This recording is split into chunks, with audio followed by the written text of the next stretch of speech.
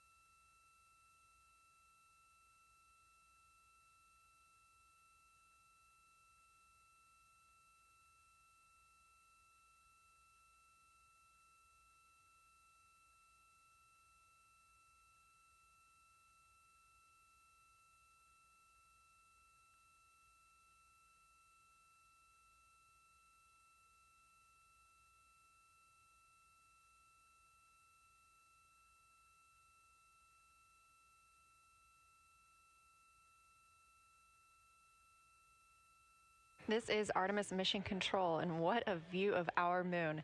This captured from one of the cameras on Orion's solar array as we continue to get closer and closer to our lunar neighbor. The crew are in their post-sleep period, able to conduct any necessary hygiene.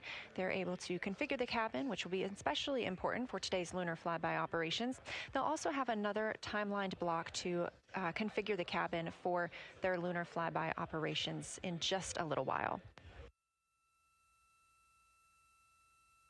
Post-sleep is also the time during which the crew has a chance to eat breakfast. And on the menu today is breakfast sausage, couscous with nuts, strawberries, tortillas, a maple top muffin, oatmeal with apples and cinnamon, seasoned scrambled eggs, grits and butter, mango salad, and a sausage patty.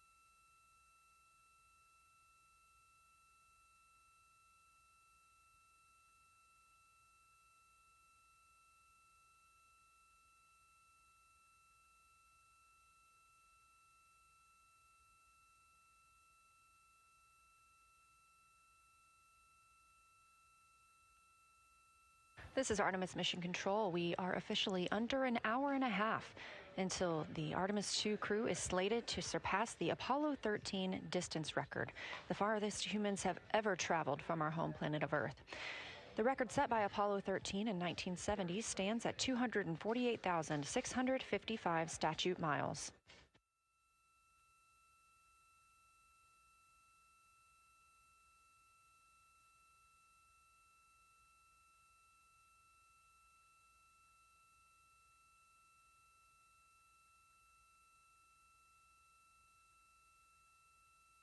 After the crew completes their post-sleep period, that's scheduled to come up here in about 20 minutes, they will conduct the DPC. That's the Daily Planning Conference. Flight Director Jeff Radigan took inputs from the teams down here in Mission Control Houston, the Orbit 1 flight control team, on anything that we need relayed up to the crew today about the spacecraft systems or the crew's timeline. It'll also be an opportunity for the crew to ask any questions of Mission Control Houston before we get into our busy lunar flyby day.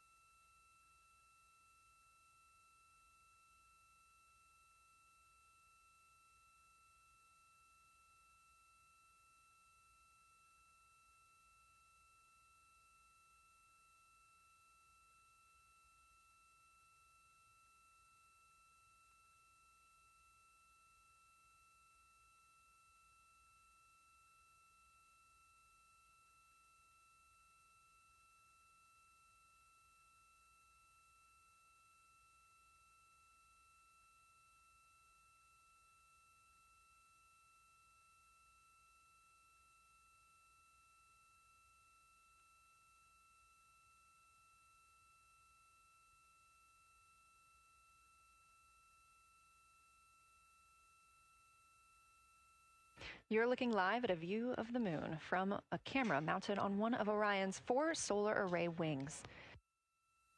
It's no secret that today is our closest approach to the moon throughout the Artemis II mission and our lunar flyby. I'll give you a little preview of what you can expect today ahead of the crew's daily planning conference.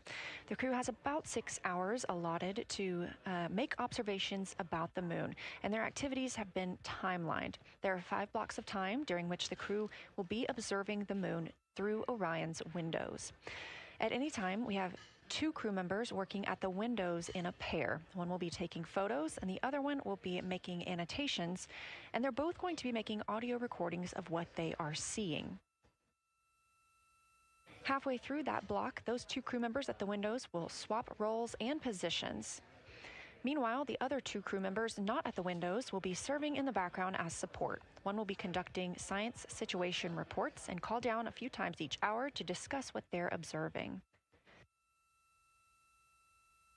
The other support crew member will take pictures of the astronauts at the windows and serve as camera support, including swapping out new SD cards as needed. Between those observation blocks, there's a 15-minute time frame during which the 2 support members switch places with the crew making observations at the windows, so everyone gets a chance to see the moon today.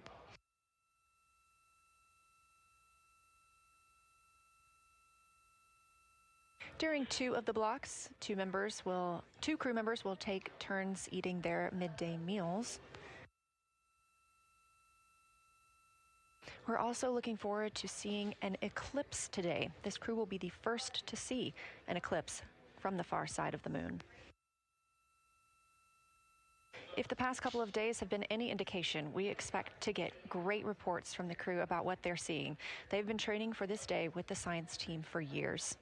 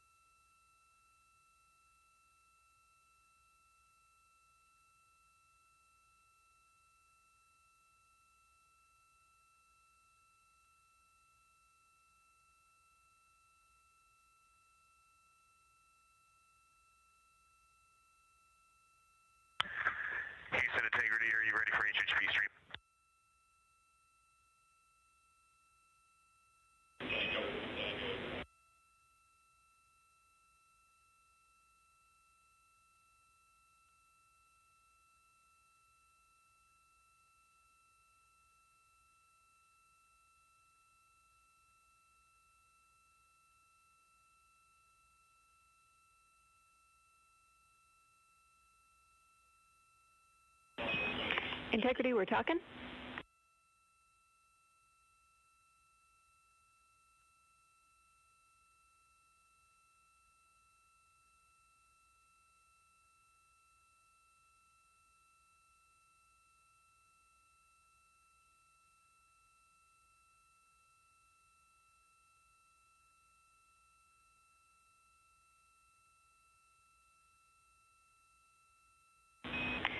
Integrity, we are just finishing off a couple of downlinks. It'll be a couple minutes, and we'll be ready to be on board with you soon.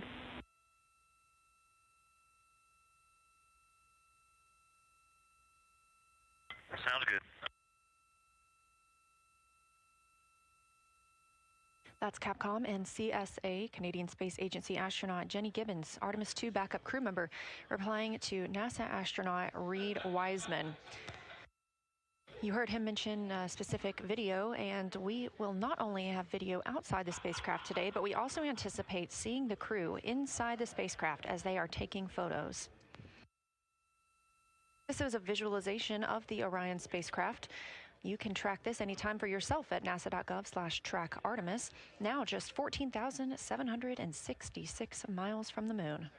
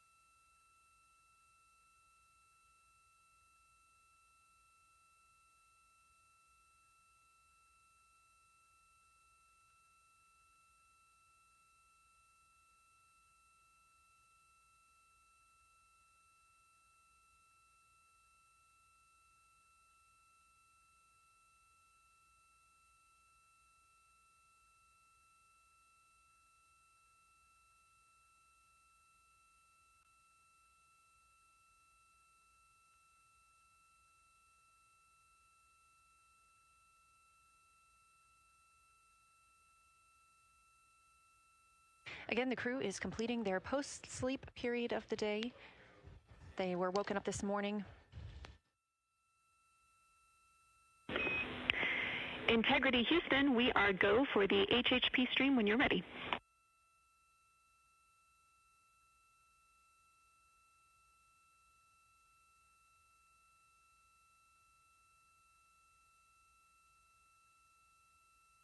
The crew was woken up this morning by the song Good Morning by Mandisa and Toby Mack. They then heard a message from Apollo astronaut Jim Lovell, recorded prior to his passing, welcoming them to his old neighborhood. We're standing by for the daily planning conference, and we look forward to seeing the crew soon. Integrity, we are on board with you.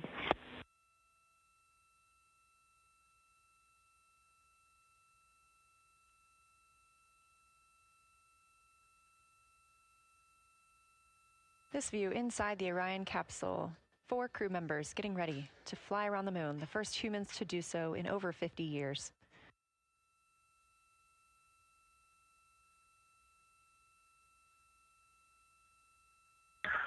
Good morning, Houston, from inside Integrity, 215,049 miles away from Earth and 12,712 miles from the moon. Let's actually savor the calm delay that we have. We're ready for the morning DPC. Beautiful. We are savoring it down here. Good morning, Integrity, and good morning, Moon. Our room is buzzing with moon joy today, and I imagine yours is too. I have a few items related to Flyby and then a few items for things further afield. Here we go. I will roll through them all. First off, we are looking forward to having science follow up with your observations as required on Orion to Earth throughout the flyby. Today, you will pass the Apollo 13 record distance at the end of the pre-lunar flyby conference. We are planning to call you with milestone words at that point, at the end of the conference, not later in the allocated PAO time on Optimus. That will be your opportunity to share your thoughts to celebrate the occasion. As of now, we have one more liquid toilet use left until we hit our nominal limits, and then we will talk about what to do about it more soon. On that note, we're always looking for feedback. So Christina, if you had a chance to review that CCU use message that we mentioned in the mission summary, we'll take it. And finally, we want you to know that after yesterday, the entry folks are talking about allotting additional time for entry prep, including cabin config. It's not related to today's operations, obviously, but it is going on, so you can plan for more on that tomorrow as we focus on the flyby today. That's all I have for you for now. What do you have for me?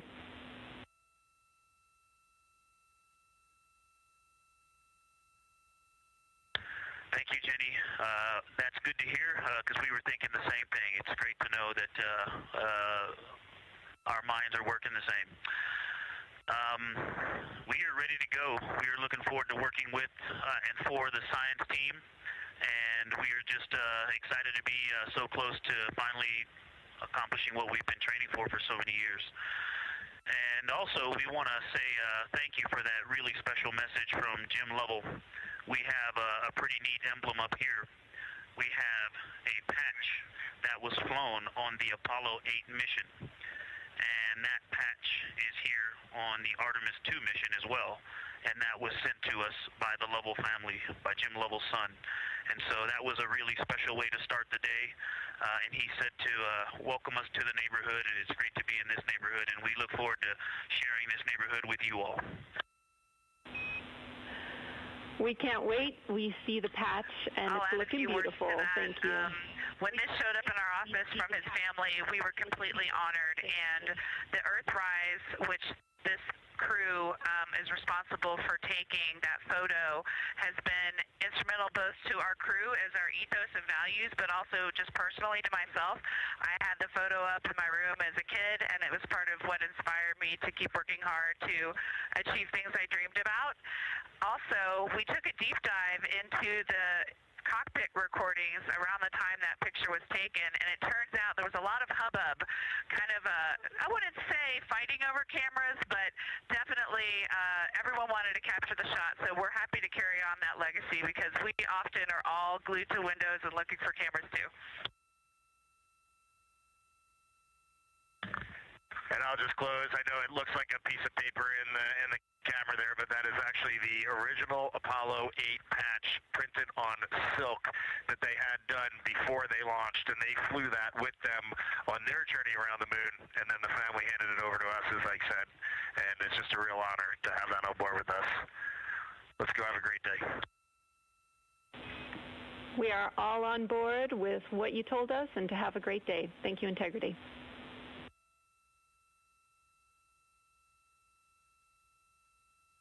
Exciting words from the ground and crew this morning. Have a great day, Houston and Huntsville. For Avatar, all lights lit except for 15 and 16.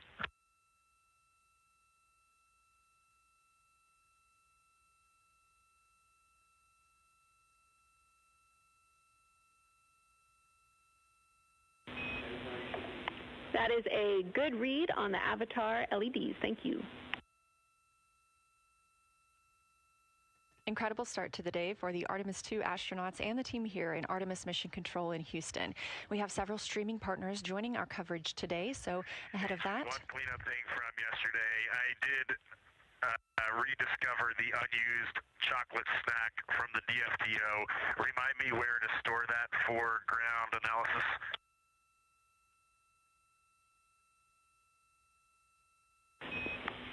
Hooray for a found snack. You can stow that in locker A1. Thank you, Reed. With our streaming partners joining us today, we will be going to a slate ahead of our broadcast start in just a few minutes. So just for those next few minutes, you can watch our live coverage on our YouTube stream, our second stream, but we'll be right back here at the top of the hour to kick off Flyby Day.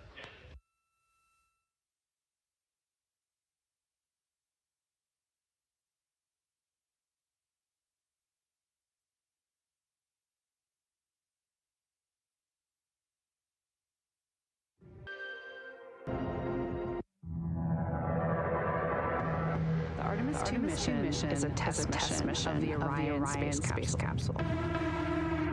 Artemis II will be the first time we put humans on this rocket. We're going back to the moon because it's the next step in our journey to Mars. We were always going to the moon. Pushing ourselves to explore is just core to who we are. It's a part of being a human.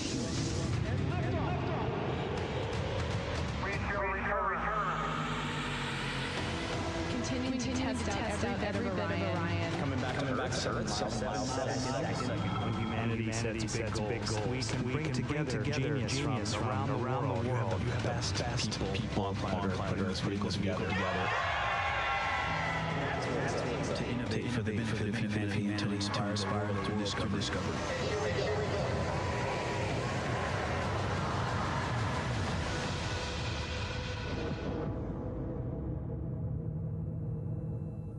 Welcome to Artemis Mission Control here at Johnson Space Center in Houston, Texas. I'm Leah Mustachio. Right now, the Artemis II crew and Mission Control are preparing to support today's Lunar Flyby, the first time we've sent humans around the moon in over 50 years. Integrity, you can use the OE and your HHP camera for the milestone words with the Apollo 13 record distance. You'll notice that we pause every time we hear communications to and from the crew. They are the stars for today.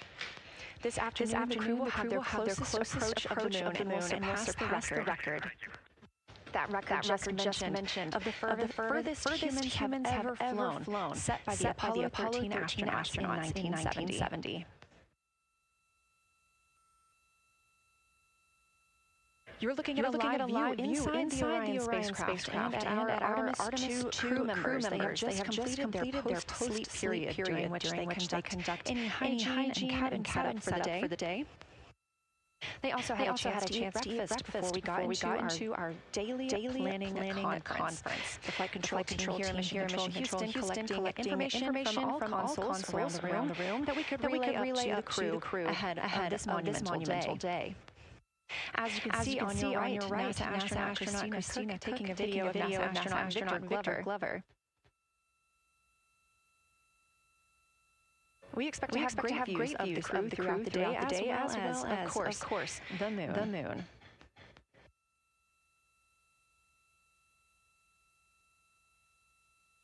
We expect to surpass that Apollo distance record in 55 minutes and 50 seconds. We are now looking live at a camera mounted on one of the spacecraft's solar arrays pointed to our lunar neighbor. We are currently just 14,200 miles away from the moon and 247,672 miles away from planet Earth.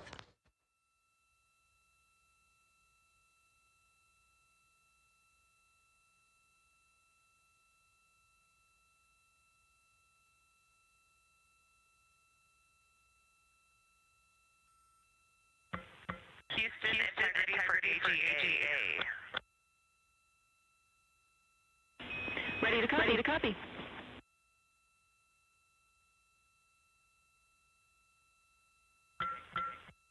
Carbon dioxide 2.3. Oxygen, which has the alarm 2026.3. 73.1 degrees, 10.3 PSI. And one follow-on question. We understand milestone words will be released following the conference. Will that take place at the PAO event, or will the PAO event still take place per the timeline?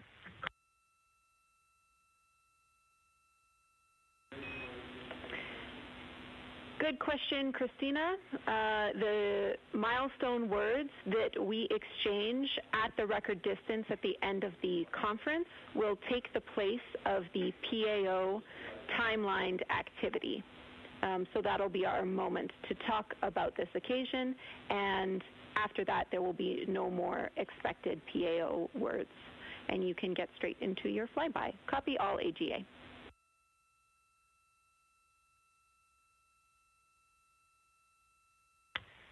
Okay, thank you. And final clarification, even though it's taking the place of it, it will all just be on OE1 with HHP camera, no additional video. Is that right? Affirm.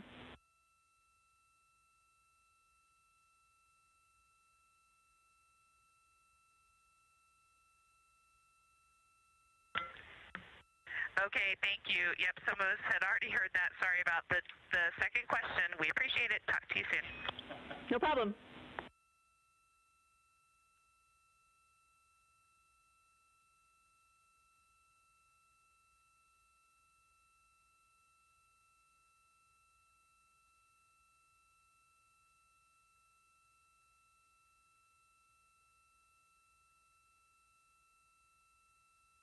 Those communications between NASA astronaut Christina Cook and Canadian Space Agency astronaut and today's Capcom, or capsule communicator, the one person here speaking with the crew right now, that is Jenny Gibbons. She is an Artemis II backup crew member here in Mission Control Houston.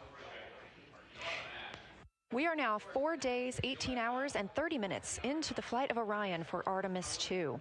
The Artemis II crew inside Orion lifted off atop the Space Launch System rocket on Wednesday, April 1st from NASA's Kennedy Space Center in Florida.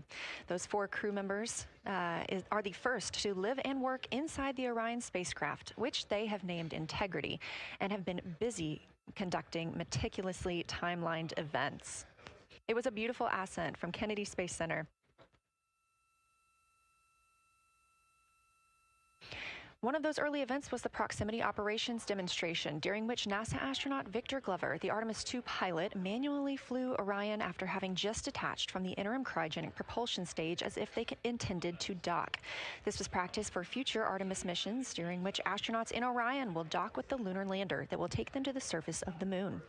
About 24 hours after launch, 25 hours actually, Orion then conducted TLI, the translunar injection burn.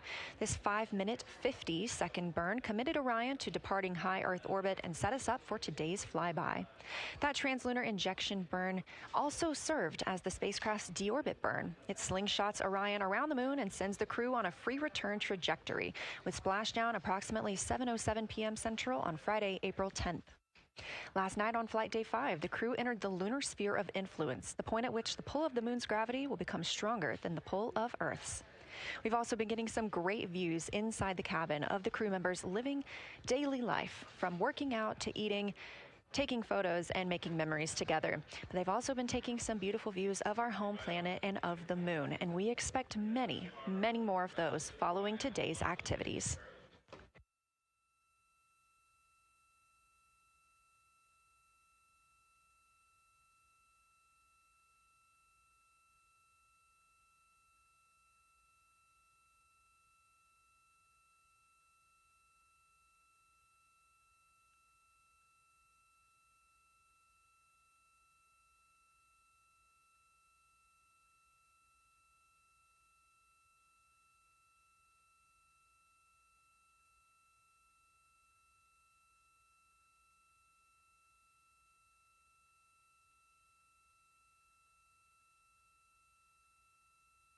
These live views back inside the cabin of Orion, but before we get into Flyby, let's take a minute to get reacquainted with our crew. Reed Wiseman is the Artemis II commander and a Baltimore native. He's been in space once before.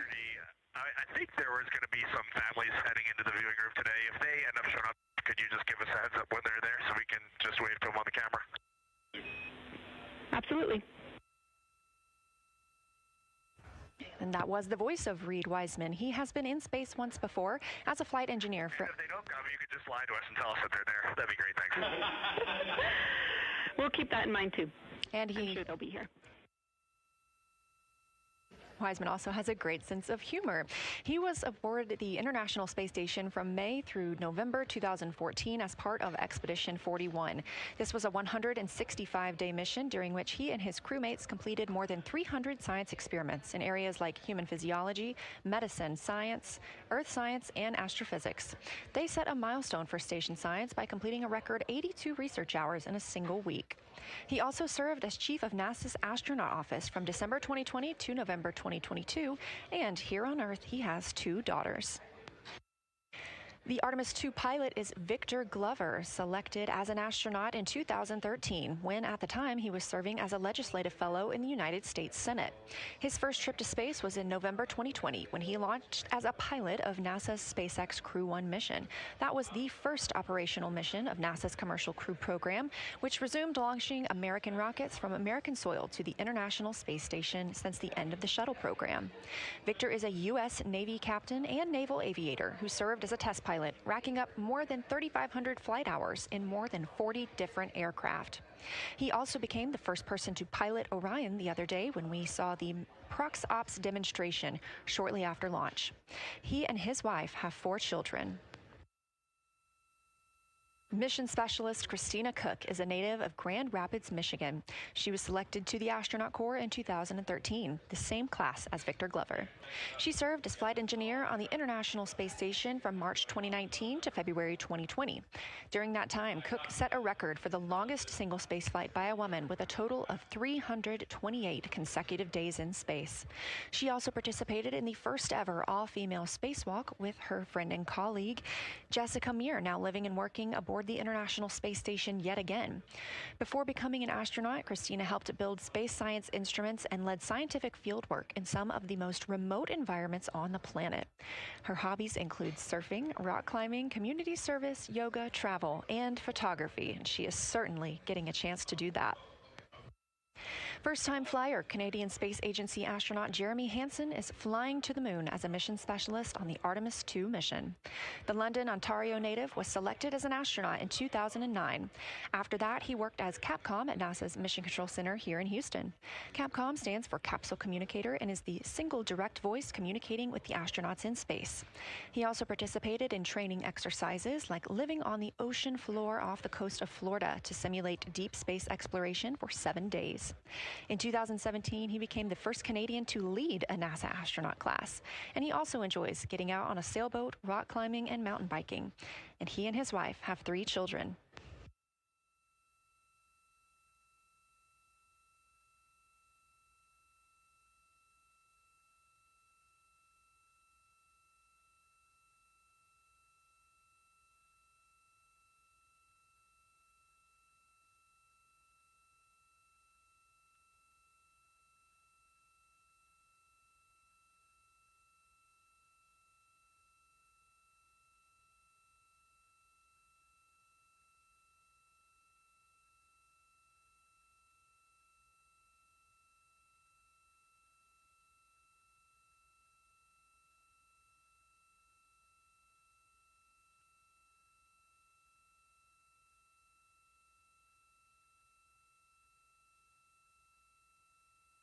As you can see, the crew members have dimmed the cabin lights inside Orion.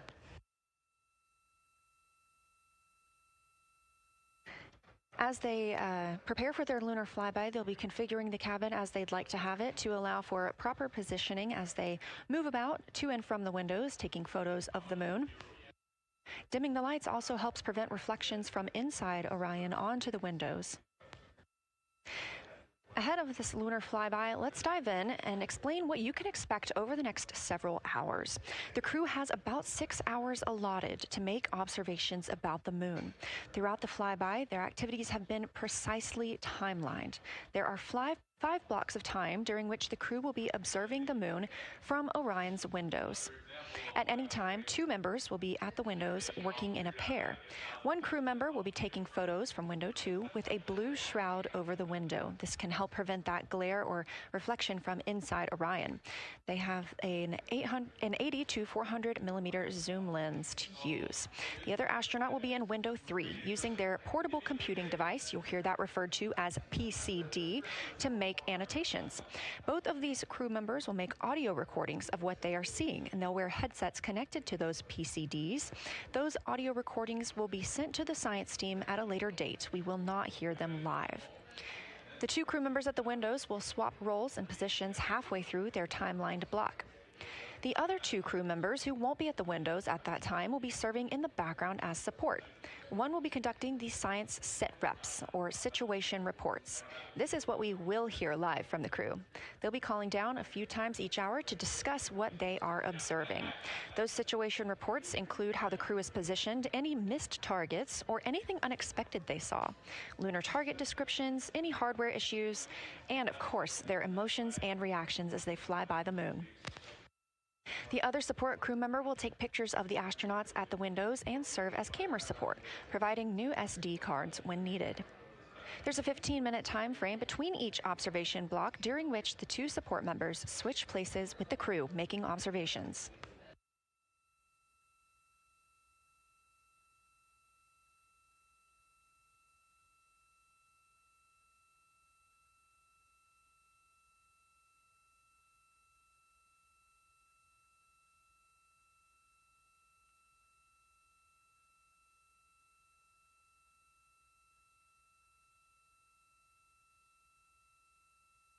Two views, both coming from Orion. There on the left, the inside of the spacecraft, and on the right, a view of our moon, the destination for today.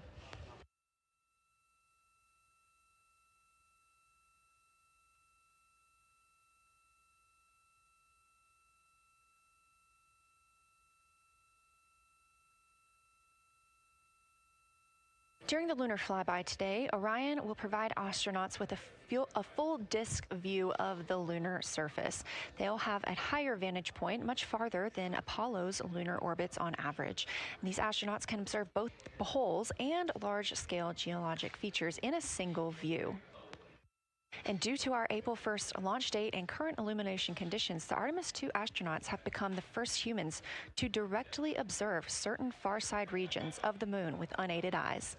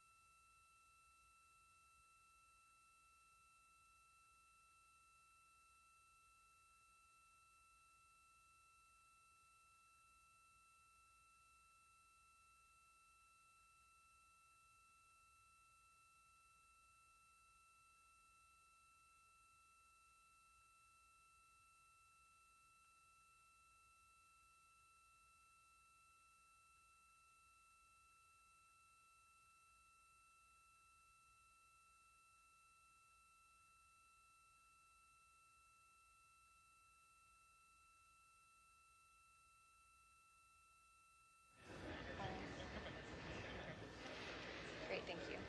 You ready? No. It's me. That's okay. How do I, is it all?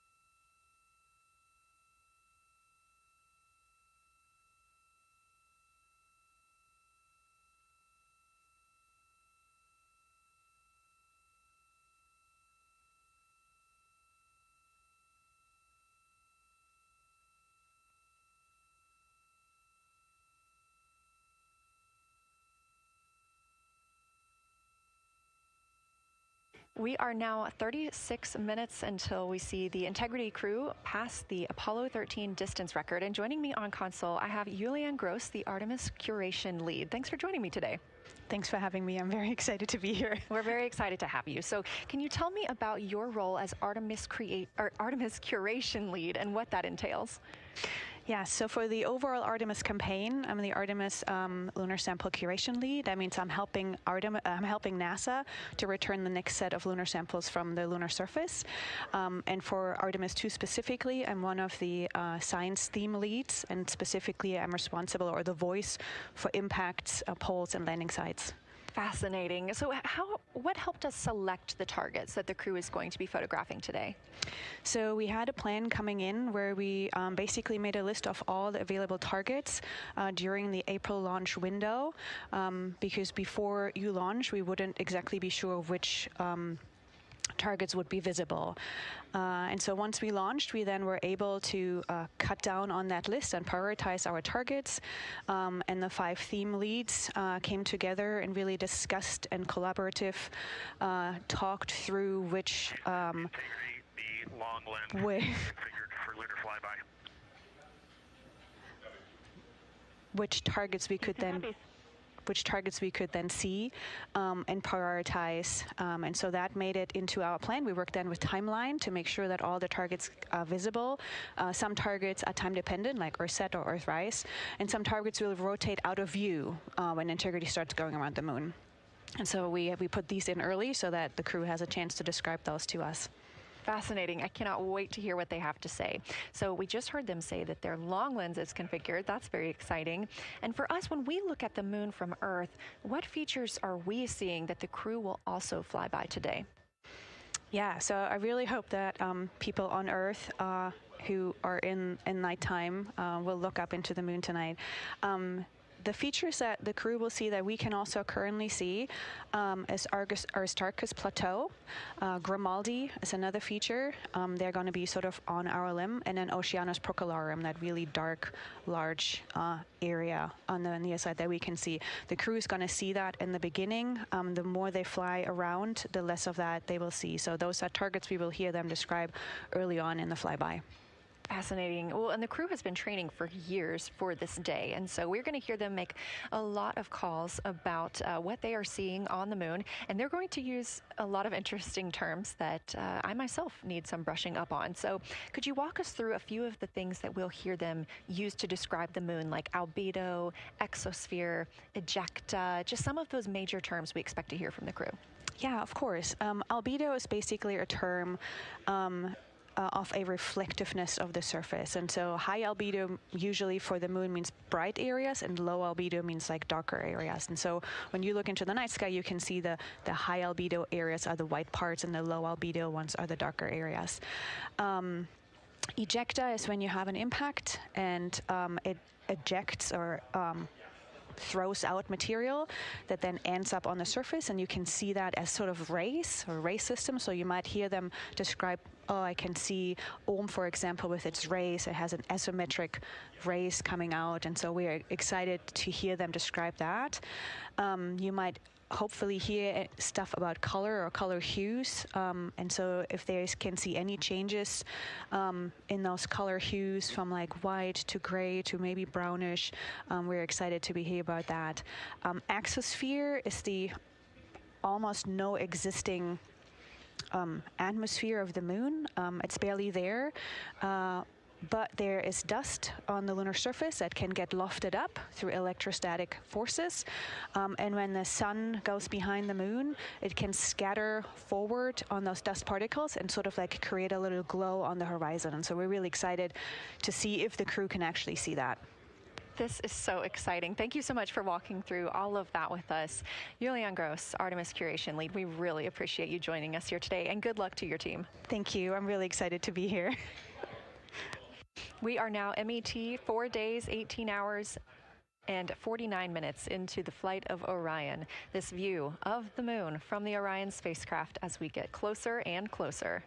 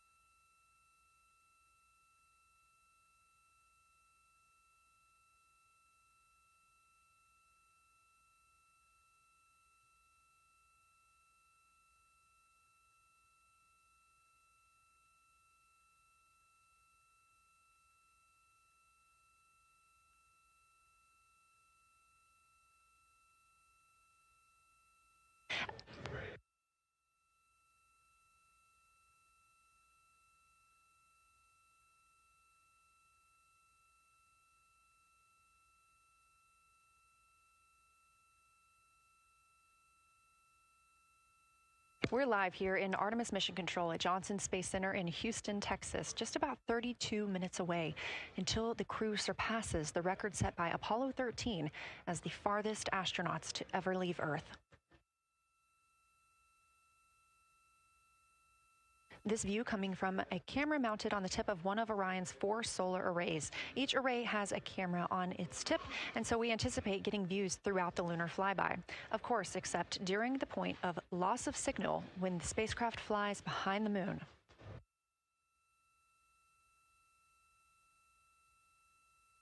Inside the cabin, the crew are configuring the inside of Orion for today's flyby, making sure they have everything just where they want it to help them take the pictures that they are aiming for the science team here on the ground. Coming up in just a few minutes, we will have a pre-lunar flyby conference.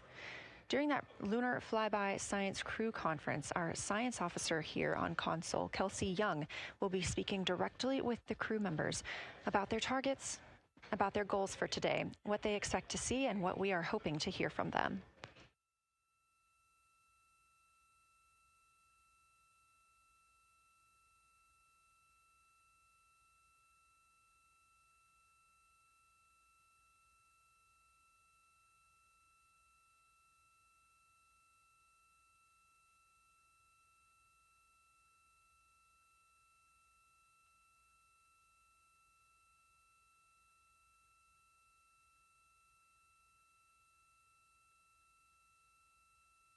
We have a lot of milestones coming up today, so make sure you don't miss them. The first coming up again at 1:56 p.m. Eastern Time, the crew will pass the distance from Earth record set by Apollo 13 in 1970. At 2:45 p.m., lunar flyby officially begins. The crew will have that time on their schedules to begin photographing and providing audio recordings of what they are seeing on the moon. At 7:02 p.m., Orion will make its closest approach to the moon, approximately 4,070 miles away. Of course, all of these numbers are going to have to be confirmed following the flyby. These are estimates, and we are working with orbital mechanics. At 7:07 p.m., Orion reaches its maximum distance from Earth, approximately 252,760 miles away from us all. At 8:35 p.m., the spacecraft will enter a solar eclipse. The crew will become the first to see a solar eclipse from the moon.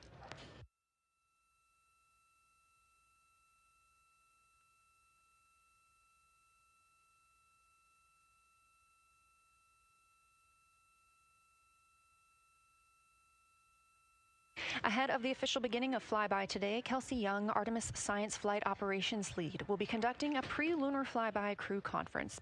She will give information on camera setup, remind the crew of their intended targets, answer questions from the astronauts, and more. Young will help the crew set their targeting timeline, which counts down the time they have to image each target and what they'll be capturing next. She'll also remind them that the ground team will be calling for science sit reps, also known as situation reports. Those are essentially call-downs to report what they've been observing. They'll continue to do this even through their LOS, their loss of signal, as those communications will come down later on after they reconnect with us on Earth.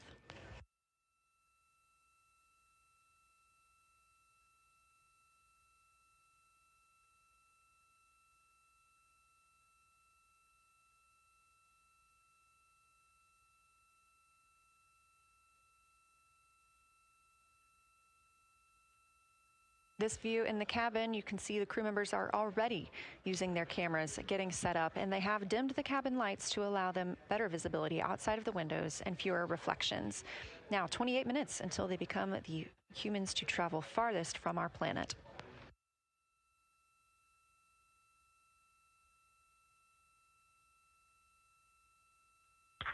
Houston Integrity, we are ready for the conference on your call.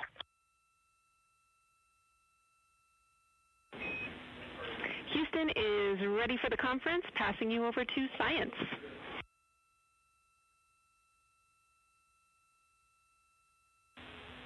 Good morning, crew. This is Science. We couldn't be more excited for a full day of lunar and planetary observations today, the first one in over 54 years. How do you hear me?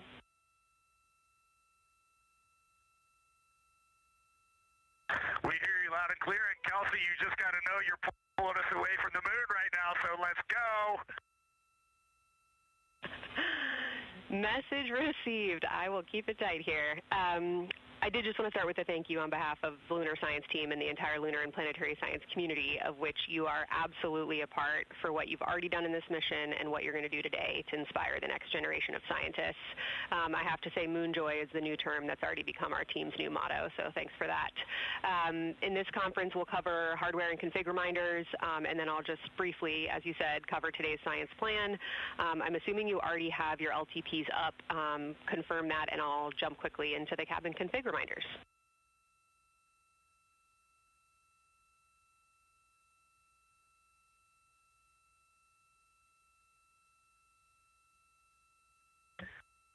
Okay, we have the LTP up just to give you a sit rep on board. You've got Reed and Christina on one PCD, and Ike has his own, and Jeremy has his own.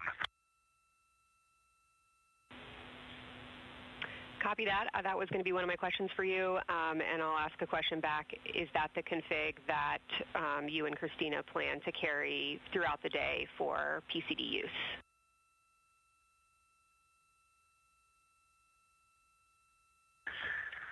Negative, Kelsey. Our plan for PCD use is we have run the power cables to Windows 2 and 3, and we are going to leave one PCD. The yellow PCD will be in window 2, and the green PCD will be in window 3, and we will do that the whole day, and then the red PCD will be a rover. Understood. Super helpful. Recommend when you guys switch in and out of PCDs to add your initials to your OneNote annotations, just so we can keep track of whose is who. And then given that you have 3 PCDs instead of 4 for the data transfer at the end of the day, recommend making a new subdirectory entitled For Science for your own photos, or with your initials, that we can keep track of which pictures came from which flashcards.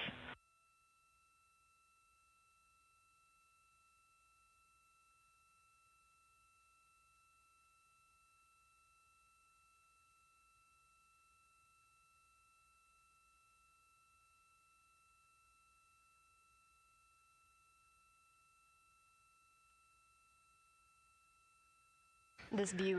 So, Kelsey, I just want to here's what we're doing. We have community cards in all cameras on board, and then when each astronaut approaches their camera, the intent is they will put their card into that camera for photos and then put the community card back in at the end of the session. But just know it is harder to manage cards than we thought, and we don't want to miss science, so it might end up a bit more disorganized. Understood. Thanks for that essay. Just read the flashcard numbers down when you get a chance, and we'll follow your lead on the best thing to do operationally during the flyby. With that, I'll move on to Windows. So the window characterization DFTO you guys did a few days ago confirmed that window 2 is ideal for imaging, so no change to config of photographer in window 2, observer in window 3, and science sit reps in window 1.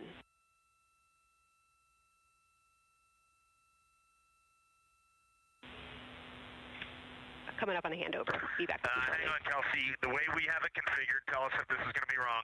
Window 2 is the long lens with a shroud. As you heard, Science Officer called to the crew. We are now in a handover time period. We will regain communications with the crew very shortly. These are tracked, and we are currently on the Deep Space Network. This is the first time humans have used the Deep Space Network in over 50 years, given that we currently use the tracking data relay satellite systems for the International Space Station.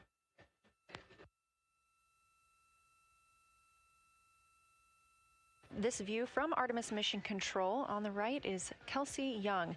That's who you hear speaking with the crew. Young is the Artemis Science Flight Operations Lead, and we also look forward to speaking with her here today.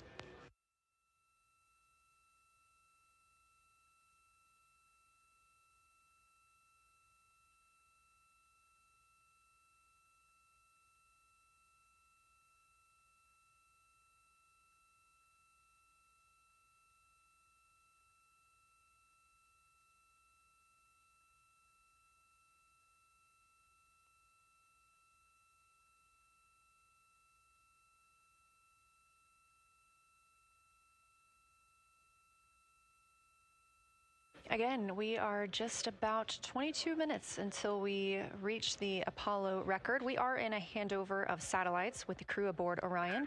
The T-shirt shroud for the Z9 and solar, and then window 3 will be for visual observations, and window 4 is for floater. And thanks, Integrity, for that, Reed. We had a handover during that time, so I'm going to have to ask you to give that read back on window orientation for the crew again.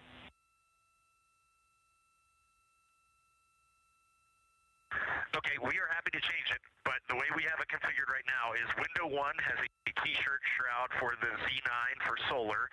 Window 2 has the shroud for the long lens for both lunar and solar. Window 3 is for visual observations.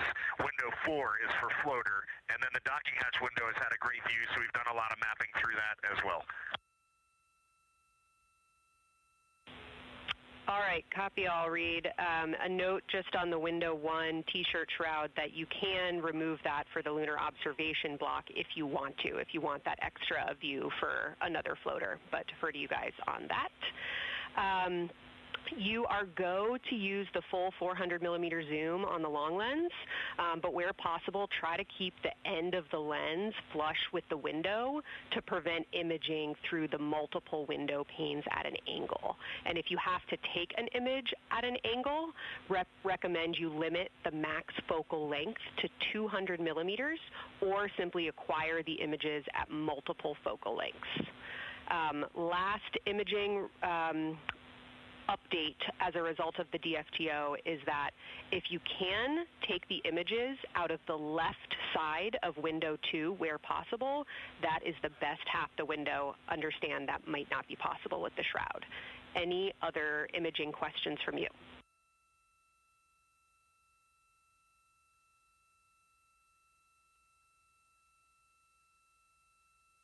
Okay, copy that. Okay, last couple reminders. Don't forget the ability to take the wave files to tag imagery that you are wanting to follow up on using the FN3 button on your camera. And then a couple quick notes on your LTP. We have refined your precise flyby timing since generating the LTP. Optimus has the correct timing for the LOS and AOS, but the LTP identifiers for LOS and AOS are roughly 2 minutes later than they will be in reality. Final LTP timing update is that the green line on your LTP should start automatically 45 minutes before the flyby. If it doesn't appear, let me know and I'll have troubleshooting steps for you. Last updates are on the eclipse, so only for that last hour today. Of course, remember if the sun is in view to use your eclipse glasses. And reminder that we will have a few activities for you prior to the eclipse to reconfigure all 3 cameras for corona and deep sky observations. These activities, some of which will occur during the forward link LOS, so we wanted to flag it for you now. Any questions before I cover the last 2 reminders?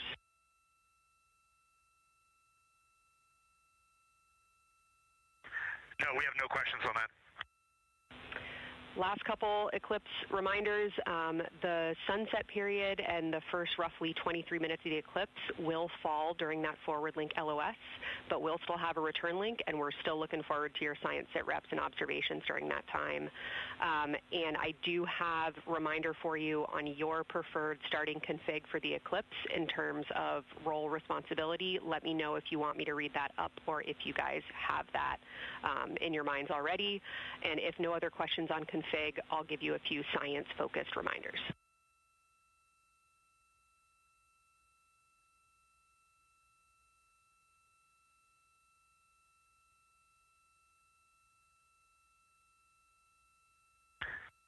Give us a quick high level, but we see it in Optimus, and I think we got it squared away. But give us your quick Kelsey high level. Okay. A couple changes from the first LTP you studied is that Glushko is the only feature that the same pair will view twice. That's Reed and Jeremy. That's why that's the only target you see that is marked as 1 of 1 and one of two and two of two. So Ohm and Oriental are in there twice, but they're by different pairs, which is why you don't see them marked accordingly. A note from feedback on your observations so far over the last couple days, a reminder that if you note structure and texture as well as color and albedo, please note any correlation between the two, and also a reminder that negative observations are still valuable science. So a lack of color or a lack of structure associated with color is also valuable. A reminder also that your observations so far indicate it will likely take some time for your eyes to adjust. We especially heard that around your terminator observations and your color observations. So reminder to know that your eye adaptation is going to kind of come in throughout your shift, and let us know when you start to see that nuance. Last reminder is around Earthset and Earthrise. When you're viewing us back here at home, you'll be looking directly at Asia, Africa, and Oceania. So I'm sure people watching from those places here on Earth will want to give you all a wave as you take their picture. Any other questions for me?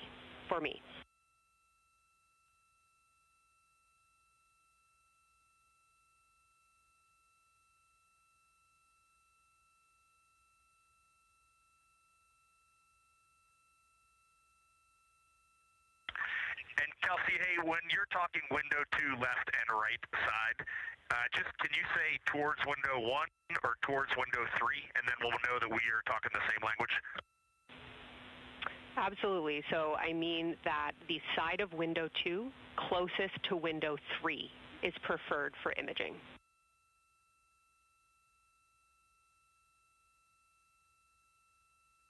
Okay, the side of window 2 closest to window 3 is preferred for recording. Stand by, we'll talk to the crew.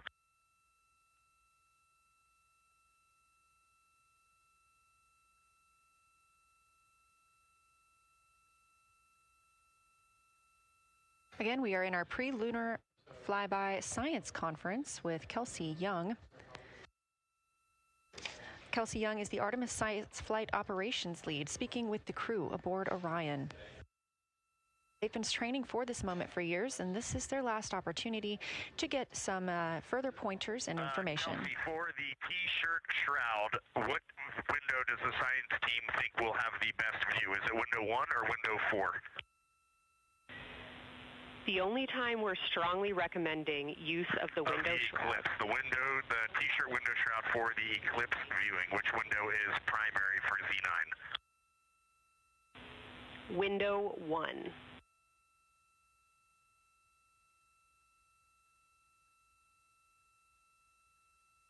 Okay, awesome. So we have got that all set up. And just to be 100% sure, window 1 is the most port window by the food warmer. Window 2 is right in front of seat 1. Window 3 is right in front of seat 2. And window 4 is on the starboard side by the side hatch. Do you agree with all that? We agree on the ground. Good readback.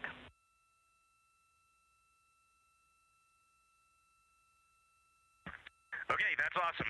Kelsey, we're going to close with happy words. It's just incredible. I wish you were up here to see all the smiling faces, to hear all these terminologies being thrown around, and we are just fired up to get started on this day. Let me pass the mic around if anybody has anything to add. Kelsey, it's so great to hear your voice on the loops. I just want to channel everything that you guys are probably feeling right through my eyes and heart. It is awesome to see the side of the moon. You guys made us excited for this day, and we couldn't appreciate it anymore. And we are ready to hopefully deliver on all the awesome training you guys have provided. I'll just add, Kelsey, it is blowing my mind what you can see with the naked eye on the moon right now. It's just unbelievable. Kelsey, and to the whole Lunar Science team, all of you, all the work you put into this, we're just grateful. Can't wait to get going. And thank you for the tipper, for Carol Crater, and for Integrity. We can see them, and we've imaged them, and can even see with the naked eye. Quite impressive. Thank you so much. Beautiful words, you guys. Thanks so much. And I got video of the science team right now, and they are all absolutely buzzing. Looking forward to today.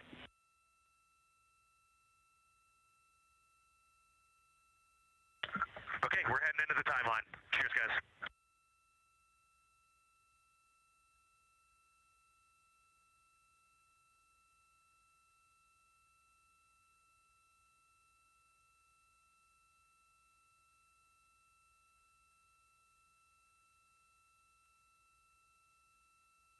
of the Pre-Lunar Flyby Science Conference with Dr. Kelsey Young. Young has served as the Artemis Science Flight Operations Lead, getting the crew ready. And we're live in Artemis Mission Control in Houston, but we are not the only room monitoring today's flyby. As you heard Young mention, in this same building and just down the hall, a multidisciplinary lunar science team supports the Artemis II crew in real time, including experts in lunar geology, impact cratering, volcanism, polar science, imaging, and visualization.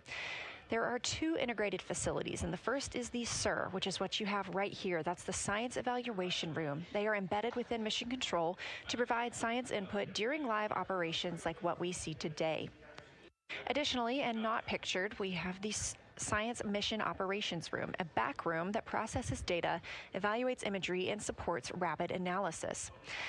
Our science officer on console in Mission Control Houston serves as the primary interface between the science team and the flight controllers, ensuring science priorities are represented during mission execution.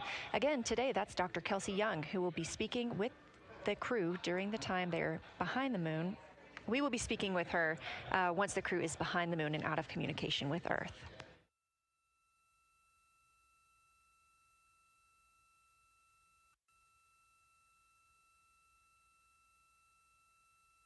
Back inside the Orion spacecraft on your left, closest to the camera, NASA astronaut Christina Cook. To her left, NASA astronaut Reid Wiseman. To his left, Canadian Space Agency astronaut Jeremy Hansen. And all the way in the back, NASA astronaut Victor Glover, our Artemis II crew.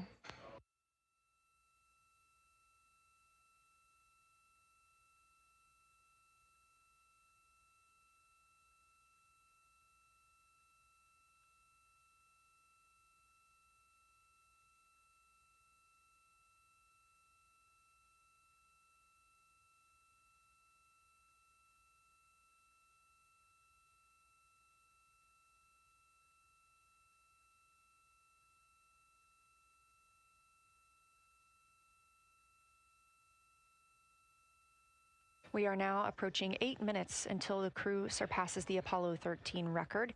Currently 12,599 miles away from the moon, 248,507 miles away from Earth.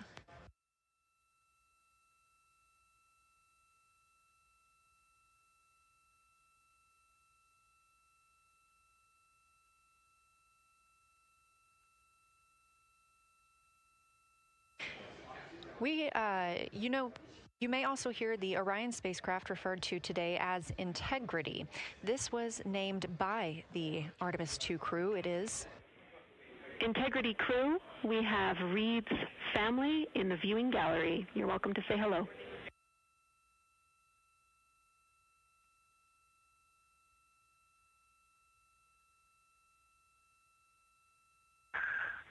Well, whether you're being serious or you're kidding around, that is awesome to hear. Thanks, Jenny.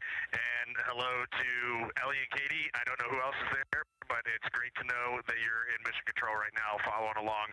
We are having a blast up here, and the view of the moon is absolutely amazing.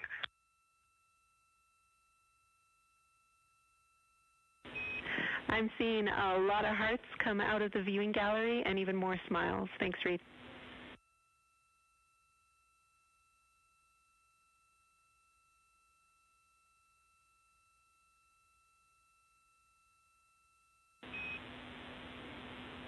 Copy heart, copy bracelet.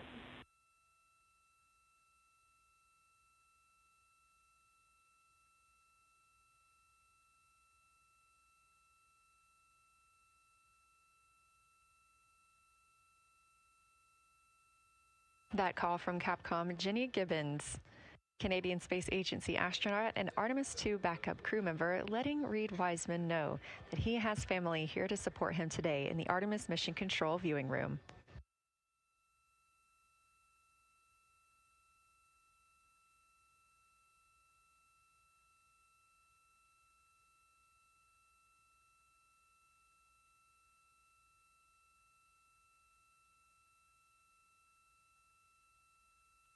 As I was mentioning, we have the Orion spacecraft flying today. However, the Artemis crew members named their Orion spacecraft Integrity, so you will hear calls to this entire crew with the name Integrity.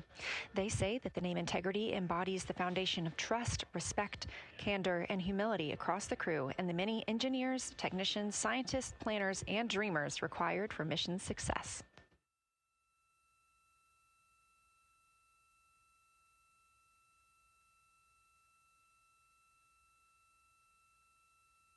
This view live from the outside of Orion as we continue. Preparing for our lunar flyby, now less than 5 minutes from surpassing the record set by Apollo 13 astronauts for the farthest humans to travel from Earth. This will not be the farthest that Integrity travels today. They will continue until they reach approximately a distance of 252,760 miles. That would be about 4,105 miles farther than Apollo 13. However, these numbers are our targets, and we will get confirmation on those numbers as soon as we possibly can and share them with you all.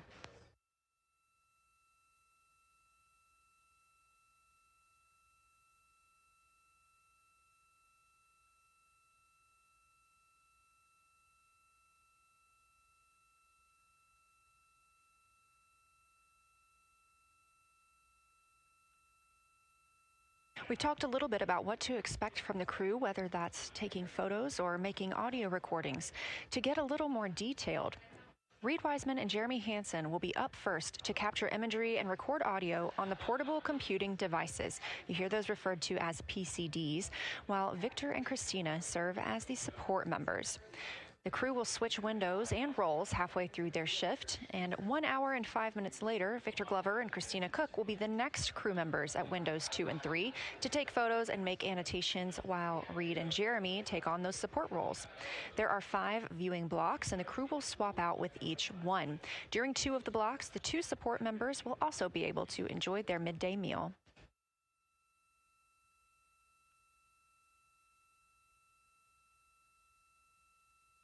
At least 3 times per block is a science sit rep. Again, situational report. This is partially an operational status, reporting back if they missed any targets or gotten any specific ones, if they have issues with their camera or any other operational items.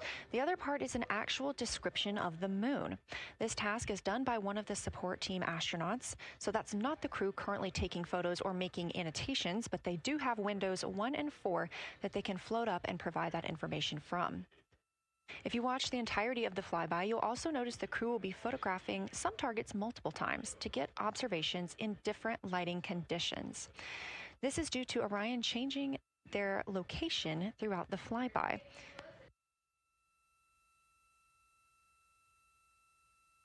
What this crew will be able to capture in a couple of hours of the same targets in different lighting would take orbiters years to do because of solar and spacecraft positioning. This crew has studied the moon extensively, and they're also familiar with what the science team calls the Big 15. These are 15 features that they've memorized, so at any time, they'll be able to see 5 of those and help orient themselves and where they are around the moon. Those targets are diverse and complex in their geologic history, and observations of them could help answer some big-picture science questions.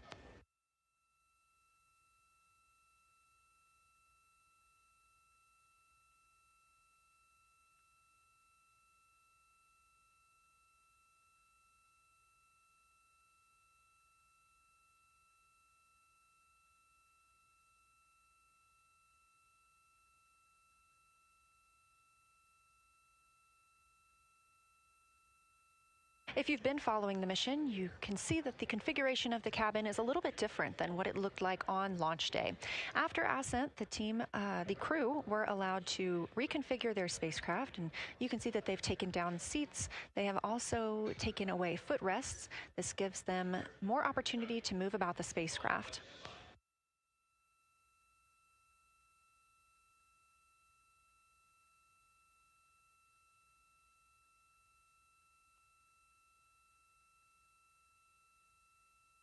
Orion itself has 330 cubic feet of habitable volume. That's about the size of 2 minivans and is 60% more cubic volume than the Apollo spacecraft.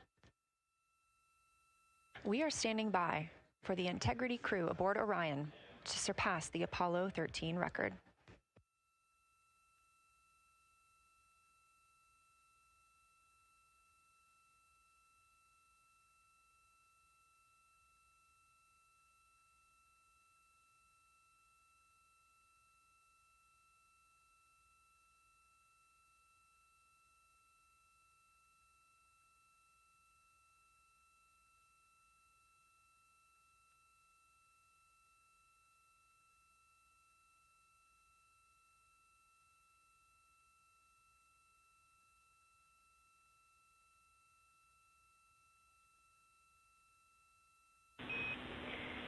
Integrity crew, on April 15th, 1970, during the Apollo 13 mission, 3 explorers set the record for the farthest distance humans have ever traveled from our home planet. At that time, over 55 years ago, Lovell, Swigert, and Hayes flew 248,655 statute miles away from Earth. Today, for all humanity, you're pushing beyond that frontier. Integrity, over to you.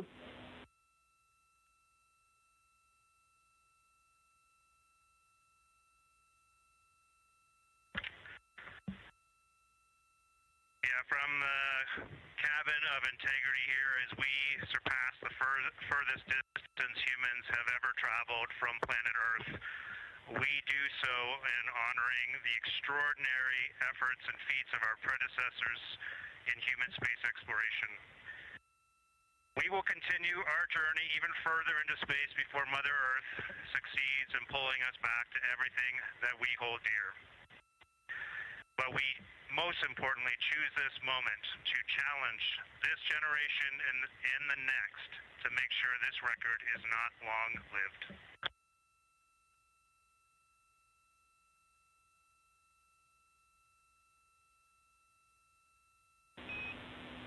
Thank you, Integrity, and congratulations to you and the rest of the Artemis II team.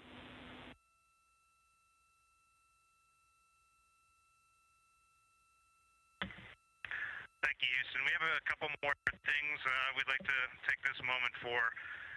Our science team helped us out with a couple of relatively fresh craters on the moon that have not been previously named, and our crew would like to propose a couple of potential names for those items or those areas.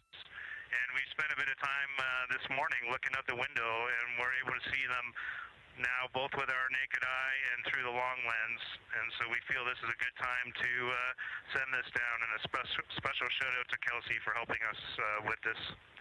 The first one we'd like to suggest is a named crater in honor of our great spacecraft Integrity.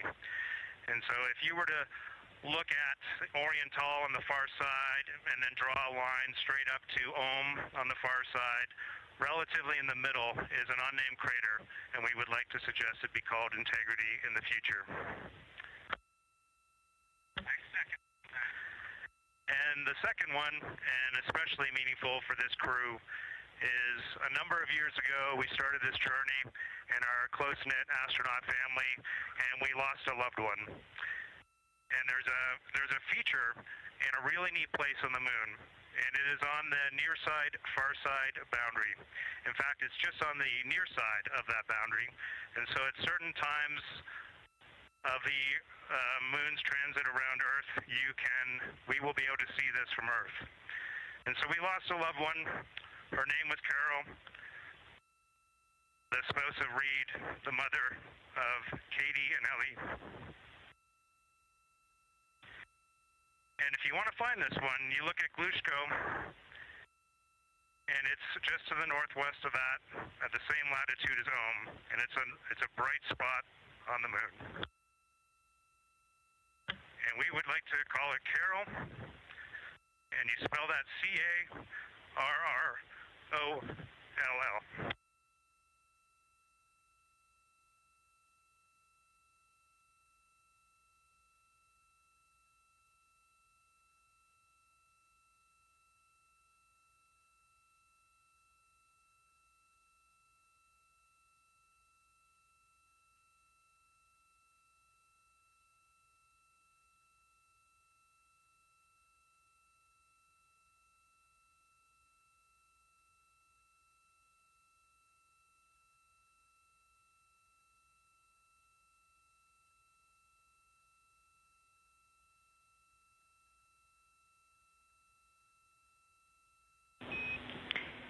Integrity and Carroll Crater. Loud and clear. Thank you.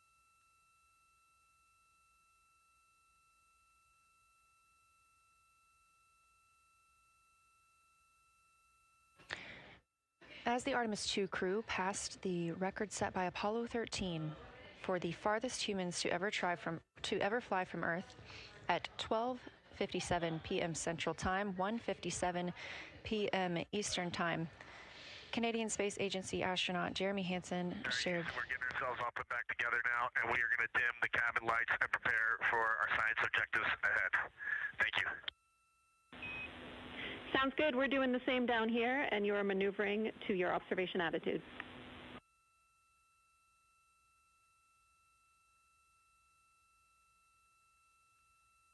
As we pass that Apollo 13 record of the furthest humans to ever fly from Earth at 12:57 p.m. Central Time, 1:57 p.m. Eastern Time, the Artemis II crew shared some poignant words, specifically Canadian Space Agency astronaut Jeremy Hansen. The crew also called down 2 craters not yet named that they would like to name. One, Integrity, in honor of their spacecraft, which they have named. That's near the Ohm crater. Another near Glushko, which is a bright spot, named Carroll, in memory of Reed Wiseman's wife.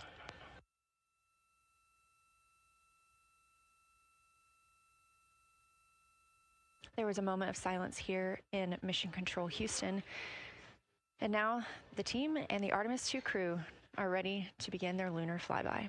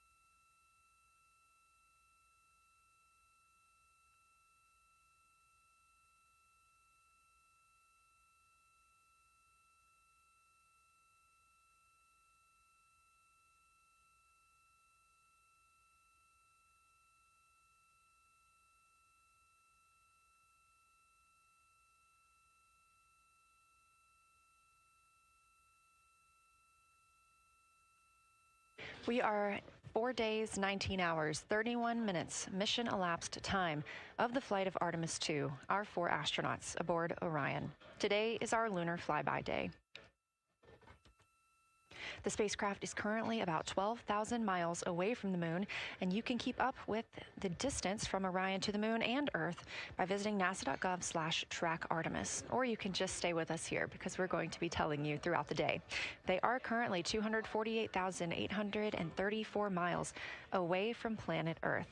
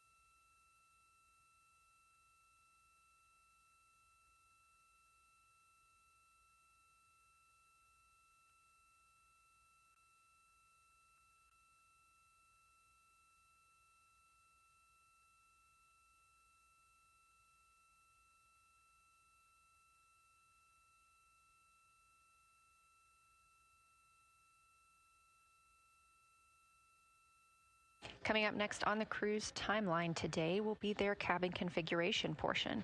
You heard some calls down to Science Officer Dr. Kelsey Young earlier about how they have configured the cabin so far. This is just a little bit more of timelined activity for them if they need to further do so. On flight day 3, the crew had time on their schedule allotted for configuring the spacecraft cabin for how they intended to arrange it today. Of course, they had to take down that configuration for another test yesterday of their Orion crew survival system suits. But configuring it on flight day 3 allows them the opportunity to get a chance to see what works for them now that they are in the microgravity environment.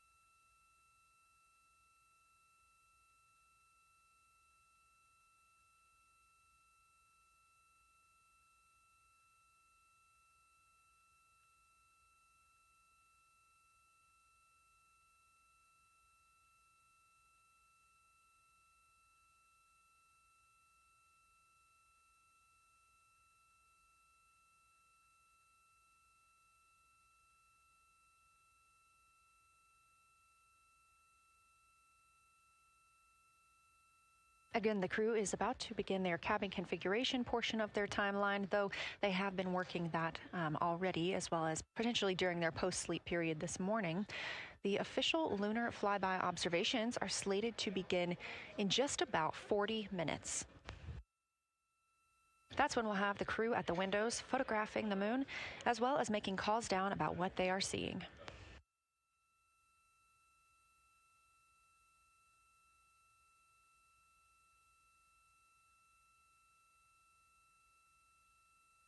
Again, we are live here in Artemis Mission Control for the duration of the flyby.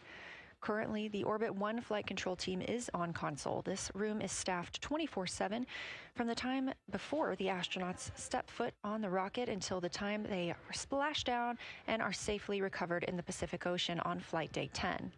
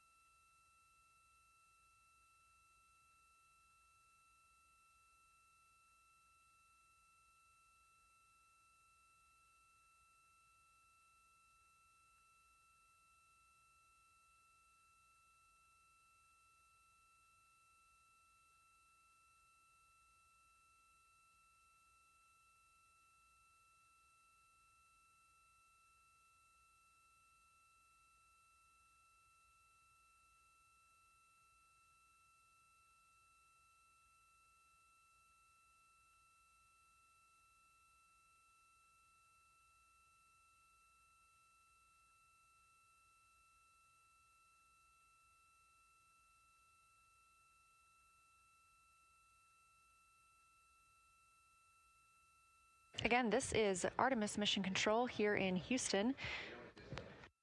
We are now 11,777 miles away from the moon. We did pass the Apollo 13 record of farthest humans away from Earth at 12:57 p.m. Central Time, 1:57 p.m. Eastern Time. That distance, 248,655 statute miles from the Earth, continuing to be exceeded by the crew. They will reach their farthest distance from the Earth around 6:07 p.m. Central Time. At that time, they will be in an LOS, or a loss of signal, with us on Earth, as they'll be flying behind the moon.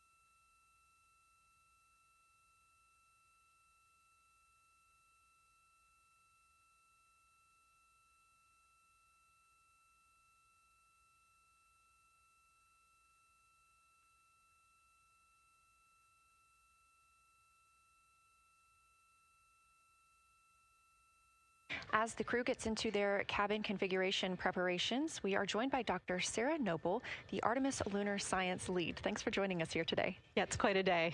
Yeah, we are very excited. I can only imagine how you guys are doing over there. So tell me a little bit about yourself and what your role is for Artemis II. Sure. So I'm the Artemis Lunar Science Lead, so over the entire campaign, and my job is basically to make sure that as we have this big adventure back to the moon, we actually learn new things about the moon. Fascinating. So why is the moon such an important destination today? Yeah, so the moon is a pretty amazing place. It is a great place to learn about basic fundamental processes that happen on like all the planets, like cratering and volcanology. And also it is, part of our Earth-Moon system. And, the Earth recycles its rocks pretty well, right, through plate tectonics and weathering and whatever. Most of the rocks on the Earth are geologically young. But on the moon, we have the entire record that goes back 4.5 billion years since we formed. And so if we really want to learn about what was happening in that period, like the moon is really the only place we can go.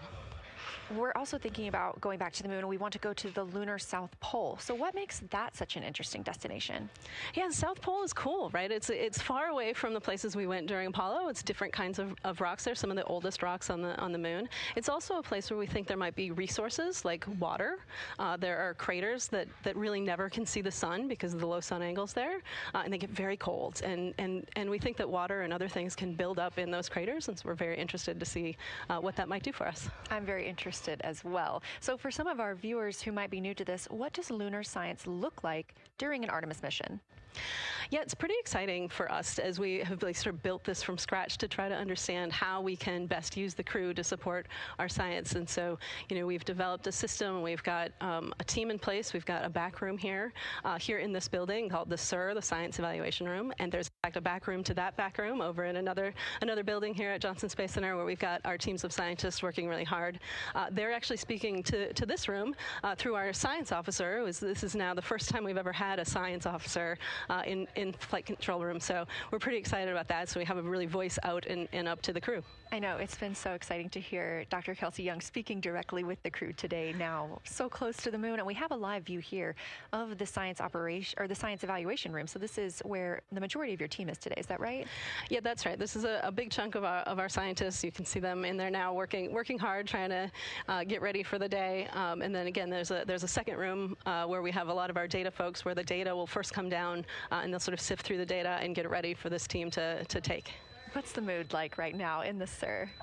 It is, I would say, giddy. I think we've worked very hard for this. They have done simulation after simulation. They have worked really hard over the last couple of years to get ready for this moment, and I think everybody's just really excited to see. Even already we've had some descriptions from the crew coming down, and it's so great to see their joy and our joy, our love for the moon come through. Yes, we are in for a real treat today, if it's been anything like their observations the past couple of days. So how are the lunar science teams using this test flight to prepare for future missions to the moon? Yeah, absolutely. This is the way that we are building our foundation for the future, from everything from, how do you train a crew to be a geologist, right? And so, working through that, getting them classroom training, field training, building the science team, building these physical rooms that we are in, designing the software that the teams are using, and then, figuring out what happens to that data. They're going to take this data and it's going to come down, and how do we get it out to not only our team, but out to the world and the rest of the science community? Yeah, that's a great point, because when you hear these crew members talk, you would never know that they're not geologists. Your team has trained them so well. They have been very good students. Who can blame them? It's a pretty great topic. One more question for you. How does the science that we're doing on Artemis help support long-term exploration, and including our sustained presence on the moon? Yeah, you know what? We have a saying in the Science Mission Directorate that science enables exploration and exploration enables science, right? So you need the scientists, because we are the ones who are the experts in, landing site and doing analysis of landing site and making sure we can find a good place to land, to understanding the properties of the soil so we can, design our systems to manage that, understanding the radiation environment, keeping our astronauts safe, all of these things, right? But, in return, you provide us with opportunities where now we're going to be able to collect this data and collect samples and deploy our instruments and all of that. So it's a symbiotic relationship. That makes perfect sense. Well, Dr. Sarah Noble, Artemis Lunar Science Lead, thank you so much for joining us here today. Best of luck to you and your team, and I hope that you get to enjoy today too. Thank you so much. We are now getting closer and closer to our lunar neighbor. This live view coming from the Orion spacecraft and a camera mounted on one of its solar array wings.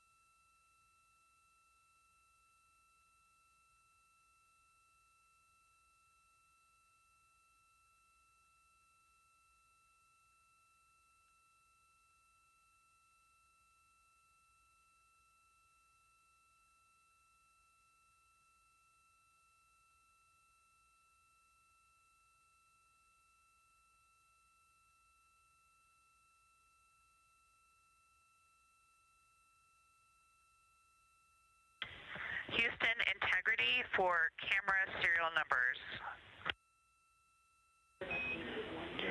Ready to copy.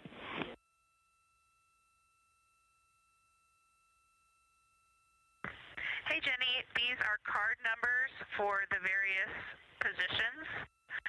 For the long lens on the D5, we will have individual cards. Victor's 1008, Jeremy 1019, Reed 1012, myself 1015. For the Z9, we will have one card that is dedicated for today, serial number 1007.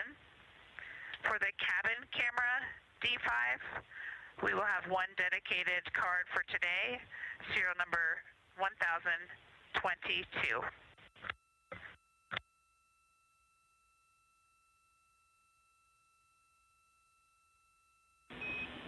All right, Christina, we copy all. Thank you.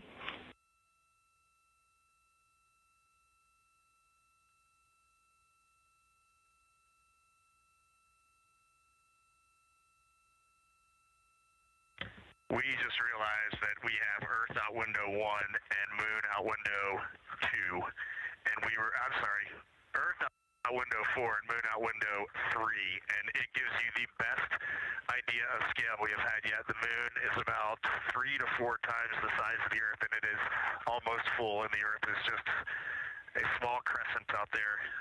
It's magnificent. I got a picture of it with the wide lens. Such a majestic view out here. Amaze, amaze, amaze. Thank you, Reed.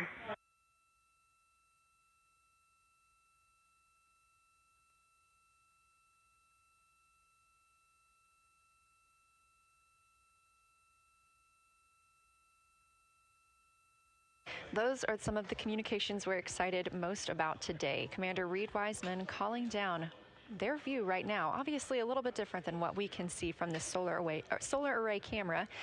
They are looking through the windows of the Orion spacecraft, able to see at the same time Earth and the Moon. You also heard NASA astronaut Christina Cook calling down some of the cameras that they will be using today. The crew is in that cabin configuration portion, and we expect the lunar flyby observation period to start in just about 20 minutes.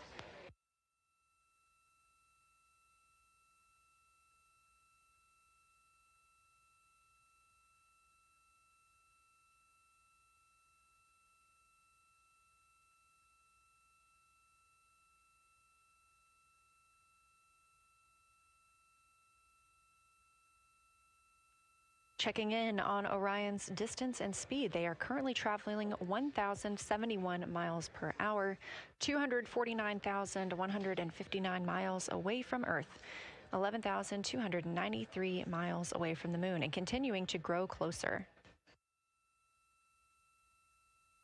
At closest approach to the Moon today, the spacecraft will be just about 4,070 miles away from the lunar surface.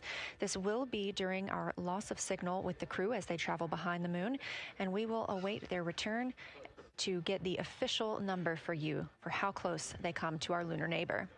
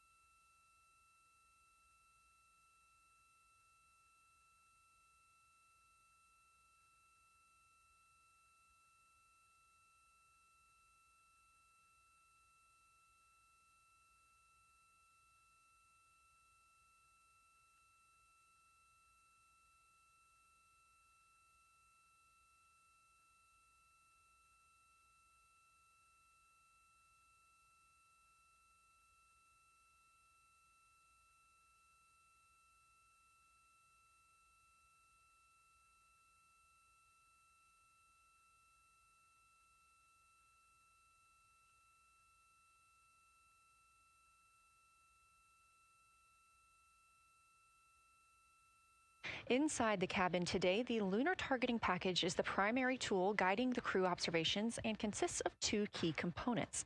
The Lunar Geography Review helped the astronauts study major lunar features in advance and help learn how to orient themselves during the flyby. Because, of course, the moon is not actually labeled like it appears here when we look at this map.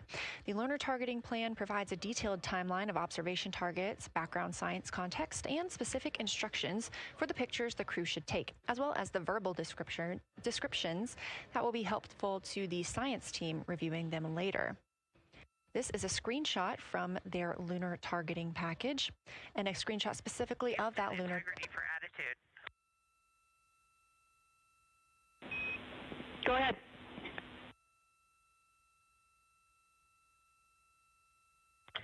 Hey, Jenny. Understanding we are in final attitude now for the lunar flyby, would it be possible to pitch the vehicle down 5 degrees? That would allow us to get the D5 long lens flush and have the least amount of window distortion. We're checking. That call from Christina Cook, NASA astronaut and mission specialist on Artemis II. Copy. The Orion spacecraft is positioned in a specific attitude to allow the crew to best see the moon outside of their windows today for this imaging opportunity. That call was a request for a potential attitude shift just slightly, another 5 degrees, to give them a better view and to give them a better opportunity to use their long lens camera. They'll also be using that lunar targeting package we were discussing. I am following along with that real time, so I'll be able to share with you exactly what targets the crew is looking at and when. They also trained with a lunar science passport. It's a little reference guide used on Earth to reinforce recognition of key lunar features. It is not on the flight, but it was a significant study tool for the crew to get them ready for launch. The apparent size of the moon will change throughout the flyby, and it'll appear roughly like a basketball held at arm's length at the crew's closest approach.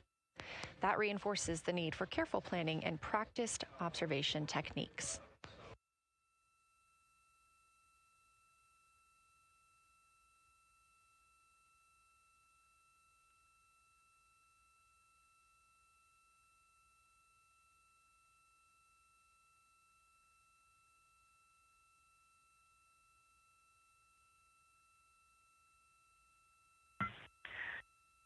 Houston, integrity for timeline. Go ahead.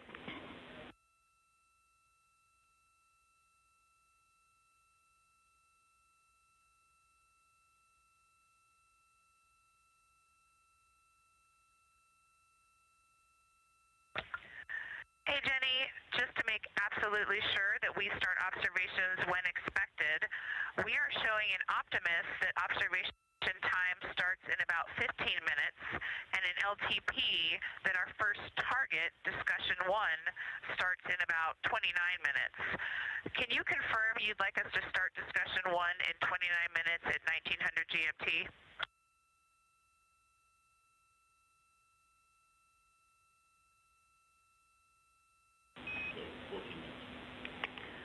Christina, we are tracking that discussion 1 should start at 18:45. That's 15 minutes from now.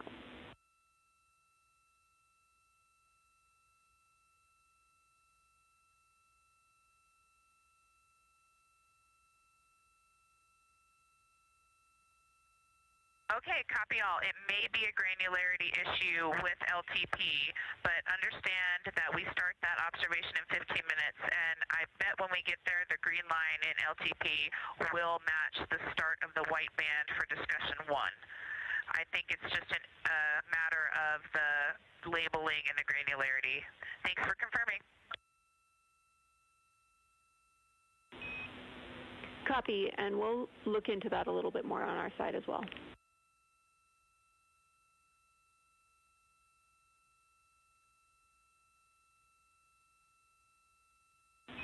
Christina, can you verify for us that your green line is moving on the timeline page of your LTP?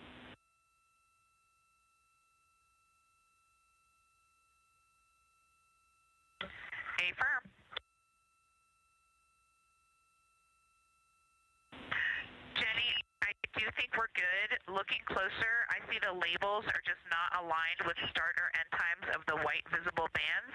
It fully makes sense now, so I think we are all set. We'll look forward to starting some observations in about 13 minutes. Copy. Thanks, Christina.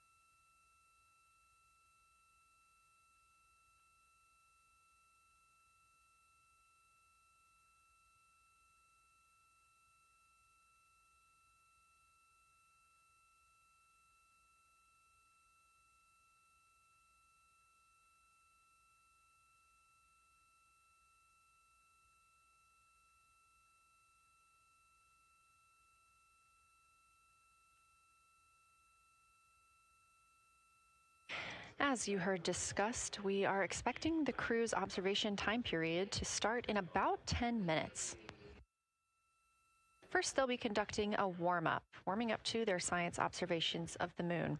They'll be discussing with each other, helping each other orient using the major landmarks that they've studied, asking what is familiar.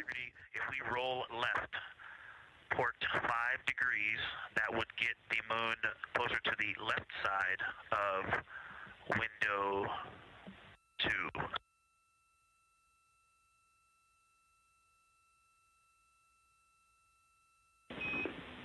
Copy, Victor. We'd like to know if it's pitch and roll or one or the other.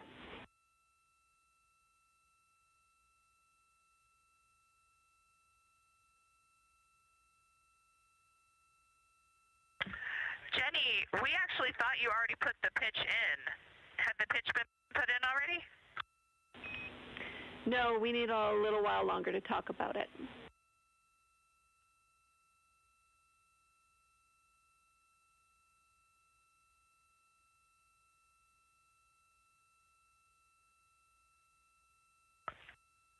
So, Jenny, I guess what's happening is just as our orbit's changing, where it is in the window is changing, so maybe these fancy little adjustments aren't worth it. It's going to continue to move in the window. Or is the spacecraft going to keep the moon at the same point of the window if we adjust the attitude? I assume the previous.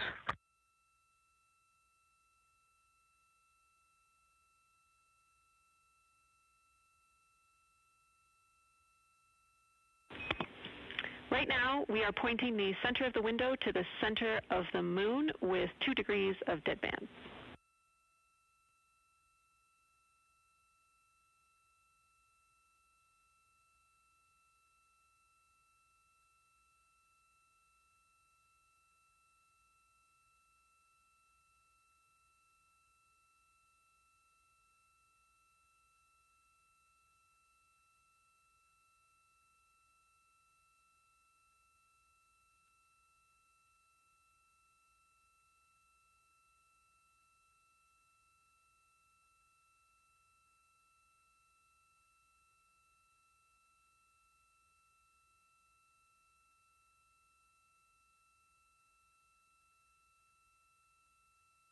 The conversation you hear happening now between the astronauts aboard Orion and Artemis Mission Control here at Johnson Space Center in Houston, Texas. They are in the center of your screen, seated at the CAPCOM, or Capsule Communicator Console.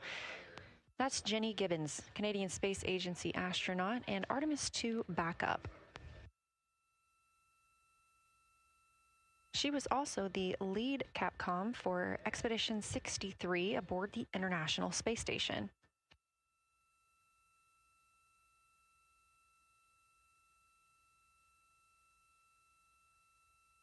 The crew is requesting some attitude changes to the spacecraft to allow them to better image the moon, our priority for today. Of course, those have to be discussed on the ground before they are put into work aboard the spacecraft, so the team is taking some time to do so. You also heard Gibbons reference that we are into dead bands. Dead bands are essentially keeping us in the lane in which we're traveling. If you're familiar with lane assist in your car, very similar in this case.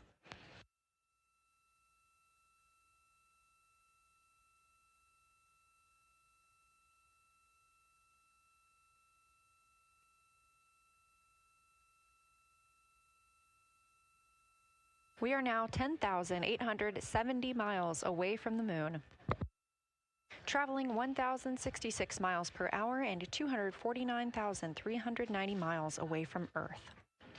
Again, we recently surpassed the Apollo 13 distance record of farthest humans have ever traveled. And upon calling down some words during that milestone, Canadian Space Agency astronaut Jeremy Hansen noting that he hopes that this record that they are setting today is soon broken by future explorers.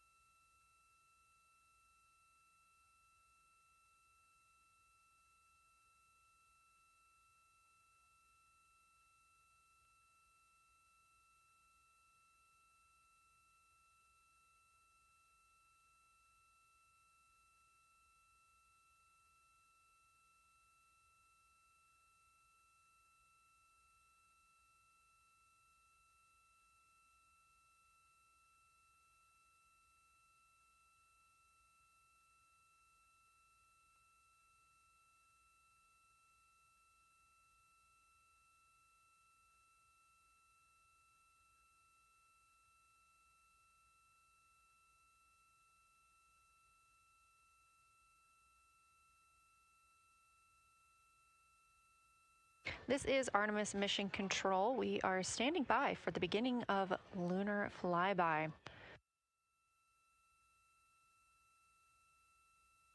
Expecting that to start in just a few minutes when the crew will begin a warm-up discussion preparing for the day. They will be capturing images along while discussing what they find familiar about the moon and what looks unexpected to them.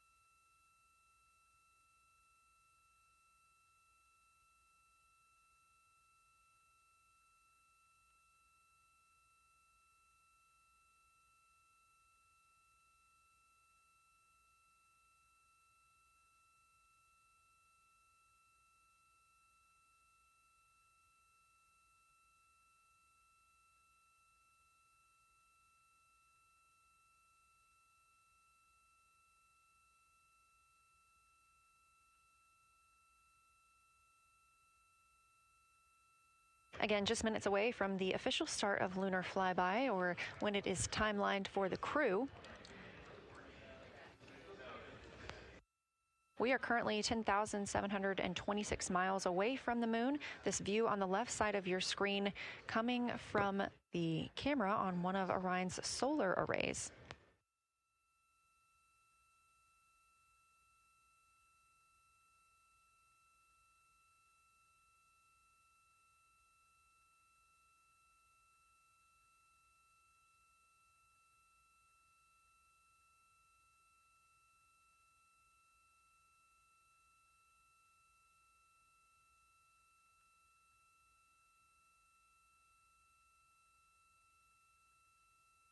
Other conversation points while the crew are getting ready for their flyby today.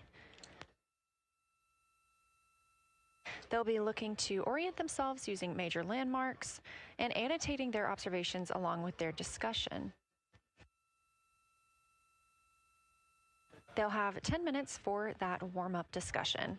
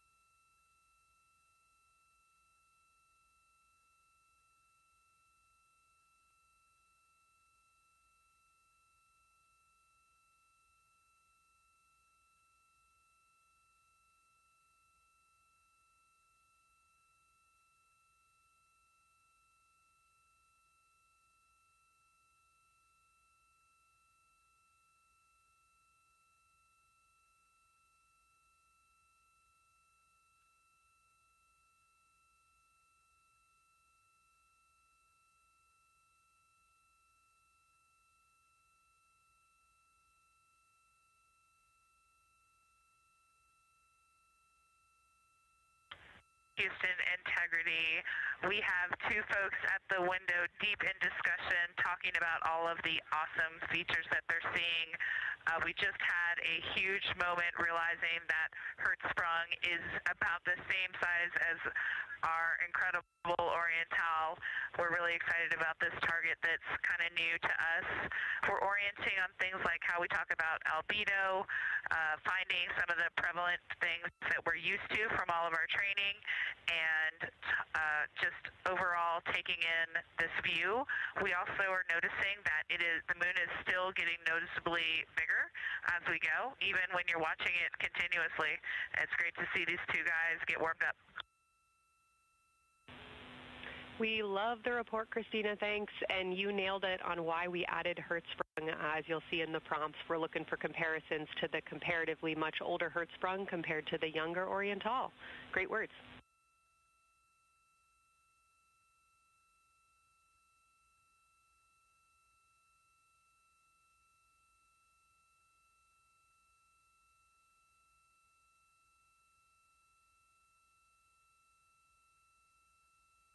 This is Artemis Mission Control. That was the voice of Dr. Kelsey Young speaking with the astronauts aboard Orion as they begin their observation period and lunar flyby. NASA astronaut Christina Cook reporting their view of Hertzsprung Basin. The team here is looking for centered images of the basin at a full zoom, and they're hoping that the astronauts can image and describe the inner and outer rings. This is considered a degraded basin with a floor, rings, and ejecta compared to a younger Oriental basin.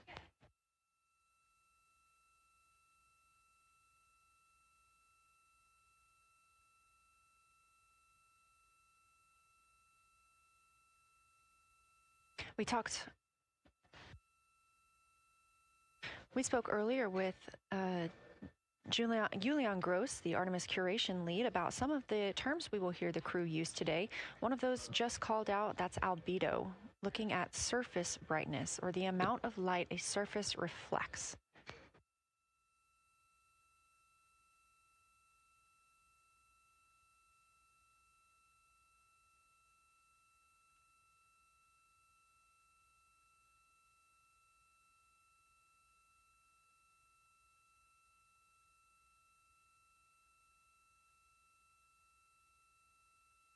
A few more terms that we hope to hear today during the crew's sit reps or situation reports include embaying. This refers to one feature that surrounds another. That usually is a higher relief feature. Houston Integrity, one report from the crew at the windows. We can actually see the moon and Earth at the same time right now. It's interesting because the Earth looks way brighter, so the Earth itself seems to have a much higher albedo than the moon. We think this is independent of our eyes focusing because, of course, the Earth is much smaller than the moon in our view, so you could think that your eyes focus for the darker sky, and that it means that it only has apparent brightness more than the moon, but since we're seeing both in the same view, we do think that this can be inferred as the Earth as a whole has a higher albedo.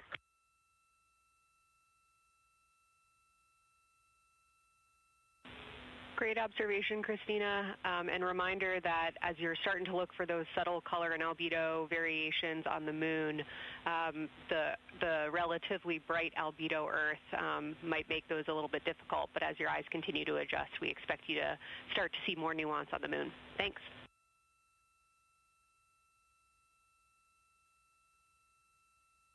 Great call. Thanks for the reminder.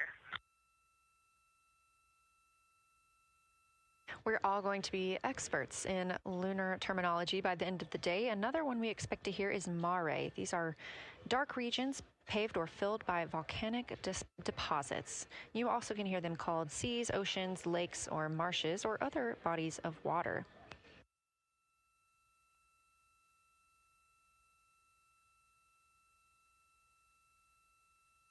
Again, we are live in Artemis Mission Control, but on the right side of your screen, that is the Science Evaluation Room, team members who have been preparing for this day for years. The crew has significantly darkened the cabin of Orion. This allows them better views outside the windows and fewer reflections from inside. They reported being able to see the moon and the Earth out the same window at this time. We are really hopeful to get those photos. Right now, this view on the left side of your screen coming from a camera mounted on one of the solar array wings on Orion outside the spacecraft. The crew is equipped with 80 to 400 millimeter zoom lenses.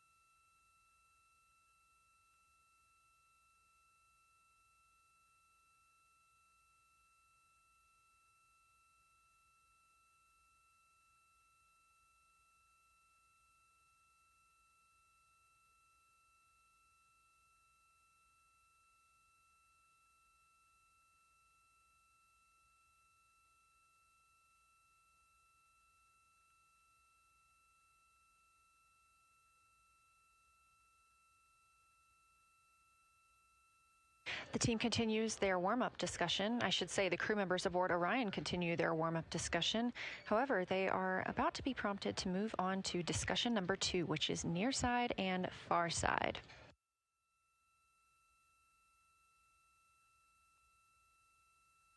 Some of the things that they are looking to capture, the ground has prompted them to photograph anything that stands out to them and to compare the near side versus the far side mare in color, albedo, topography, and texture. They also want the crew to compare the appearance of rayed craters in the near side mare versus in the far side highlands. Of course, a reminder that some of the items that the crew, or some of the landmarks the crew are seeing today, is the first time that humans have ever laid eyes on those portions of the moon.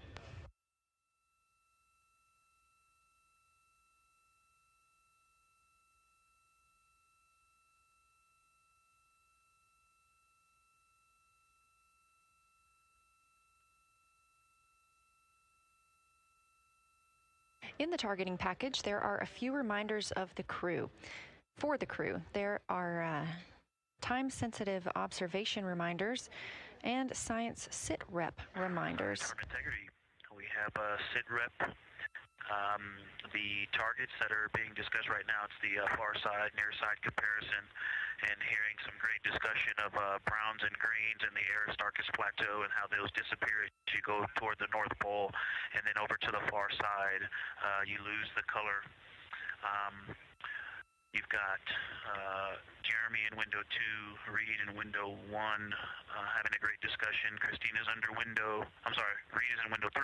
Christina's under window 1, documenting the discussion. And we've got the lights completely off in the cabin. There are some LEDs that we cannot put out that do provide some light scatter. But we have all of the internal lights off. And are letting our eyes adjust as best we can. The window 4 view, you only get about a third of the moon. Tycho is going to go over the horizon soon, and you can see Aristarchus, and then you start to lose the view as you go to the west in Oceanus and Procellarum. So far, the team is on the plan, and the long lens is being put to good use, and recordings are being made, and internal documentation of the configuration and the observations is ongoing. Science, do you have any questions for us at this time? Integrity Science, Victor, very glad that you provided the first formal science sit-rep, as these were indeed your idea. One follow-up question, any relationship between those browns and greens you described? Do you see them blending into one another, and do you see any topography associated with either color?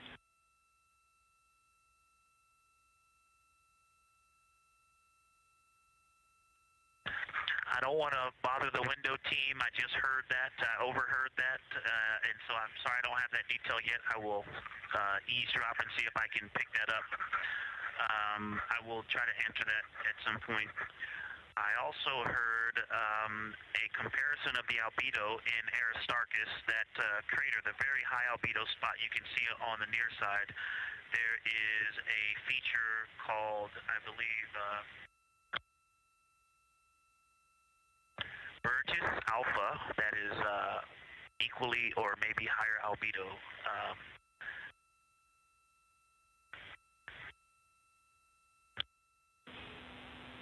I apologize for the gaps. I'm trying to listen and talk at the same time, but I will try to get some more information to correlate those colors from Aristarchus for you. Understood, Victor, and good call to not bug the window team. Really like the brightness comparisons to Burgess A. Really helpful for the science team. Keep them coming. Thanks.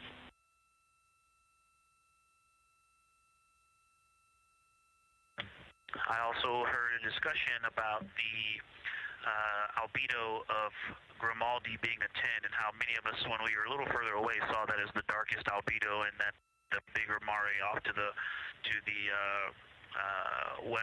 to the east was still dark, but maybe a 7-8. We still think that, but you are seeing color variation, albedo variation inside of Grimaldi as well, and that even on the west side there's still a very dark part of it. but it is still the darkest. It is just not as uniform as it looked when we were farther away. We're starting to differentiate the striations of albedo inside of Grimaldi. Copy all, Victor, and you read our mind. Superlatives like darkest, biggest are really, really helpful for us, so keep those coming.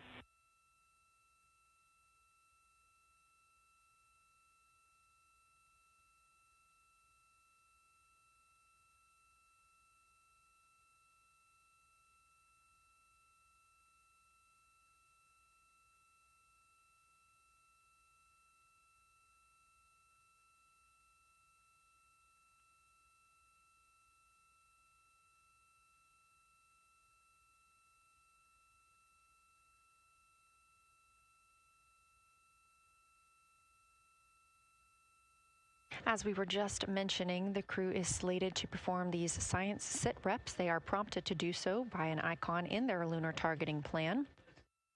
That one coming down from NASA astronaut and pilot of Artemis II, Victor Glover.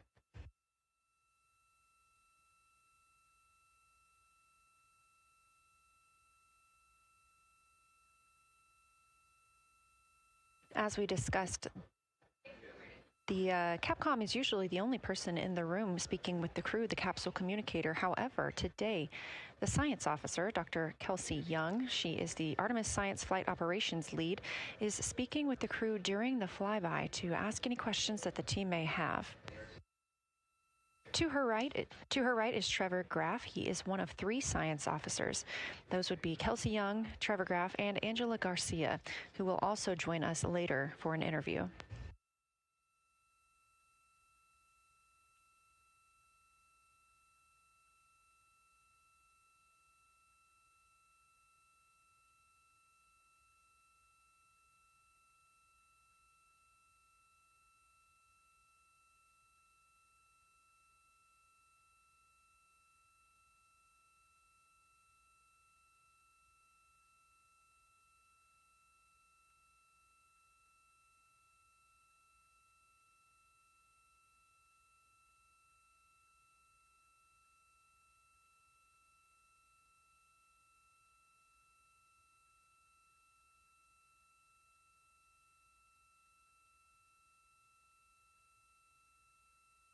And Houston Integrity Science Integrity was able to get a view out of window 1, which is a beautiful view. I can see the entire moon that they're looking at.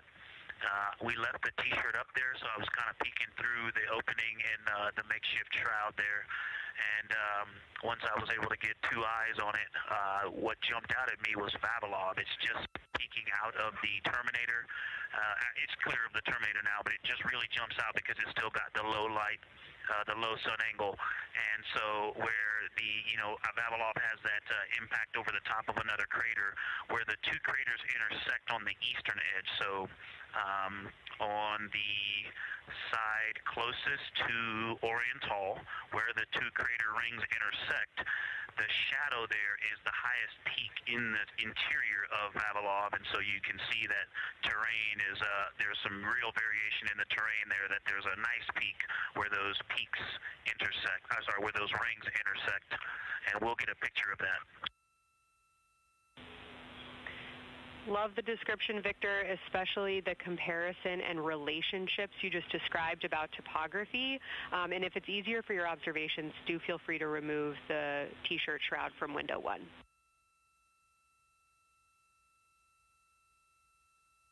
Yeah, absolutely. We will do. Thank you.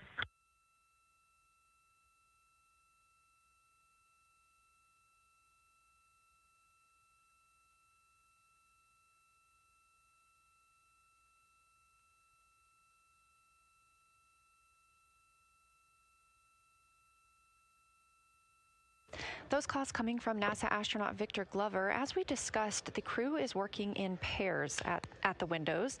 Right now, taking photos are Commander Reed Wiseman and Mission Specialist Jeremy Hansen. Serving as their support team are pilot Victor Glover and Mission Specialist Christina Cook. You're hearing those calls from Victor Glover, as he is on that support team, and he is tasked with providing the science sit reps, while the two crew photographing and making annotations of the moon are in Windows 2 and 3.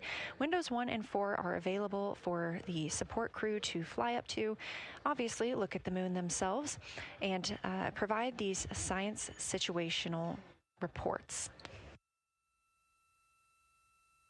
The view on your screen is part of the lunar targeting package, and it's something that the crew can reference as they are flying by, but this is an animation.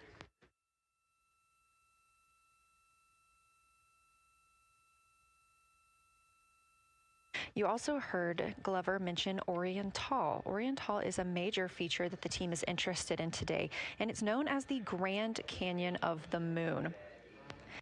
Until this mission, the Orion Basin had never been seen in sunlight by human eyes. Orion Basin and its surrounding ejecta could fit within a straight line distance from NASA's Johnson Space Center, where we are at today, to Kennedy Space Center.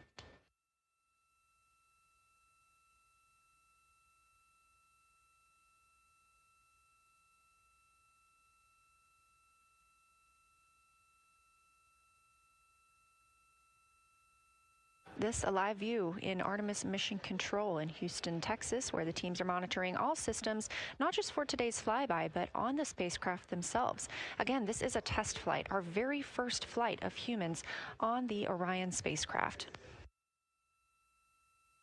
This team has been this team has been monitoring the entire time of the mission, as well as we have been live the entirety of the mission, and we will be continuing to do so all the way through splashdown and crew recovery from the Pacific.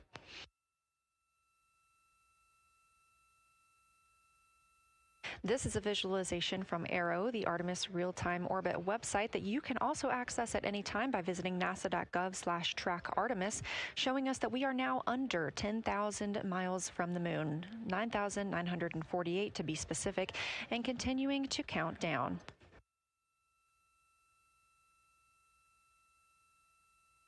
Again, our closest approach to the moon today should come about 6:02 p.m. Central, 7:02 p.m. Eastern. However, we will be out of contact with the crew at this time as they begin transiting behind the moon. At that time of closest approach, the distance from Orion to the lunar surface will be about 4,070 miles. Of course, these are estimates at this time, and we'll be sure to provide you with the official numbers once that closest approach has been reached.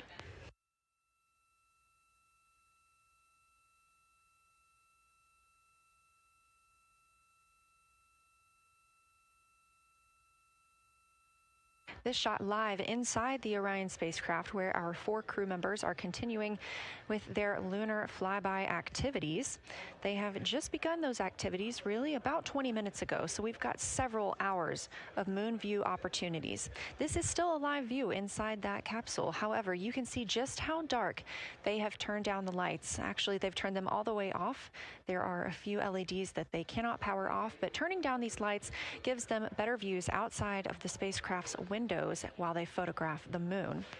This also prevents any reflections from inside the spacecraft bouncing up on the windows and interfering with their photography.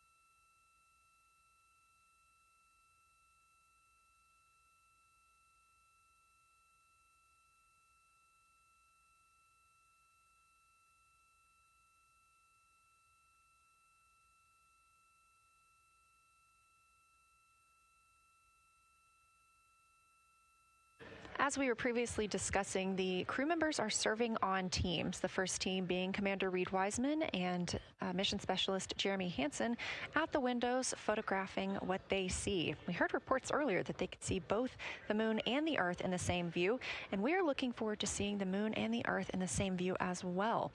That Earth set coming up in just a few hours. While Wiseman and Hansen are at the windows photographing, Glover and Cook are serving as support crew. They are able to assist with cameras.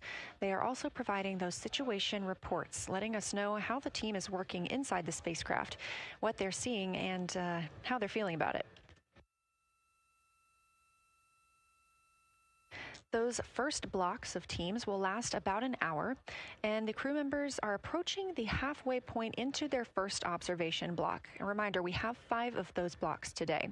So they're approaching this halfway point, during which the crew at the window will switch roles. One will begin taking pictures, and the other will be making annotations on their PCD, that's portable computing device. Both of those crew members at the windows are recording audio of what they see. They are putting on headsets and recording audio into their portable computing devices. Obviously, we are not hearing this right now. This is going to be sent down to the science team, and they will be able to analyze that at a later time.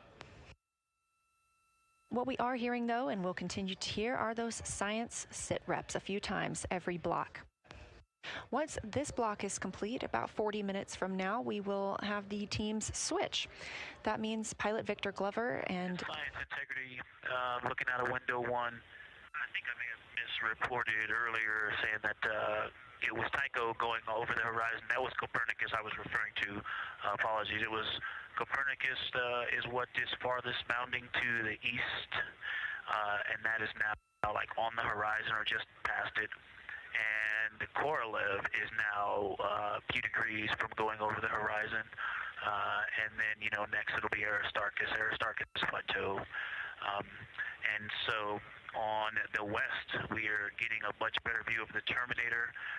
It looks like we have about 80% illumination of the moon.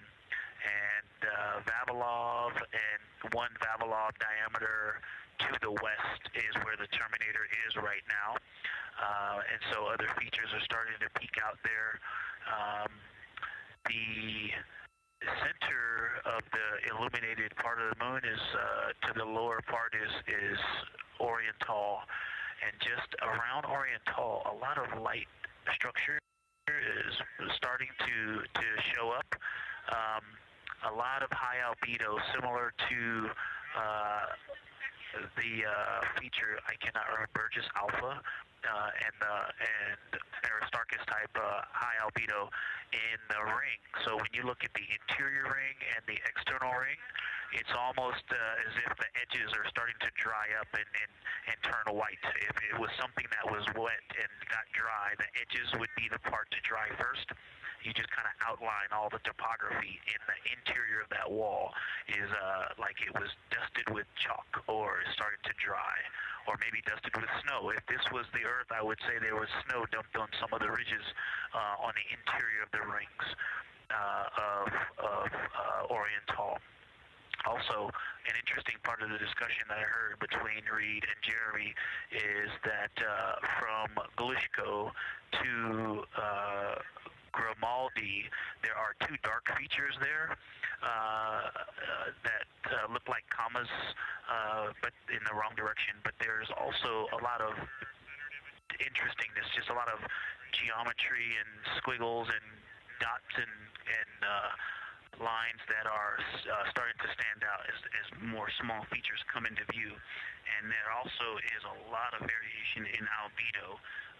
And some of those, the 2 dark features, for example, have on the southern edge of the larger one, the one that's further to the south, there's a very dark, the 1 albedo, like the southern and western part of Grimaldi.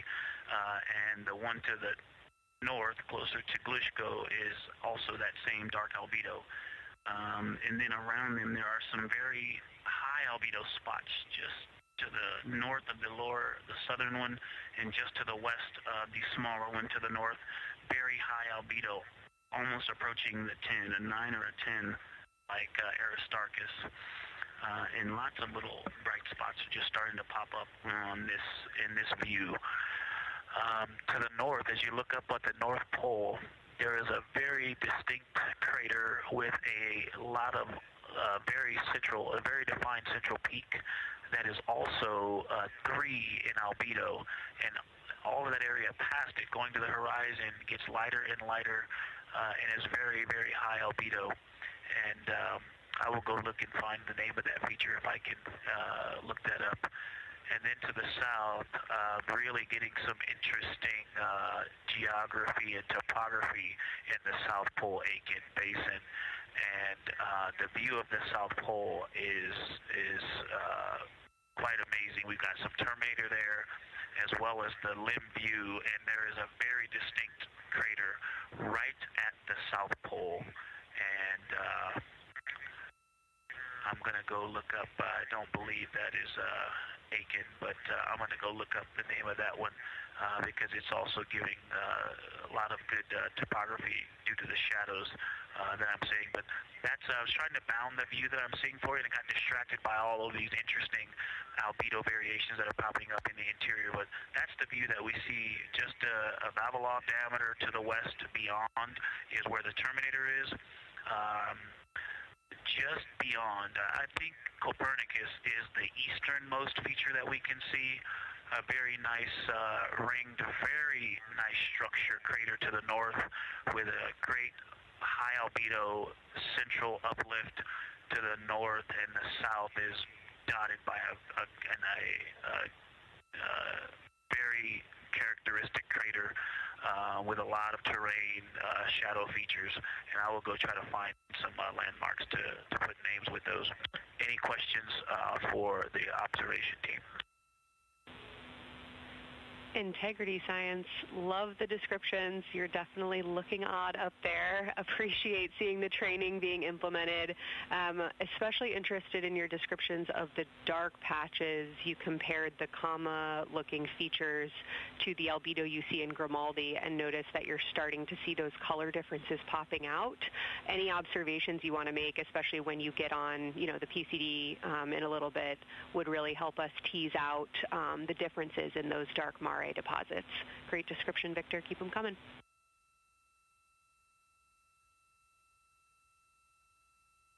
Absolutely will do, and I know you've got descriptions on both of the window observers right now as well. Keep them coming.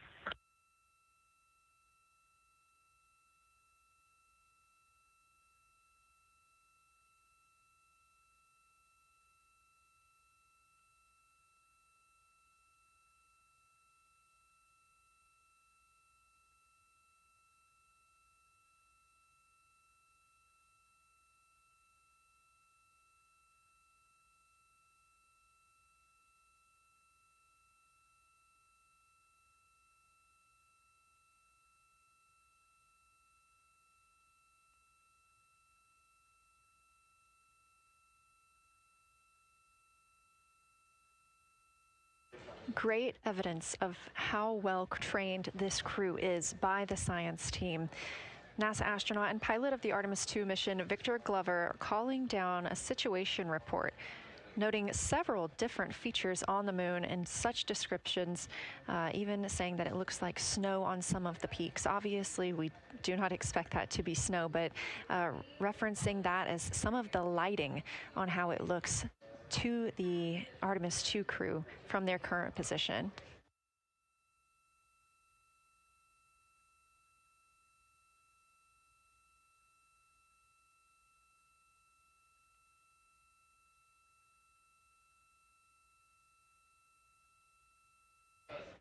The team is slated to be switching their positions at the windows now. Both Reed Wiseman and Jeremy Hansen have been at windows 2 and 3, one taking photos, one making observations and annotations on their portable computing device. At this time, we also anticipate that they are looking at a crater duo. One of those is Glushko, and the other is Ohm. The team is looking to know the extent of Glushko's ray system and how its rays differ in the Mare versus the Highlands. They also want the team to compare the ray systems of Glushko to Ohm.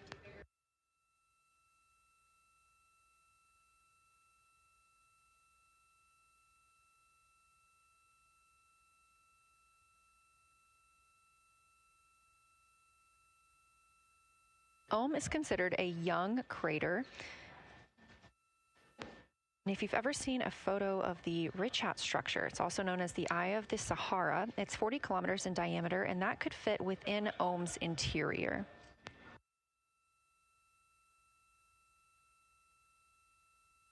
The team is specifically interested in descriptions of that ray visibility, including the color, albedo. Remember, albedo is the brightness or the surface reflection, and the reach.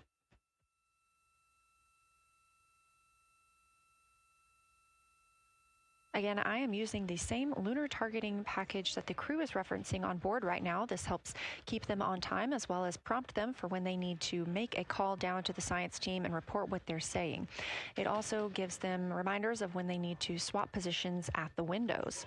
Additionally, I'm using the Artemis II Lunar Science Passport developed by Amber Turner and the Artemis II Lunar Science team.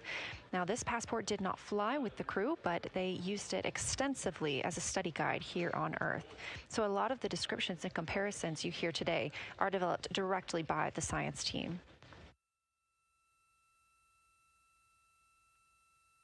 We are now 4 days, 20 hours, and 43 minutes. Science integrity, that crater to the north, that is, it's like we've got one in the north that looks like just a textbook crater, and one on the South Pole as well. The one on the north, I think, is Pythagoras. And what I wanted to highlight about that is it is either a very distinct central uplift or just a very defined area of high albedo.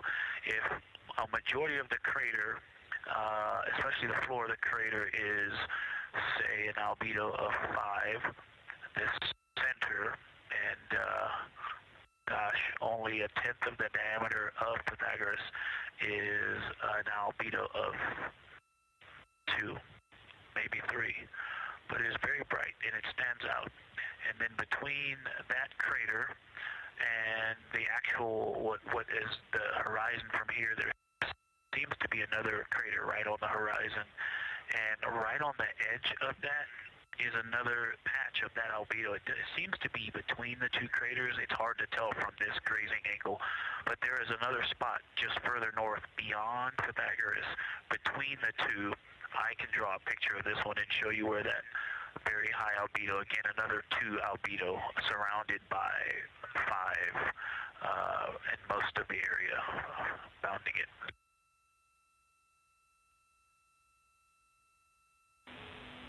Integrity Science, thanks for that. We agree with the Pythagoras assessment. And as a follow-up to your previous report, the SIR had questions about topography comparisons between the North Pole and the South Pole of the Moon, if you're willing to provide words on that.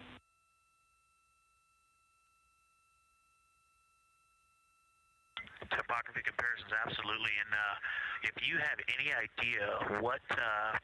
if you draw a line between Pythagoras and the western edge of the outer defined ring of Orion, it intersects a beautiful textbook crater on the south. I would love to know the name of that. The topography differences, now the South Pole has a little bit of a benefit that it has more of the terminator, and I can see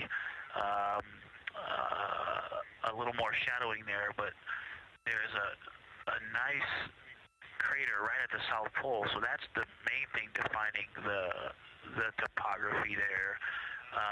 Seems to be quite a bit of elevation change. I can see some very jagged shadows, a 90-degree just to the west of that crater at the South Pole. I can see a very distinct change in the shadow directions, indicating, I don't know, a very high wall or a very deep canyon just to the west of that.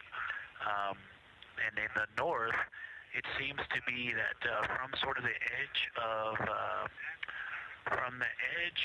the mare that's dark, which is maybe 1 Pythagoras diameter south. If you draw a ring about that, maybe the top 7 degrees of the moon, and just draw a ring around that, the near side is an albedo of 5 and looks quite smooth from here. And then along the same edge of the mare, the edge of the mare that kind of Grimaldi's just outside of, Glushko is just outside of, Carroll Crater is just outside of, and you start to see the stark differences between the darker 7/8 and the 5s and 6s, the 4s and 5s. If you follow that line up to the north, that line is also where the change in topography happens at the North Pole. The line defining the light and dark on the edge of the mare that you can see from Earth. Draw that line, roughly the midpoint of all that, straight to the North Pole. And on the side facing the Earth, you see smoother topography and dotted by Pythagoras and its next door neighbor crater. And then on the far side, you see a lot more cratering and a lot more topography. And again, the far side has the benefit of a little terminator there, but I am seeing a variation in the topography. It seems to be more jagged and a more challenging place to find a place to land and to even traverse in the south, all around the South Pole. And at the North Pole, it seems to be, it would be more challenging to translate on the far side of the North Pole compared to the near side of the North Pole around Pythagoras. Copy all, Victor.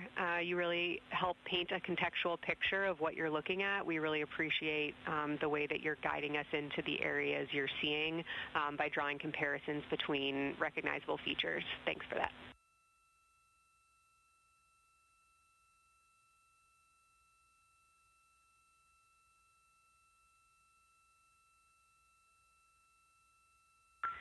And Kelsey, another little science sit-rep moment, something I just heard from the window team is the more I look at the moon, the browner and browner it looks. I thought that was an interesting observation. The 2 observers have been on timeline, no hardware issues. They did start to talk a little bit about another feature that you'll hear more about on the recordings that they call the handprint. That was at the end of their Glushko and before they moved into their current target. They thought that was worth chatting a little bit more about. And they're preparing to switch after this. Houston copies and concurs.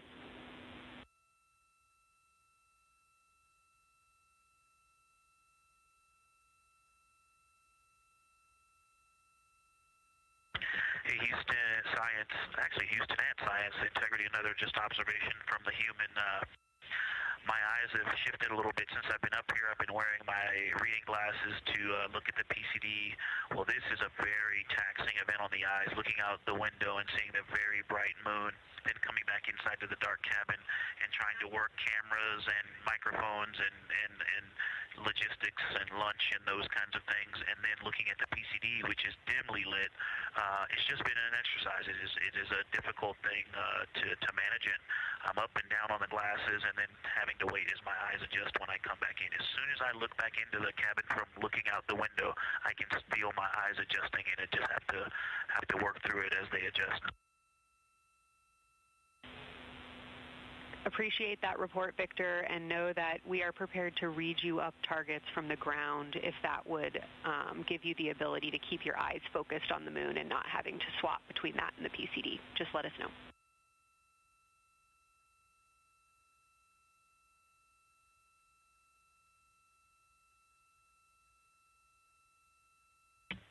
Yeah, we appreciate that, Science, and we will also do that for the window teams, and we'll back each other up that way as well. But we appreciate that. We may take you up on that. Thanks.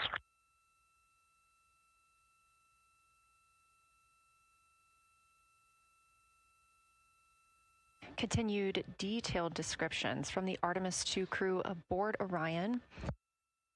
Again, this is a test flight, the first time we've flown humans aboard this spacecraft. So every detail, even that it's difficult to look outside the window and then back at the PCD, that portable computing device, every single detail is appreciated as we prepare for future missions. Glover also mentioned that he is now wearing his glasses now that he's in space and that his eyes have shifted a bit. This is something that happens when our astronauts go to space. There is a fluid shift from the lower half of your body up into your head, and that can cause changes in your eyes. It's something that we have seen over time for some crew members, especially now that we have been living and working on the International Space Station for over 25 years.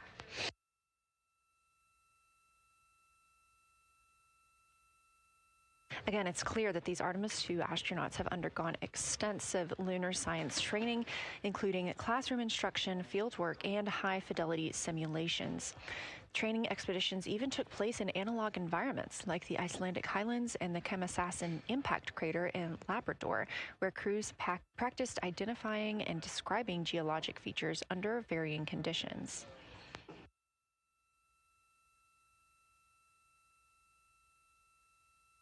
Additionally, here at Johnson Space Center, Orion mock-ups were used to rehearse crew choreography, including three-dimensional space management with an inflatable moon globe to simulate the flyby. And while on Earth, the crew also used that small lunar passport that I mentioned with descriptions, photos, and prompts to help them study the features we hope they'll see.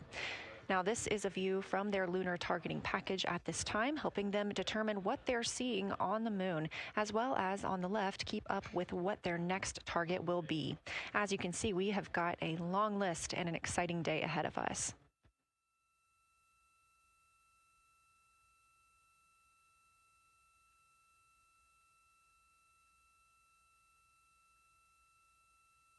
It's now been 4 days, 20 hours, and 53 minutes since Orion launched atop the Space Launch System rocket from Kennedy Space Center in Florida with our 4 crew members aboard.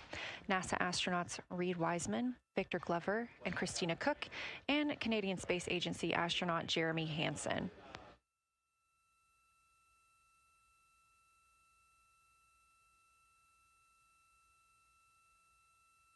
The Artemis II crew passed a major milestone today when they passed the Apollo 13 distance record at 12:57 p.m. Central, 1:57 p.m. Eastern. That Apollo 13 distance record was 248,655 statute miles from Earth. And Houston, another observation, whole moon. When you look at the moon, something I've never seen in photographs before, but is very apparent, all the really bright new craters. Some of them are super tiny. Most of them are pretty small. There's a couple that really stand out, obviously. And what it really looks like is like a lampshade with tiny pinprick holes and the light shining through. They are so bright compared to the rest of the moon. We copy, Christina. Thank you. Looks like you guys might be doing it, but remind you to swap positions at the window and take your SD cards with you. We're loving everything that you're calling down, so keep it up.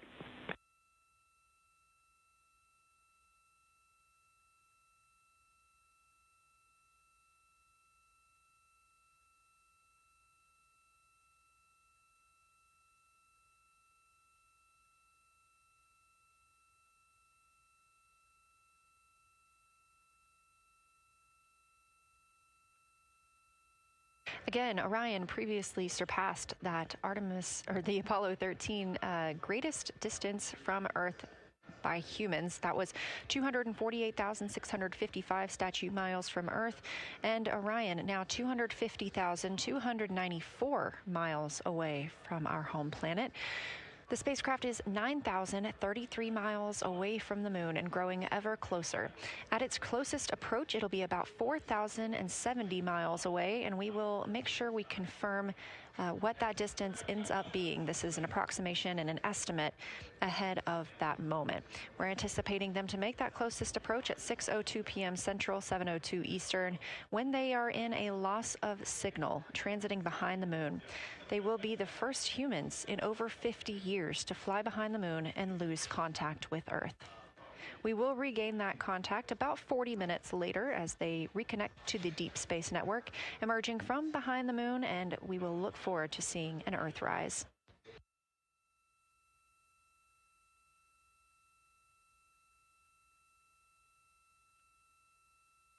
Again, the crew is currently in their position swap portion on their timeline.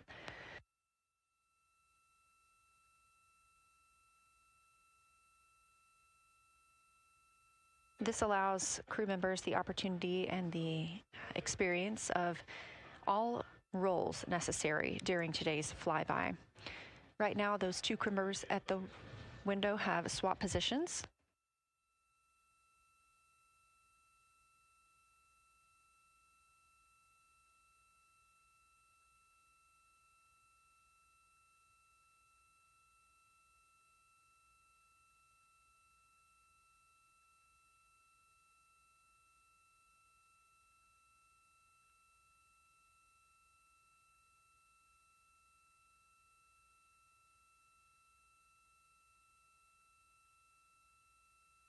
Again, the crew at the windows swapping positions.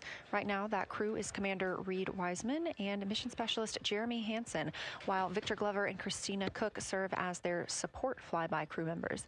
That's why you are hearing Victor and Christina during those science situation reports. Those voices will change in about 30 minutes when they take a turn, taking photos and making annotations while at the window.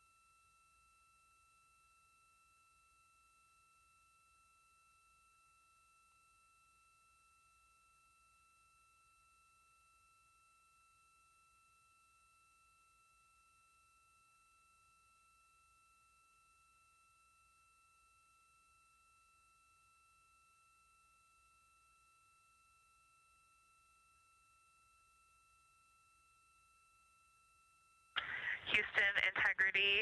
I wanted to provide an observation or a little bit of descriptive nature on something that we saw on the first day we had good moon views. This was when we saw more of the near side, and the ground helped me out with identifying Mare Imbrium. Mare Imbrium, when you have the western limb also in view, looks completely different than the normal view we have of the near side. It is the most striking feature of the western limb view that we had. And the mountain chains that form its eastern side are very prominent, but they actually stand out more than I'm used to seeing even on the western side, and the whole thing just feels like a big bump. It actually looks like a large healing wound with a high albedo forming the mountain chain around the impact basin. And I just don't think I had enough chance to describe how striking it was on that western limb view as we were coming in a couple days ago. Christina, science, absolutely love that, especially since that's a feature that all of us here on Earth can observe from home. So I'm sure tonight everyone's going to be going out and looking for evidence of that beautiful topography you just said. Thanks for those words.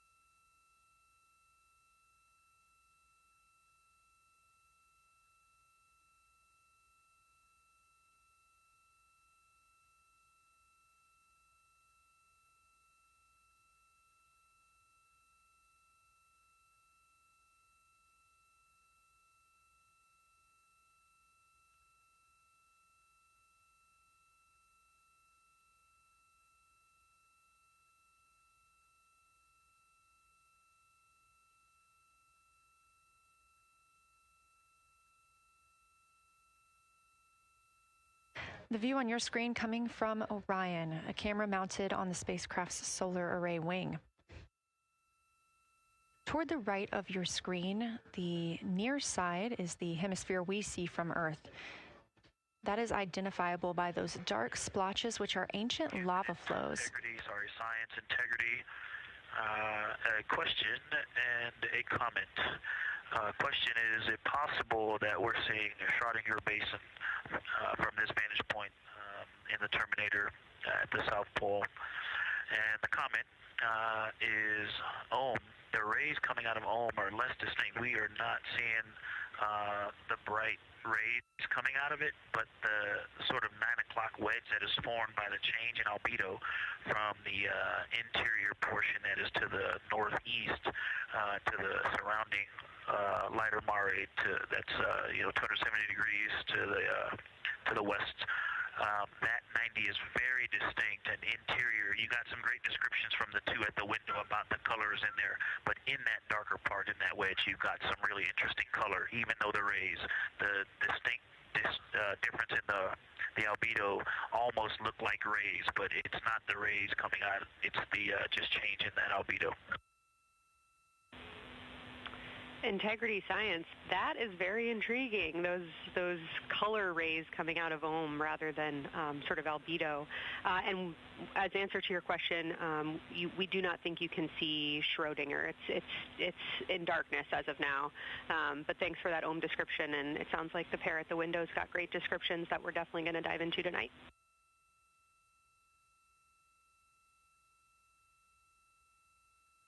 Okay. If you could help me, I would still love to know what it is. There's a very nice crater. You're going to likely have a lot of pictures of it.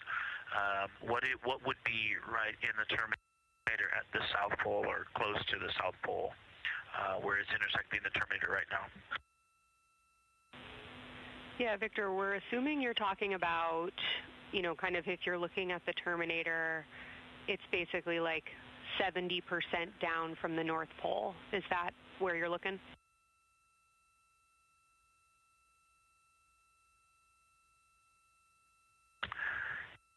Contact, yes, that is where I'm looking.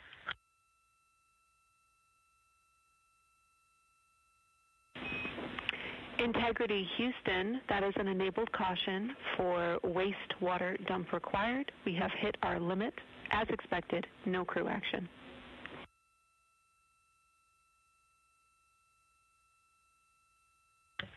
Copy, no crew action.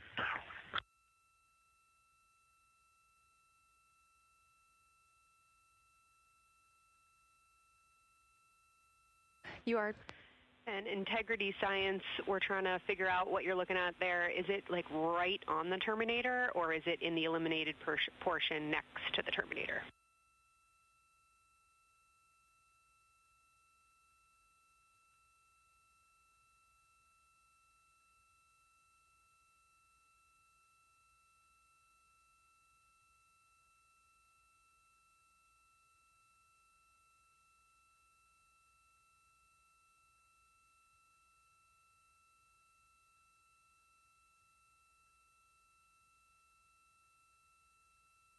While we wait for a response from the crew, the Terminator is that difference between day and night, or brightness and darkness, that you see on the moon.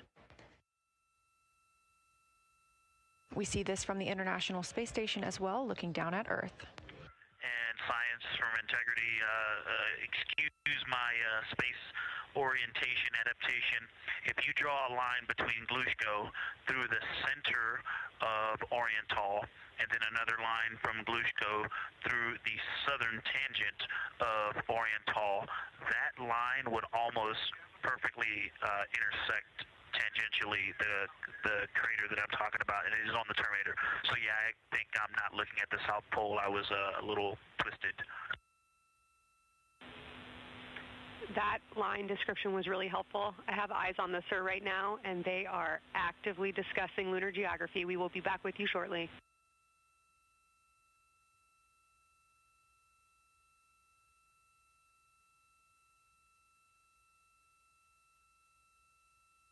You're hearing a couple of voices today in Mission Control Houston. One of those is Dr. Kelsey Young. Integrity Science, we believe that's Zeeman Crater.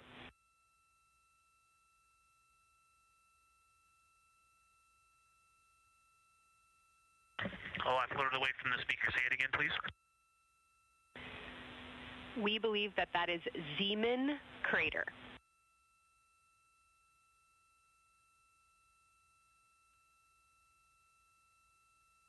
Zeeman. Okay, and can you say the first letter? I may be pronouncing that wrong. What's the first letter of that word?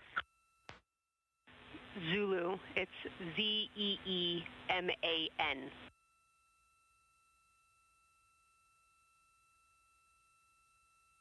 Copy. Thank you for that.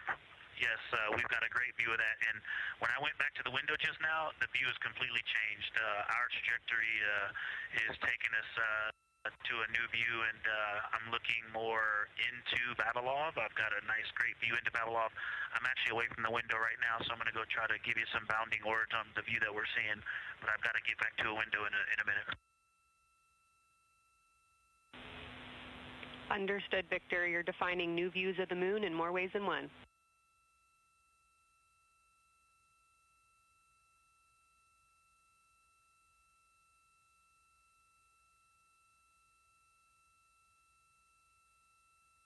Again, when you hear calls down to science or from science, that's Dr. Kelsey Young, the Artemis Science Flight Operations Lead here at a console in Mission Control. You also hear communications with the crew from Canadian Space Agency astronaut Jenny Gibbons. She is the Capcom for today. She is a backup Artemis II crew member. Those calls from pilot Victor Glover asking about a feature he was seeing, specifically a crater on the moon. Meanwhile, the team here in the science evaluation room was actively working together to determine which feature he was describing.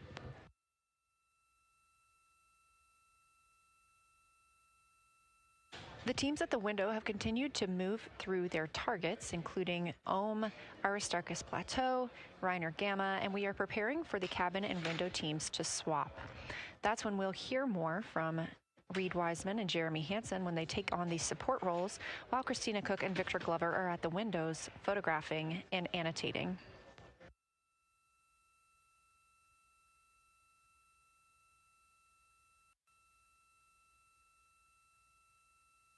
As we briefly mentioned, if you look towards the right side of the moon, essentially,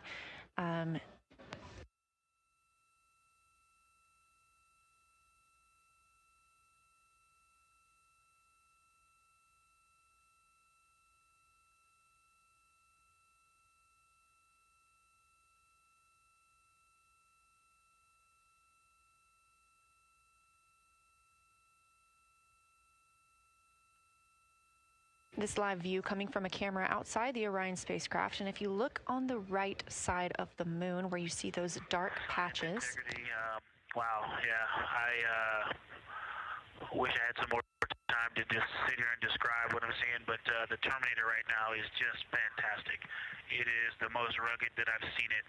From a lighting perspective, there are little islands. There are islands of terrain out there that are completely surrounded by darkness, which indicates some real variation in terrain.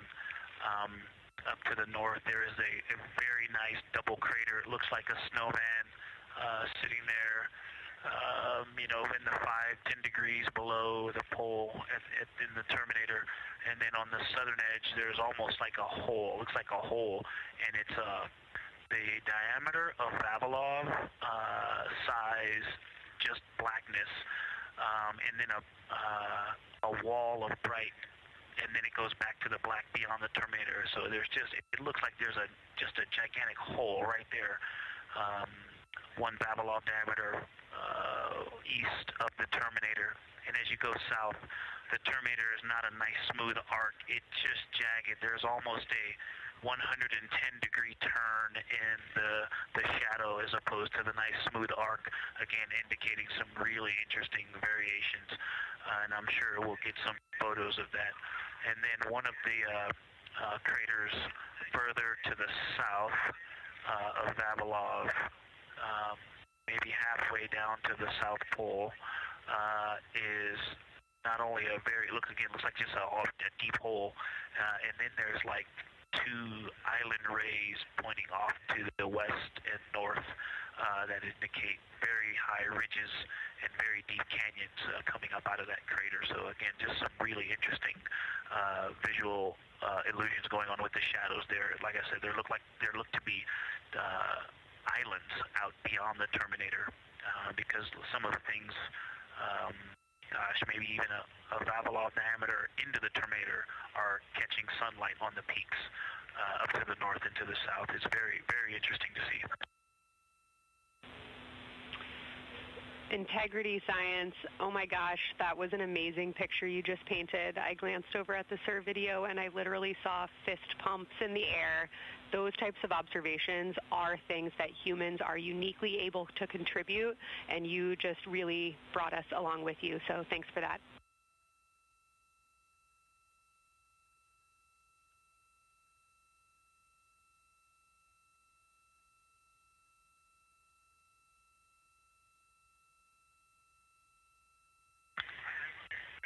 That's awesome, Kelsey.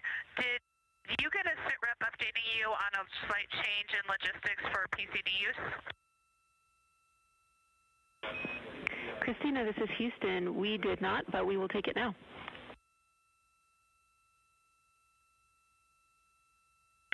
We slightly changed the PCD plan for the window observers. The two window observers kept their PCD. So in other words, the one that window 2 went to window 3 and the one at window 3 went to window 2 when they swapped rather than staying at the window. We'll plan on all observers keeping the same PCD for all observations. Copy, Christina. That makes sense to us, and good plan. We are coming up here on a cabin and window team swap. Let me know when you're ready for a quick vehicle status.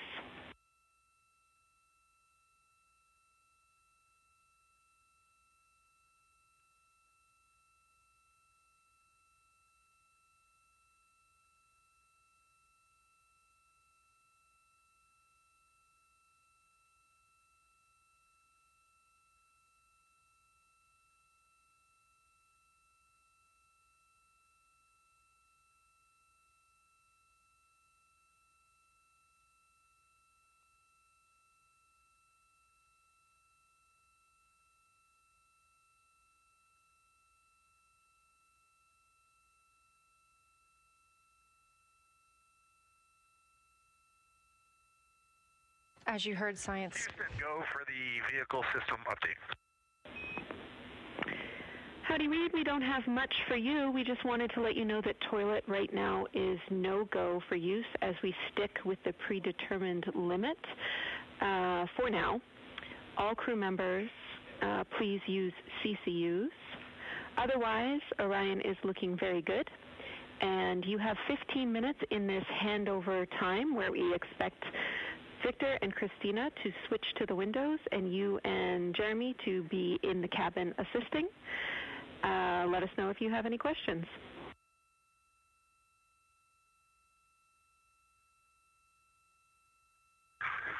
No questions at all, and they're in the swap right now. The first thing I'll tell you, I floated up to the docking hatch window and just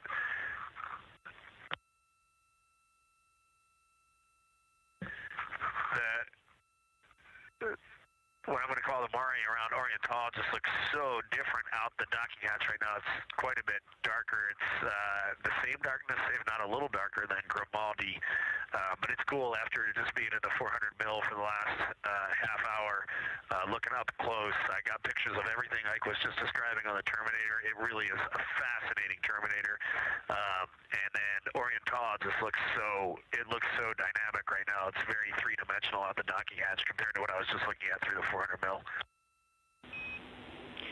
We love it.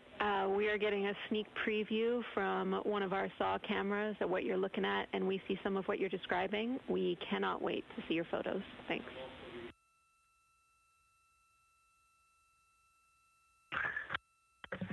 Yeah, Jenny, I wish you had some longer lenses on the solar array so you could see the whole moon, but man, it is, or the up-close moon, not the whole moon, but it is just fascinating here. It's so cool. All right, MPO and Inco, take notes. We want a zoom lens on those saws next time. Thanks, Reed. Affirmative.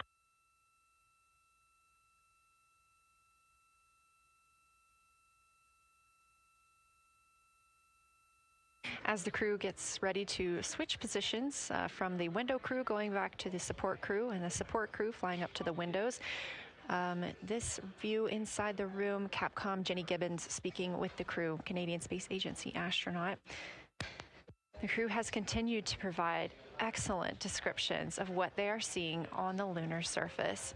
In this picture, or in this live view actually, from Orion and a camera mounted on its solar array wing, if you look at the dark portion on the right side of the screen, those are visible from Earth. That's considered the near side.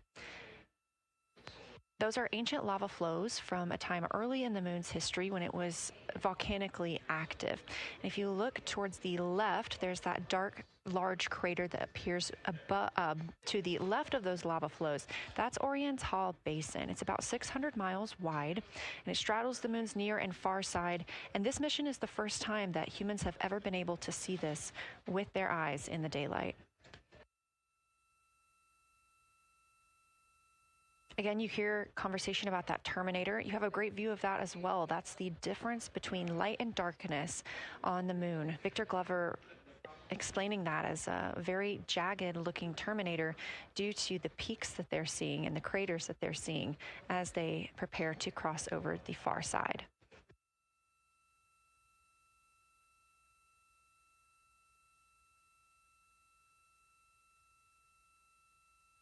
You also heard science officer, the Dr. Kelsey Young, Artemis Science Flight Operations lead, sharing with Victor Glover that his responses are truly something that only human eyes can discern or provide. So we've previously discussed how having humans observing the moon on this mission is being combined with lunar robotic data to help us maximize what we know about the moon. So part of that data comes from the Lunar Reconnaissance Orbiter, or LRO. This orbiter provides the robotic foundation that makes Artemis II lunar science possible. LRO has been orbiting the moon for 17 years, which makes it the longest operated lunar orbiter in history. And it's also the only American spacecraft dedicated specifically to lunar science and exploration. Artemis II lunar observations are designed to complement data like the detailed surface images from LRO. So while LRO provides those detailed high-resolution maps of the moon's surface, the Artemis II crew adds human observations that focus on regional context and relationships between features, giving scientists a larger geologic picture. Now, this combination of robotic and human observations strengthens lunar science. LRO delivers precise and repeatable measurements over long periods of time, while the Artemis II crew contributes real-time visual descriptions and context that robotic instruments alone cannot provide. The best description I've heard while preparing for this mission is to compare the difference in looking at the moon with your own eyes on Earth and trying to take a picture with a camera. The camera truly never does it justice, and it's much easier to describe and perceive what you're seeing with your own eyes than to take a photo. These Artemis II astronauts can rapidly scan wide areas and adjust their focus in real time, as well as describe relationships between features. The crew will also observe the same regions multiple times under changing lighting conditions during the flyby and provide perspectives that would take robotic missions years to accumulate. During the Artemis II mission, LRO is also attempting to observe some of the same lunar features that the astronauts are studying. Collecting this data simultaneously highlights how different instruments and human eyes provide complementary information about the moon. This LRO data plays a direct role in preparing for future Artemis missions. Its measurements of topography, surface temperature, composition, radiation, and lighting conditions are used to assess hazards, identify safe landing sites, and locate potential resources such as water ice near the lunar South Pole. This mission, Artemis II, represents the point where years of robotic preparation are paired with human exploration for the first time in the Artemis era. So together, LRO, the Lunar Reconnaissance Orbiter, and Artemis II are demonstrating how NASA moves from mapping the moon robotically to exploring it with humans. We are laying the groundwork for future Artemis missions and sustained lunar operations. A check-in with Orion. We are now 4 days, 21 hours, and 22 minutes into the flight of Artemis II. our crew aboard the Orion spacecraft. We are now 8,153 miles away from the moon, 250,742 miles away from Earth. The spacecraft is traveling at 1,030 miles per hour.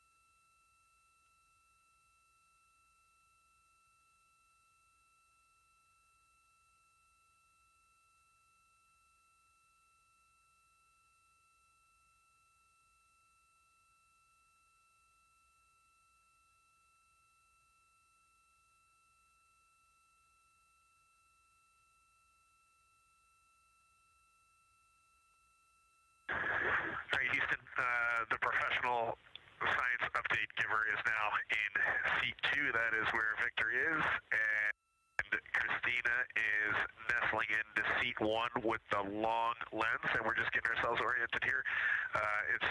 It's a cool view in the cabin. It's actually a cool view to be off the camera now and looking at my crewmates getting up to their observation post and looking in. It's super fun.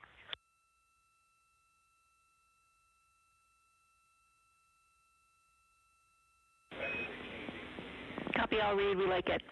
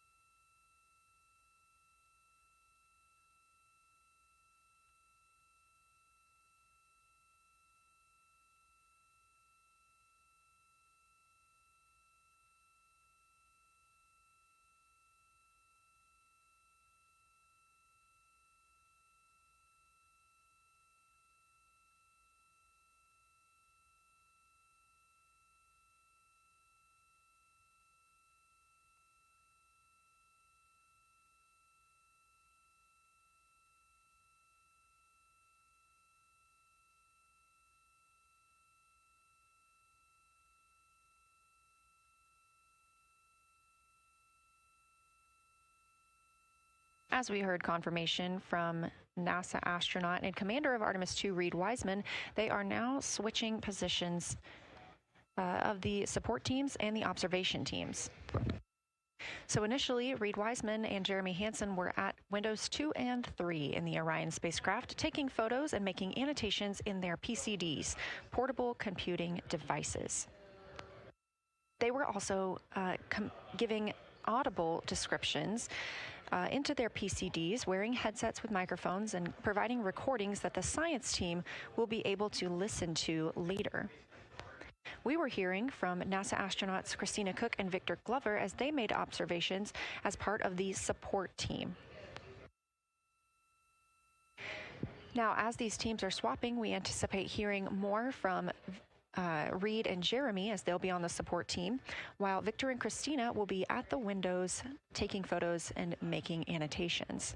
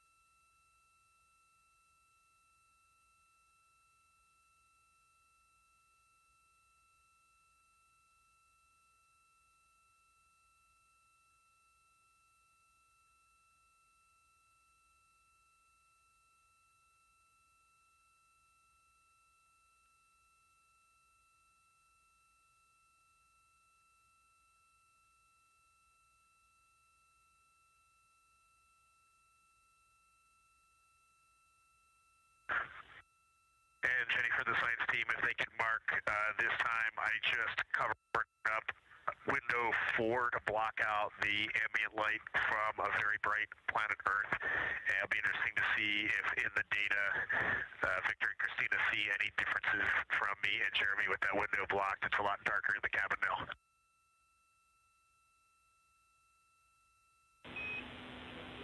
Copy, Reed. We're taking note, and we'd be curious too.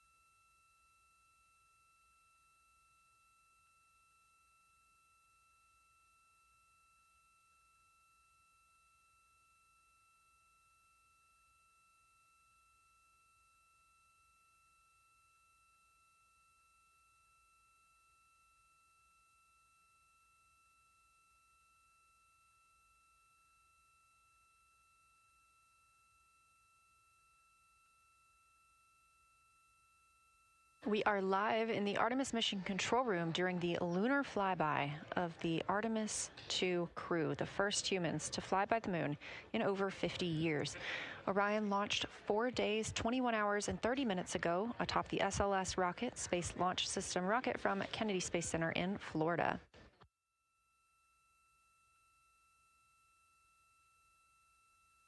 Our 4 crew members inside the spacecraft are transitioning their positions. The cabin and window teams have swapped. Currently at the window, we have Victor Glover and Christina Cook, NASA astronauts, and serving as support, Reed Wiseman and Jeremy Hansen.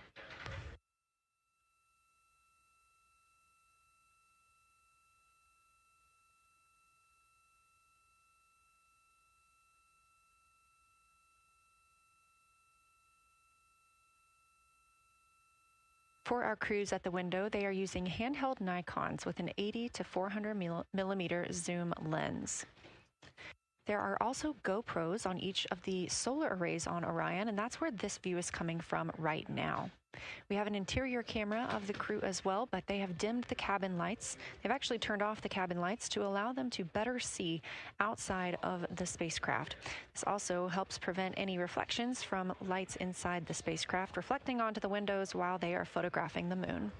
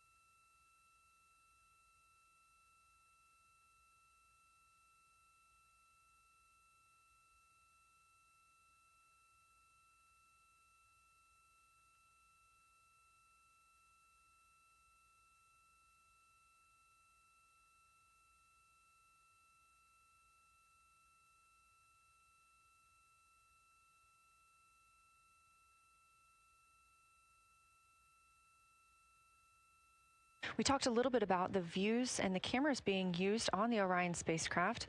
And again, we do have GoPros on the tip of each solar array wing. Now, the bandwidth is a little bit limited because having a crew on board, we do have to downlink a lot more data. That includes their environmental control and life support system. We are not the only data, this view that you see, coming down from the spacecraft, and so we do rely on sharing some of that with the other flight controllers in mission control. This helps the team monitor all systems aboard the spacecraft and ensure the safety of our astronauts.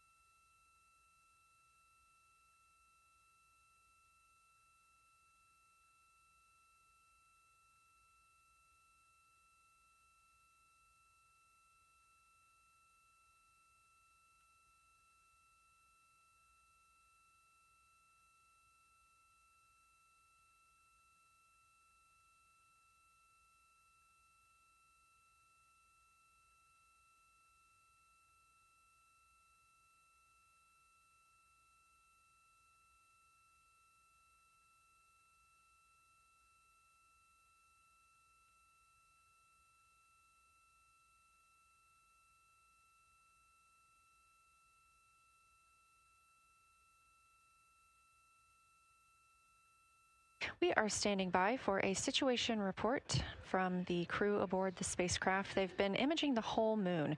There is now a new crew at the window. That would be Victor Glover and Christina Cook. And so being it's their first time since they have moved up to the window positions, they have a chance to orient themselves and describe and take pictures of any color or albedo variations across the surface. Reminder, albedo is the brightness or reflectiveness. Integrity science for a science sit rep when you're ready.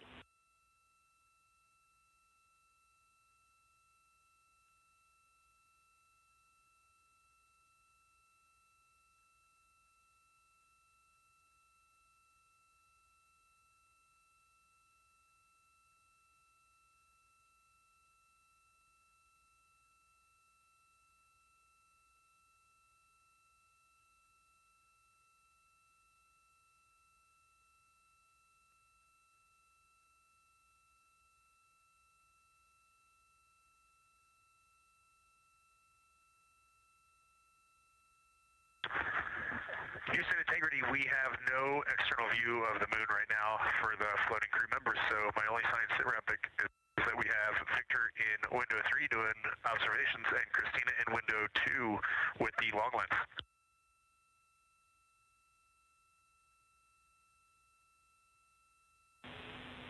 Integrity, we copy. Are the shrouds still on windows 1 and 4? And if so, would you consider trying to get a view through one of those windows?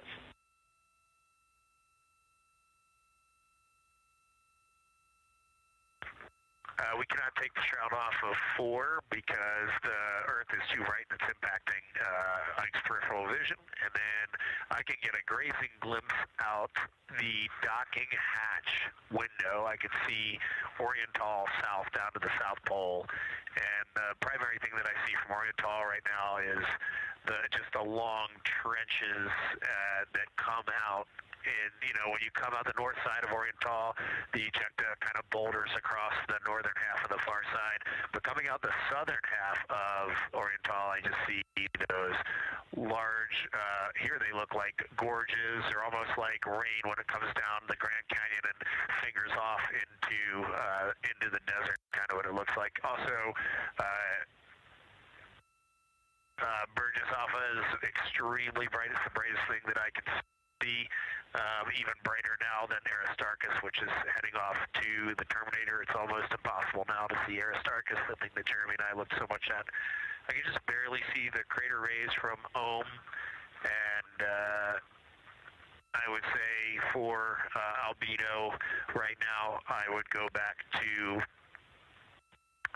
Grimati is still extremely dark, especially in that southwest corner, and there are parts of Oriental and the outer ring of Oriental that reach that same level of darkness, especially the rings of Oriental reach the same level of darkness as Grimati. And then south of Grimati, Jeremy and I were noting a few other just really dark areas of cratering, mare there, and those have that same darker albedo, but Burgesshoff is the brightest, and Grimati is the darkest. Integrity Science, that was a great description. Thank you, and thanks for the docking window geometry to give us that description. Any comments before you go on the annular ring in Oriental?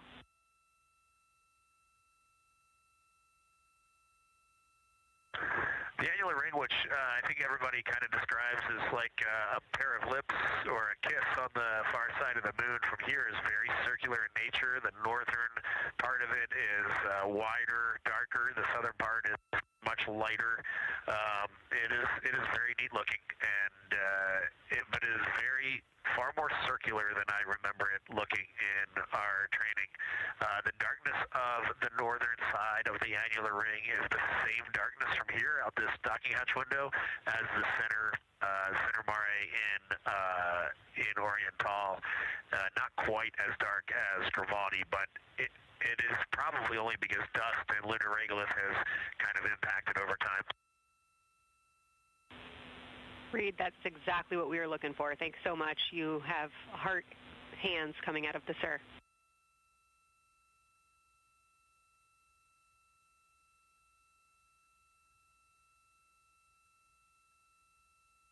Say that again, Kelsey. Just saying that the SIR was really excited about that. That annular ring was something we were really eager to hear about, so thanks.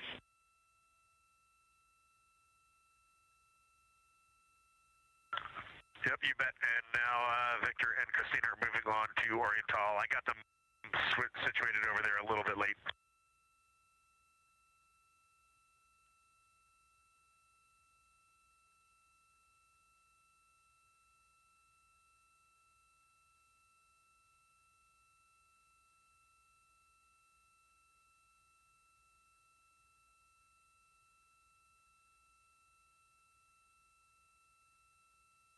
That was NASA astronaut Reed Wiseman, now providing a science sit rep as he is away from the windows most of the time. He is working as the support person along with Jeremy Hansen in the spacecraft, as Victor Glover and Christina Cook are now at windows 2 and 3, able to photograph the moon.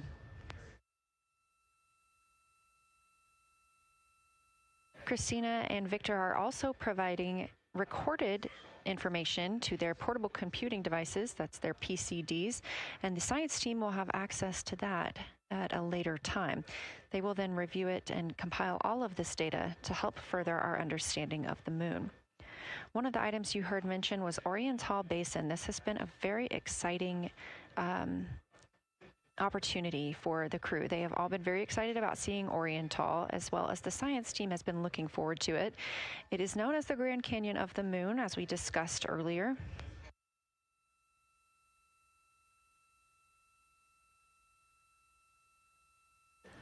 From the pictures, the science team is hoping that the crew will take centered images of the entire basin and surrounding craters in a single frame, but also use those 80 to 400 millimeter zoom lenses to create a mosaic entire basin.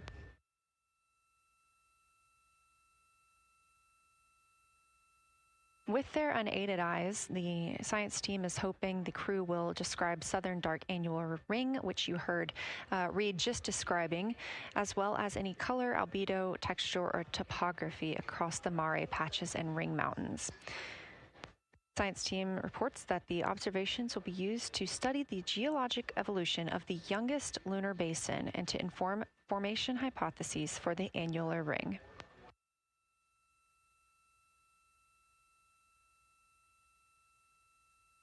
And again, another fun fact about Oriental is the diameter is the same distance between Johnson Space Center, where we are today, and Kennedy Space Center, where the crew launched on April 1st.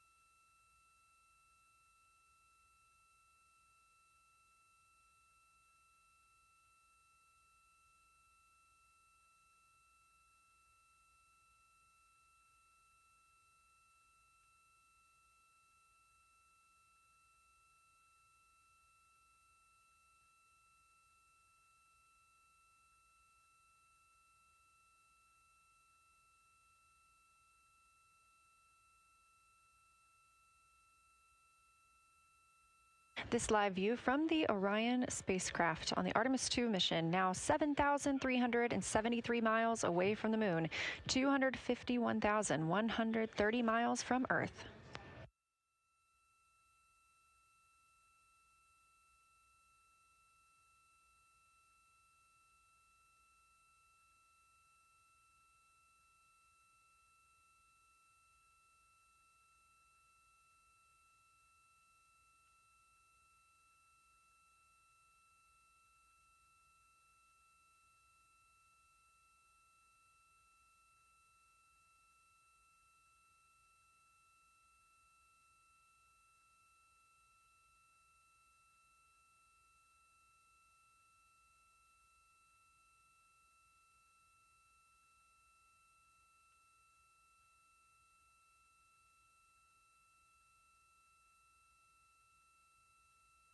Again, the Artemis II crew passed the Apollo 13 record of the humans farthest from the Earth today at 12:57 p.m. Central Time, 1:57 p.m. Eastern Time.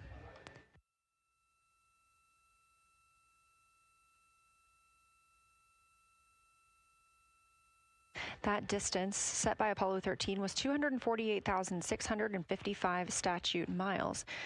We have clearly passed that, and we expect to pass that by about 4,105 miles.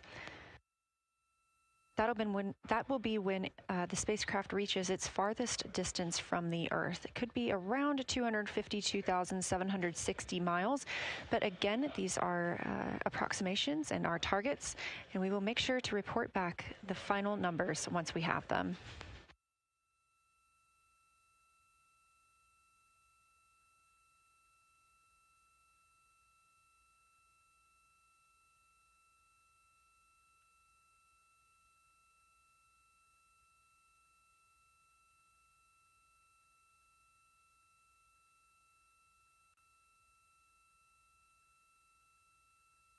We have some refined times of when we expect to have Earth set of Earth behind the moon while Orion flies behind the moon. That would be about 5:41 p.m. Central, 6:41 Eastern. The spacecraft would make its closest approach to the moon at 6 o'clock Central, 7 Eastern, and that would be about 4,066 miles. And then at 6:02 p.m. Central, and the spacecraft will reach its farthest distance from the Earth. We anticipate that'll be about 252,755 miles, which would be 4,111 miles farther than Apollo 13. We would see Earthrise again at 6:21 p.m. Central Time, and a few minutes later, regain communications with the crew.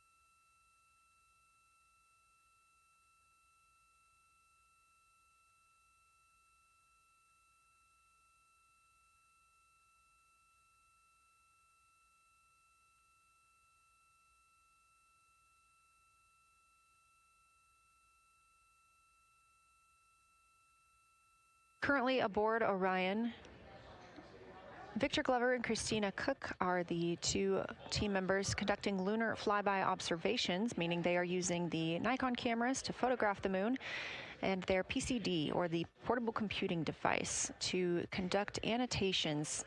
They are both recording information that will be downlinked to the science crew, and tomorrow morning the science team will have a conference with the team while the information is so fresh. They'll be speaking with the crew about their observations and their data collection.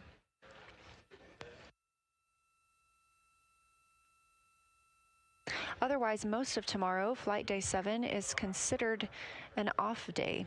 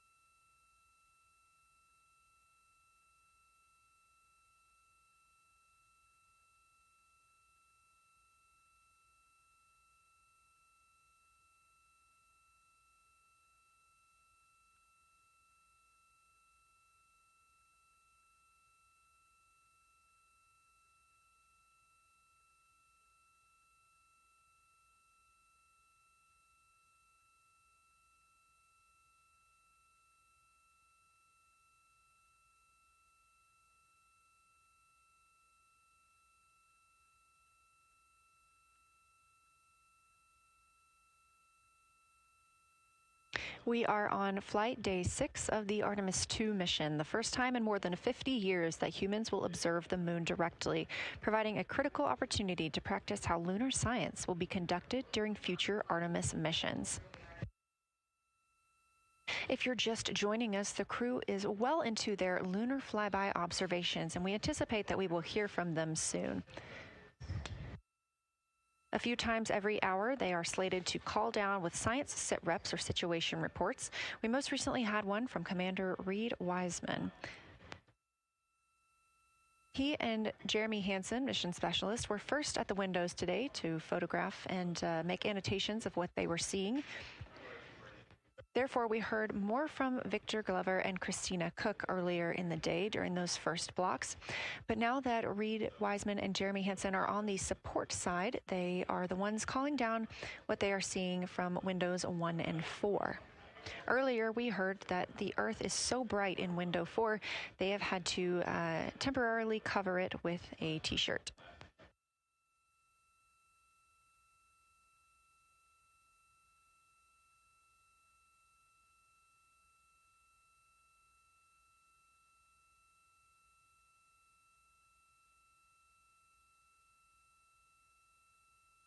The moon preserves a near-continuous record of solar system history that has been erased on Earth because the moon doesn't have an atmosphere. So things that we experience on Earth, like weather or plate tectonics, don't really apply.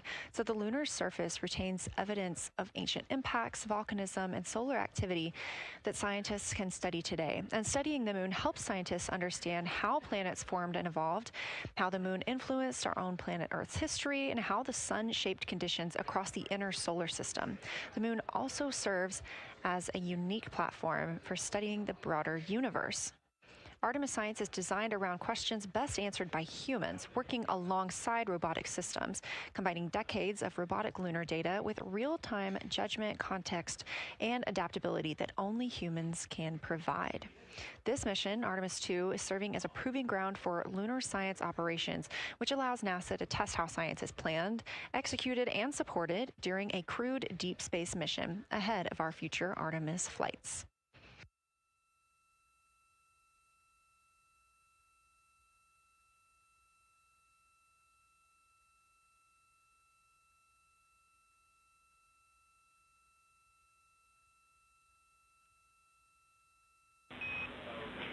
Integrity, time for a window team position swap. So Victor and Christina, please switch places if you've not done so already, and remember your SD card for the camera.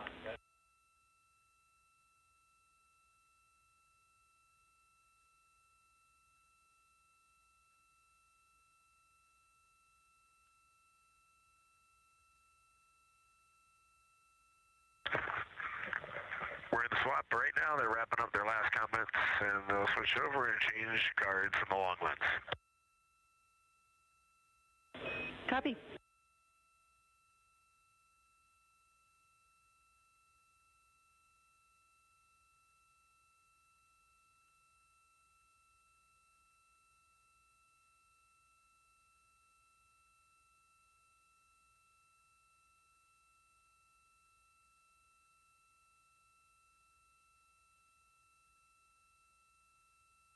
As you heard in that call, it is now time for the team members at the window to swap positions.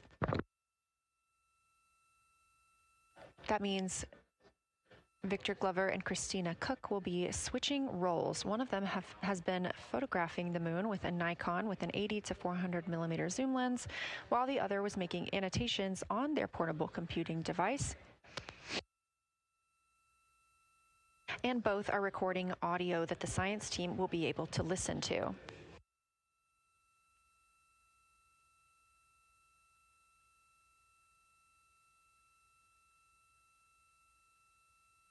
We are now 2 hours and 10 minutes until we expect to lose signal with the spacecraft as they fly behind the moon. And the next target for the crew is considered a crew choice event.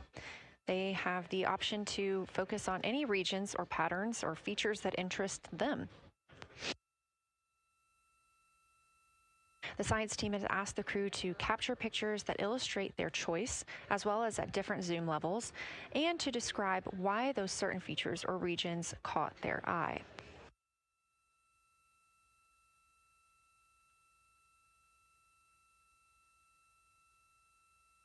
Those recordings are part of what are being saved on their PCDs, portable computing device that will be sent to the science team for analysis.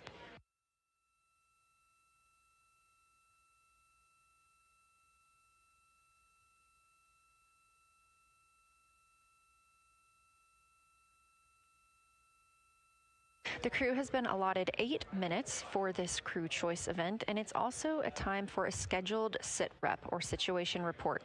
So we expect to hear them calling down what they are seeing soon.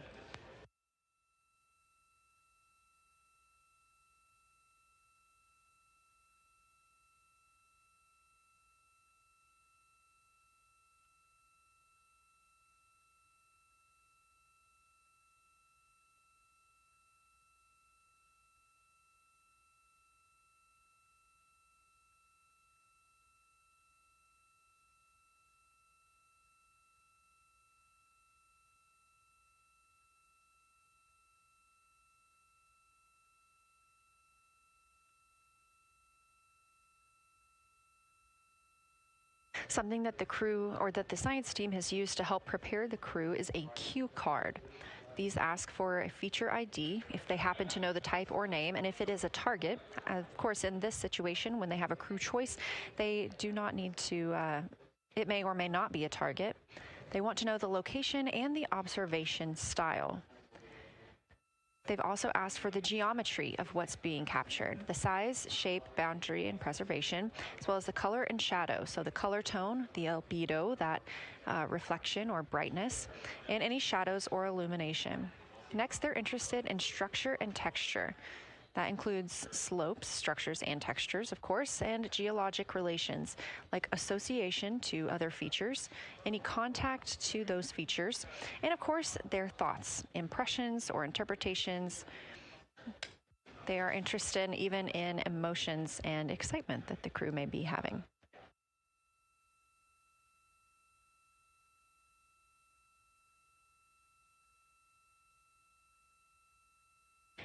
This flyby day has been practiced in many ways, even in sims here in Mission Control Houston. The team also conducted some field work, learning how to look for specific geologic features. They also photographed a large globe, and the science team helped them determine which features they would be targeting and how to look at those.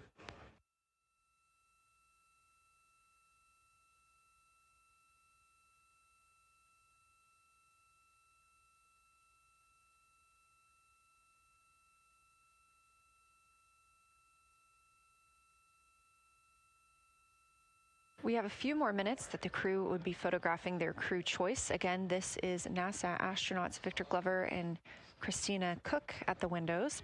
They will then move on to another discussion portion. This is for the far side albedo, that reflectiveness, and color that they are seeing.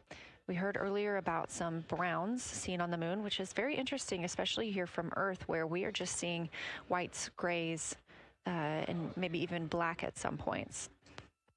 When they get into that discussion for far side albedo in a few minutes, the theme is looking to know how that color and albedo is, what those variations look like across the far side.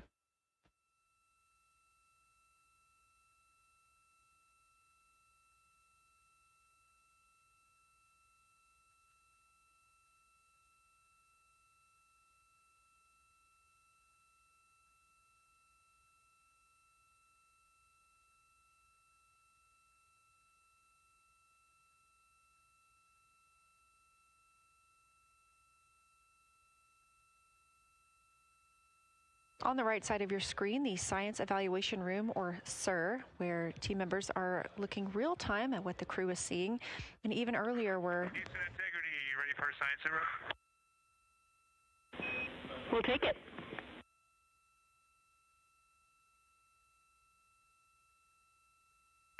Okay, the crew has swapped positions. They're in their crew choice element. I've been listening to both of them for a little bit, and they're really enjoying. They both decided to pick the Terminator, and they're spending a lot of time looking at the Terminator, just talking about the resolution that they can see, the depth of the craters, and the various interesting and unique excavations that they can see.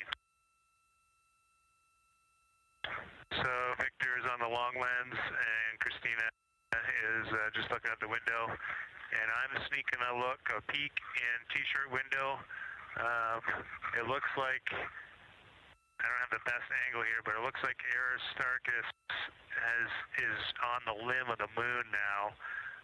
It's amazing how quickly it changes as we speed around the far side of the moon, stuff that's leaving our field of view, and now we have a lot of the dark side of the moon that, it's missing for us right now, but it would be in view if it was lit at all. Jeremy, Science, thanks for that sit rep. Do have a question. A few times we've heard you and the other crew describe change during the course of your flyby. Would be interested in future descriptions of more verbosity about how it's changing. Thanks for the great sit rep.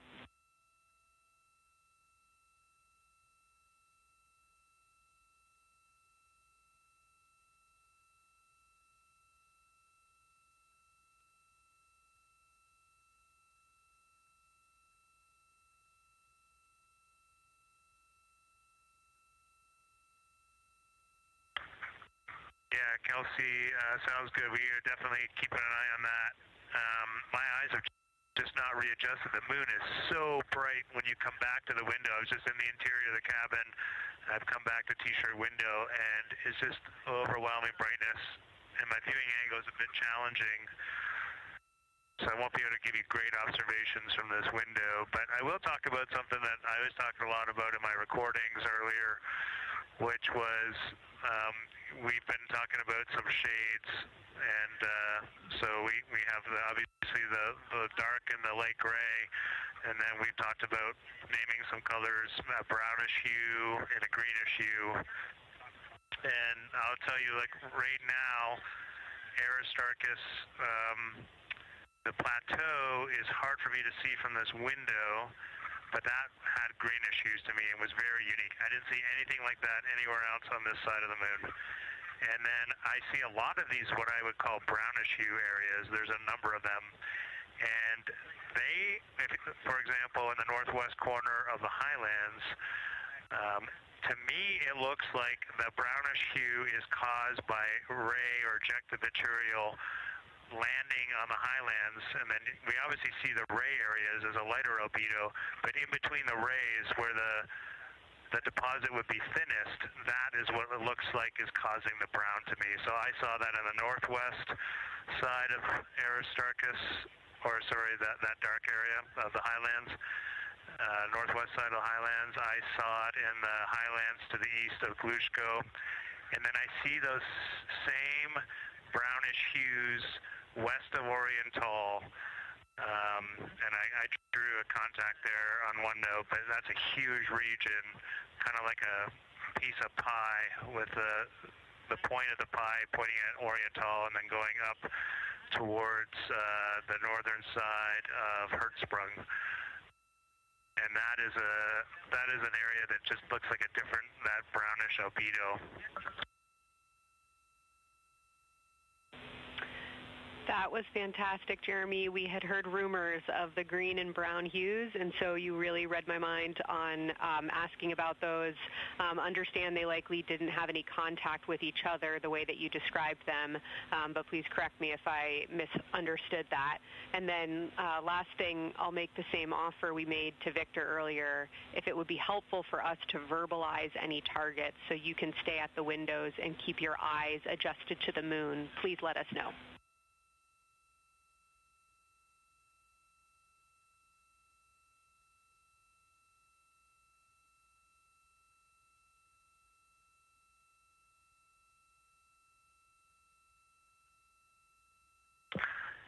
If you got something you want us to look at, Kelsey, you can send it on up.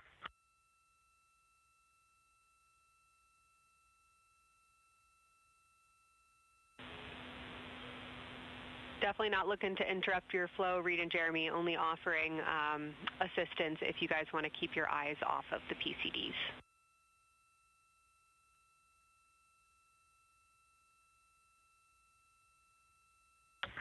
Oh, I see what you're saying. Okay.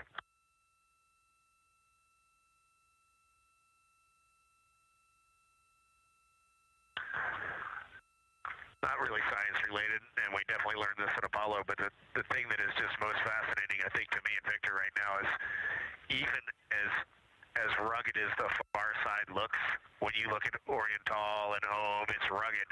But man, when you look at the Terminator, it is just like impossibly rugged, and it reminds you that the whole far side is that way. And just the Terminator is really bringing out the shadows and the hills and the valleys, and it is just, it's unbelievable. It's like no surface of the Terminator is not marked by a meteor impact, and it's just, it is very impressive to look at that, and you realize that that is true across the whole far side. You just can't see it due to sun illumination right now. Reed, Houston copies, and we were commenting on the same thing. Even from our view, the Terminator looks absolutely alien because there's just so much texture in there that we're just not used to seeing. So thanks for sharing that with us.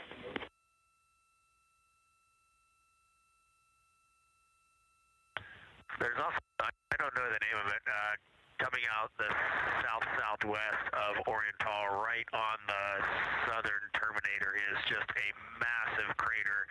I don't know the name of it. Maybe you can look on the solar array wing video and tell me it's right. It's the southernmost crater you see on the Terminator right now. We're looking for you.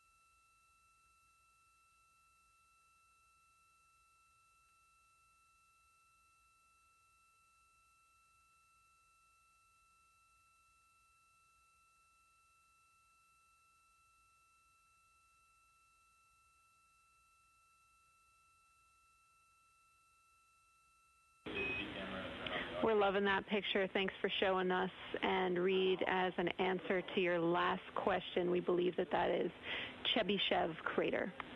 And the sir agrees with that.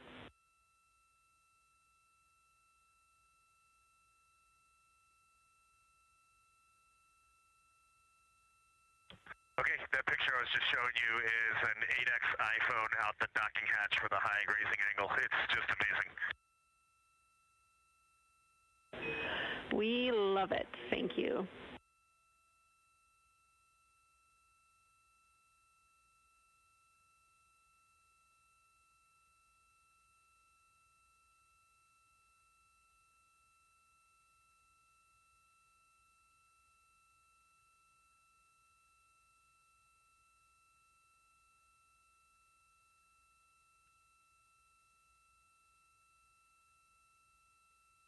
This is Artemis Mission Control in Houston, Texas. Mission elapsed time, 4 days, 22 hours, 12 minutes into the flight of Orion.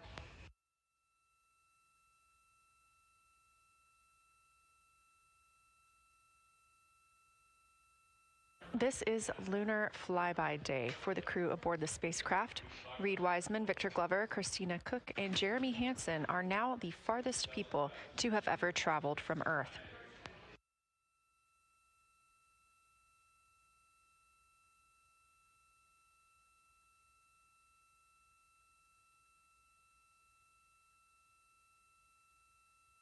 This a live view from inside the spacecraft. They have turned off the lights so they're able to see outside and photograph the moon better with no reflections from inside. And for a very brief moment there. Integrity Science, thanks for those iPhone views. It's helpful to see what you're seeing.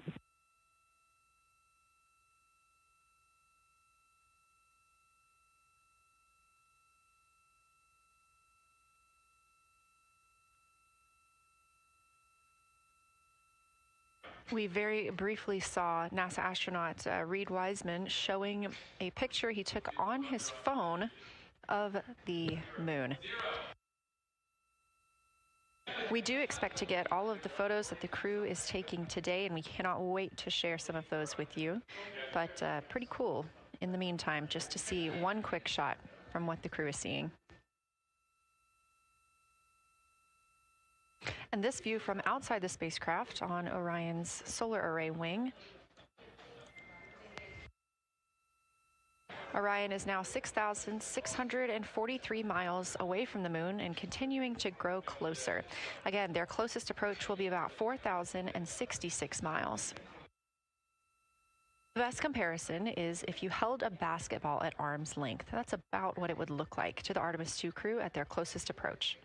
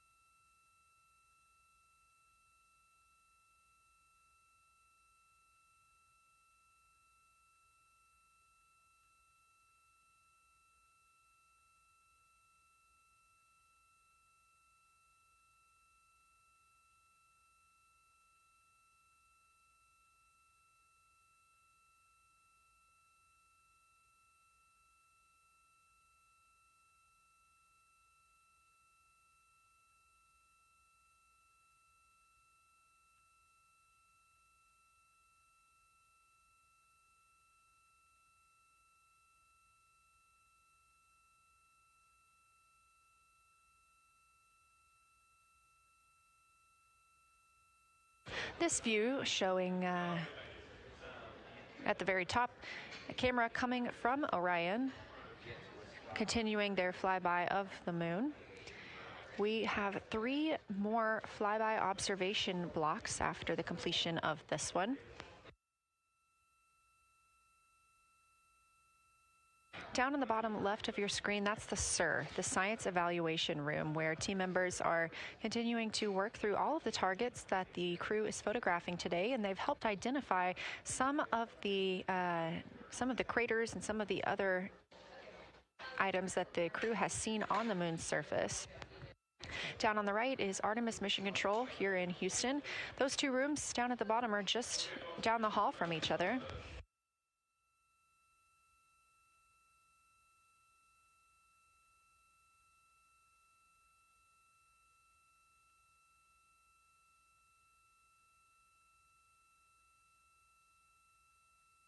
And we are just a few minutes away from the next cabin and window team swap. That means Victor and Christina, who have been at the windows, will fly to the cabin, the background essentially, and be their support crew for Reed and Jeremy. Reed and Jeremy will move back up to the windows.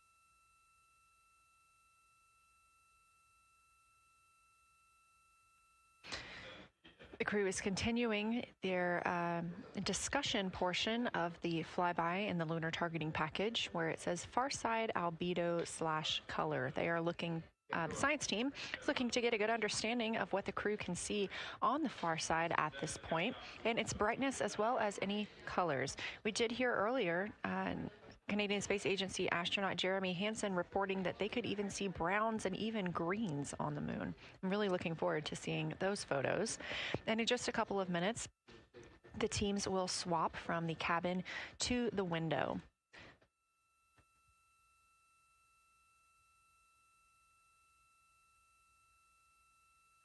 Another rundown of just how this flyby is choreographed inside the spacecraft today. So these activities have been timelined, and there are these 5 blocks of time during which the crew is going to be observing the moon from Orion's windows. Now we are just coming up on the end of the second block, and we'll start the third soon. So at any time during those blocks, 2 members are at the windows working in a pair. One is taking photos from window 2 and has a blue shroud over the window to help prevent any reflections from inside the spacecraft. They are also using an 80 to 400 millimeter zoom lens. And the other astronaut on the window team will be in window 3 using their portable computing device to make annotations. Now, again, both of those crew members are making audio recordings of what they are seeing, and we are not hearing that right now. Those are going to be downlinked later to the science team, who will evaluate them and use that data to inform our understanding of the moon. Those 2 crew members at the windows swap roles. Integrity Houston, it is time for another swap between the cabin and the window teams. So we have 15 minutes of handover time, and then we will expect Jeremy and Reed at the windows and Christina and Victor at the cabin. I have no new vehicle updates for you, but I do have a photo location for some photos on Ike's PCD, and I want to let you know that Jeremy's family have arrived in the viewing gallery.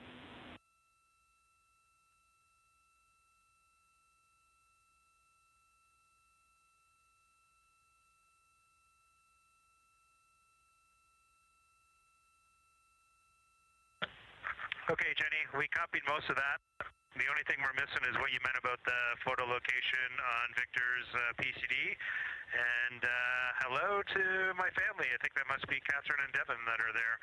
And I'm glad they made it into the viewing room. And we copy it's time for crew swap. The A team's coming out of the windows and the B team's going in. Okay, copy. All I meant to pass for Victor's PCD is that there are some late load photos that were requested that are now in his favorite photos folder. And you're exactly right. We have Catherine and Devin here. They give you a big wave, and they're super excited and happy to see part of what you're seeing.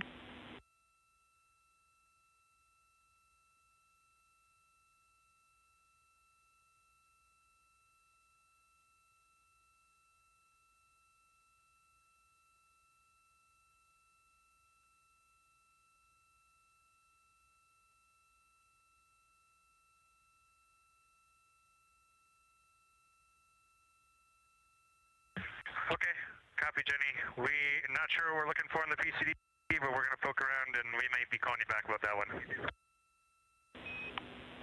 All right, that's no problem, and it's unrelated to Flyby.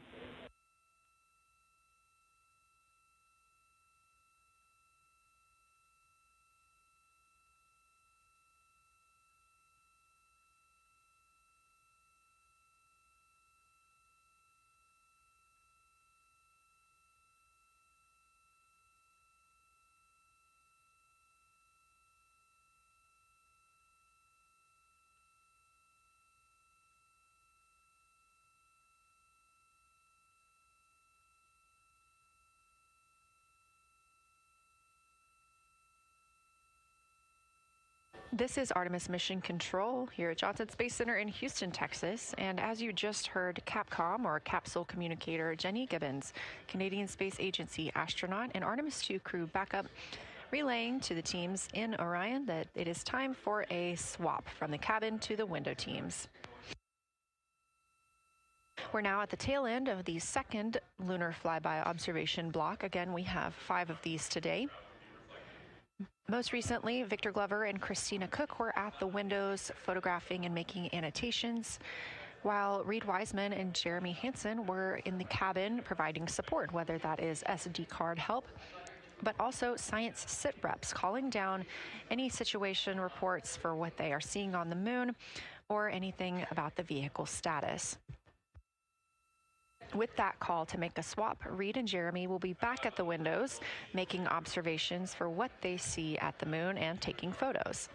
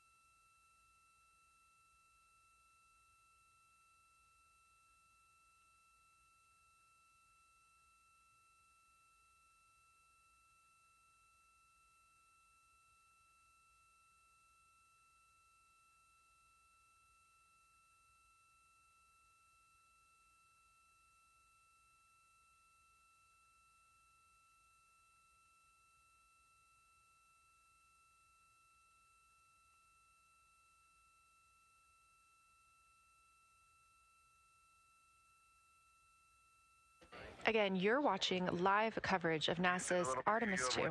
But something that's really awesome up here is we now have the moon and the Earth in window 3 simultaneously, and the moon is a gibbous, and the Earth is a crescent. And I'm guessing in about 45 minutes we'll have 2 identical crescents as we change our position in the universe. That is pretty darn cool. Thank you.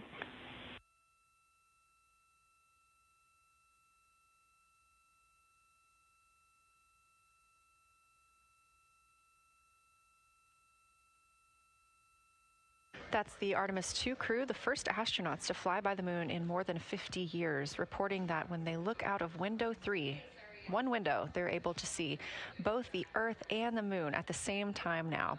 Now, obviously, our view is from a camera on the solar array wing pointed at the moon, and we hope to see that view of both the Earth and the moon soon.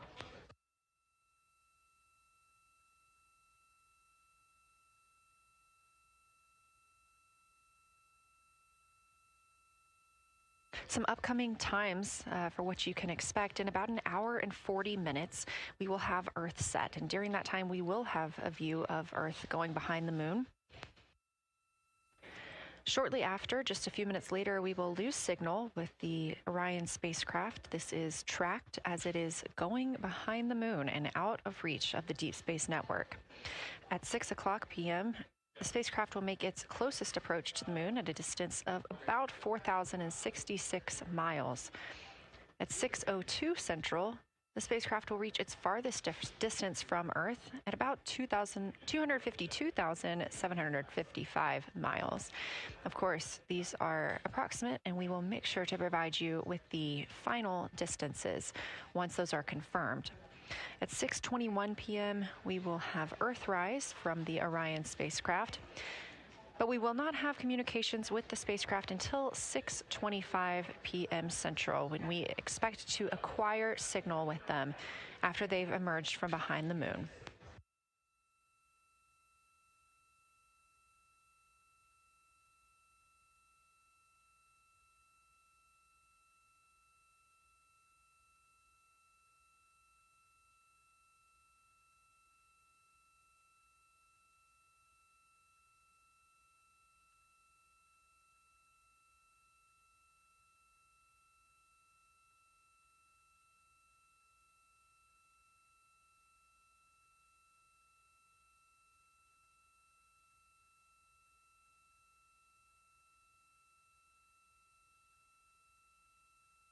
Again, you're watching live coverage of NASA's lunar flyby for the Artemis II mission, the first crew to fly beyond the moon in over 50 years.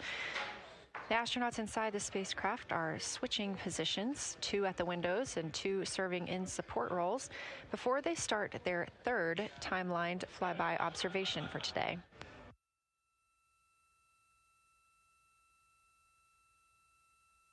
We've heard great calls from the crew so far describing what they're seeing, all well trained by the science team here on the ground.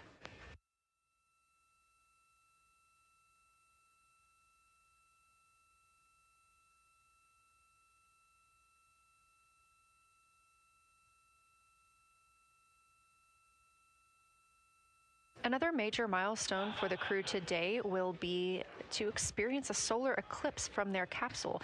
No one on Earth will experience this solar eclipse.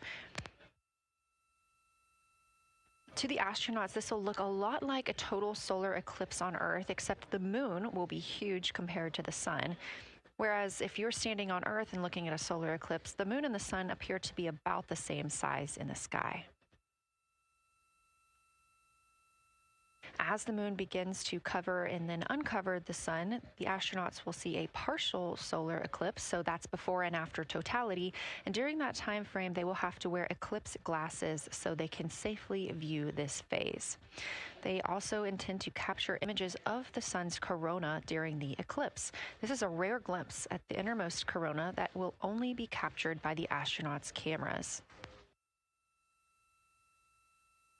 During the eclipse, we also look forward to the crew members describing what they will see, which includes unique light features like the shape and size of the corona and potentially even lunar dust. At the same time, Venus, Saturn, Mars, and Mercury will be near the sun, so they may be able to identify what part of the sky they're looking at. This can help train future Artemis astronauts on what part of the sky they're seeing, which is useful knowledge in challenging situations when they may need to rely on that information instead of instruments for navigation and orientation. That eclipse window will last about an hour, and it'll happen near the end of the day today, closer to 7:35 p.m. Central, 8:35 Eastern.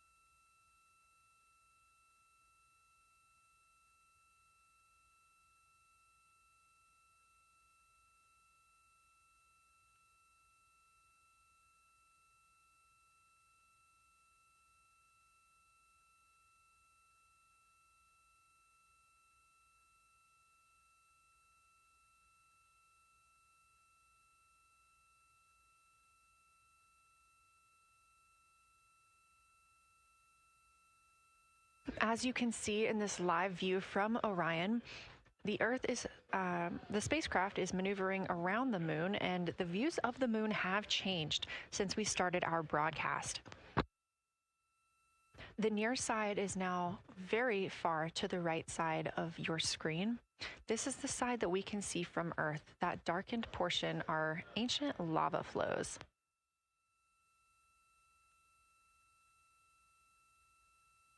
The crater down towards the bottom of the moon is Orion, and this is a crater that was previously never seen before by human eyes until this mission.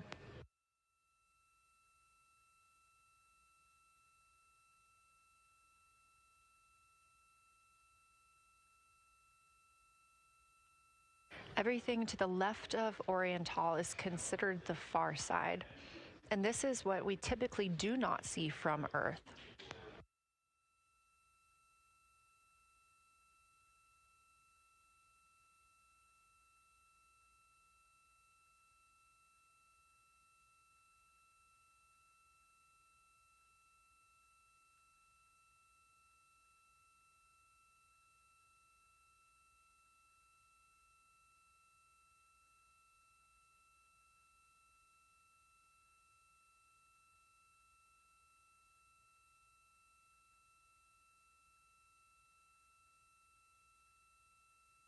And just a reminder about this view, this is coming from a GoPro camera mounted on the tip of one of Orion's 4 solar arrays.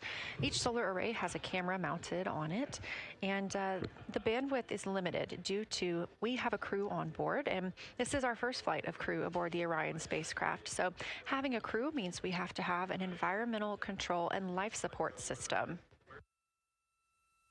There's a lot of data around, a lot of data to bring down for the crew members to keep us up to date on everything happening aboard the spacecraft. So we have to share our bandwidth when it comes to imagery and data.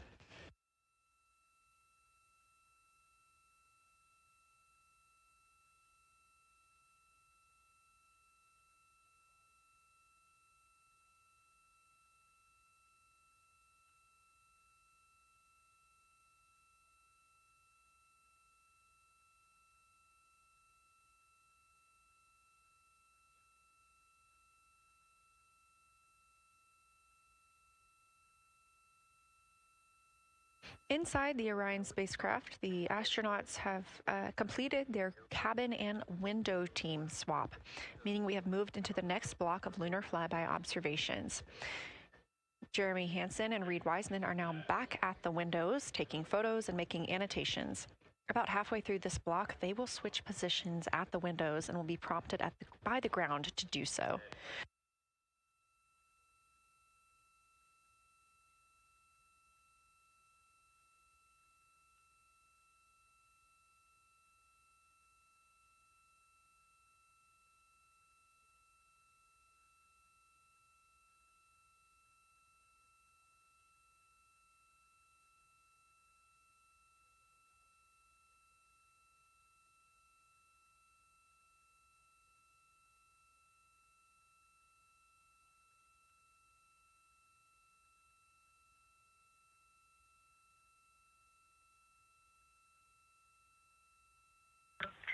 Houston, integrity for SITREP.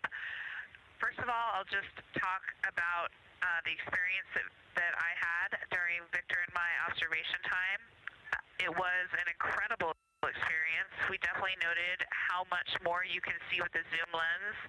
Even though we have a great visible eye image, there's just a lot of texture that just pops right out at you when you can zoom in. So almost just using it like a telescope, the camera lens. We really enjoyed our discussion time. That was a great innovation on the lunar targeting plan. We were both able to describe a lot more kind of with flow, I would say, when we were talking to each other. And it was also, we sort of were able to bounce ideas off of each other and come to new conclusions. We had, I think, a very successful talking through of some contacts between different color areas, both in the mare and in the highlands, and we identified some really unique texture areas as well. At one point, towards the end of the images of my time in window 3, I just had an overwhelming sense of being moved by looking at the moon. It lasted just a second or two, and I actually couldn't even make it happen again. But something just drew me in suddenly to the lunar landscape, and it became real. And the truth is, the moon really is its own body in the universe. It's not just a poster in the sky that goes by. It is a real place. And when we have that perspective and we compare it to our home of the Earth, it just reminds us how much we have in common. Everything we need, the Earth provides, and that in and of itself is somewhat of a miracle, and one that you can't truly know until you've had the perspective of the other.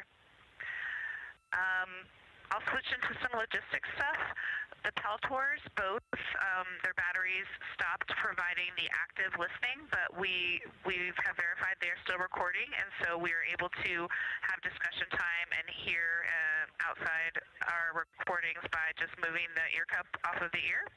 Other than that, everything's working well technically, and we've been able to find all our targets, and we're having a really great time. Thanks, Christina. We copy those logistics for the Peltors, and also thanks for bringing us into the cabin with you with that description.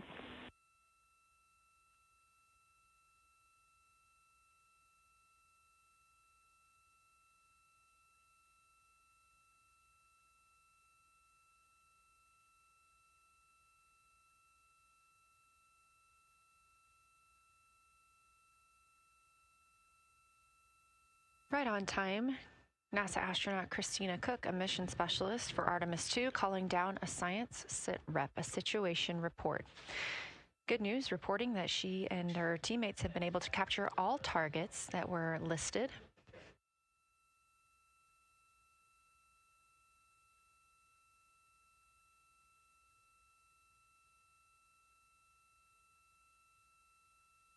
Christina also gave a vibrant description of just how it feels to be there and to see the moon up close and not just something passing in our night sky.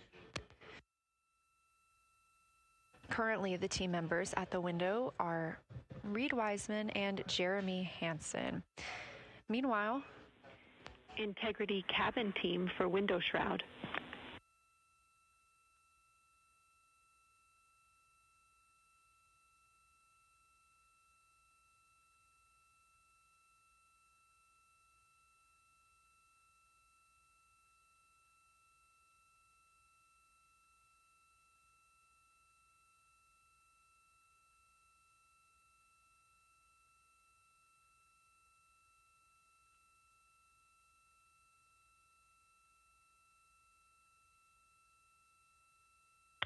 We're listening. Go ahead, Jenny.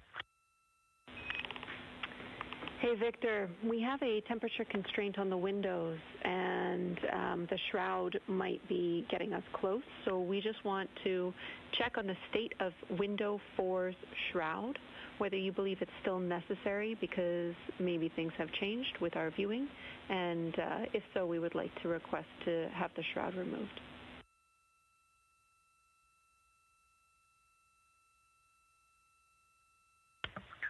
Houston, we believe it is necessary. We pulled it off just as a corner. It is very bright. It definitely would affect our night vision and maybe comfort. But is there a time? Can you tell us when we would have to take it off by?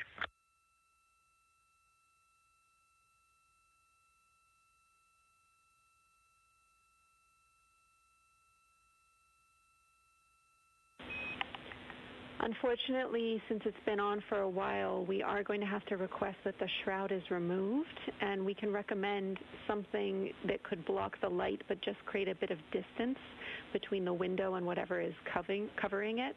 Something like a T-shirt would do the trick and help.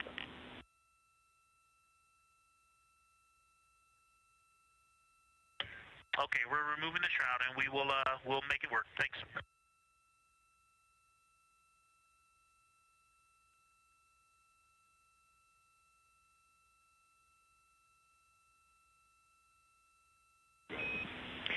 Thank you, Victor. We know it's pretty bright in there now with that window uncovered. We will also offer that airflow on the window would be helpful. So if you want, you can also retrieve the condensation hose, which should be friction fit onto one of the diffusers. And that on the window would also help.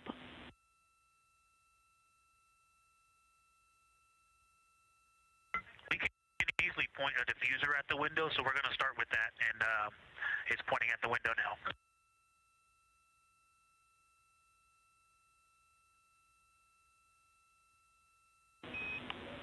Okay, we'll take that, Victor. Thank you. Please keep us updated.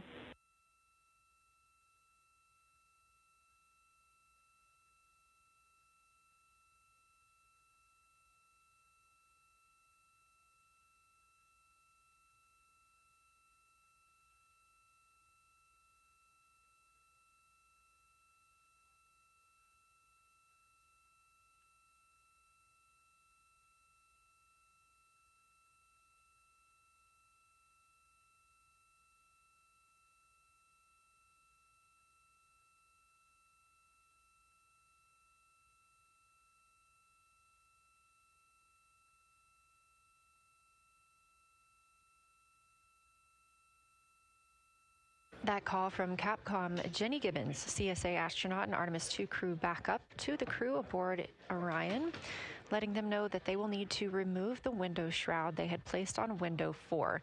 They initially placed that shroud there to block out some of the light from the Earth. It was extremely bright coming in the cabin and interfering with some of their viewing opportunities out at the moon.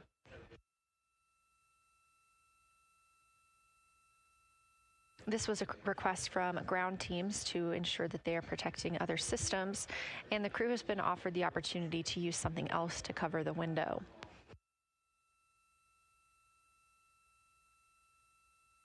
Meanwhile, Reed Wiseman and Jeremy Hansen continue with their lunar flyby observations. They have just looked at Glushko Crater. That's about when we heard that call down from Christina Cook with that description of everything she had been seeing during her her observation period and what she was seeing at that time. The science team asked this crew to take centered images of the entire crater and their ray system in one frame. They're also interested in knowing the brightness, texture, and extent of Glushko's rays and how they differ in the mare, or that sea area, versus the highlands. Glushko is considered a young lunar crater, and these observations can help understand material properties of those craters.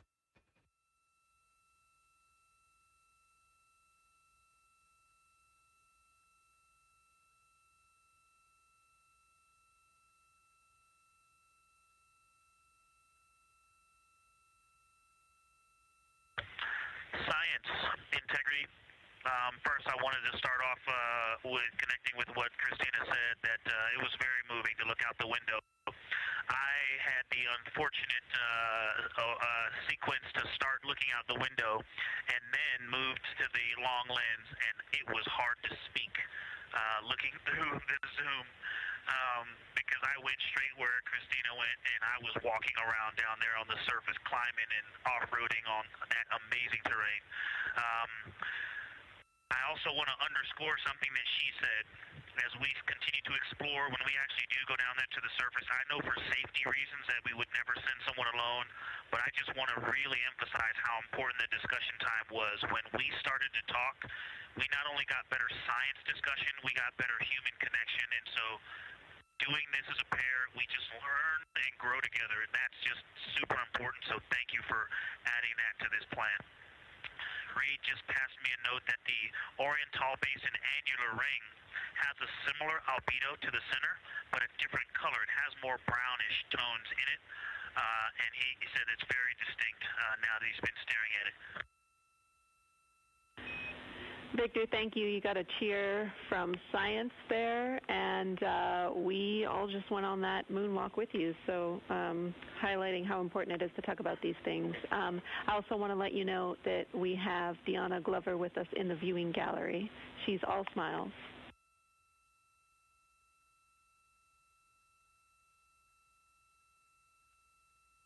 Well, you just got a bunch of cheers up here. Hey, babe.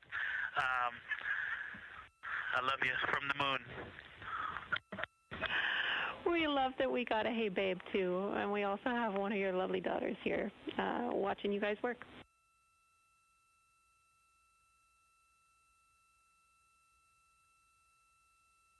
Thank you guys for doing that and for supporting them through this.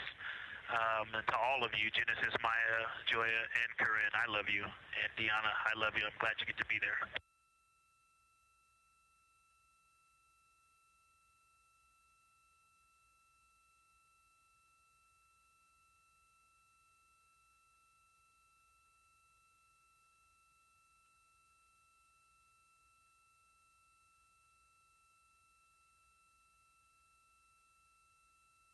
We've had some really sweet words from the crew members aboard Orion today, as their families have been able to filter in and out of the viewing room here at Artemis Mission Control at Johnson Space Center in Houston. Victor Glover also giving a great science sit rep and just a description of how it must feel if you were down on the lunar surface while he was looking through that 80 to 400 millimeter zoom lens. He also expressed how important it was to be able to talk through that real time with Christina Cook and stressed the importance of that on future missions, that it not only made their discussions better, but also more human. Glover and Cook are in the support roles right now, not taking photos or making annotations at the windows, but they are also encouraged to have their midday meal at this time. For lunch today, those two crew members have options of beef ravioli, salmon, butternut squash, sweet and savory kale, pickled beets, cherry blueberry cobbler, tuna noodle casserole, tomatoes and artichokes, broccoli, and chocolate peanut butter bar.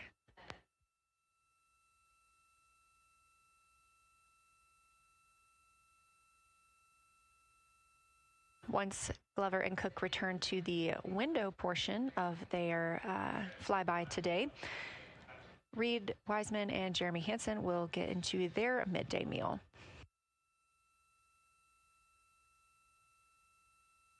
Again, this is the third of 5 scheduled blocks for our lunar viewing today, and if you were watching at the start of the broadcast, you can definitely tell the difference in the distance from the moon.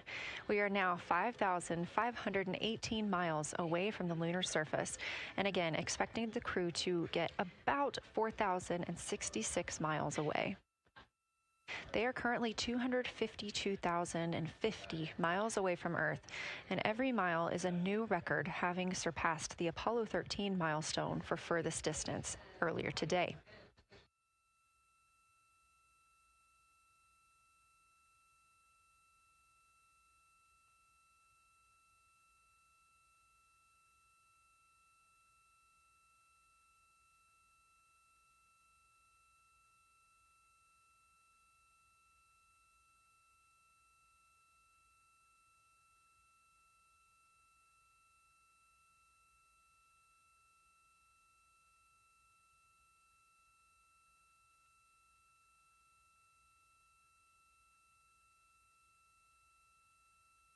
If you look down to the bottom right of the moon in that darker looking area, that is Orion Basin.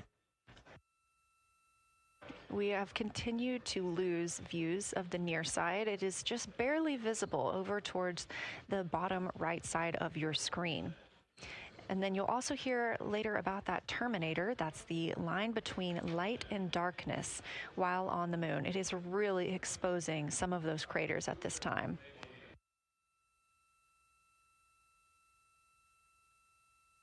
A couple of the other features in view right now are Hertzsprung Basin and Vavilov Crater.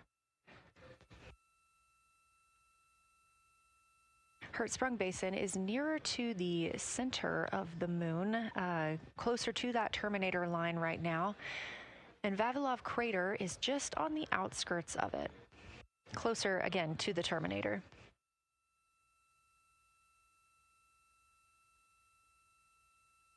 Towards the bottom of the moon and to the left of the terminator line, or currently shadowed in darkness, is Apollo Basin.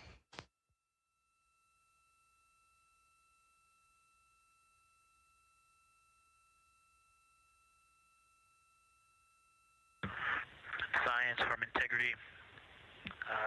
Let me find out how far we are from the moon right now. But our view is about a third of the moon is in eclipse.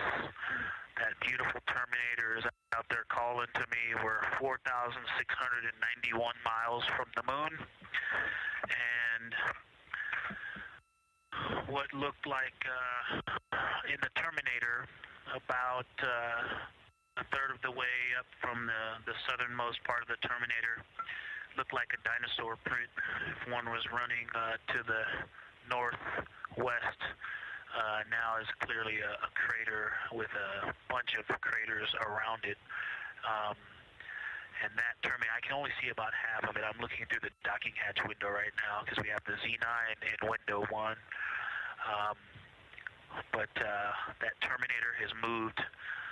I guess I've been using Vavilov the whole time, so it's gone 2 more Vavilov craters to the west, and so a few more features are starting to peek out into the sunlight there with that low sun angle, and so you still have ridges and valleys showing up very clearly. A very jagged terminator, and a few islands of light out there with some high elevation shining in the sunlight in that darkness. And on the eastern side of the moon, let's see, Grimaldi appears to be one of the farthest east features, and that is maybe 5 degrees from being right on the limb and going off over the horizon. It is interesting, just looking at Oriental, that my first impression of it is all of the dark areas appear lighter, which I think makes sense because it is now facing, well, it's still relatively the same to the sun, but my angle to it is different. So I'm looking at it from a little more, even further to the side as we pass it. But all the darker features appear to be just a little bit lighter from this vantage point. The darker ring structure in the outer and inner ring and the interior, as well as the annular ring portion, everything seems to be just a smidge lighter at this point. Thanks for that description, Ike. Any additional words you can provide on Oriental would be wonderful, as that is such a high priority target for us. And while I have you, as we get closer to target 15, which is the Terminator target, if you can find Zeeman Crater again that you were looking at earlier, everything to your left of Zeeman would be getting into the South Pole Aiken area to help you orient yourself.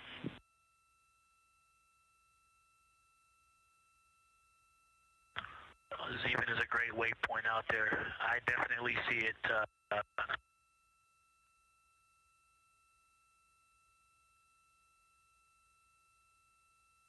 Yeah, Zeeman is very easy to find, and that is awesome. Thank you for pointing that out. Feel free to do that as often as you think of things.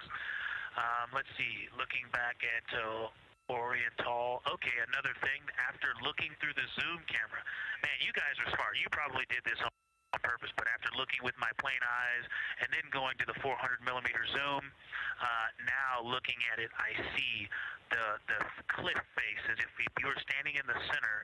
That inner and outer ring have definitely some real terrain to them, and now I can see that as terrain. Now that I look at it even with my naked eye, I can tell that there's a lot of elevation and that, like I said, a cliff face on that eastern edge where all the darker deposits are. And it's just the scale now.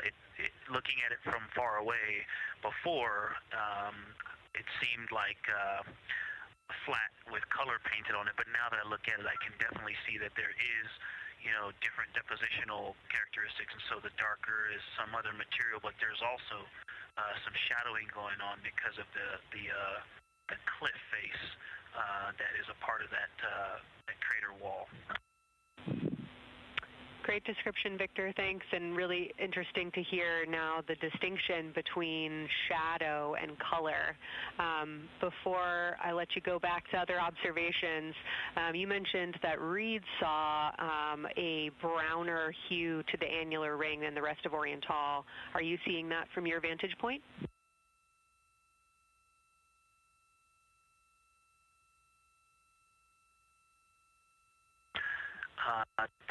The way that I'm looking at Oriental, again, I'm still in the docking hatch window. There's like a thermocouple right here in the center of the window, and it is the orange Kapton tape color, and so it is unfortunately, it's like trying to look at stars, next to a metropolis. I think it's drowning out any color that I could pick up from the moon. I am not able to see that color, but I have not looked at it through one of the forward face, from one of the windows 1 through 4. I think when I get away from this Kapton tape strip that I would be able to see the variation that Reed's talking about. That is great feedback operationally. Thanks, Victor. I'll leave you to it.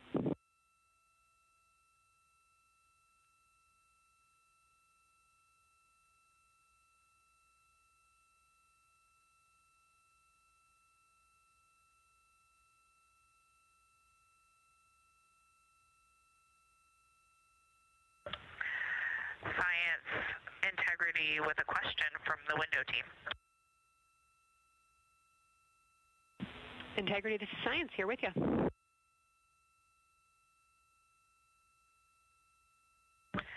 Yes, they have a question to help inform a theory that they're sort of tossing back and forth. What is older, the Mare seas of the near side or Oriental?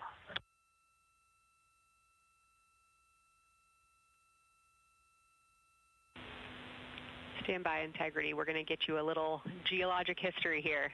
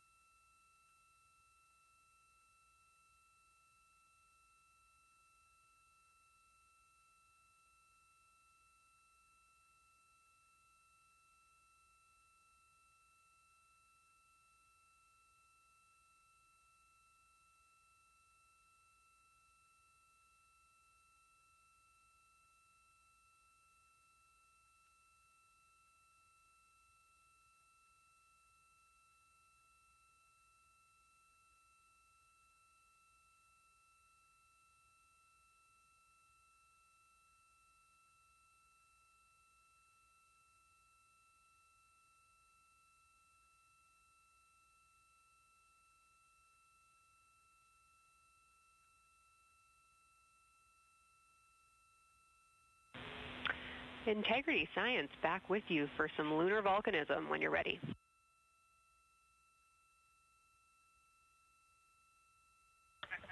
Go ahead. You're making our day down here getting to talk about lunar volcanoes. Oriental, as far as Mare go, is younger than almost all of the Mare on the near side. The exception are features like Aristarchus, which really pop out to you guys and really pop out to us here on Earth. That is younger, but other than that, Oriental is pretty young as far as Mare go.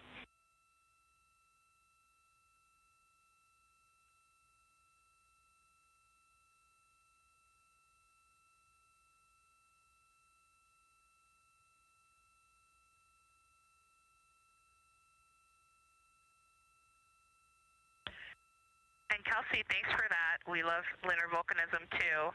How about when the actual crater was formed?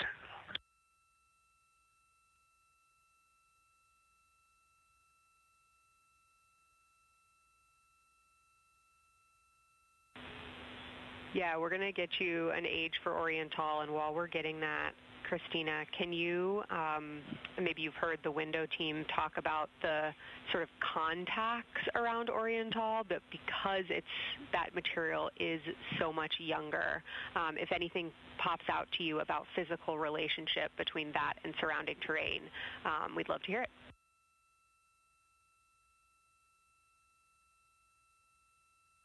Yeah, definitely. They are discussing a contact relationship that could explain some of the color that they're seeing in certain areas. And so it was really about the ejecta of the creation of the basin and understanding the superposition of its ejecta and Mare on the near side or other features. So thank you. We'll take the insight when you have it.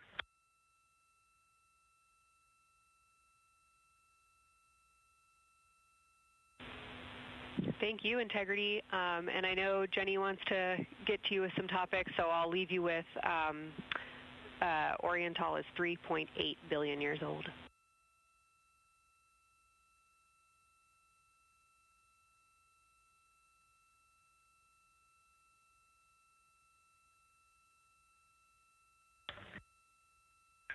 Copy that. So that's on the older side. The actual basin is very old. Correct. As is the case with a lot of mare, typically the big basin formed, and then the volcanic eruption was able to punch through the crust where it was weakened by that basin formation.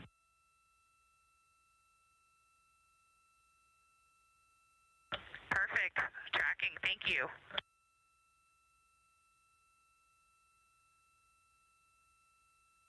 NASA astronaut Christina Cook calling down some questions to the science team on console. The voice you're hearing with those answers is Dr. Kelsey Young. She is joined by Trevor Graff on console today. Christina asking about the age of Orion Tall, and specifically the mare regions. Those are those dark regions that you see. They are paved or filled by volcanic deposits.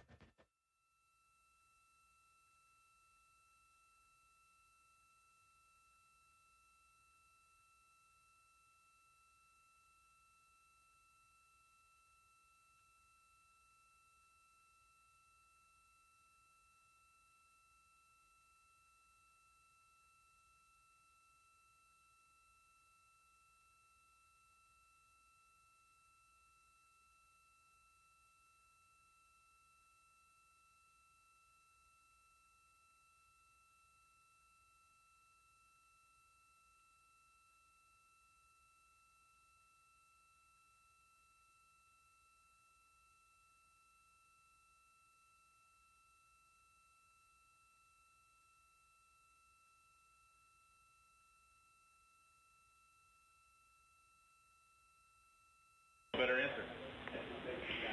Integrity, it's about time for a position swap at the window. So we will ask Reed and Jeremy to swap positions, and I'll remind you again about your SD cards. And Victor or Christina, I have one window task for the cabin team when you're ready.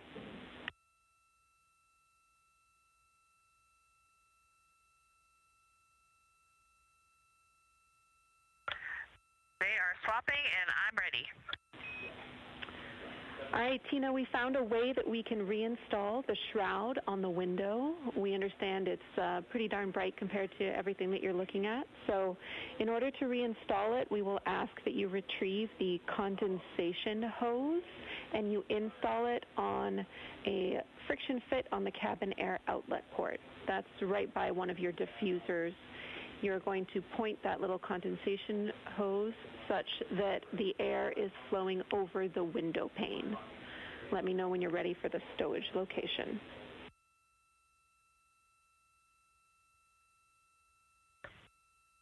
Ready.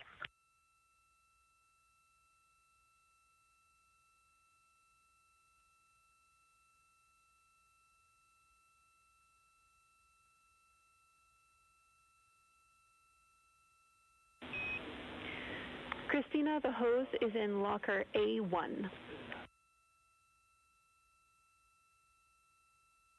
The crew has gotten a go to reinstall that window shroud they were using to block some of the earth shine. Copy.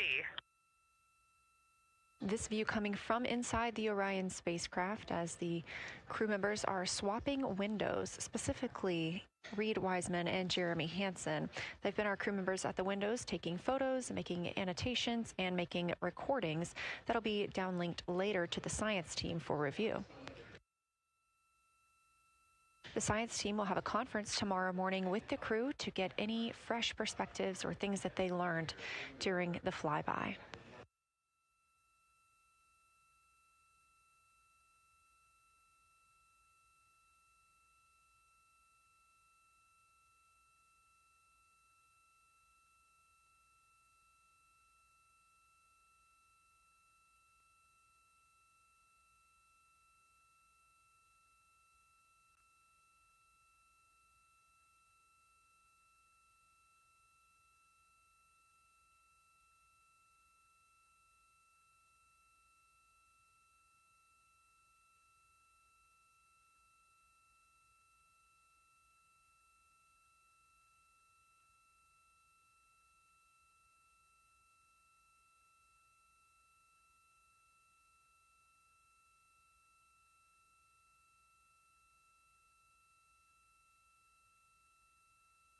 Again, we are now in the third of 5 observation blocks for the crew scheduled for today.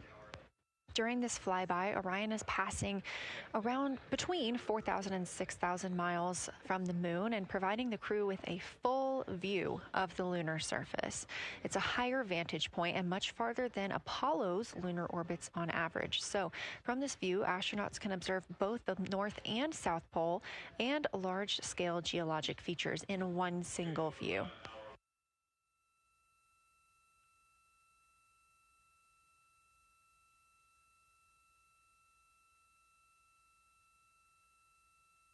We are now just under an hour until Orion passes behind the moon, and we lose communication with the crew.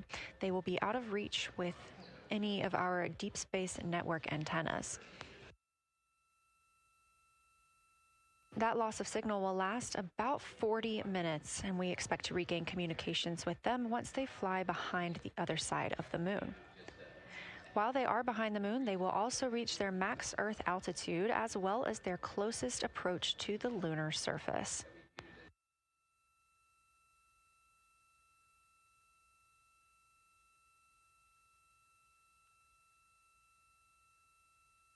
The view you have right now is a live stream from a camera on Orion's solar arrays. You are looking at a live view of the moon, and 4 people are inside that spacecraft taking pictures of it, telling us everything that they are seeing. The first humans to do so in over 50 years. They'll be sending those pictures down for all of us to enjoy, and of course, especially the science team, who are very excited for what they are learning today.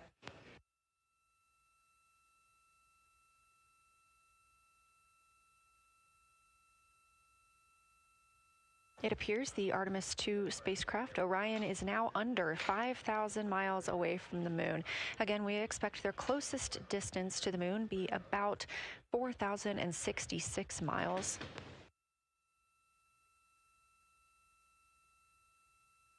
That is an estimate at this point, and we will make sure to share that closest approach distance once we receive it.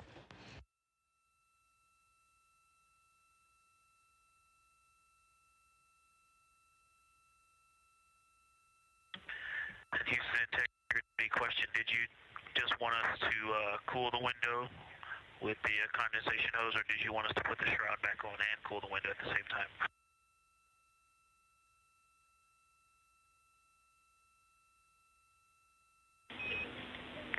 Victor, we definitely want you to cool down the window with the condensation hose. It's crew preference whether you put the shroud back on. The hose will allow you to do that if it helps with your lunar flyby.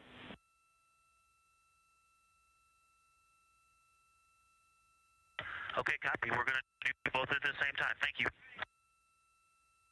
Houston copies.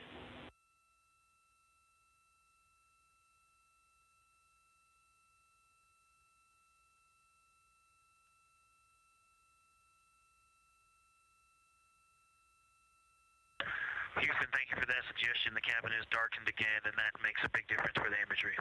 And for science, we are now seeing a half moon.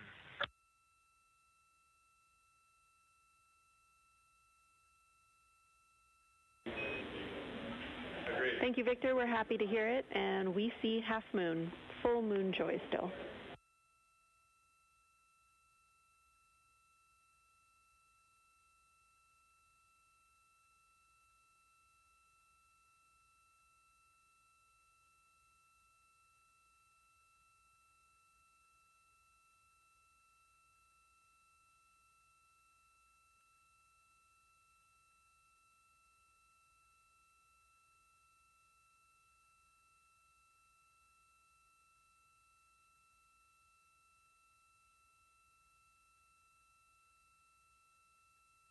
Crew reporting from Orion that they are seeing half the moon, which is about what it looks like here from this view from the spacecraft. However, what has become a little bit of a catchphrase for this mission, everyone is reporting full moon joy.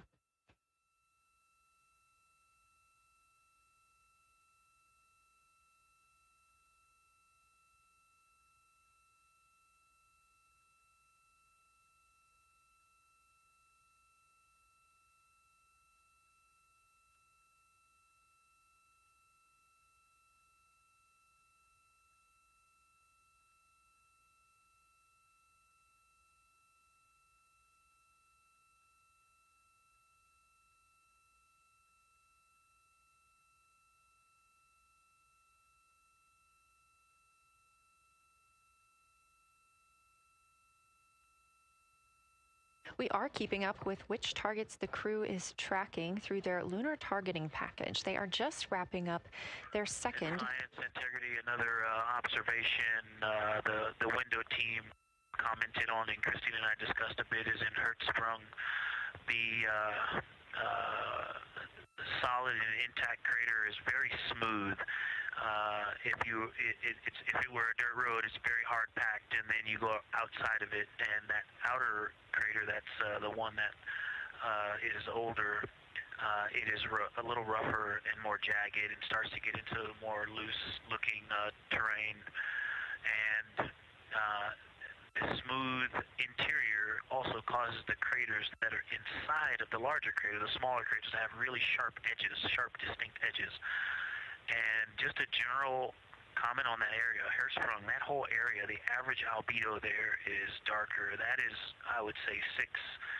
And the average albedo around Oriental and between Oriental and Ohm, excluding the wedge, the darker wedge, is more on the 6-7. And that they also seem to be different texturally. Christina described it earlier around Hertzsprung, and then from Hertzsprung toward Oriental, there appears to be a frozen, a rippling pond, but frozen, or like choppy waves when it's windy out, choppy water, and then it freezes instantly. That's the texture. If you walk down there barefoot, it looks like it would be hard on your feet, like lava. After it's cooled, it would be pokey. Except for right there in the center of Hertzsprung, it looks paved, like a paved road, nice and smooth.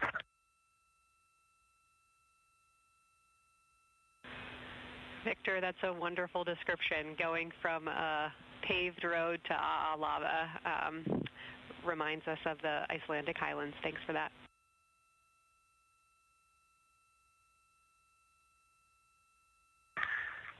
In science, another in the interior of the very intact, the interior of the intact crater at Hertzsprung is albedo variation. I think I heard one of the window crew maybe say color variation, but definitely albedo variation. There's lighter patches and slightly darker patches.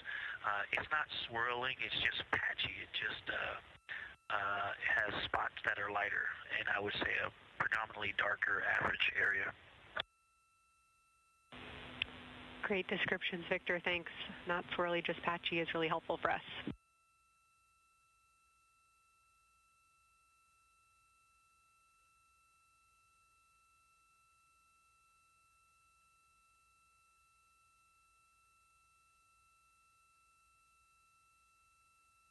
Really great descriptions coming from Science. The window team is hitting all the targets. They are on the plan and starting the discussion of the Terminator. And boy, I'm loving the Terminator. I think I know it's not purely a moon feature, but what it does to the features of the moon, to the terrain, I've probably spent the most time describing into my recordings and thinking about and looking at the Terminator. There's just so much magic in the Terminator. The islands of light, the valleys that would look like black holes. You'd fall straight to the center of the moon if you stepped in some of those. It's just so visually captivating that the Terminator is the most striking thing that I've seen so far. We've been loving your evocative descriptions, Victor. You really are bringing us along with you, and we're following along with visualizations that pale in comparison to your descriptions. Thanks.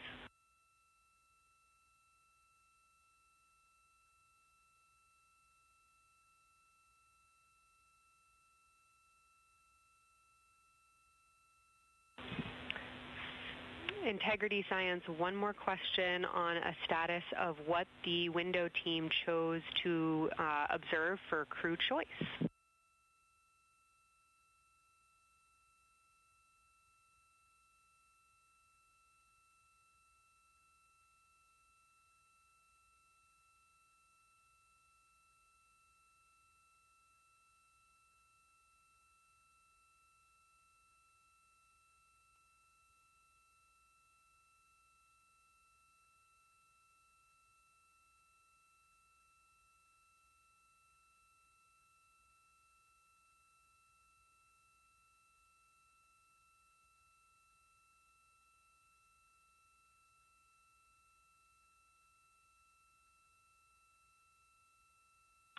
Window 2 talked about Vavilov, look for suspended dust, and the Terminator. And window 3 about the experience and about the three-dimensionality of the moon this close. Wonderful. And another observation about Oriental, I would say, is the features going off to the southwest, the two large, almost look like scratches in the surface.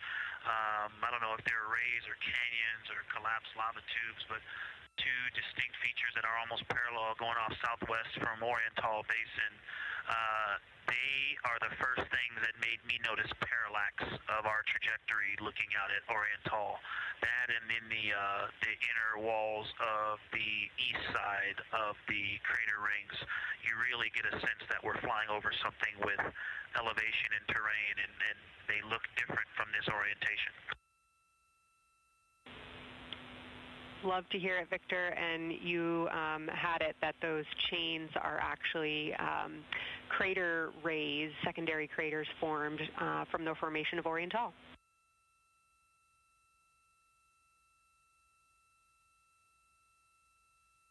Yeah, speaking of crater rays, the crater rays that are going off to the northwest,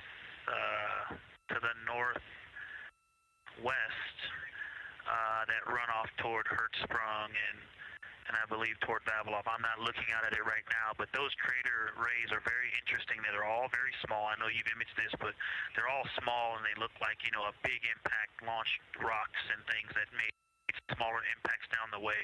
But something very interesting, and again, you can see this in imagery, but some of them are parallel, and then some of them converge toward the center of Oriental. And then I think I even saw some that maybe diverge, which not diverge, but that are convergent, which indicate multiple large impacts that created a lot of secondary impact crater rays. Fantastic, Victor. And I'll note that we can infer that you're looking down at your freshly named Integrity crater, which is near the end of one of those beautiful crater rays from Oriental. Thanks for the description.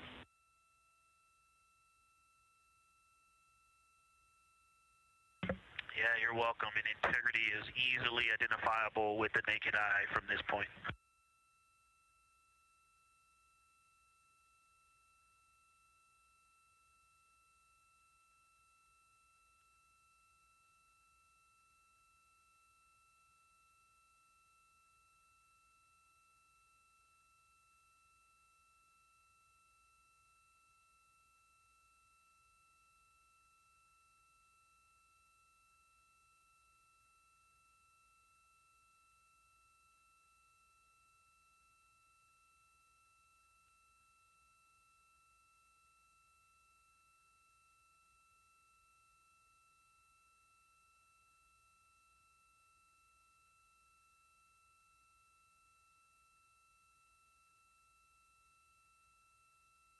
We've been hearing some great situation reports from Victor Glover, the pilot of the Artemis II mission, calling down to the science team, letting them know what he is seeing. And one of those things is Hertzsprung Basin. If you look just to the right of the Terminator, that is the difference between light and darkness on the moon. You can see what he's describing when he says Hertzsprung Basin and how it looks a little bit paved in the middle there. It's almost in the very center of the moon in this view, coming from the Orion spacecraft and a camera mounted on its solar array.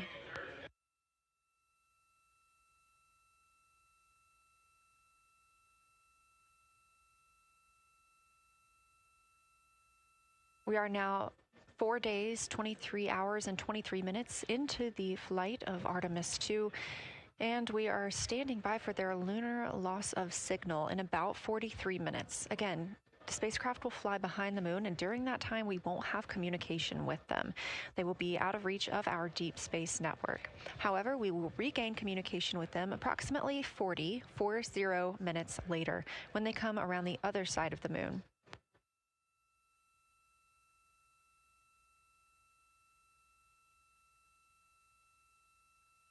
The crew aboard the spacecraft are currently discussing the Terminator, that difference between day and night. The science team is interested in learning about the topography and the color of the lunar surface, and it's already been very interesting to hear that they have seen colors like greens and browns while looking at the moon. Some of the questions that they are hoping the crew will discuss are how do the quantities and sizes of craters and mountains vary along the terminator, and they are looking for the crew to describe the topography of features along or near the terminator. They're also looking for more information on any color or tone variations, and they're hoping that the crew will take images to illustrate their findings. Glover reported earlier that the crew has missed none of their targets when they are photographing at the window. We aren't hearing the conversations that the crew is having right now, but these are being recorded to their personal computer devices, PCDs, and those will be sent down to the science team. The science team will have a conference with the crew tomorrow morning to discuss their findings and experience when looking at the moon today.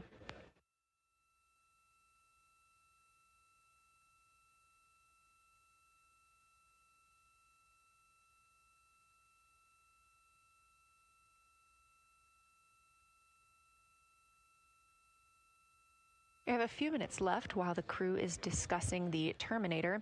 And if you're just joining us, you're looking at a live view of the moon, our moon, from the Orion spacecraft and a camera on its solar array. Inside that spacecraft, 4 astronauts, Reed Wiseman, Victor Glover, Christina Cook, and Jeremy Hansen, the first 4 people to fly around the moon in over 50 years.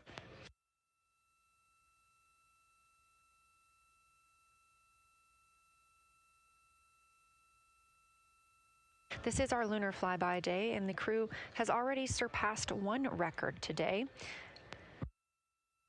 The crew passed the Apollo 13 distance record at 12:57 p.m. Central, 1:57 p.m. Eastern.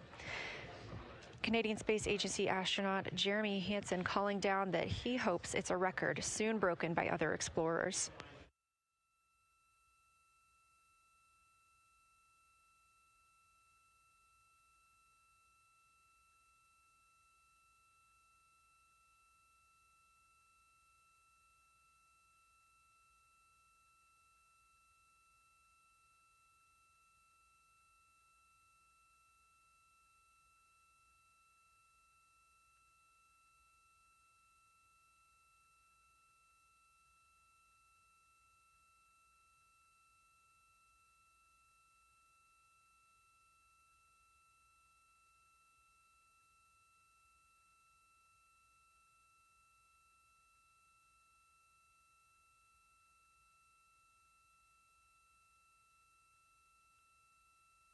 We are live in Artemis Mission Control in Houston, Texas, monitoring the flight of Artemis II.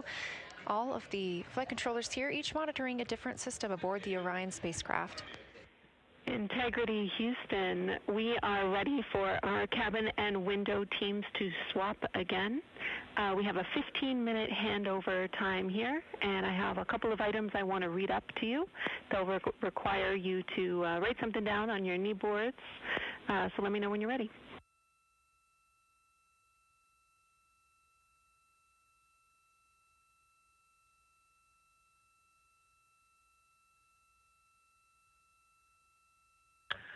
Okay, Houston, we are ready.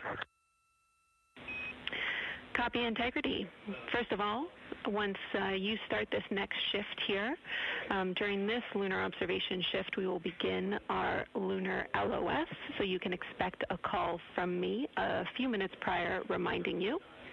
And second of all, FLYDO just sent us updated altitudes and METs for lunar closest approach and max Earth altitude. Let me know when you are ready to write those down. They differ slightly from Optimus.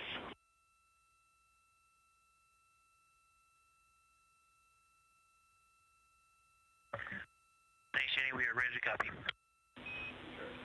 Lunar closest approach will be at MET 5 days, 0 hours, 25 minutes, 34 seconds, and the altitude will be 4,067 statute miles.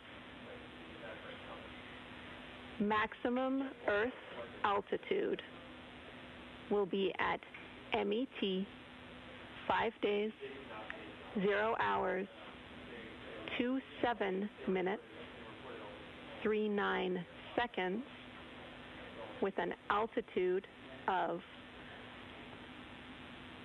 252,756 statute miles.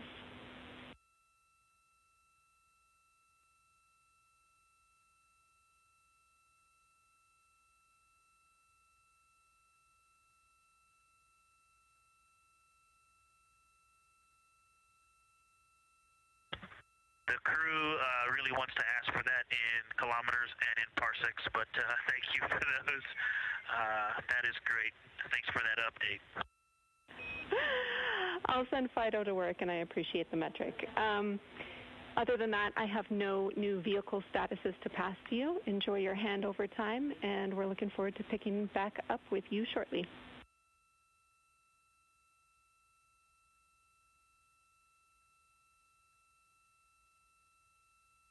All right, we'll talk to you shortly.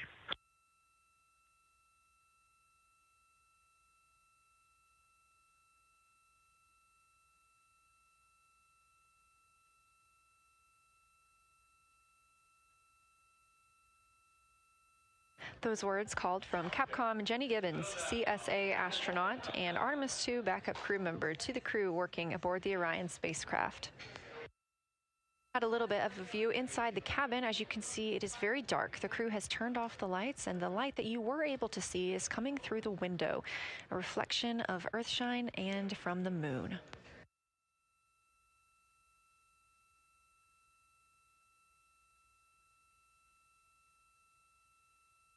The crew is moving into their next observation block, meaning they are taking time to switch cabin and window teams. We've had Reed Wiseman and Jeremy Hansen at the windows taking pictures and making annotations and recording some audio files that will be downlinked later to the science team. Meanwhile, Victor Glover and Christina Cook were in the background serving as support. They were also timelined to enjoy a little bit of their midday meal. Now that we are swapping positions, the support team becomes Reed Wiseman and Jeremy Hansen. They will be in the background helping with SD card swaps, as well as providing those situational reports to the science team. Victor Glover and Christina Cook will be the astronauts at the window, photographing and speaking into those PCDs, portable computing devices, about what they're seeing on the moon. As you heard Capcom Jenny Gibbons call to the crew, this block is also when we will lose communications with the crew. That LOS, or loss of signal, is scheduled to be less than 35 minutes from now. We anticipate to be out of signal with them for about 40 minutes, and will regain that communication once they've flown around the other side of the moon.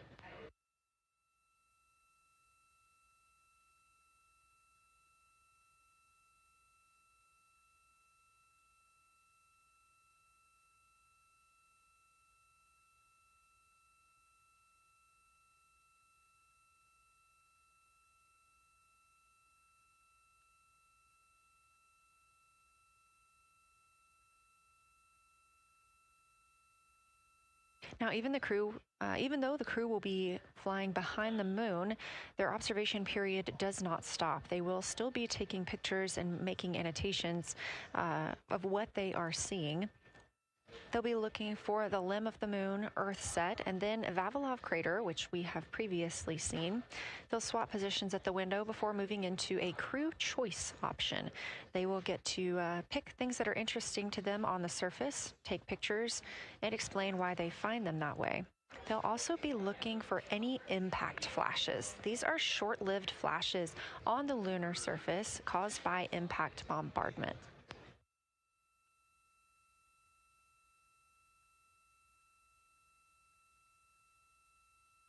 Just before Earthrise, the crew will be looking for lofted lunar dust. This may be lofted just above the lunar surface, and we could only see it just before Earthrise along the dark western limb. Any Earthshine would illuminate potential lofted dust. But once the crew is all the way around the Earth, the brightness of the Earth will wash out any of that dust they might be able to see. These were based on observations from Apollo missions and orbital spacecraft, and so we're very interested to see if the crew might be able to capture some of that lunar dust today.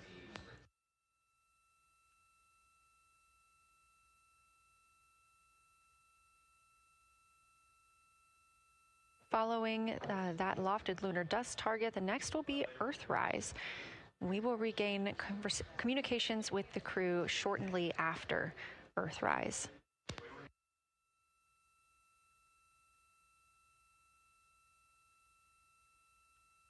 There will be a short observation break period where the moon is not in view.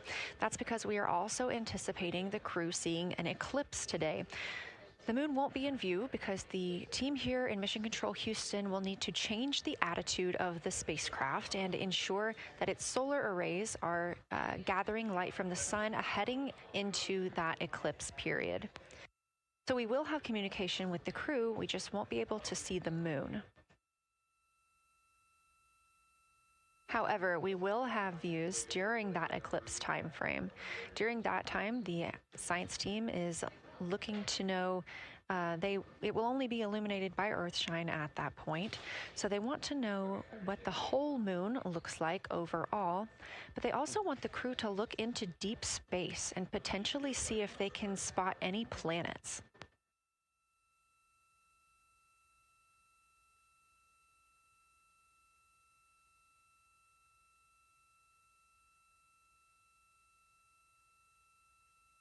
Once the eclipse is over, the lunar flyby period will have ended. We are live through the whole thing, and even once flyby is over today, we remain live 24/7 on NASA's YouTube. Integrity, you got a moment? Go ahead.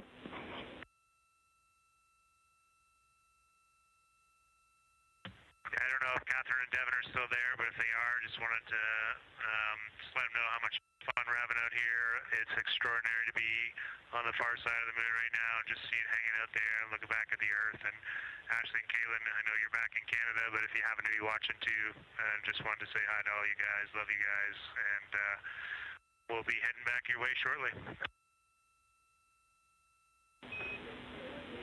Thanks, Jeremy. I hear they are watching, and your family is still here. So thanks for passing that along.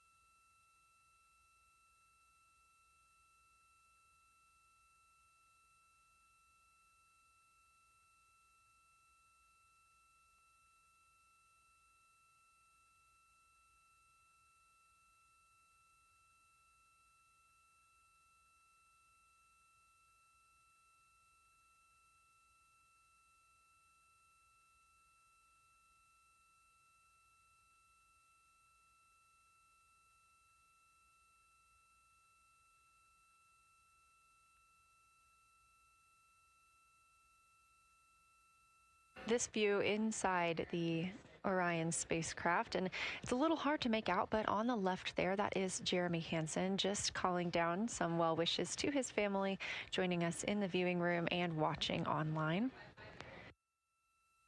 Currently in the window are Victor Glover and Christina Cook. They are taking pictures outside of the window as they are now in their flyby observation block. At this time, Reed Wiseman and Jeremy Hansen are serving as support crew members, and they are also going to have an opportunity to enjoy their midday meal at this time.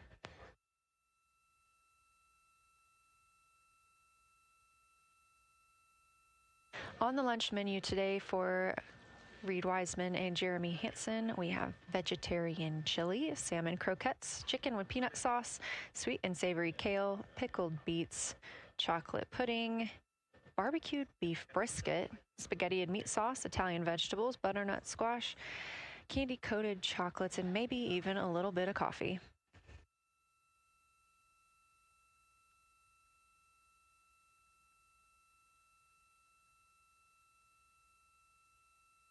And if you look closely, you can see it looks like they are getting into some of their food for the midday meal.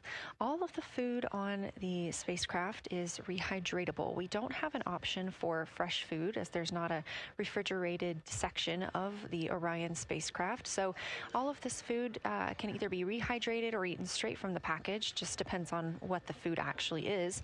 And for food that needs to be rehydrated, there is information on each package of how much water needs to fill that bag and what temperature it needs to be.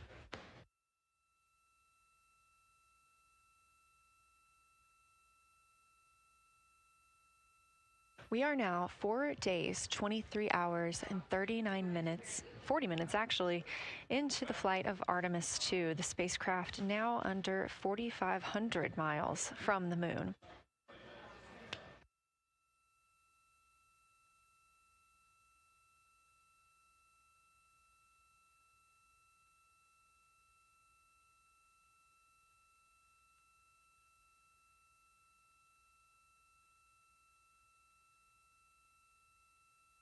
We are now also under 30 minutes away from loss of signal with the astronauts. We will regain that communication about 40 minutes later.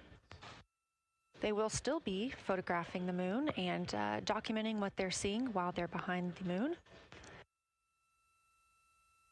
And we especially look forward to potential Earthset and Earthrise views.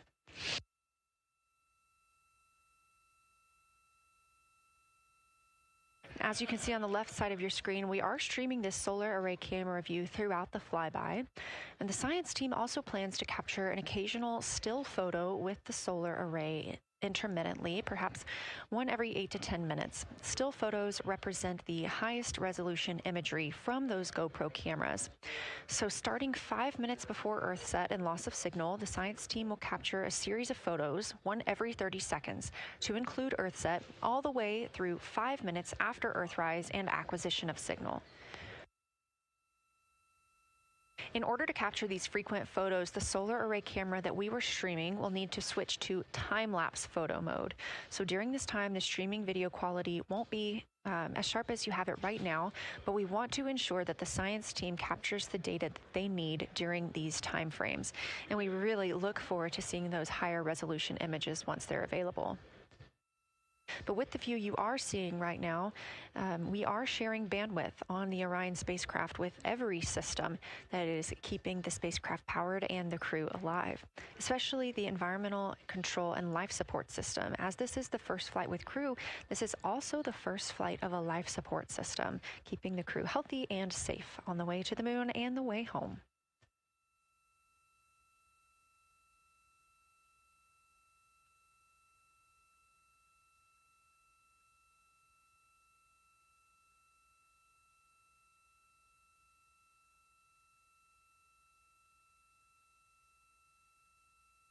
On the timeline, we're getting towards the end of the cabin and window team swap period, but it looks like our astronauts, Victor Glover and Christina Cook, are already photographing the moon outside of those windows.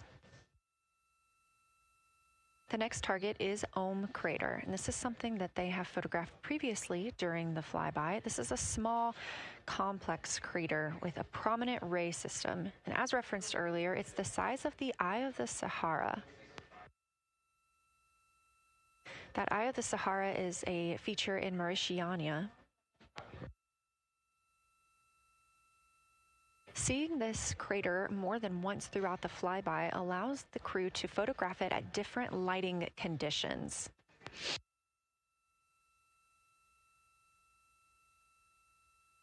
Those different lighting conditions help expose different portions of the target and can help the science team learn a little bit more about how it formed and what it is today.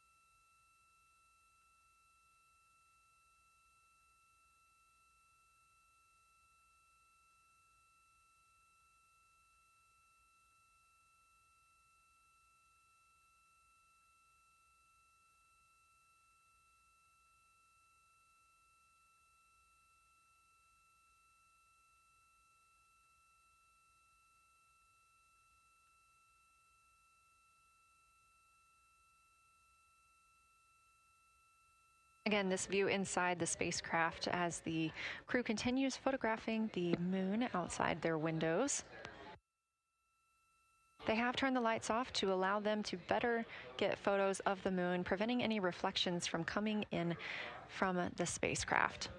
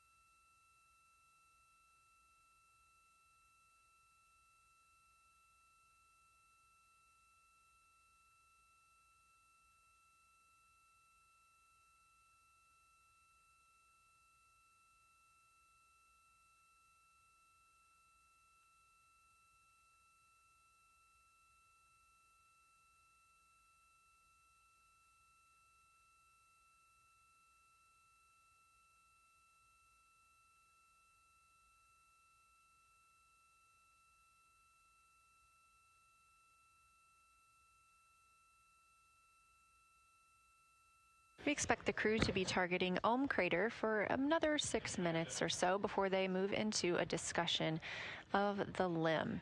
Now, the science team has asked for a science sit rep or situation report during that time, so we hope to hear calls from the crew on what they are observing.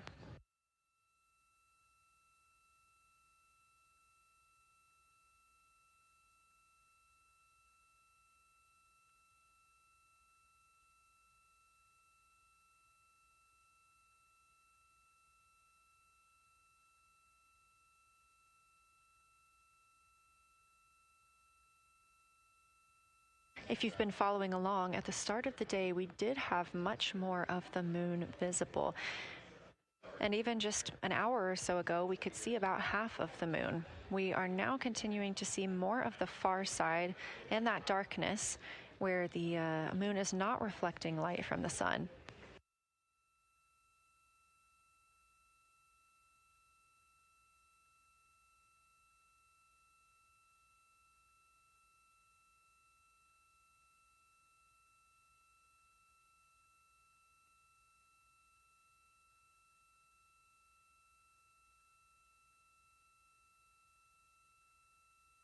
Earlier, we were also able to see some of those darker portions, that old lava flow that we often see on the near side of the moon and that we can all see from Earth. That has mostly gone away.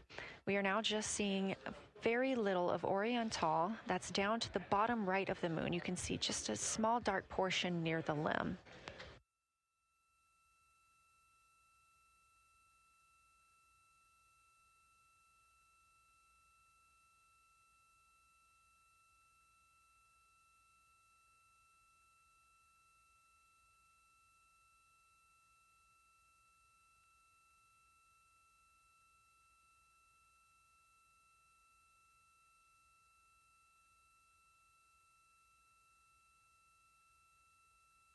We are now about 18 minutes away from loss of signal with the Orion crew. Again, we use the Deep Space Network to communicate with the crew members when they are this far from Earth. This is the first mission since Apollo when we have had humans on the Deep Space Network.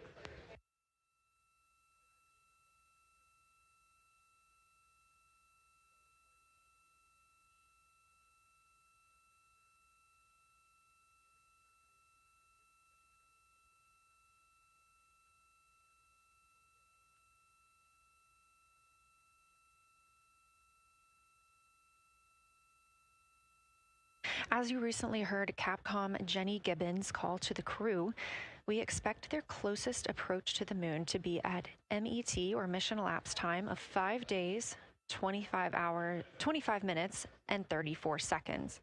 At that time, their altitude would be 4,067 statute miles above the Earth's surface. Just over 2 minutes later, they will reach their maximum distance from Earth. At mission elapsed time, 5 minutes, 5 days, 27 minutes, and 39 seconds. The altitude at that time would be 252,756 statute miles. These are our latest numbers, and we'll make sure to verify and confirm those once those milestones have been achieved. Obviously, we will be without communication to the spacecraft at that time, so once we regain communication, we will make sure to find out those numbers and report those to you.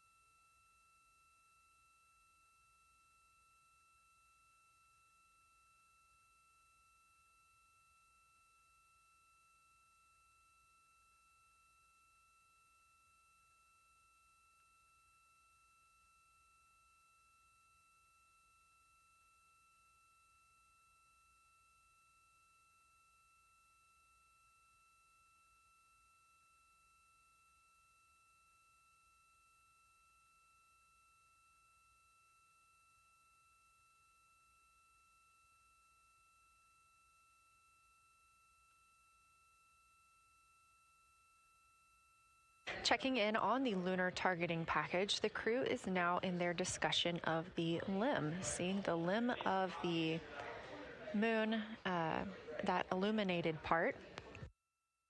Currently at the windows taking photos and making annotations are Victor Glover and Christina Cook.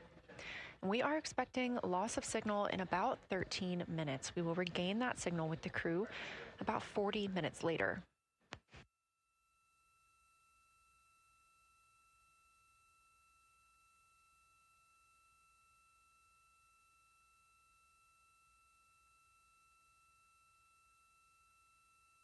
A milestone worth mentioning that this day marks the first time in more than 50 years that humans will observe the moon directly, a critical opportunity to practice how lunar science will be conducted during future Artemis missions.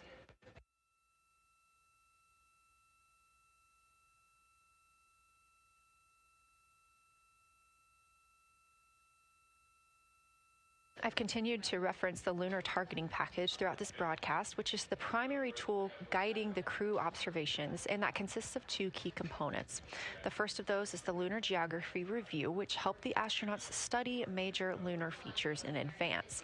That also helped them learn to orient themselves during the flyby.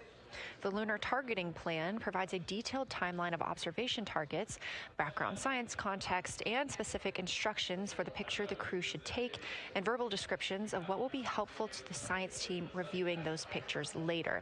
That's what we've been tracking real time and what the crew is using right now to keep up with their next milestones.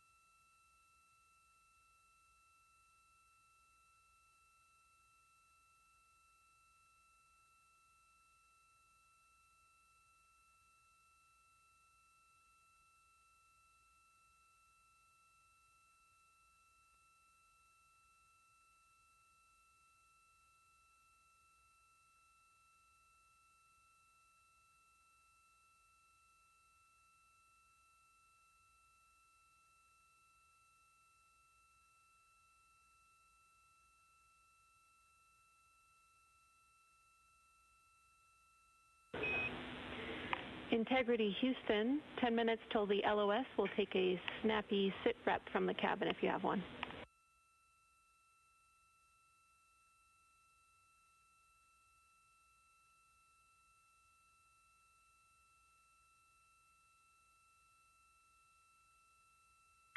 Okay, Jenny, that came, we missed most of that, but just a 10-minute warning, is that what you're saying? 10-minute warning for the LOS, and I'll take a quick sit rep from the cabin, please.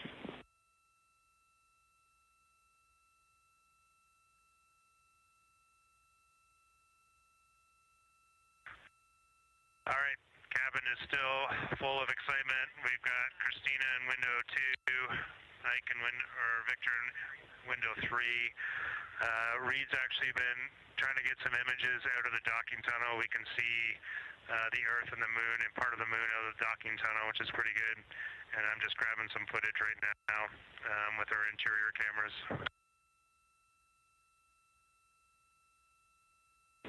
Copy, Jeremy. We'd like to know what camera Reed is using and also the status of window 1. Looks like there might be a shroud removed.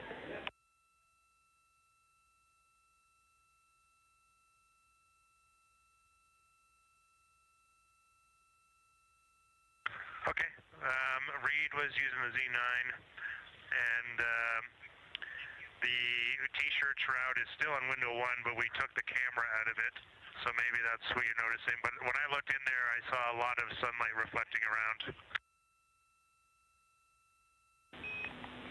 Copy. That makes a lot of sense to us, Jeremy.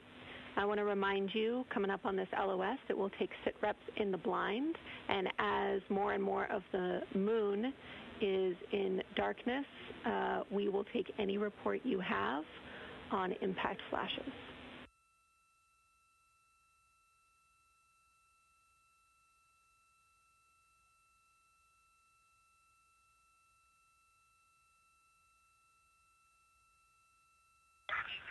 All right, Jenny, you have to say again your last. There's a lot of conversation here, and I was on the other side of the cabin, so I missed all of it.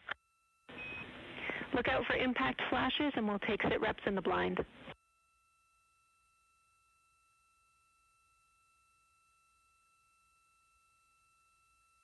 Okay, impact flashes, sit reps in the blind. We got it. And yeah, just so you understand what's going on with window 1, there is light coming through the outer hull from window 2 into the inside of window 1, if that makes sense. Like, I can see the inside of the vehicle when I look between the 2 panes of glass. Copy.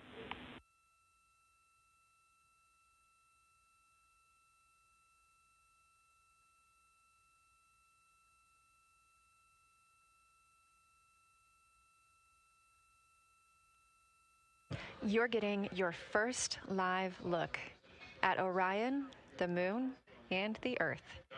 Everyone in this picture.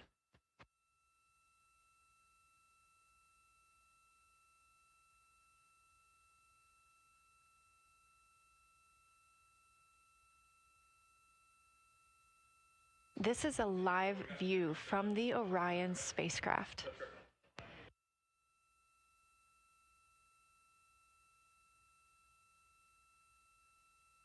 Currently aboard Orion, 4 crew members, Reed Wiseman, Victor Glover, Christina Cook, and Jeremy Hansen. And on the Earth, all of us, all of humanity. You can see the moon is starting to get a little bit dimmer as the astronauts are going to pass behind it. Now 6 minutes and 26 seconds away from that loss of signal.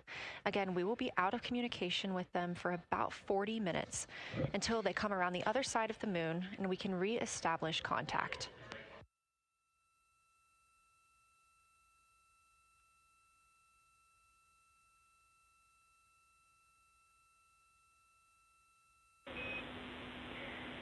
Integrity Houston, you are 6 minutes from your 40-minute lunar flyby LOS. From all of us, it's a privilege to witness you carrying the fire past our farthest reach. Thank you. Godspeed.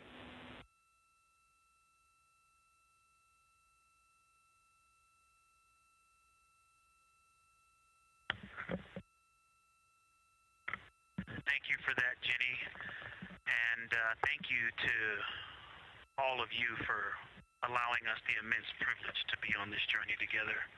It's quite amazing. And as we go on this journey, thinking about the NASA mission to explore the unknown in air and space, to innovate for the benefit of humanity, and to inspire the world through discovery. And as you've gone along on this journey with us, hopefully we're doing just those things.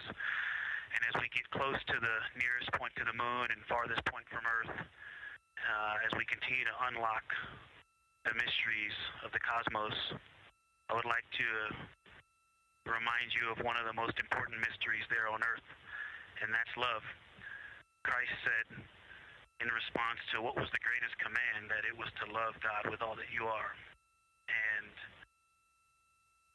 he also, being a great teacher, said the second is equal to it, and that is to love your neighbor as yourself. And so, as we prepare to go out of radio communication, we're still going to feel your love from Earth, and to all of you down there on Earth and around Earth, we love you from the moon.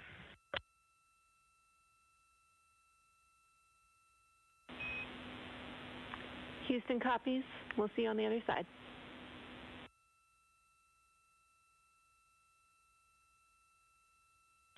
We will see you on the other side.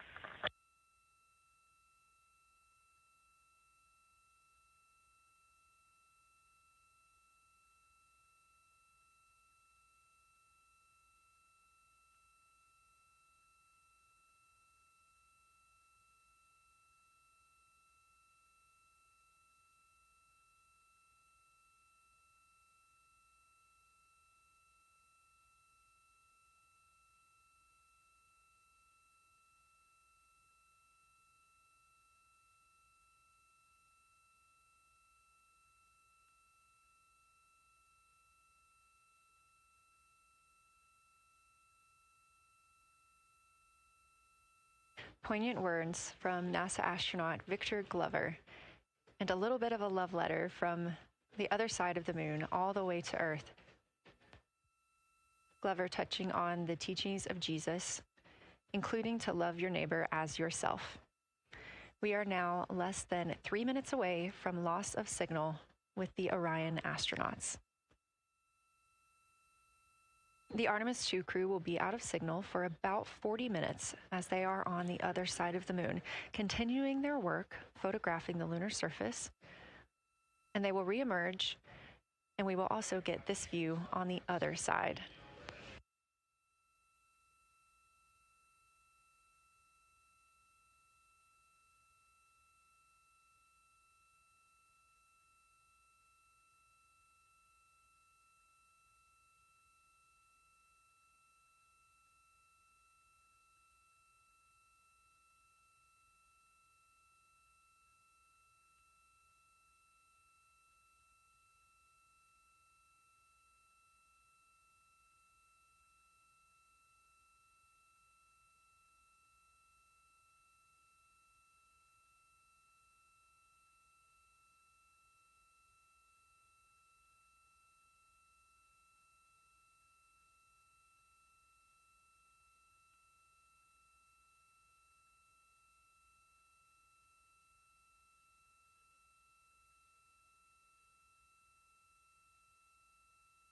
Just about a minute and a half now until we lose communication with the astronauts aboard Orion on the Artemis II mission. Now 5 days and 6 minutes since their launch on April 1st. Again, we'll be out of communication for about 40 minutes. And this really beautiful view of a crescent moon and a crescent Earth. How great thou art.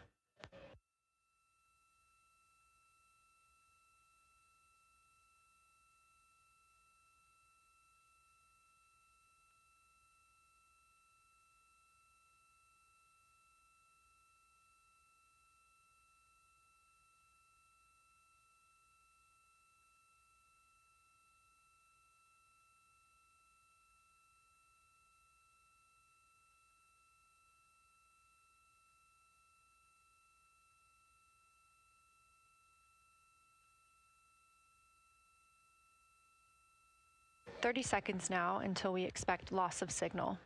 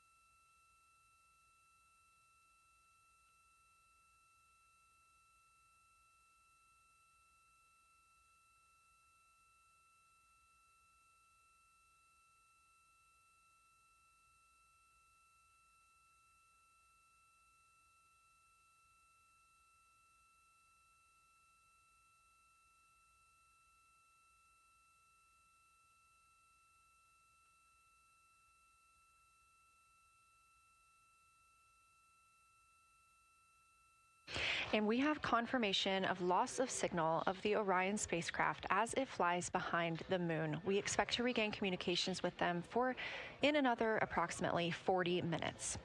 This was expected as their spacecraft is now out of direct line of sight with Earth and behind the moon. And this is a poignant moment as it's the first time in over 50 years that we have humans completely unreachable by anyone else on Earth. No matter how distant or secluded, we could reach anyone living on Earth, but while the crew flies behind the moon, it's simply impossible to make contact with them. This is a live view inside the Science Evaluation Room here at Johnson Space Center and just down the hall from Mission Control. This team has been monitoring the flyby all day as the team has continued capturing targets on the lunar surface.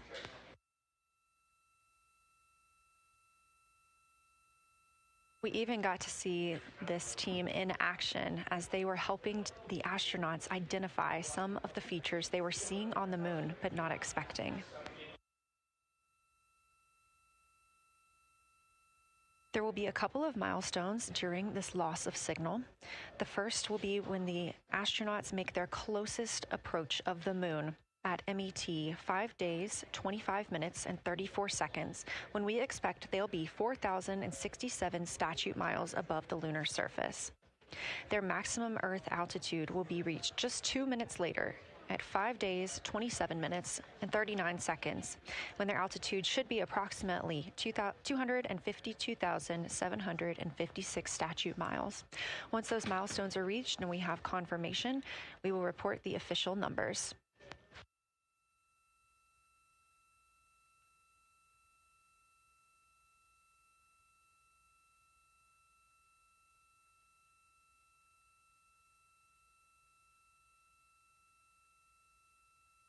Throughout the Artemis II mission, astronaut voice, images, video, and vital mission data must traverse thousands of miles, carried on signals from NASA's powerful communications systems, the Near Space Network and the Deep Space Network. Let's learn a little bit more.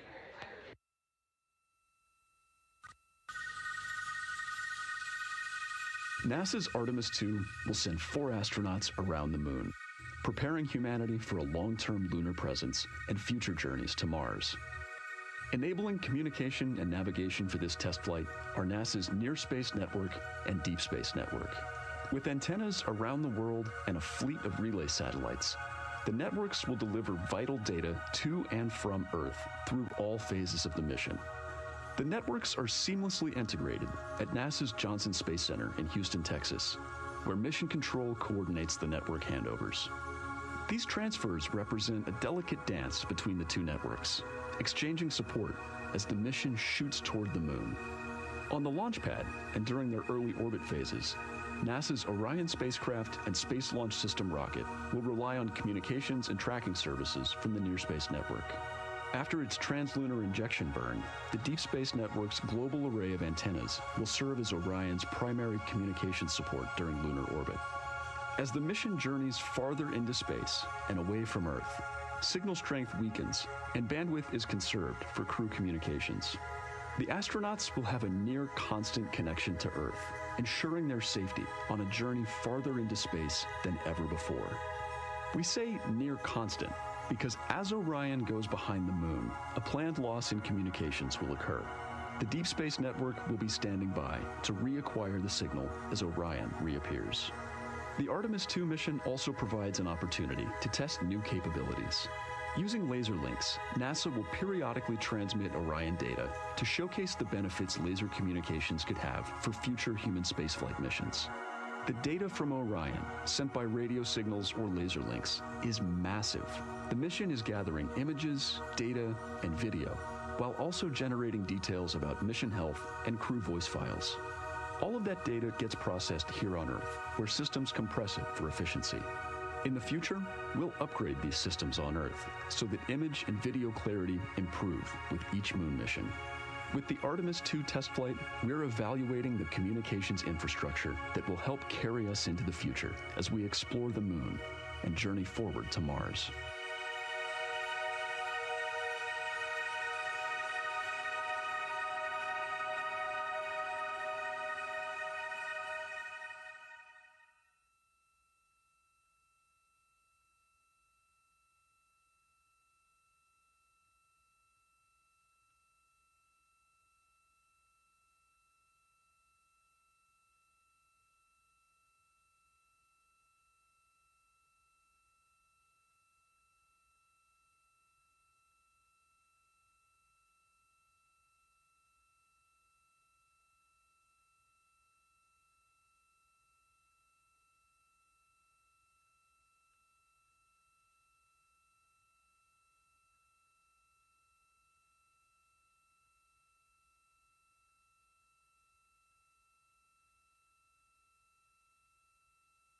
We are now about 33 minutes until we expect to regain communications with the astronauts aboard Orion. And in the meantime, I've got Dr. Kelsey Young, Artemis Science Flight Operations Lead, here with us. Thanks for joining me, Kelsey. Thanks for having me. This is such an exciting day. Oh, no kidding. It has been so cool to hear you communicating directly with the crew.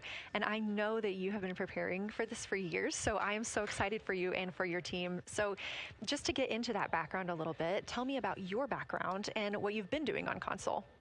My background is as a field geologist. actually, I studied impact cratering in the field for my PhD. So all these descriptions of impact craters have me just absolutely swooning.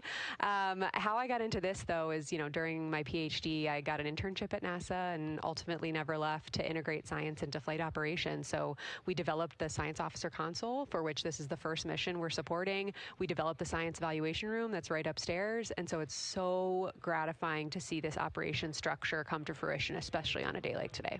I would have to imagine so. And we've got a great view of the Science Evaluation Room right now. Is there anything that has stood out to your team so far? Absolutely. So as you might have heard in some of the press briefings and content that, we've been putting out, color and albedo were really exciting targets for us. We've heard several amazing color descriptions so far. Just to highlight maybe one of them, we heard about greenish and brownish hues near Aristarchus, which is actually a feature that we can see here from the near side.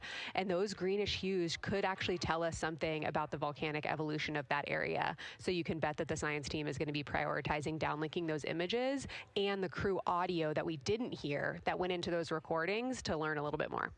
Wow, that is fascinating. I was hearing those colors and very interested just from a personal standpoint, because looking at the moon from, 250,000 miles away, we don't see green or brown. So just hearing that, them being so close and getting to see that, fascinating, and I know very exciting for you. So what are you expecting to see in the upcoming portion of the flyby? The upcoming portion is actually going to be really exciting. So right now, as we speak, while folks in the room are kind of taking their, their stretch breaks and everything, the crew are still hard at work. They still have targets to image and describe during this LOS. But when we come out, the first thing, of course, we're going to hear about is Earthrise. We're really looking forward to hearing about the crew's experience with something that we can connect with and that, Apollo 8 brought us such amazing images from. But then we start to get into describing the Terminator, as well as looking for things like lofted dust, which tell us about the modern lunar environment. Then the vehicle's going to orient away from the moon for an hour and then pivot back for the eclipse observations, which is a whole different set of science observations that we're really looking forward to. It's kind of nice that the crew will get a little break in there, because they have been hitting it hard today with photos and videos and annotations. What are you hoping that the crew sees coming up? Is it that lunar dust? Oh my goodness, that's a hard question to answer. I mean, we've already gotten such great descriptions. I mean, the Terminator seems to just be like one of their favorite things to look at and describe. So I feel like, that was something we were looking forward to. I feel like we've really gotten some great descriptions. So absolutely, I'm looking to the human moment of Earthrise. Lofted dust is an exciting one, and lofted dust will be a target for them in the right around the time of Earthrise, but again in the eclipse period. So I'm really looking forward to seeing. I mean, they've already highlighted just in the course of their flyby so far how the moon has changed, and this is going to be even more dramatic change to go from their end of this kind of lunar illuminated piece of the flyby into the eclipse time frame. And I can tell you they're going to be experiencing a very different moon during that time, and I can't wait to hear what their observations are. Yeah, that's absolutely fascinating, and what a privilege that we get to do that on this mission, because that's not always the case. If we had launched on a different day other than April 1st or 2nd, we wouldn't have gotten to see that eclipse. Is that right? That's correct. April 1st and 2nd. I will say, I was asked a lot in the weeks leading up to the launch, well, what's your favorite day? And my answer truly was, there is no bad day to launch to the moon. We were going to get great science out of it no matter what, but it's a really neat opportunity to, bring the sun into the picture, bring different planetary bodies into the picture while still literally keeping the moon in center stage. Fascinating. So what differences are we looking for at each site? We're hearing a lot of different terms. We're looking at craters. We're looking at mare. What are the differences that you're hoping to see? We do have, as you highlight, kind of different prompts for each target. That's what they're looking at in their lunar targeting plan, which I know you've been showing. And we have even different prompts for the person with the really long lens on the camera versus the people with the unaided eye. And you've heard the crew talk about, oh my goodness, when I go from one to the other, I can really detect different nuances. And that's something that we experienced in simulations, but hearing them actually, see it for real has been really gratifying. But we're looking for different things based on the target. Sometimes we're looking for color. Sometimes we're looking for texture. For the Terminator, we're looking at kind of what texture and morphologies pop out to you and what kind of diversity you see along the Terminator. You've heard, Victor especially make some comments about future impacts for exploration. So already I think that their descriptions in this first part of the flyby have told us something scientifically, but also about future surface missions. Well, it was so interesting to hear Victor talking about he was imagining in his mind's eye being down on the surface and walking around. That was very cool to hear. And when we're thinking about targets, I know some of them are determined based on the launch day because that determines the lunar illumination. So the ones that we're looking at today, how and why were these selected? Such a wonderful question. This really gets at at the heart of some of our really highest priority science questions. Illumination conditions is a big one, right? So, of course, we need the targets that we're interested on the lunar feature to be illuminated by the sun in order to view them. But the timing in which they see them during the flyby enables us to ask different questions. So you heard in the pre-flyby crew conference talking about, well, the same pair, Reed and Jeremy, will get to actually look at Glushko crater twice. And that, looking at it from different illumination angles, allows us to understand that feature better and connect color and albedo with topography and morphology. Then you have other craters where you want to look at it with the sun shining on it obliquely versus straight on, and that tells you something different about the scientific objective that drove the target being on the targeting plan in the first place. We've talked a little bit with the viewers today about what the crew is able to capture in this short time frame of those craters in different lighting conditions. Could take years for something robotic to be able to do based on attitude maneuvers and where the sun is at. So can you just talk a little bit about the importance of having both the robotic operation and having the crew? Absolutely. We definitely don't want to minimize the impact of orbiting spacecraft. Lunar Reconnaissance Orbiter is the one that's often referenced. Data from LRO and its payloads have really been instrumental in getting us, frankly, to this point for Artemis II and future missions. But the human experience, the crew observations that we've already been hearing about, it is such a perfect complement to the orbiting spacecraft data because they are able to have this unique perspective. They are far enough away where they can make these contextual observations. You've already heard it. How many times have we heard the crew and their science sit reps say, if I track this feature from all the way up here in the northern hemisphere down to the southern hemisphere, here are comparisons I can make. That right there is not something we had the ability to do with the Apollo missions, and it allows just literally in the blink of an eye to synthesize observations that it would take, a really significant effort to coordinate with different orbiting platforms, and they're making it like that. Wow. It has been very, very exciting to hear all of their calls so far. And so I've heard they were able to capture every single target so far too. Is that correct? I think that's correct. And I think it's important also to remember that, and I know the science team is anxiously awaiting this, we've been hearing from the crew members who are not at the forward windows, right? Those crew who are, really in the thick of the observations, they are recording minutes-long observations per target on their crew tablets. We will be getting those down starting here in a couple hours, and that's going to contain really meaty science information that we haven't heard live yet, and that's going to form the basis of my conversation with them tomorrow morning, where we're going to have a really deep dive into the science and absolutely nerd out about what they were able to do today. One of the most gratifying things for me today is hearing multiple crew members say, thank you for putting the discussion times, multiple brains on a problem.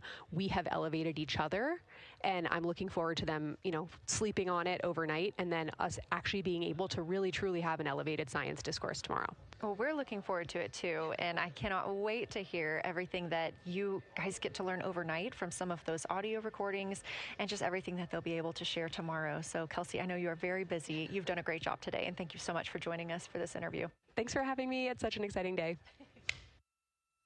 We are now expecting acquisition of signal in about 24 minutes. As a reminder, the Orion spacecraft has flown around the other side of the moon, where they are out of contact with our deep space network.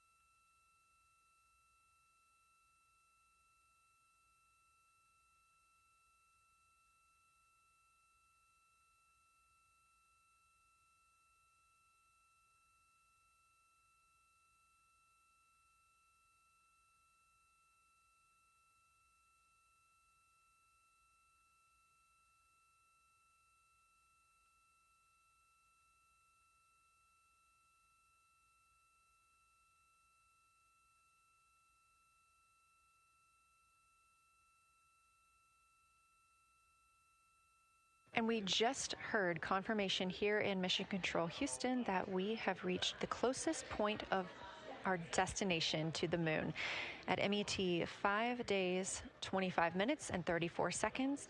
And we anticipate the spacecraft's altitude is approximately 4,067 statute miles above the moon.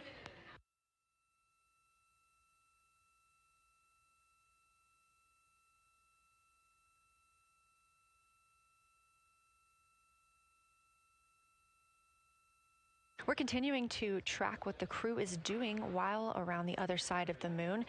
They are continuing to take pictures of the Earth, of the moon, the Earth now out of sight. What they're in right now is a crew choice event. The science team has encouraged them to find interesting features on the surface, to take photos of those, and describe why they were interesting. Something else that they'll be looking toward next, just momentarily, will be impact flashes. They've got a few minutes allotted to look at the darkest portions of the moon. They're interested in short-lived flashes on the lunar surface because these would be caused by impact bombardment. After their impact flash targeting, the team is interested in if the crew can see lofted lunar dust. This would only be visible just before Earthrise. Now 20 minutes until we expect to regain communications with integrity and the astronauts for Artemis II.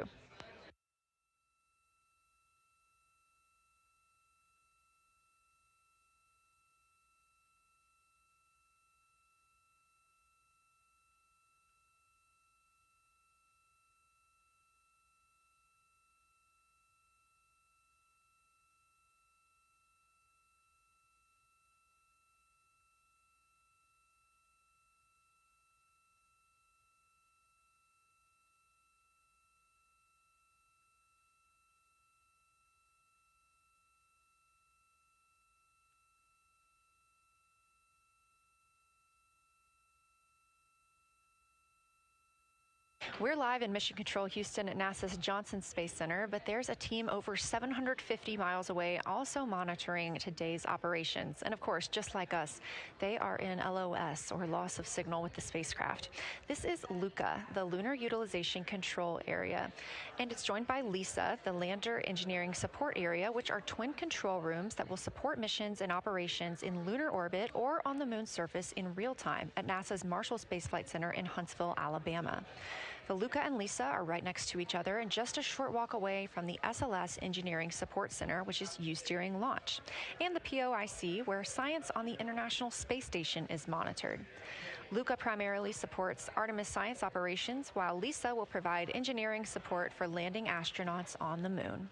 During this mission, Artemis II, teams in the LUCA will use the facility to support first-of-its-kind science operations to better understand the deep space effects of microgravity and radiation on the crew's physiology, immune systems, and ability to complete various tasks. The data from these science operations will inform future crewed flights to the moon. For future crewed missions to the moon, members of the NASA Human Landing System Mission Insights Support Team, a group of engineers, safety leads, flight operations experts, and technical authorities, will work in the LISA. There, they will monitor lander systems in real time and be involved in key decision-making processes throughout the mission. Teams are using the LISA during Artemis II to observe mission operations and using the opportunity to inform and prepare for future crewed landings to the moon's surface.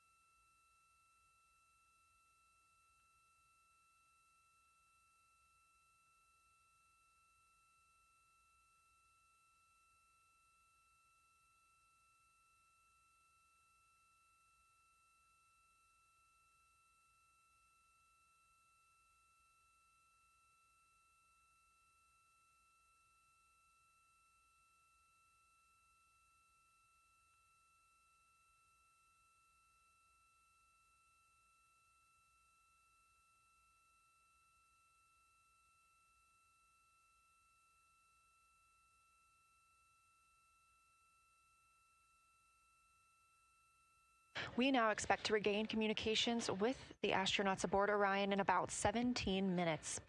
In the meantime, a little overview of how our crew members flying by the lunar far side at an altitude of between 4,000 and 9,000 miles are testing the capabilities of the Orion capsule.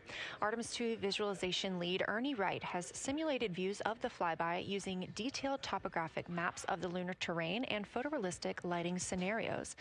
The Artemis II crew members have been using these visualizations to prepare for this historic mission, which is paving the way for future exploration of the moon's surface and beyond.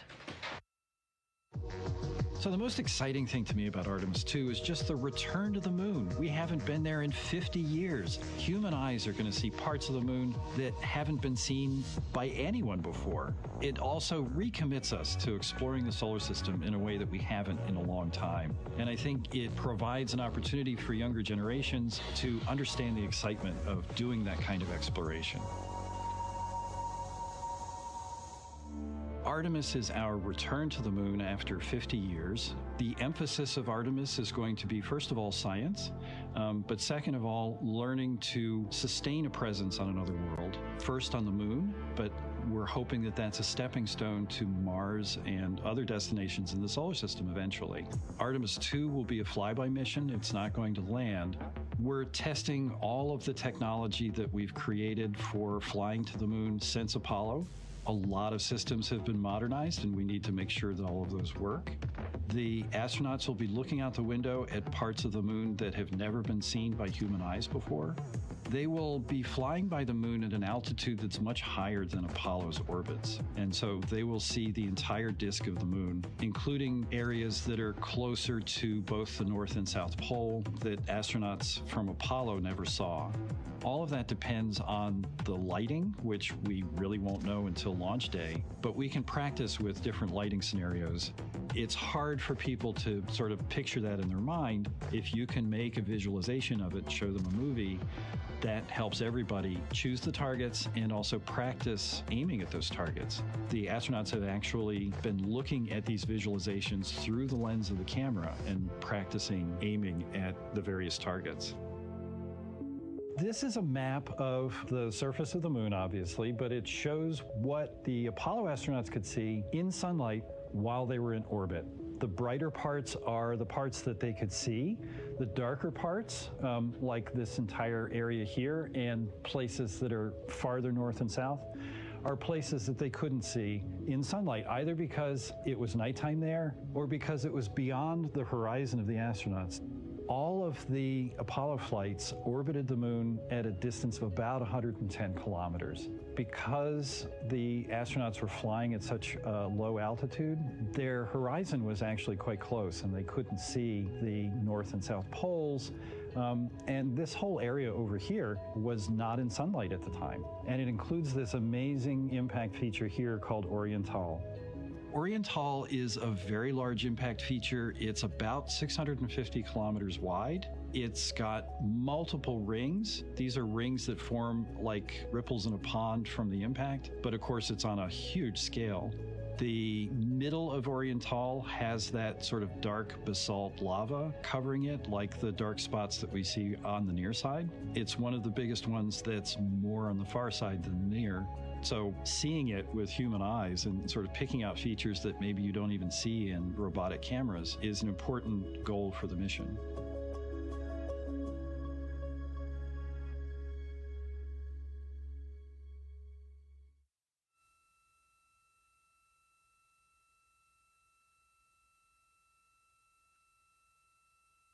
This live view in the Science Evaluation Room, or the SIR, here at Johnson Space Center in Houston, Texas, just down the hall from where we're at in the Artemis Mission Control Room. Teams continuing to monitor the flyby.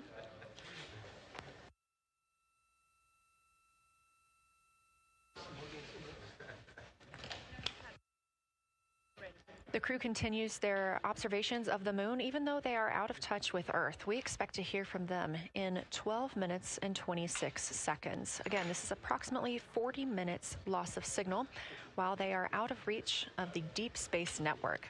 Right now, they are imaging or attempting to image lofted lunar dust.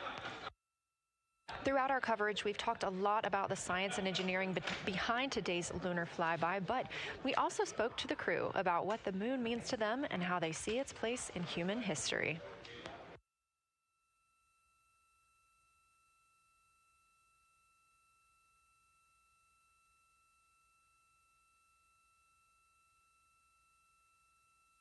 I remember being a little kid lying in bed at night and just looking out at the moon and whatever phase it was in, and I was thinking, man, my friends that live like 20 miles away, they can probably look out and see that same exact moon. And then when I was in the Navy and I would look out at the moon and I'd be halfway around the planet, and I would think, man, my brother can see that moon where he is, and he's halfway around the planet from where I am. And it's a connection of life on Earth. We can all look up and see that moon. It represents history. It is a witness plate. Everything that's ever happened to the moon is still written on the moon. There's no processes of wind or change in the Earth, geologic processes like we have here that change it. And something that's been telling and can read out the story of its own evolution, there's something beautiful about that.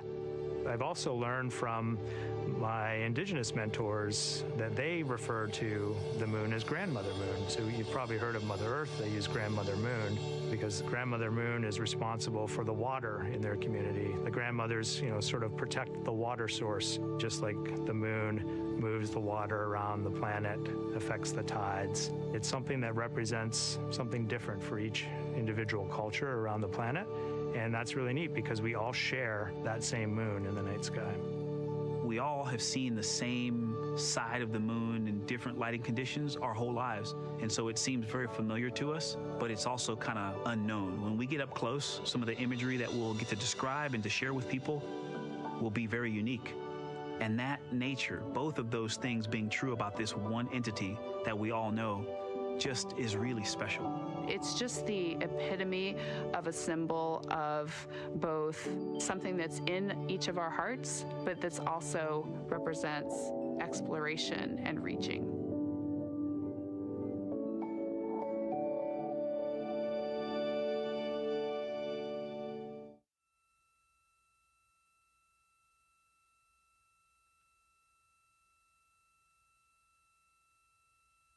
You're looking at a live view inside Artemis Mission Control here at Johnson Space Center in Houston, Texas.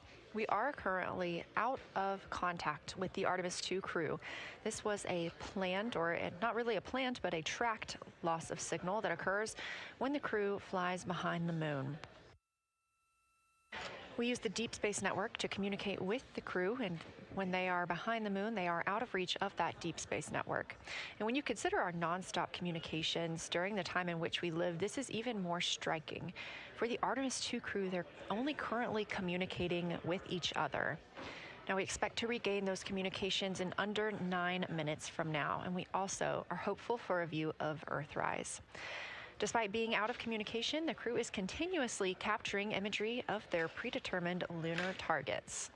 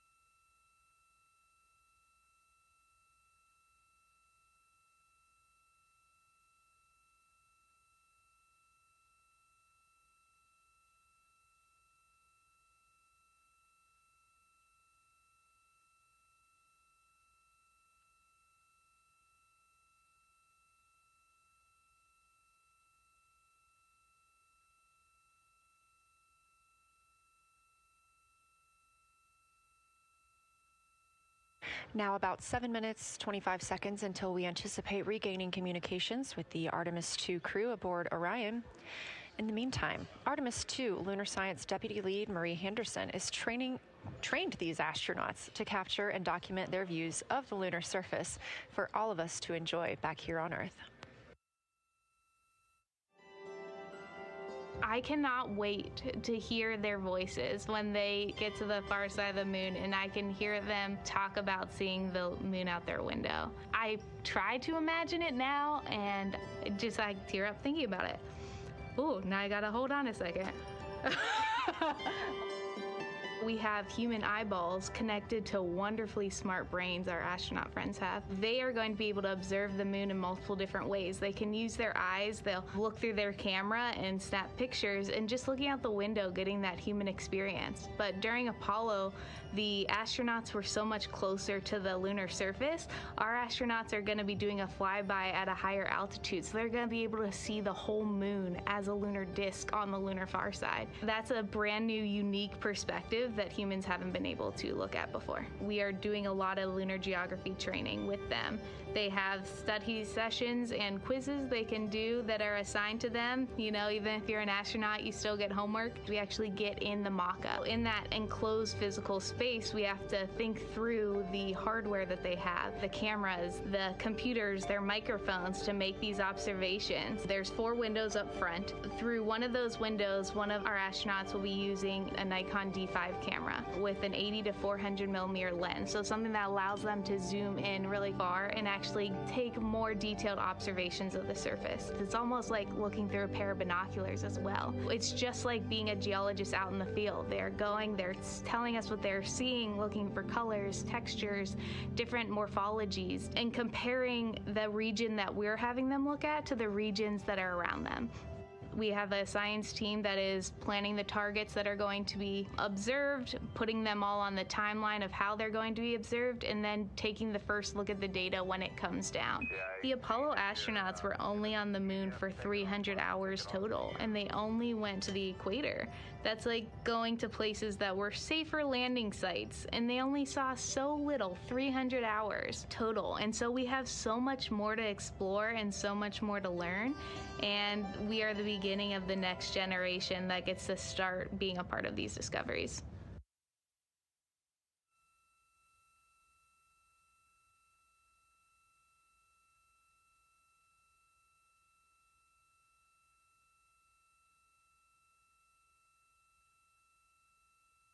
We are now 4 minutes and 28 seconds until we expect to regain communications with the astronauts flying aboard Orion on the Artemis II mission. They are now flying behind the moon. While behind the moon at an MET, or mission elapsed time, of 5 days, 25 minutes, and 34 seconds, we expect this was the point in which they made their closest approach, 4,067 statute miles above the lunar surface.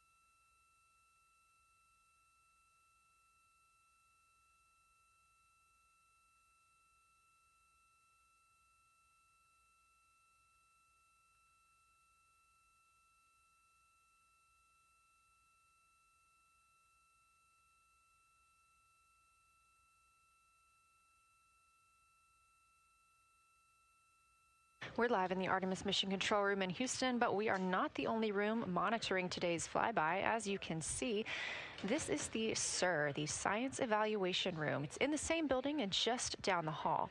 It's a multidisciplinary science team supporting the Artemis II crew in real time, including experts in lunar geology, impact cratering, volcanism, polar science, imaging, and visualization. You can see the SIR here. That's the Science Evaluation Room. It's embedded within Mission Control to provide science input during live operations like what we see today. But additionally, the Science Mission Operations Room is a back room that processes data, evaluates imagery, and supports rapid analysis. We also have our science officer, Kelsey Young, here on console today. She's serving as the primary interface between the science team and the flight controllers, ensuring science priorities are represented during mission execution.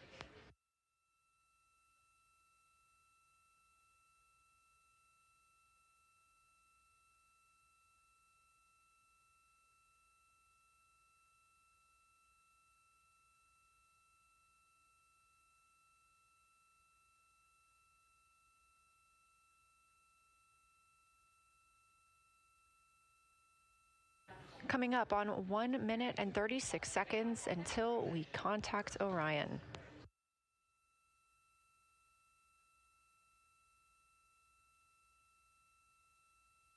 Meanwhile, aboard the spacecraft, the crew has continued executing their lunar flyby tasks. As we discussed earlier today, these activities have been precisely timelined, and this is the fourth of 5 blocks of time during which the crew will be observing the moon from Orion's windows. At this time, pilot Victor Glover and mission specialist Christina Cook are observing the moon at windows 2 and 3. One crew member is in window 2 with a blue shroud over the window, taking photos and using an 80 to 400 millimeter zoom lens, while the other astronaut is in window 3 using their portable computing device, also known as a PCD, to make annotations. And both of those crew members are making audio recordings of what they are seeing. They are wearing headsets connected to their PCDs, and those audio recordings are being sent to the science team tonight. We are not hearing those live. However, we have been hearing quite a lot of great descriptions from the crew who have been serving as the support. Right now, the support team members are Reed Wiseman and Jeremy Hansen. Those team members are providing science sit reps, situation reports, calling down a few times each hour to discuss what they're observing. And even though we're out of contact with them right now, they are still conducting those science sit reps as they'll be available once they come back around the moon. The situation reports include how the crew is positioned, any missed targets, or anything unexpected they saw. They're also including lunar target descriptions, any hardware issues, and their emotions and reactions.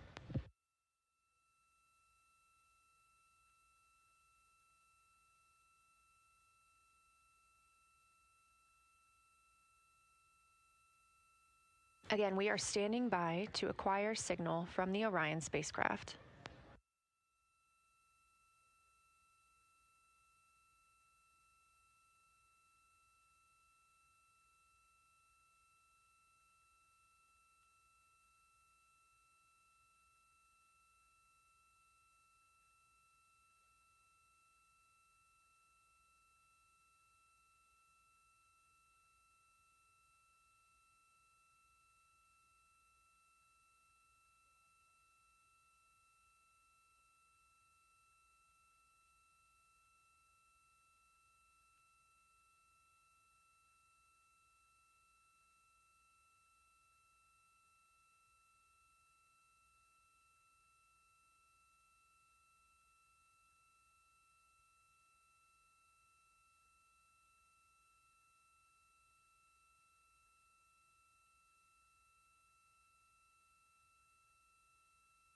We're in the Artemis Mission Control Room at Johnson Space Center, getting our preliminary contact with Orion, that acquisition of signal coming after a 40-minute loss of signal, during which the crew was flying behind the moon, out of contact with anyone on Earth.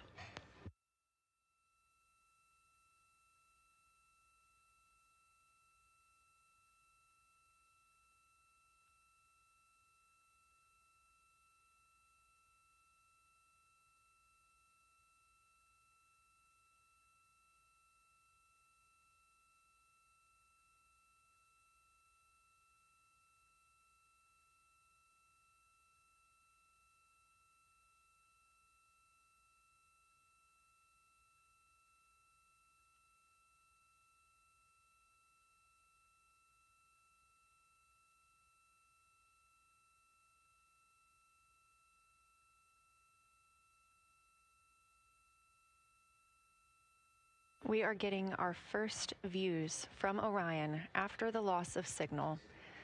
Orion has come back around the other side of the moon, and that little crescent that you see is Earth, over 252,000 miles away.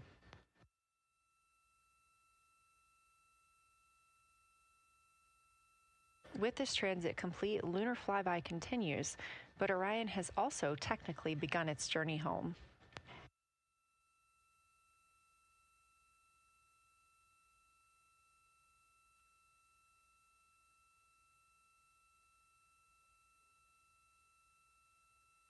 Right now, the crew are getting a few moments to enjoy and take photos of Earthrise for themselves, and we expect to contact them shortly.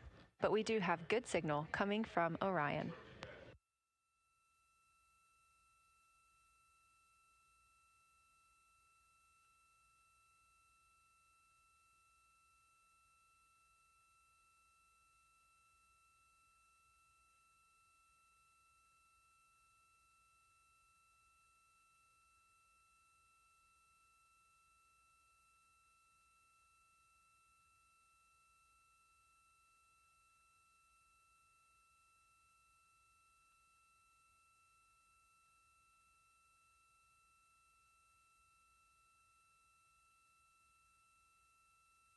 This view from inside the Orion spacecraft, all 4 astronauts now back on the other side of the moon and in contact with us on Earth.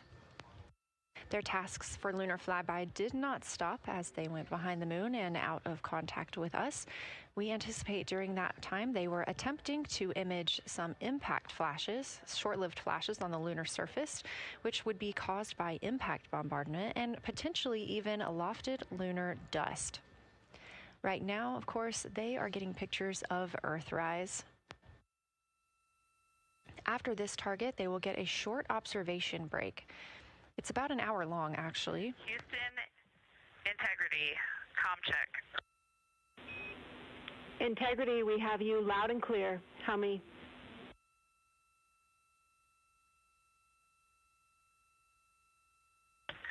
Houston, we have you the same, and it is so great to hear from Earth again.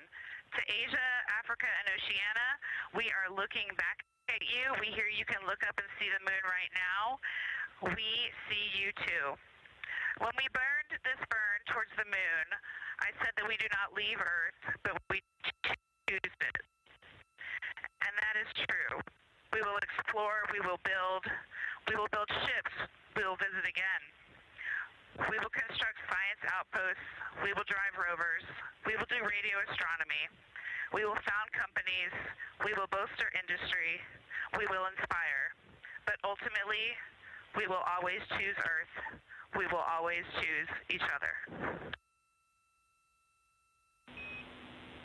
Integrity from Earth, our single system, fragile and interconnected. We copy. Those of us that can are looking back.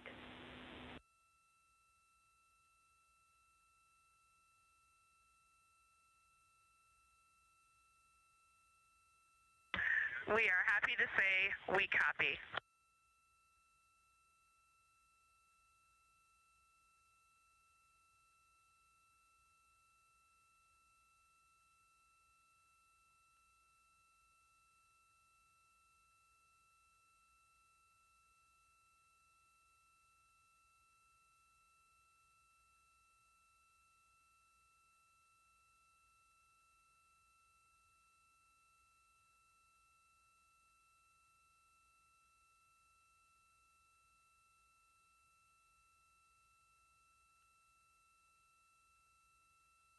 Those first communications back with the astronauts aboard Orion. Christina Cook calling back to what she said just before translunar injection burn, that with this burn, we do not leave Earth, we choose it.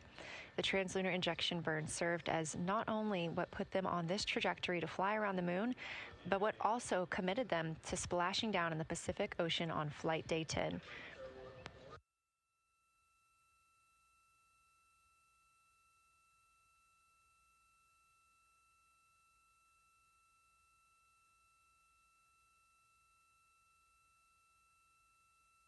At this time, the crew is entering an observation break.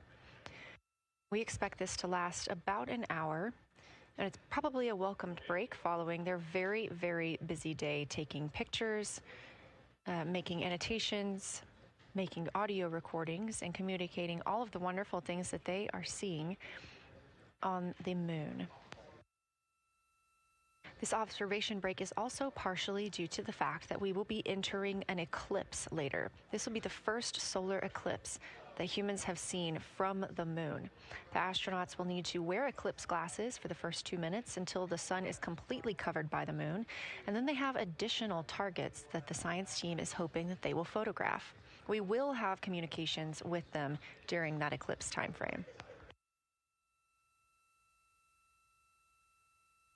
Because of that eclipse, Orion's attitude must be changed right now so that its solar arrays are in the sun. This will help it charge the batteries needed to power it through that eclipse time frame. This view on your screen is a visualization. The spacecraft now 4,224 miles away from the moon, and that number will now continue to grow, while the number of distance from Earth, 252,699 miles, will continue to shrink all the way until our crew is back home.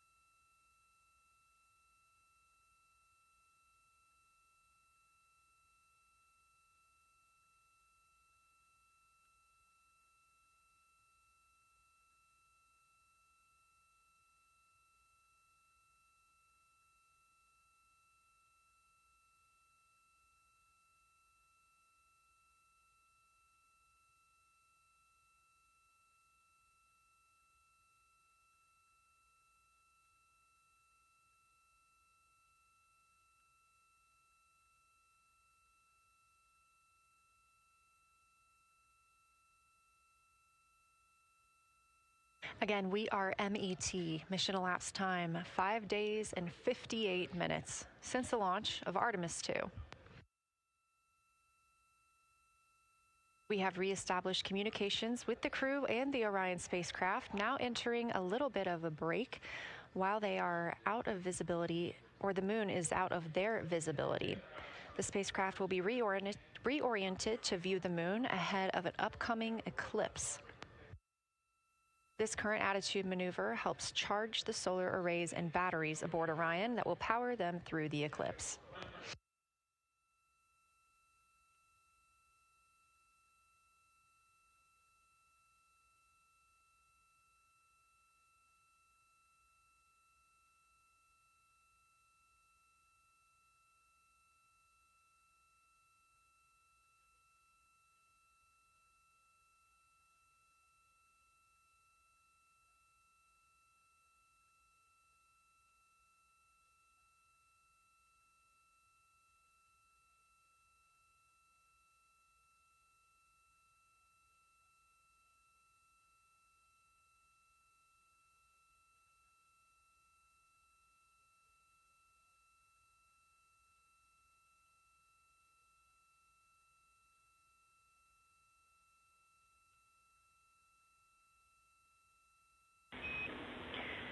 Integrity, Houston.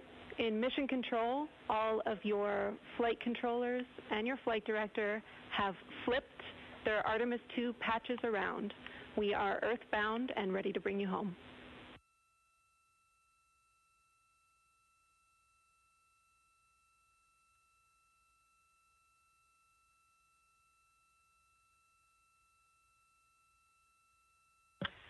That's great.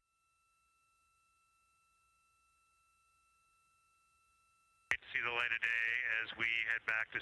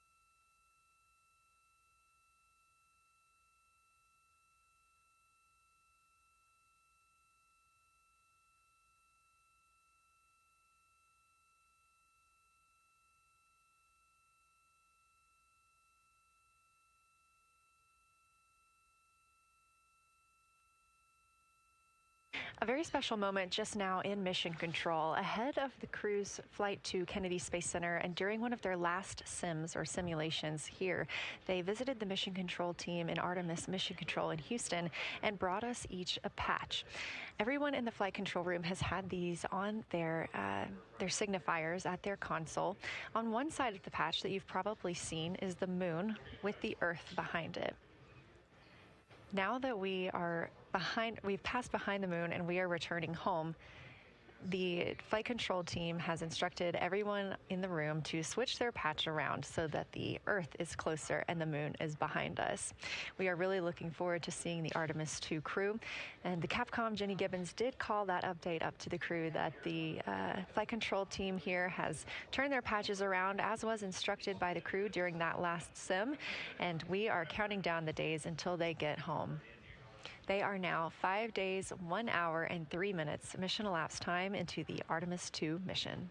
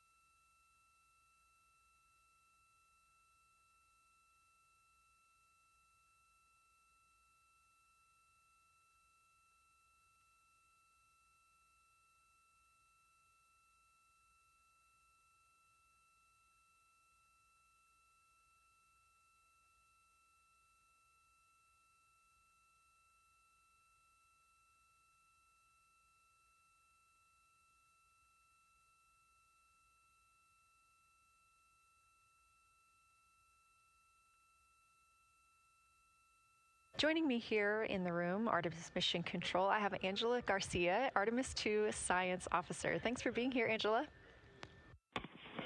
It is an honor to be here. What a day. Everyone's been buzzing. I can't contain myself. So it's been a really awesome day. So you're sitting on console at the science console now. Have you been in the SIR earlier today? There's a lot going on. So I went here first, and then I'm going to go there after. Clear, Houston.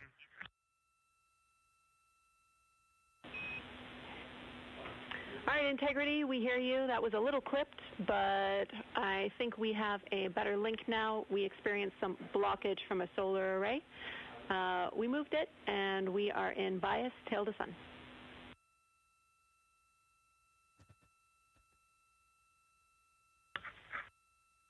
Okay, Houston, you're coming in loud and clear, and copy, we're in bias tail to sun now.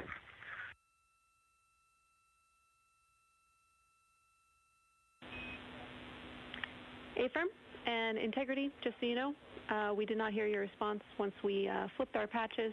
Jeremy, we heard you call down, but you were clipped, and then we briefly lost comm. Glad we're back.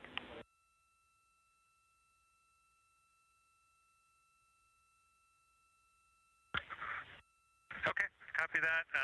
We were just excited that we got to share in that you, the MER, and Mission Control have flipped your patches around, and that side of the patch is getting to see the light of day. Thanks for sharing that with us. Our pleasure.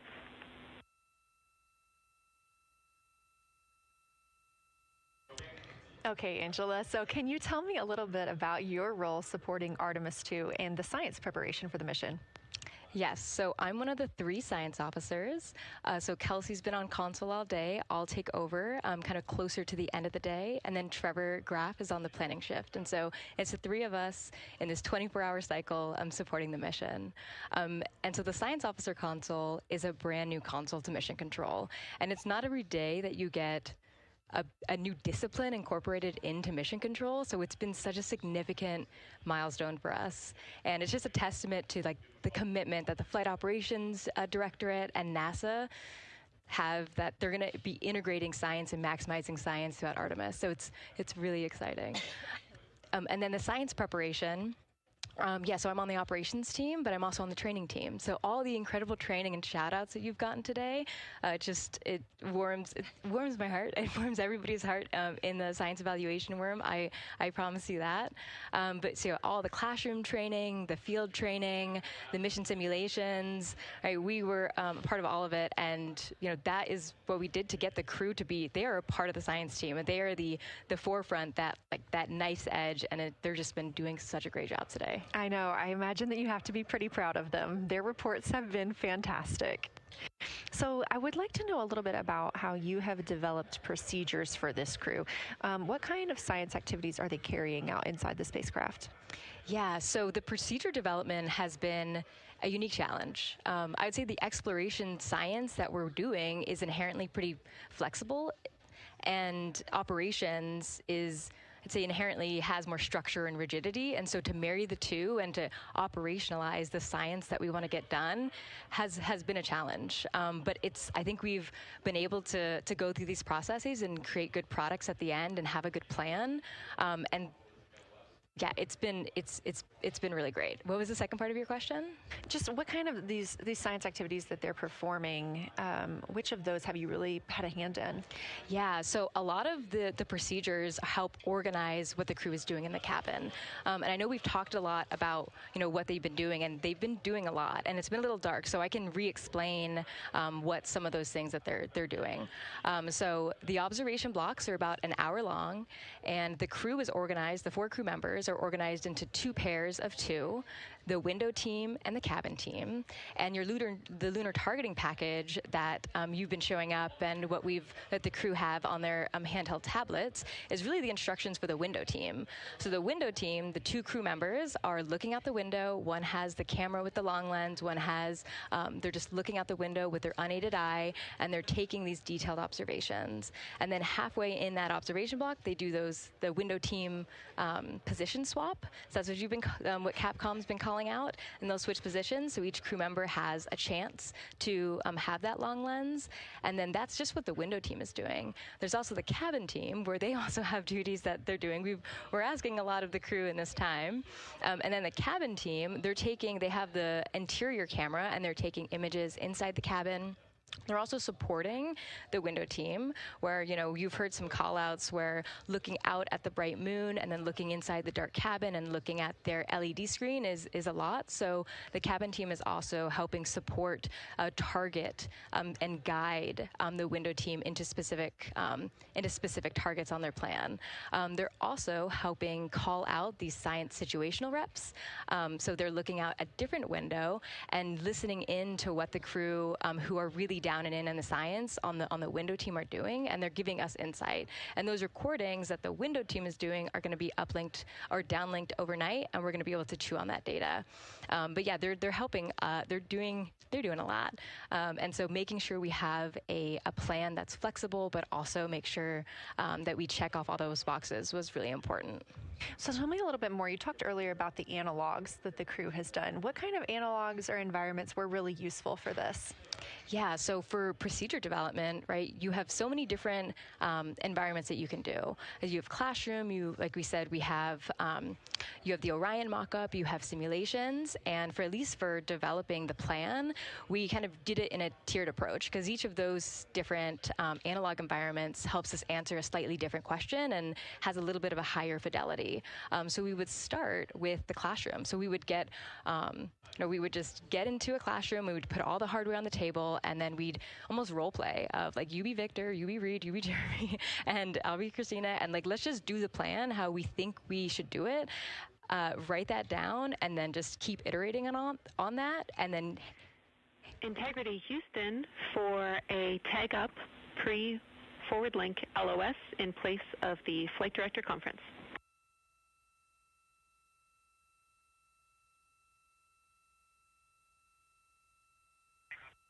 Okay, Jenny, we're ready. All right, crew, I'm going to roll through a couple of topics here. The first two are for timeline. First of all, read for your toilet maintenance. It is a shortened toilet maintenance where you do not have to do the oxone changeout. That portion of the procedure is canceled. Victor, you have an HHP stop activity on your timeline. We need you to perform that as scheduled for bandwidth reasons. For your next portion of the flyby, in particular the eclipse, we want to remind you that you can take off the eclipse glasses when the sun sets and you are simply looking at the corona. And then finally, for the D5 with the long or zoom lens, which is set for solar corona, we want to remind you that when you are capturing Earth shine, you will likely have to adjust the exposure. That's all I have for you. Let me know if you have anything for us.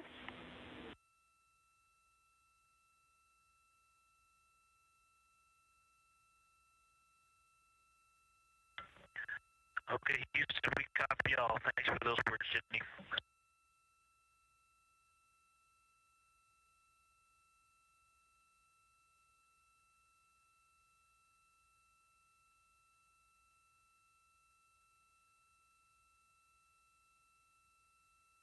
All right, just a quick call up to the crew ahead of a forward link LOS, meaning that we won't be communicating with them, but we will be receiving their communications and data during that time frame.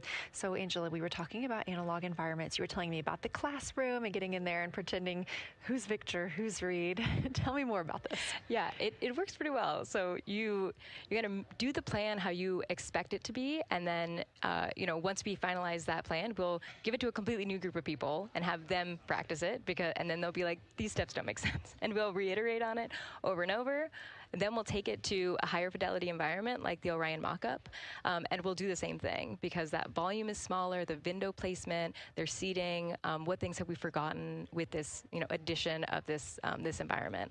And then once we reiterate on that, we'll take it then, we'll give it to the crew and have them execute off of it during mission simulations. That's the highest fidelity that we can do before we send it to space. So this is the first time we've had to do this because we're a brand new console, and it just sparks so many neurons of like, how are we going to do this for surface missions and integrate this in so many different ways. So excited to have kicked off this process, but there's so much more to come. Fascinating. And I think it was really well thought out too, because each crew member gets an opportunity to do each task. And so you're getting different perspectives and different insights from each crew member, maybe even about the same target, but something that one person sees could be completely different than something another person notices. So we also know that Artemis II has traveled. They're now on their way home, but they traveled farther from the moon than the Apollo missions did. So what makes that vantage point scientifically interesting? Yeah, observations are so fundamental in the scientific toolkit, particularly observations from different perspectives, different scales, and with different techniques. And so for this, so we really tried to make the plan to optimize those. There's pros and cons for all those things for this mission. So we really just focused the plan to have all those pros. So in terms of scale, this zoomed out scale, you can learn different things. This different perspectives. So their perspective, as Kelsey talked about, photometry around when they orbit the moon. And then also just their different the different things they're able to observe. So yeah, let me talk a little bit about scale, because I think observations at different scales, you can gain a lot of different information.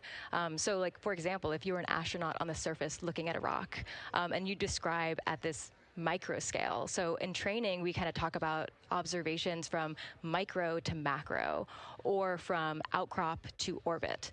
So looking at, a rock at this scale, you can describe its components, you can describe what it's made of and its colors and its minerals. And you're like, okay, and this rock came from this boulder, and it's this part of this boulder, and these are the different things that I'm observing around, that gives me context to this sample. And then you zoom out a little bit more, and you're like, okay, well, I can see that this boulder came from, it rolled from this mountain ridge, or this high ridge feature. And then because I can see the trail that it came from, okay, now let me describe this ridge, and different parts in it, and maybe other boulders that I'm seeing. And then you zoom out further of the orbit scale, and you're like, this ridge is a part of this larger crater. So all of those different steps give you different information, and so that's why observations at these different scales and these different perspectives are so important. So this zoomed out kind of far view is this full lunar disk view. It's the full lunar. On Earth, we see the full lunar disk as well, but now we're able to see it on the far side, and we're able to see it, all at the same time, which enables the astronauts to compare very quickly to different parts of the surface. And the color particularly is very compelling, because you can just be able to very quickly compare from 3 different regions. Is it in the same family? Is this actually a little bit different? Compare that to what they see in their orbital data that they have access to on their portable computers, and really just be able to tease out that nuance and information.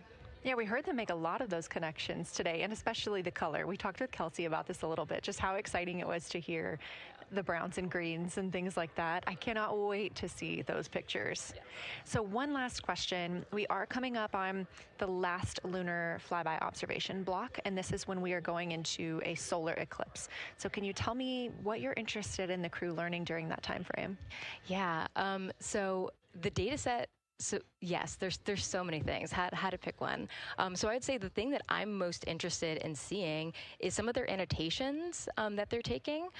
So in this opportunity, it's a very dynamic type of experience, in that we don't normally see this activity. And so being able to have crew observe the solar corona, and then also annotate it in their on their portable computing device is just such a unique thing that humans can give to missions, and also particularly being able to annotate what they're observing while they're talking about it is also unique to being able to have astronauts in orbit as well, because we won't be able to have annotations on the lunar surface, because the astronauts will be in suits. They're going to be collecting samples, they're going to be deploying instruments, and so personally, I'm really excited to see some of these annotations and to see how that develops over time, because you've heard a lot of descriptions, and I think when people are describing something that's unique and different, you can interpret it differently. But if you're drawing and you're marking, particularly just going back to like the color provinces, for example, and those boundaries, you know exactly what they meant. And really, I'm just very excited about those annotations. There's been some famous annotations that the Apollo crew have made, particularly about solar coronas and the structures and lofted dust that have given a lot of debate within the scientific community of they're observing this phenomenon, and now it's our job to hypothesize of like, why are they observing this? Like, what is going on? So I think that's just a really cool part of exploration and science, and this beautiful thing that we're about to do. Well, now you've got me excited about the annotations too. I mean, I've been excited about the pictures and the audio, but now don't sleep on the annotations. I am very excited to see these little sketches that they're able to draw out, and we have pictures that they can just draw right on. It's like, this particular thing is different than what we've seen, so I'm excited about that. I'm excited too. Angela Garcia, thank you so much for joining us today, and have a great time tonight on Console. Thank you, and you've been doing a great job, and so excited to see where we go from here. Thank you so much.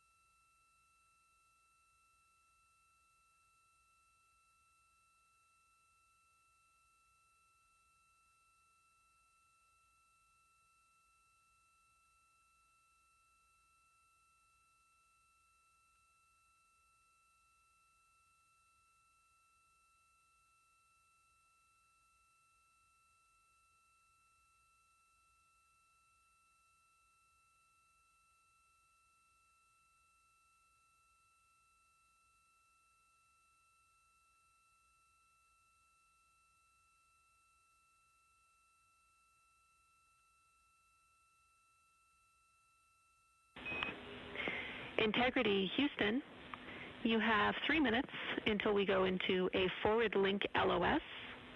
We will be back up with you in about an hour during the eclipse on Madrid.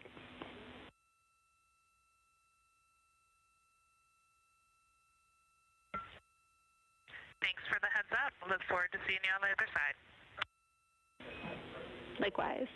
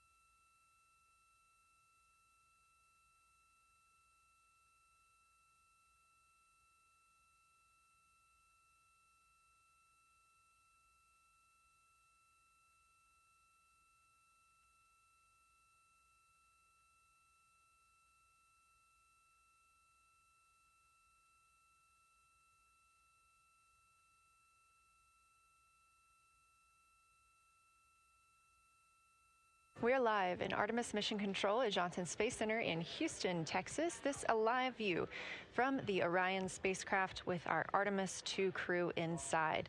That's Reed Wiseman, Victor Glover, Christina Cook, and Jeremy Hansen. We are still live for our lunar flyby coverage. The crew is in a short break while the spacecraft is pivoted away from the moon. We are going to be going into a solar eclipse. This is the first time anyone has ever seen a solar eclipse from the moon. So it's going to be a unique vantage point for our crew. But ahead of heading into that solar eclipse, we need to charge the batteries on the Orion spacecraft. Therefore, we have positioned the solar arrays into the sunlight to allow time for those batteries to charge. We will get back pointed at the moon just in time for that solar eclipse. We are also in a forward link LOS. What that means is essentially we cannot send calls or commands to the crew right now from the ground. However, we clearly get all of their data and communications. The spacecraft is now 4,632 miles away from the moon, and that number will only continue to grow as the distance from Earth shrinks, now 252,523 miles away. Our closest approach to the moon today was approximately 4,067 statute miles in altitude. Our maximum distance from the Earth is suspected to be 252,756 statute miles. Both of those moments came while Orion was flying in their loss of signal time frame behind the moon. The crew also set that new record today, beating the Apollo 13 record of distance from Earth. This is an animation or a visualization that you can track anytime, day or night, by visiting nasa.gov/track Artemis. This shows you how the spacecraft is positioned as well as their distance and velocity, now traveling 930 miles per hour.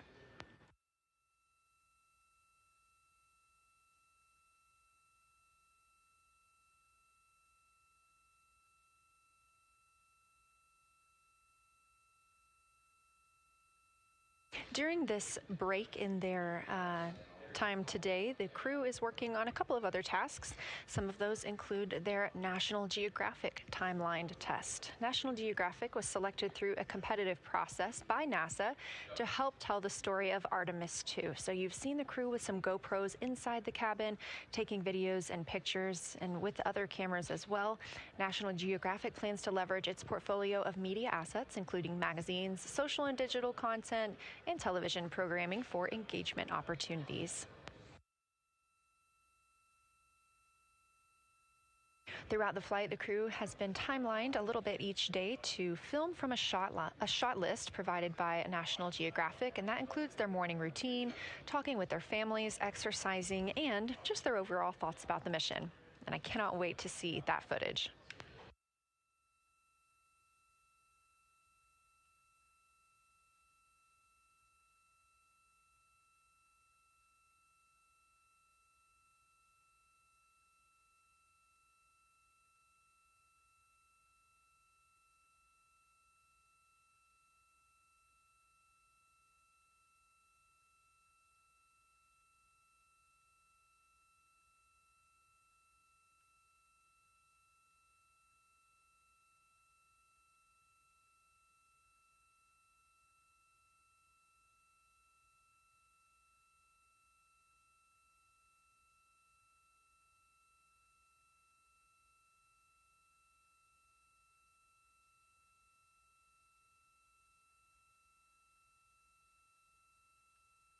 Teams on the ground reporting that the spacecraft is looking good and that the power aboard is good as well, all setting us up in a proper position before eclipse.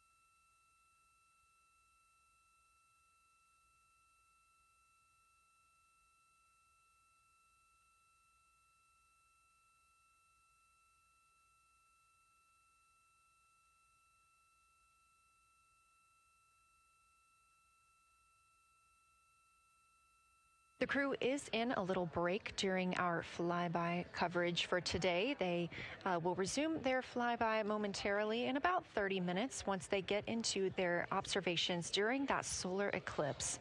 Now, the moon is our nearest celestial neighbor, orbiting Earth at less than 250,000 miles on average.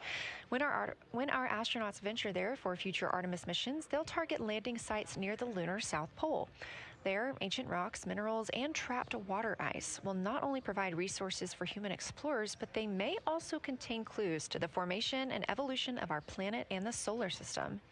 Let's learn more about the lunar South Pole with this video featuring Dr. Kelsey Young, Artemis Science Flight Operations Lead. We learned a lot from the Apollo samples, but we still have a lot left to learn about the moon.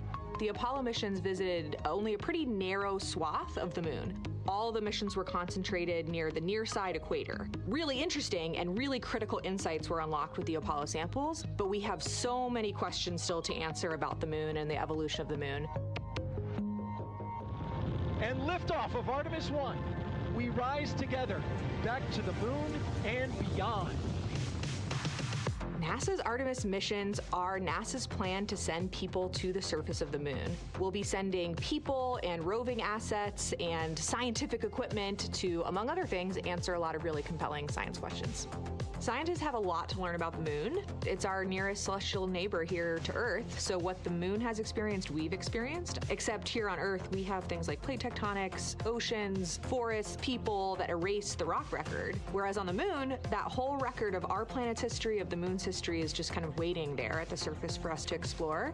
The South Pole, which is where Artemis missions are going to target, is specifically interesting for a couple key reasons. We think there are volatiles at the South Pole of the moon that are not present near the equator. Things like water and water ice that are trapped in the lunar regolith, which basically just means lunar soil, that can easily become untrapped from that lunar regolith, and scientists can scoop up and study for return to Earth. The lunar South Pole is a really exciting scientific target, and it also comes with some challenges for operating. For example, the lighting environment will change drastically within the course of one mission, and even over sometimes the course of one spacewalk. So preparing the crew members, preparing the hardware that we're sending to the moon, and preparing the mission control teams is really, really important. The South Pole Aitken Basin is particularly exciting. We think it's one of the oldest and largest impact basins in the solar system. And if we can get the right rock from the South Pole Aitken Basin and bring it back to our labs here on Earth, we can use that sample to constrain the entire evolution of our solar system and really understand the timing of how the moon and our planet and the entire solar system evolved.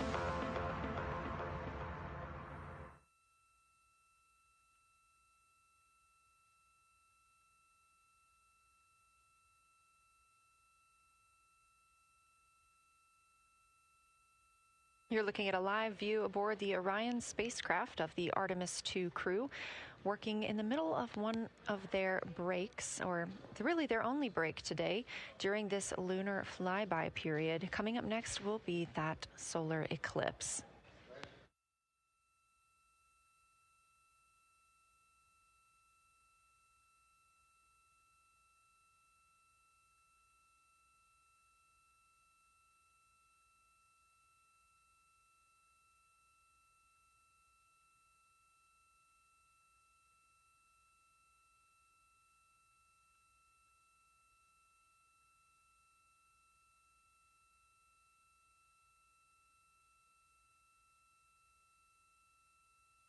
Throughout the Artemis II mission, and of course throughout today, you've likely heard the crew being called with the name Integrity.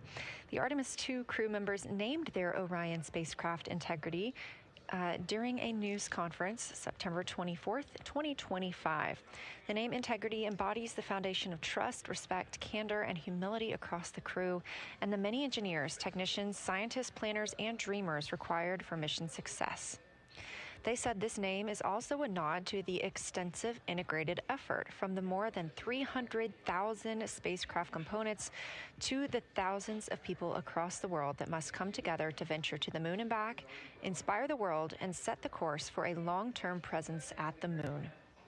The crew also said that integrity is rooted in a shared core value of NASA, the agency's astronaut office, and the CSA, the Canadian Space Agency.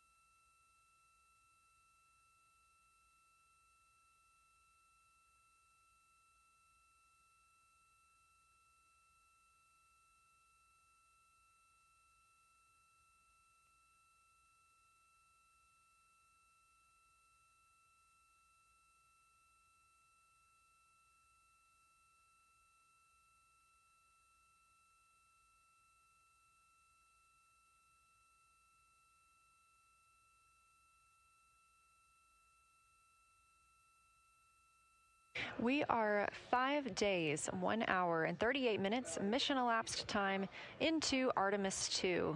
In this view on the screen, you can see the crew starting to even look through some photos that they may have captured today. We really look forward to sharing these photos with you as soon as we possibly can. And the best way to keep up with those is to follow NASA on social media. You can do so at NASA, and for this mission specifically, at NASA Artemis.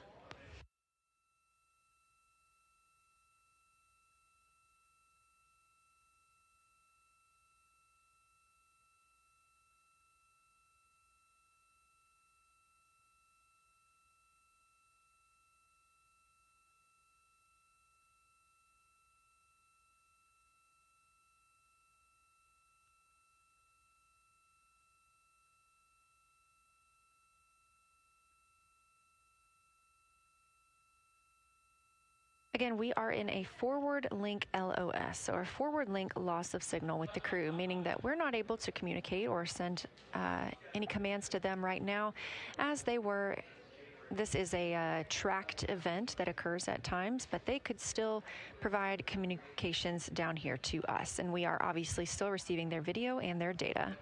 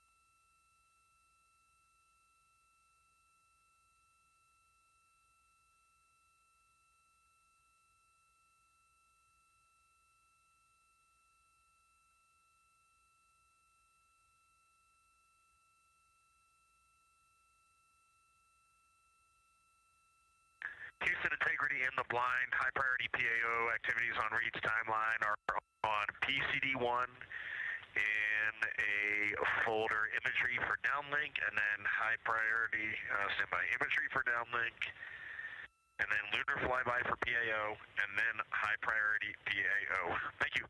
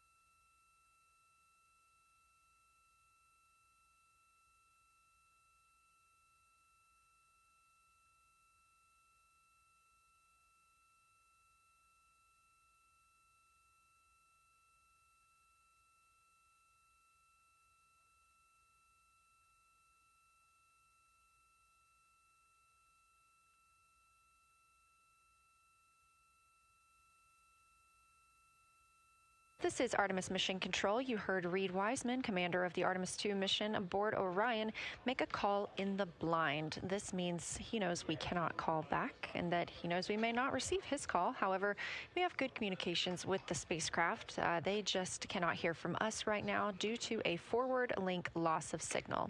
Again, we were tracking that this would occur, and we will regain that momentarily.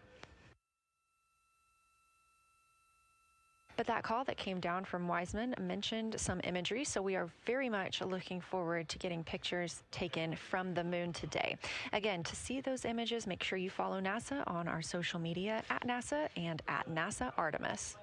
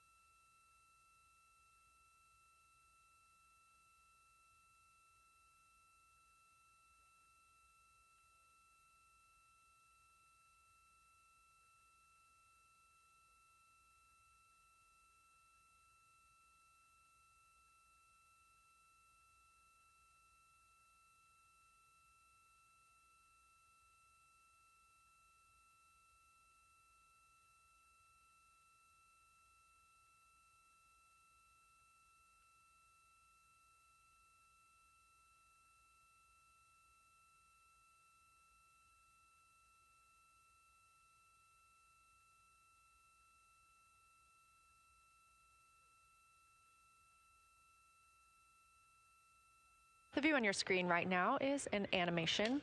This is called Arrow, or Artemis Real-Time Orbit website. You can visit this for yourself at nasa.gov/trackartemis, and you can watch as we continue to grow closer to Earth and farther away from the moon. It's all seemed to happen so fast so far, and we're coming up on splashdown now in 3 days, 23 hours and 31 minutes.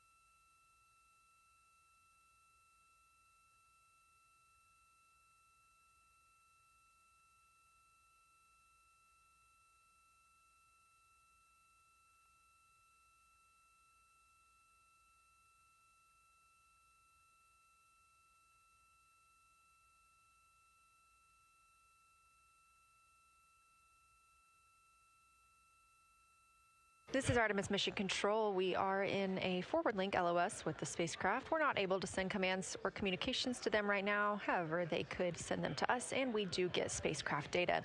This is tracked as we are on the Deep Space Network. This is the network that we use to communicate with the spacecraft now that we are so far from Earth, over 252,000 miles.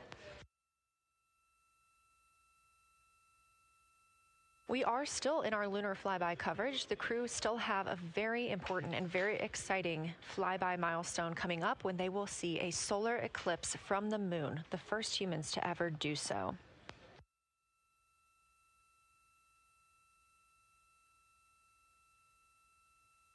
Something that we also have to consider when it comes to our missions and launches is space weather.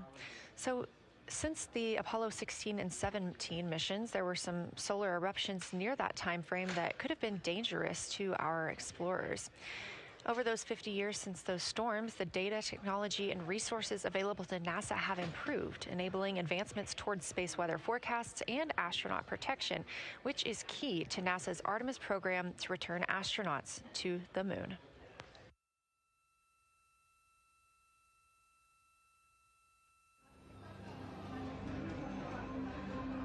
Across our planet, billions of people depend on the invisible networks that connect us to space. Every day, those networks are at the mercy of our temperamental sun and the space weather that it unleashes across our solar system. That's why NASA's space weather program tracks solar storms from the moment they erupt, modeling their paths, anticipating their impacts, and leading the research that the world's industries rely on. NASA's space weather research and modeling is driven by the needs of society and enables critical decision-making that equips pilots to reroute around high radiation areas, farmers to adjust GPS-based precision planting and harvesting plans, and power grid operators to mitigate the impacts of potential surges. For those exploring other worlds, NASA provides 24/7 space weather monitoring for Artemis crews at the moon and future Mars astronauts who may be exposed to dangerous levels of radiation during solar storms. Whether you're a pilot or a passenger, a farmer or a consumer, a power grid operator or energy customer, a satellite controller or GPS user, space weather impacts us all.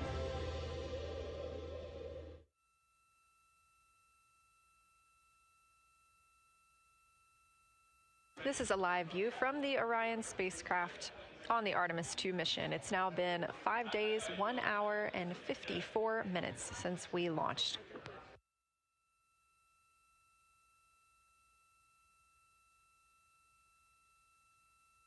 We are still in our flyby coverage, and the crew is on a short break right now as we have changed the attitude of the spacecraft to help charge the batteries aboard. We use the solar arrays to gather energy from the sun and store it in the batteries. That way, when we are not in the sunlight, we have those batteries to continue powering Orion.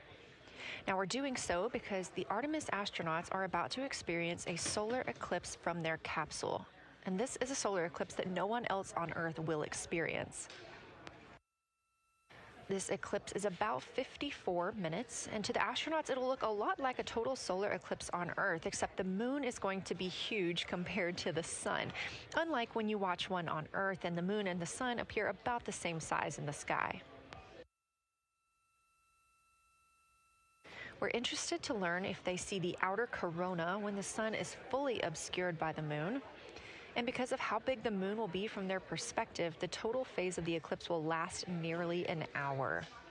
The astronauts will see a partial solar eclipse as the moon covers and uncovers the sun, which is before and after totality. So, much like us on Earth, they will have eclipse glasses so they can safely view that portion. The astronauts will also be using cameras to capture images of the corona during the eclipse.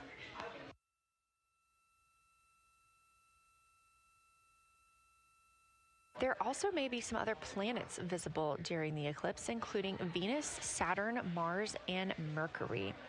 If they can identify what part of the sky they're looking at, this can help train future Artemis astronauts on what part of the sky they're seeing. This provides useful knowledge in challenging situations when they may need to rely on that information instead of instruments for navigation and orientation.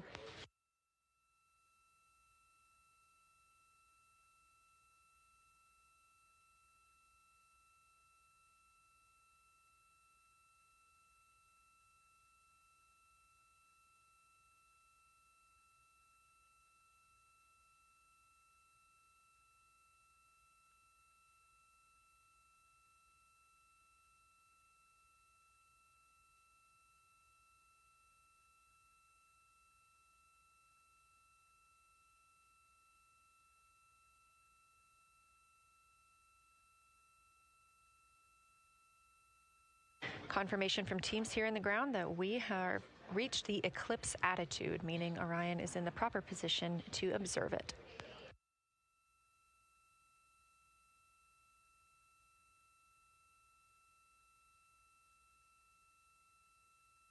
The astronauts' break during this observation period is now over, and we are resuming their lunar flyby observations.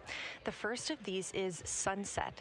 This is the solar corona that we'll be looking for. It's the outer atmosphere of the sun. The science team is also interested in if the astronauts can see polar plumes. These are thin streamers that project from the sun's north and south poles. Additionally, they're interested in seeing if the crew can witness coronal loops. These are arcs close to the sun's surface. And something else that we've previously mentioned is lunar dust. This is dust from the moon that is lofted above the lunar surface and illuminated by the sun. It was reported visible by Apollo astronauts.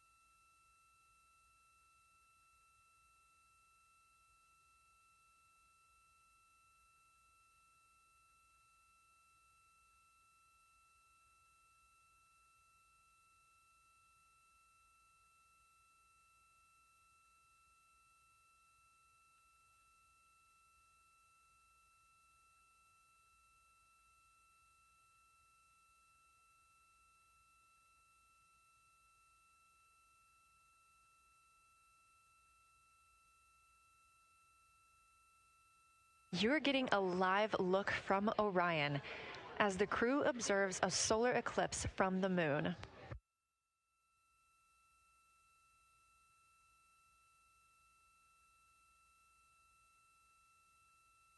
Again, this solar eclipse is only visible to the crew on the spacecraft. It's not visible to anybody on Earth.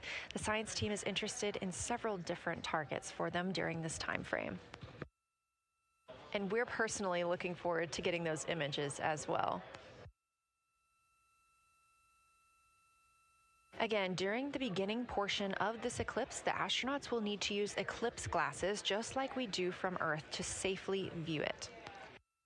Once the moon has completely covered the sun, they'll be able to take off those glasses for almost an hour. Totality on Earth during a solar eclipse lasts only a couple of minutes. So this opportunity gives them a chance to look out into deep space and to look into see if there are other planets nearby.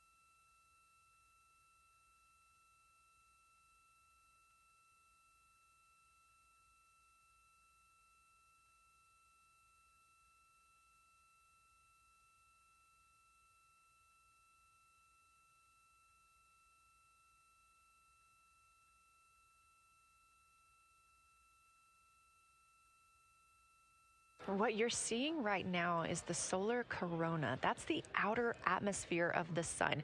And the science team is very interested in any images that the crew can capture of this. They're hoping that they'll take pictures and describe the visibility, color, and shape of the solar corona as a whole and its substructures, those plumes and streamers.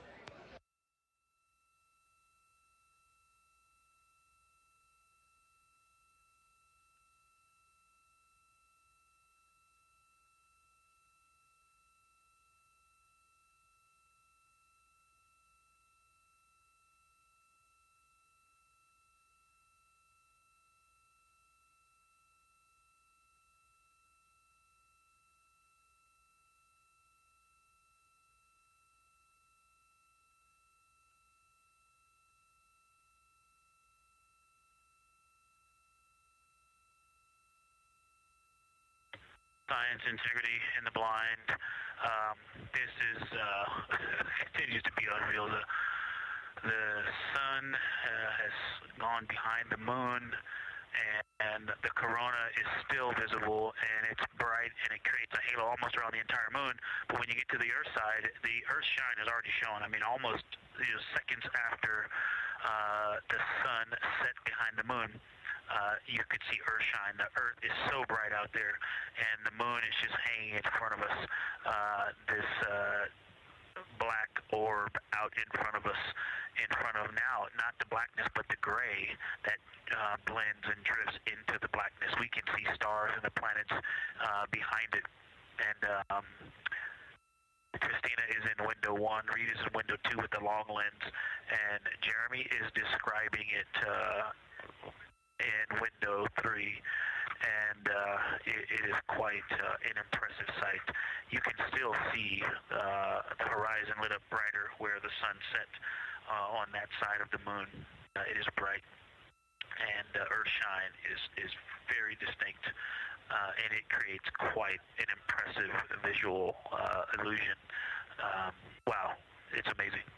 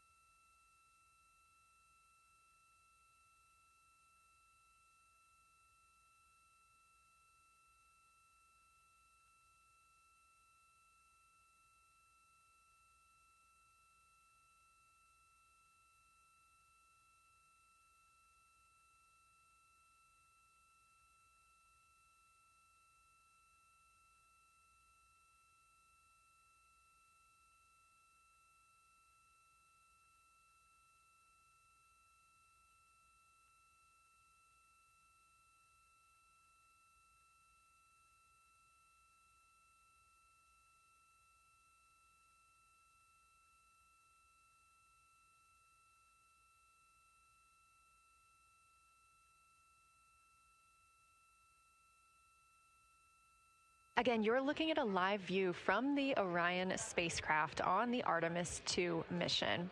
Orion is now 252,125 miles away from us all on Earth.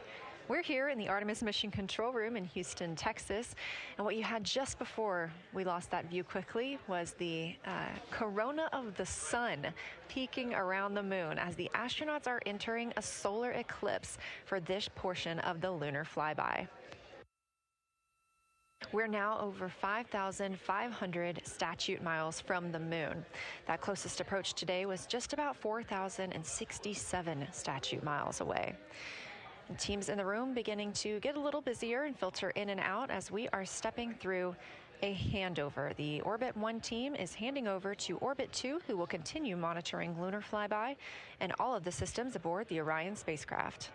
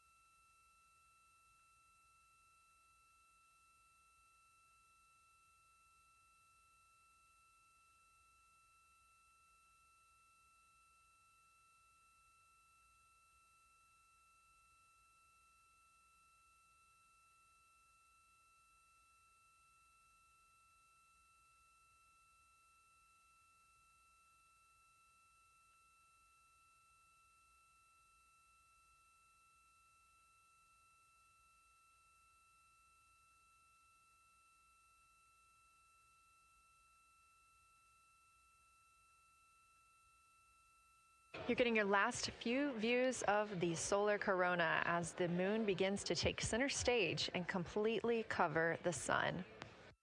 If you see that bright dot up near the top left of your screen, we think right now that that may be a part of the spacecraft, but we'll be sure to correct that if we end up figuring out later that it is something else entirely.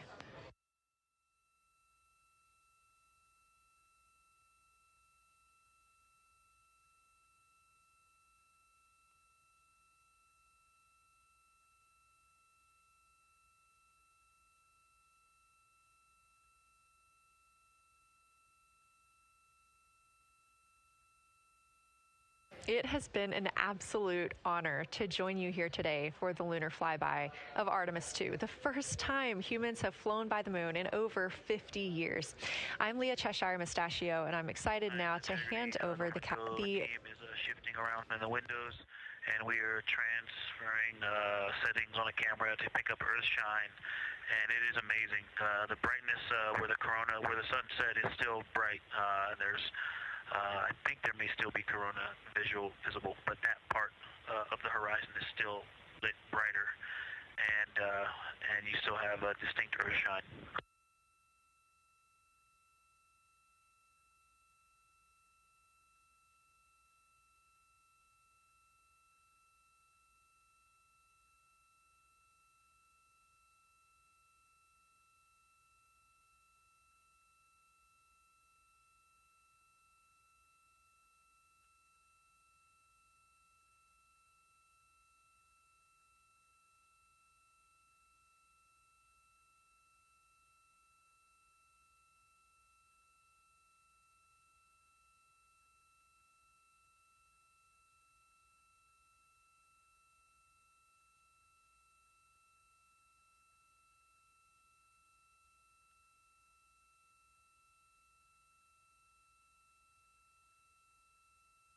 You know our rules that we don't talk when the crew is talking, so wanted to give Victor Glover a moment there to call down what he was seeing now that the moon is covering the sun.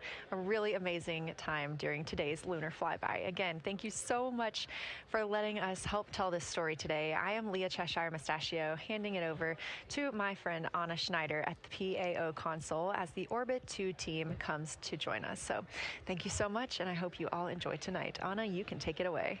Thank you so much, Leah, and it's been a joy listening to your coverage over the last several hours. So as you mentioned, the Orbit 2 team of flight controllers is currently making their way on console and completing a shift handover with the Orbit 1 team of flight controllers. The Orbit 2 team tonight will be led by Flight Director Diane Daly, and she is currently handing over with the Orbit 1 flight director there on your screen, who was Flight Director Jeff Radigan.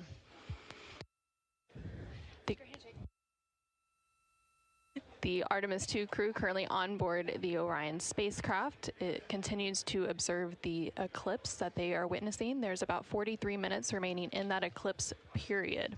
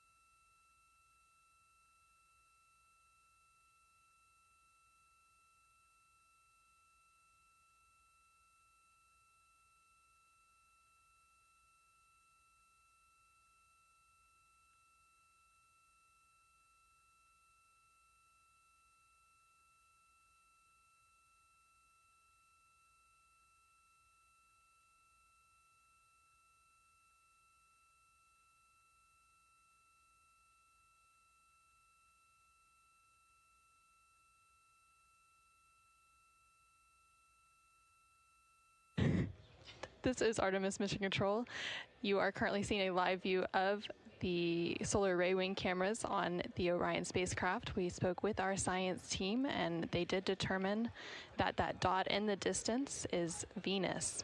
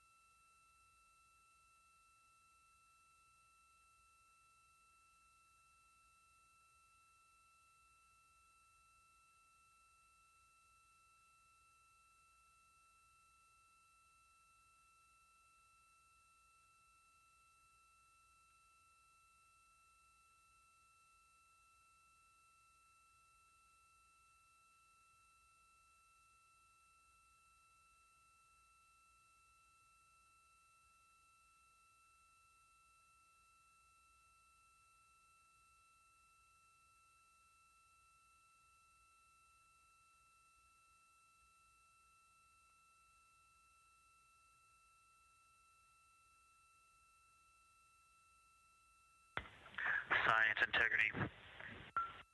Let's see, not a huge change in here, just an update. The camera settings for Earthshine are challenging. This one's challenging to capture. What we're seeing, we're just not picking up on the cameras. And after all of the amazing sights that we saw earlier, we just went sci-fi. This has, it just looks unreal. You can see the surface of the moon between, I guess, the Earthshine. I guess Earthshine. You can actually see a majority of the moon.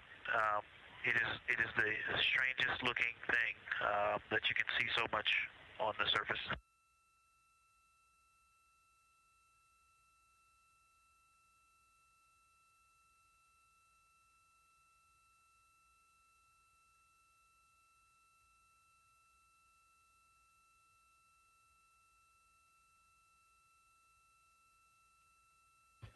This is Artemis Mission Control. You were just hearing some communications called down from NASA astronaut Victor Glover, currently on board the Orion spacecraft.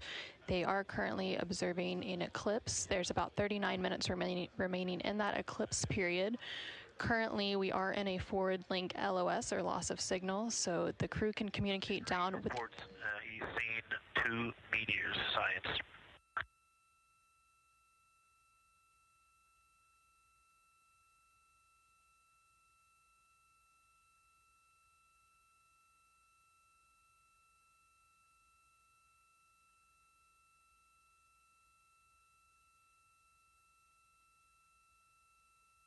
So we are in a forward link loss of signal. We do expect to regain signal in about 3 minutes. And at that point, then the ground can communicate back up to the crew on board the Orion spacecraft. In the meantime, the crew can continue to communicate down to the ground. The ground is just unable to respond. So they are continuing to provide some science observations during this eclipse period. They've made some comments about Earthshine, which is the sunlight reflected from Earth when they come around towards the moon's near side late in this flyby window.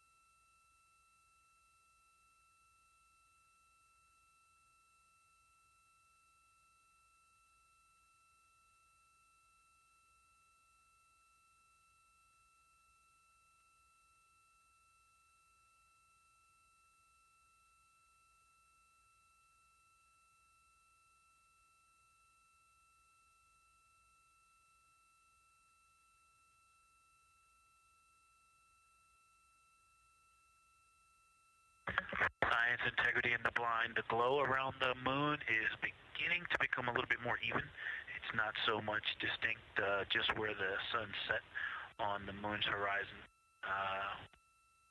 as we're flying through this trajectory, and then the sun's going to come up out of the other side. I think it's we're starting to see the glow around the moon get balanced out. I still see Earth shine, and the Earth is very bright out there.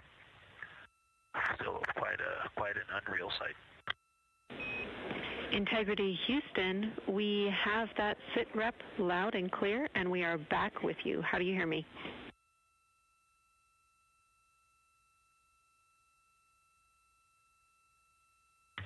Hey Jenny, we have you loud and clear, thanks.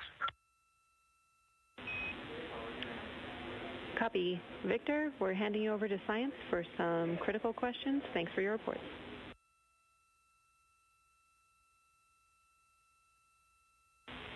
Integrity Science, we were loving your science sit reps in the blind, and it should come as no surprise that we have a number of follow-up questions. First, you mentioned Reed observing meteors. Can you speak to that? Were you referring to comets or impact flashes or something else?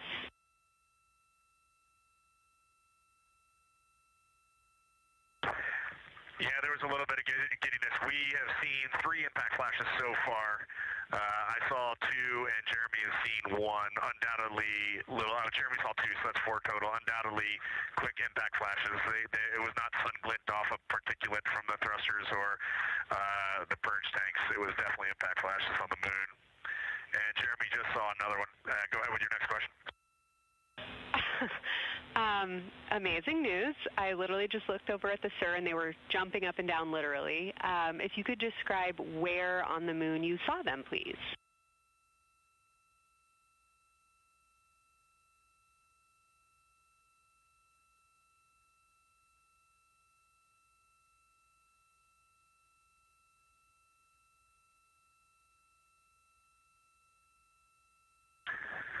So they've all been either on or a bit south of the equator and on the Earth side of the moon. Stand by. All right, so Jeremy has seen them kind of on and south of the equator, kind of spread across the moon, and mine were both south of the equator and just a little bit left of center of the moon. Incredible news, Reed, and reminder, we have citizen scientists here on Earth looking for impact flashes, so hearing you saw them on the near side means that people saw them too.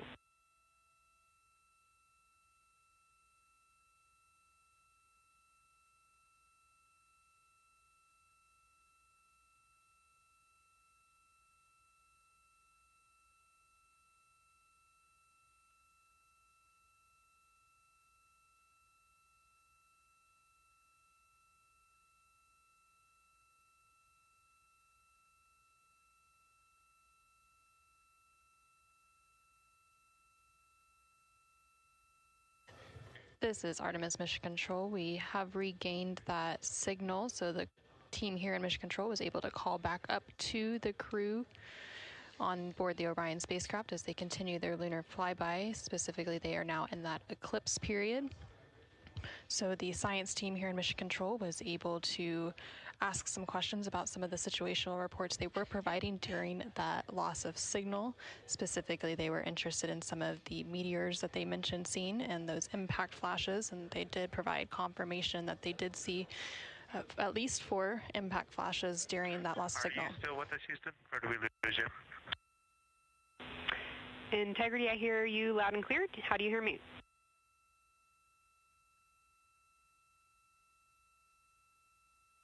Okay, we got you loud and clear. One of the other things I wanted to describe, which was surprising to me, but the entire moon is lit up. It's glowing behind the entire moon. I thought it would look, dark against the black sky or deep space, but the sun is lighting up the entire limb of the moon. You can see the entire perimeter of it, and even now with the sun far behind the moon, you can still make out little bits of topography around the entire limb, just bumps as you go around it. And there's about the glow around the moon, once your eyes adjust, is easily 10 widths or diameters of the sun around the entire moon.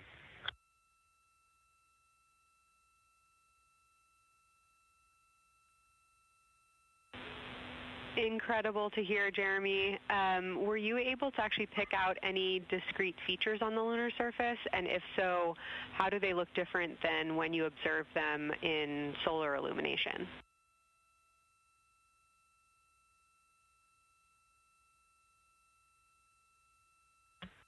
No, we really haven't been able to identify features on the lunar surface yet. We just see, the topography on the limb. For the Earth glow, we're about a quarter moon, waxing quarter moon, if you will, from the Earth glow perspective, and it's just at a very,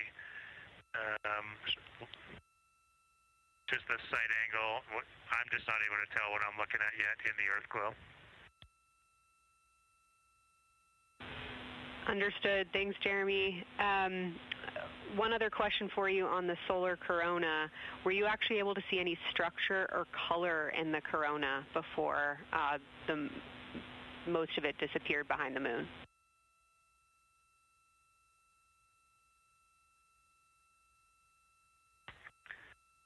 Yeah, I didn't pick out any color, but definitely structure. There were streamers, and they were not uniform at all. For me, the 5 o'clock position, there was just this constant streamer. It would change in intensity and diameter, but it was always there, and it was always at the 5 o'clock position. I only saw one plume, and it came out of basically the 3 o'clock position of the sun. That was very short-lived when I could see the plume. Exactly what we were looking for. Thanks, Jeremy. And a heads up that we, calculated here on the ground about how long you could see the corona for, and we expect it to start to appear again in the next 11 minutes. Thanks for those amazing descriptions.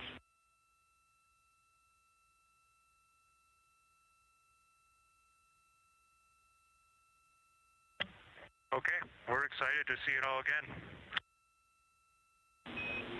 Integrity Houston, we're following along as well. That was outstanding. If you haven't already, just reminding you to swap positions at the windows. And that brief LOS we had previously was due to a data rate change expected.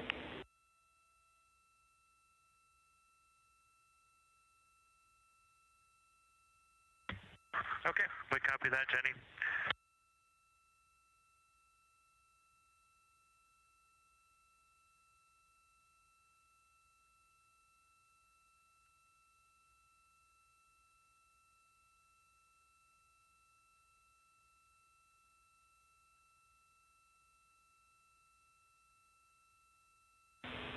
Integrity Science, one more request for you. While it's still fresh in your mind, any annotations or sketches you want to make of what you're seeing either around the corona structures you just mentioned or even on Earthshine would be so appreciated.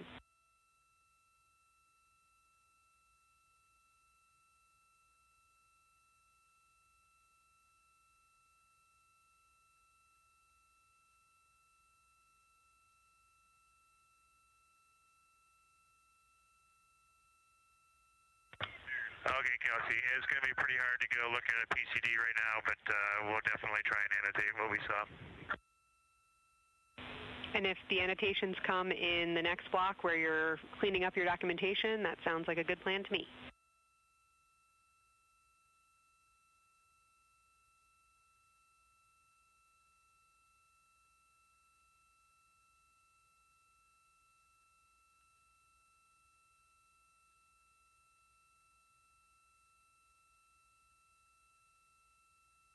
This is Artemis Mission Control. On the bottom right corner of your screen, you can see a view of the Science Officer console here in Mission Control. And we've been hearing that communication between the Science Officer. The Orbit 1 Science Officer is Kelsey Young, and she's been asking questions to the crew, specifically CSA astronaut Jeremy Hansen. based on the observations they've been making during this eclipse period. And then in the upper left-hand corner of your screen, you can see a view of the Artemis real-time orbit website, which provides updates on the velocity and the distance from Earth and the Moon of the Orion spacecraft as it continues to make its way back to Earth. The distance from the Moon will continue to increase at this point. So right now, Orion and its crew are about 6,300 miles away from the Moon and about 251,000 miles away from the Earth.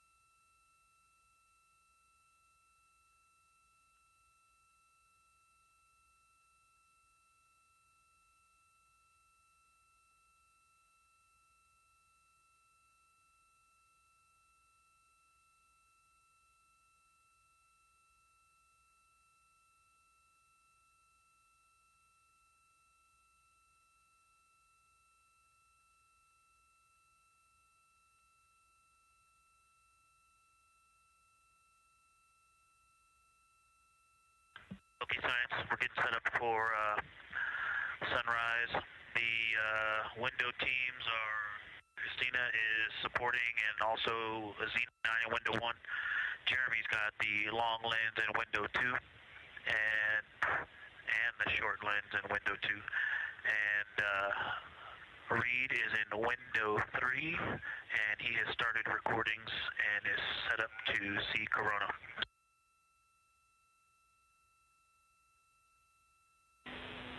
Great sit rep, Victor. That sounds like a good config, and we're showing coronal effects start to appear on your video camera. So in the next few minutes, we should start to hear your observations.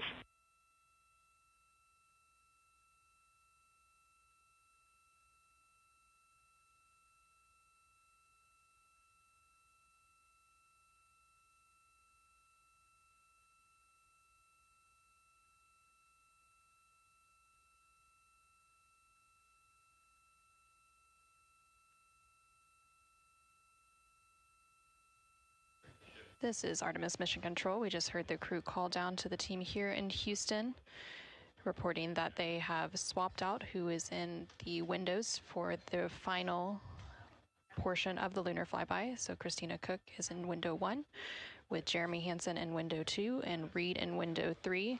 Reed is focusing on observing corona, which is the solar corona, which is the sun's outermost atmosphere. There is about 18 minutes remaining in the eclipse period.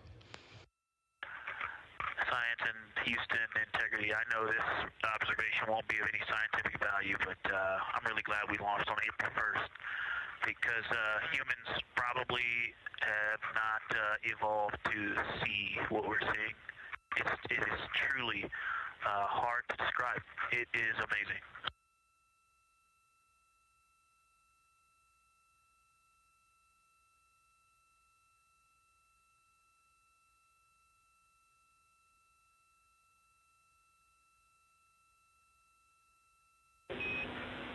Amazing. Thank you, Victor.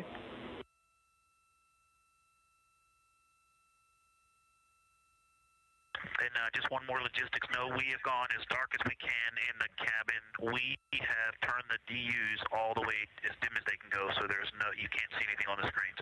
Every bit of light in the cabin affects the view. You're definitely seeing the brightness go closer. It's definitely brighter on the Earthshine side, and so we're expecting to see some corona here soon. We copy all. Excited for what you see next.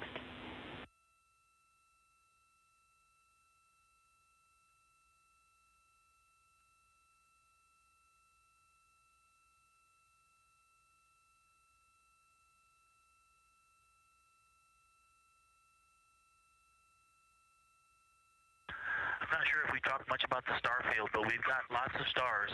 You've got the nice glow around the moon, but right off the well, we're upside down now, but from upside down 4 o'clock, right off the edge of the moon, looks like a planet. That line of planets, there's something a moon diameter to the left, and something right off the limb of the moon to the right, and then something orange. It looks orange to the right of that, about half the moon diameter. So. But anyway, there are definitely stars. I think some of those planets that you said we might see, we're seeing. And so in unreal view, yeah, the moon in the foreground is one of the darkest things we see out the window. And now it's deep space behind it is kind of dark blue like it looks from Earth, but we can also still see stars. It's quite a wicked view. Victor, Mike is doing the best job, and I'm not going to try to add on to what he's doing. It's indescribable. No matter how long we look at this, our brains are not processing this image in front of us. It is absolutely spectacular, surreal. There's no adjectives. I'm going to need to invent some new ones to describe what we are looking at out this window. This is just absolutely beautiful and inspiring to hear. And Victor, we suspect what you're seeing is Saturn and Mars. That reddish object is likely Mars. Good opportunity to look to the future of where we're going.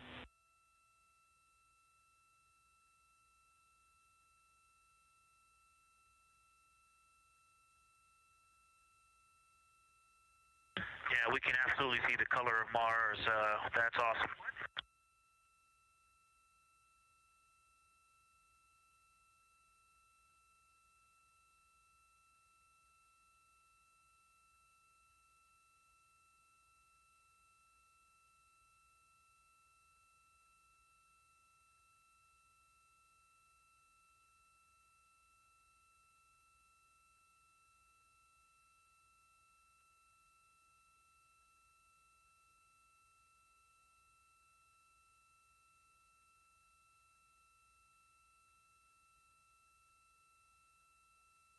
Okay, and from this vantage point, the 4 o'clock on the Earthshine side is definitely getting brighter, still no coronal structure.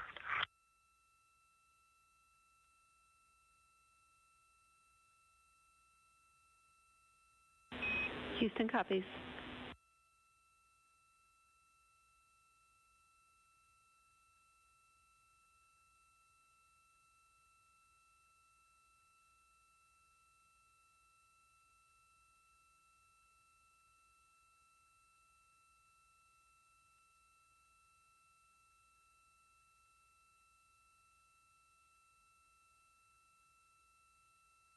And we aren't able to distinguish which Mare is, but we can clearly see Mare in the Earthshine.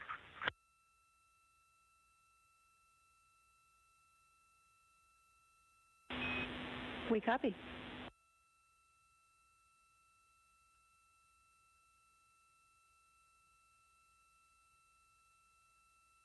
This is Artemis Mission Control in Houston, Texas. We have not seen an impact flash in the last 5 minutes. Sounds unlucky, but you had a pretty strong start, so we'll take it. And actually, right after I said that, right at the South Pole, near the South Pole on the Terminator, Reed just saw one. Amazing.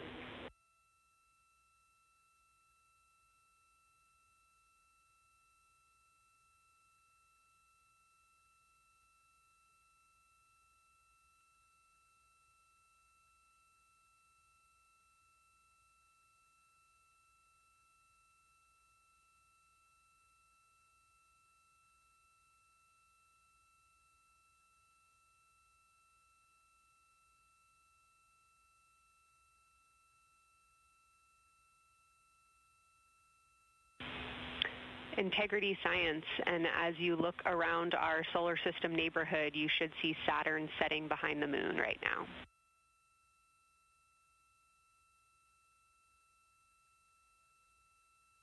We do. We've been watching it track close to the horizon, and it's right tangential to the moon at this moment.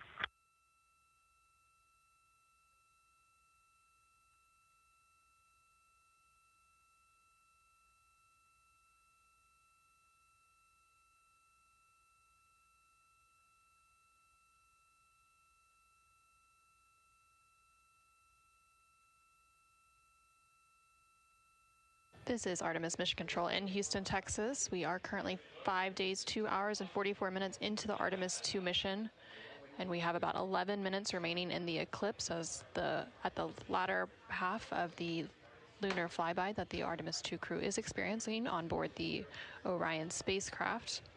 We've received several different call downs from the crew and questions up from the science officer here in Mission Control. One of the things that they said that they were able to see is Mars off in the distance, and then the science team also confirmed that they should be seeing Saturn setting behind the moon. They've also acknowledged seeing several different impact flashes, and these are flashes of lights from meteorites striking the surface of the moon. They've also mentioned the solar corona, which is the sun's outermost atmosphere. Here in Mission Control Houston, the Orbit 1 and Orbit 2 teams have officially completed their handover.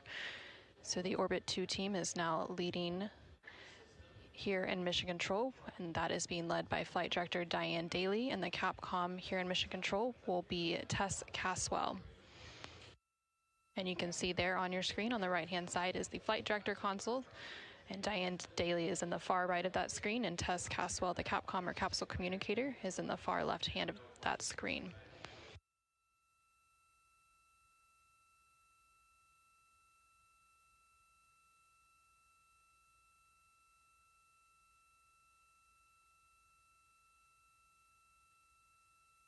Okay, the light is continuing to grow in intensity.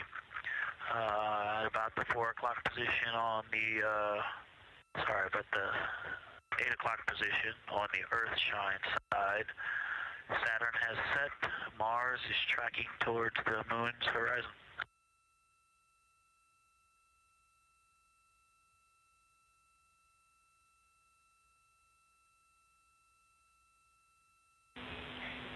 Integrity Science, we copy, and we're starting to see it on the vehicle stream.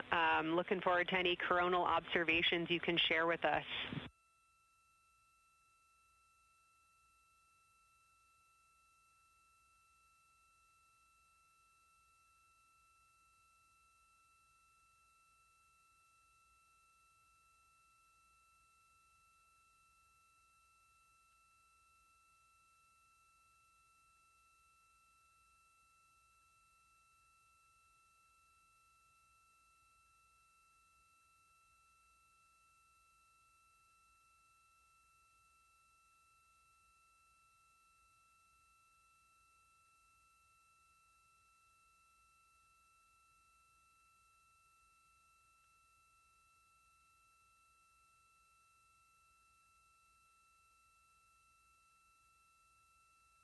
This is Artemis Mission Control. That view you're seeing on your screen is coming from the solar array wing cameras outside of the Orion spacecraft.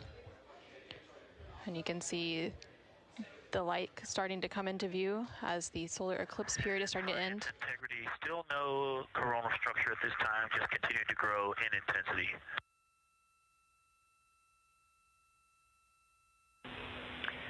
Copy, Victor, and reminder, you still should have several minutes before the eclipse classes need to go on, and we can send you up a reminder when you're getting close to take your eyes away from the D5 viewfinder, but you should be good for several more minutes.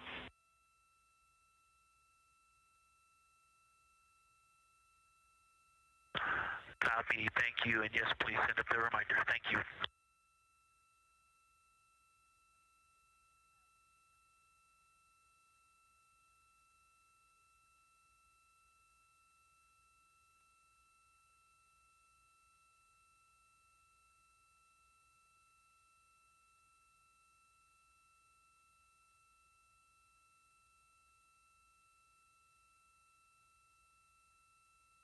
Okay, we all think we're starting to see something. I believe the most popular term is baby hair. As the light grows in intensity and the horizon on this side becomes very distinct. You can still see Earth shine, even though the sun's brightness is definitely growing in intensity.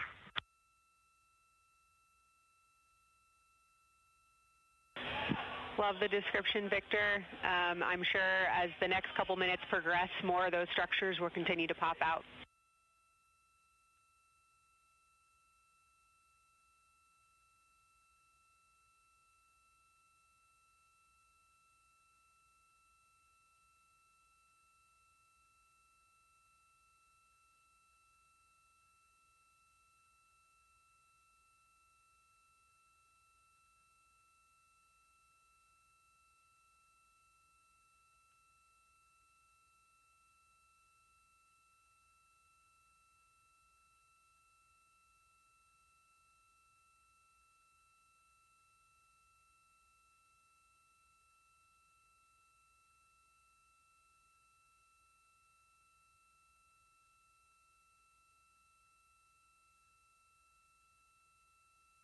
This is Artemis Mission Control in Houston, Texas.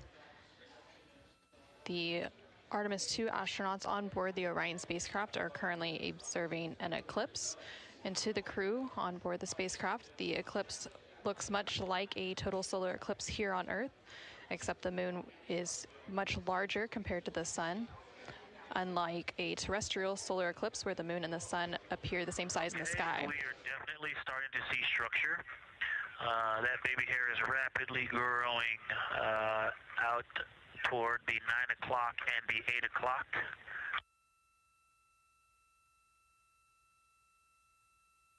It's almost as if it were reaching out for Venus or for the Earth.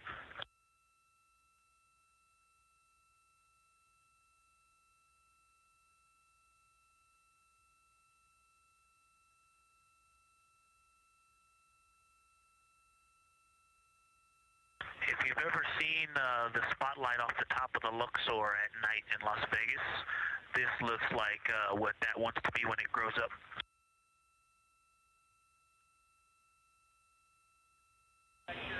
Integrity Science, glad to hear you're following your training of tell it like you see it.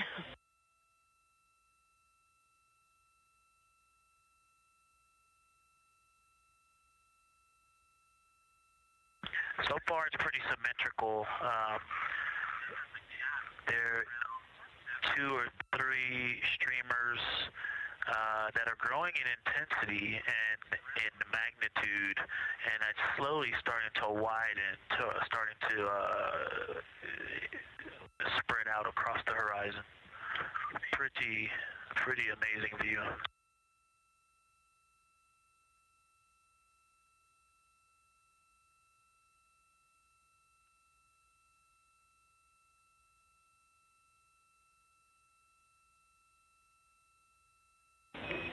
And Integrity Houston, great words.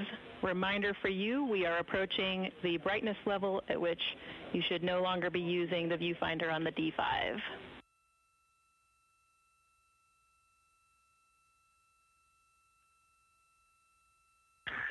Integrity copies, and thanks for the heads up.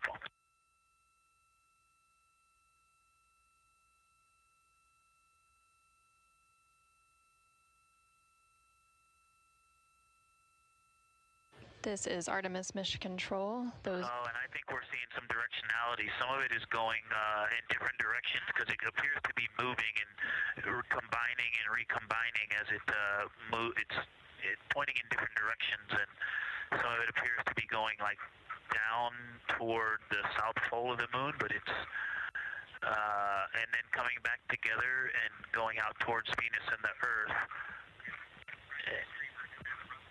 And depending on how I stare at it, it looks like one large structure, but then it definitely has wisps, and you can see 3 or 4 structures inside of it. It's like watching a flame. It's like looking at a flame, and stand by. And so it has some inherent movement. Now there's a very bright spot. There's a very bright spot in the center of it. There's a towering light of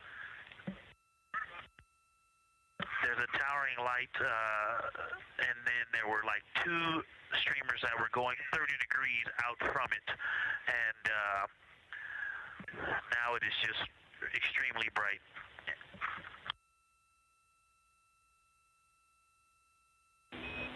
Houston, copies all. To get a little warm.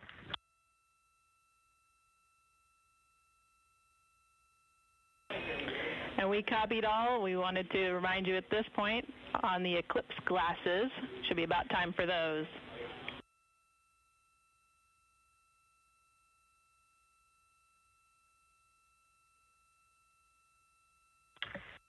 Houston, we copy all. We are in eclipse glasses. That was an absolutely spectacular, magnificent experience.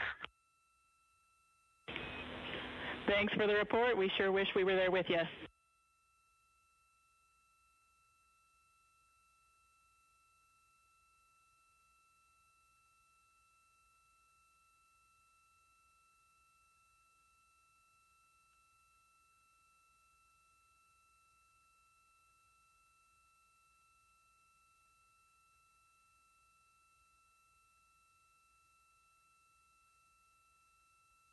This is Artemis Mission Control.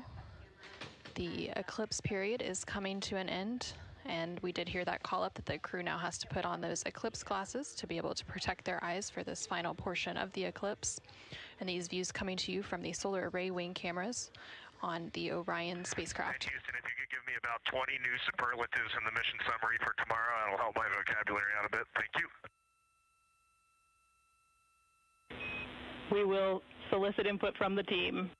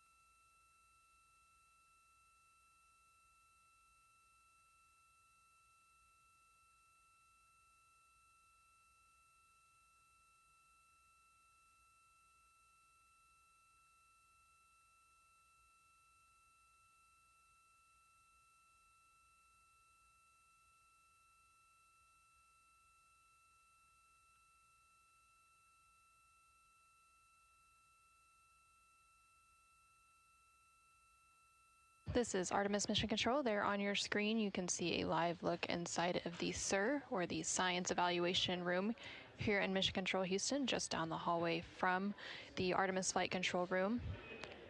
Integrity Houston, back with you after a data rate change.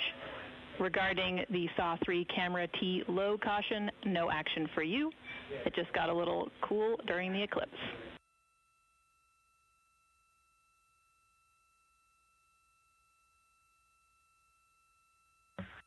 Okay, we copy, and if you didn't copy my request for the mission summary to add about 20 new superlatives to help my vocabulary, I would appreciate it. We copied it fantastically.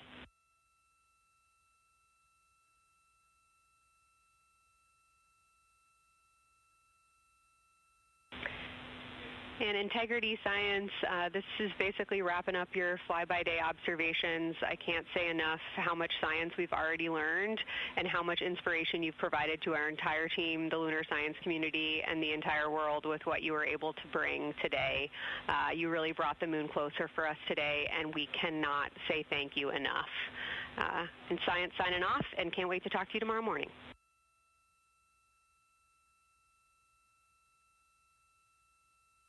To your entire team, Kelsey, to the entire NASA science team, you all really turned to when we shifted launch dates to April 1st, and you got the most incredible package together for us to go do some great science and some great, truly human experience moments here. And we were well prepared, and we appreciate all of you. And this is what we do best when we all come together and work as a team. So you all knocked it out of the park. Thank you for giving us this opportunity. Beautiful words, Reed. Thanks so much.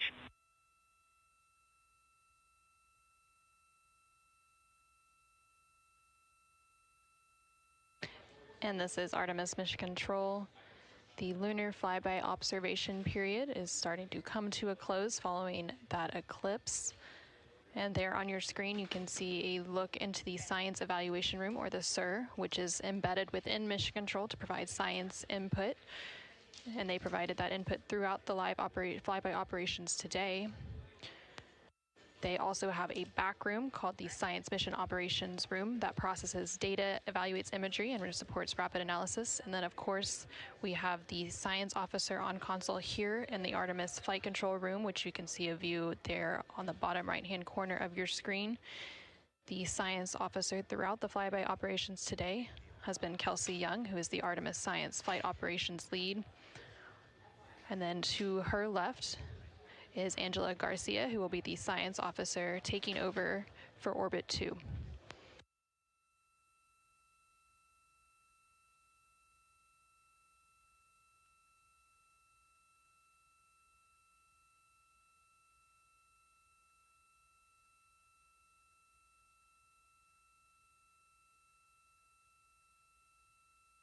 And for the past 7 hours or so, the crew has been going through their lunar flyby observation period.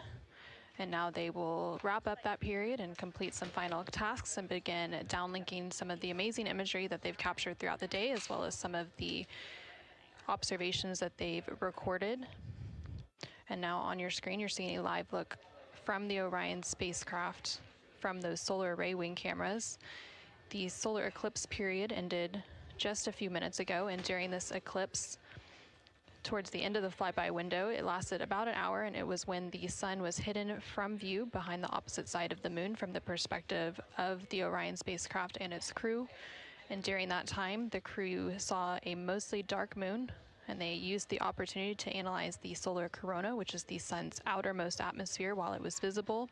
And then once the sun was completely out of view behind the moon, the crew looked for impact flashes, which they reported seeing multiple impact flashes, and those are flashes of light from meteoroids striking the surface of the moon. They also looked for dust lofting above the limb or the edge of the moon, along with some deep space targets, including planets, and they noticed Mars off to the distance, and we also saw Venus on one of the solar array wing cameras early on in the eclipse period. The crew also looked at parts of the moon illuminated by Earthshine, which is the sunlight reflected from the Earth when they come around toward the moon's near side at the very end of that flyby window.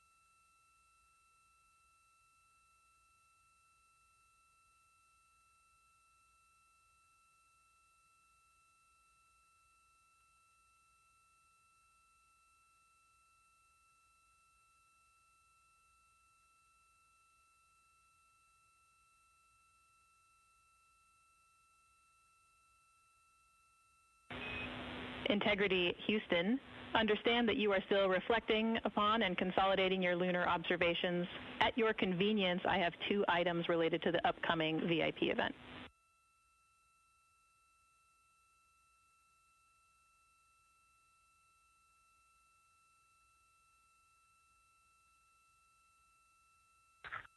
Go ahead.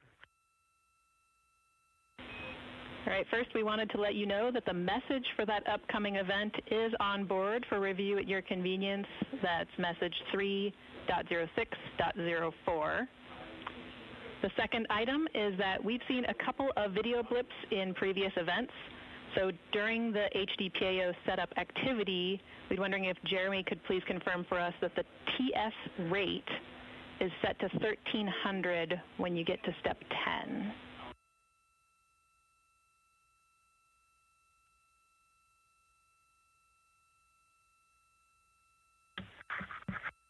Okay, Jenny.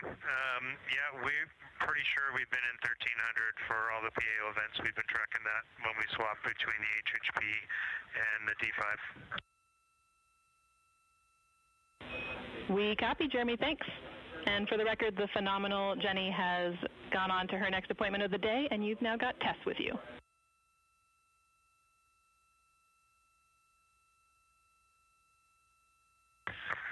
I'm sorry, Tess. Great to have you on board Integrity. No worries. Happy to be here.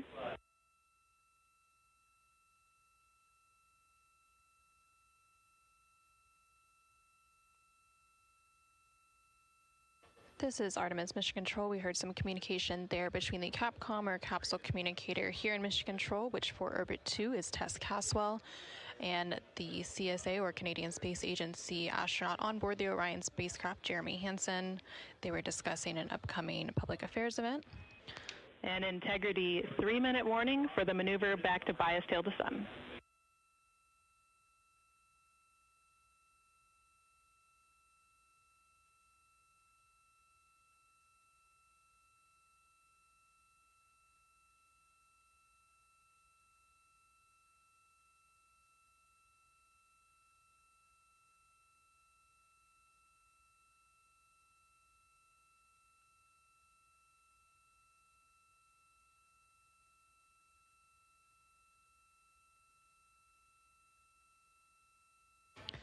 The crew on board the Orion spacecraft recently completed their lunar observation period.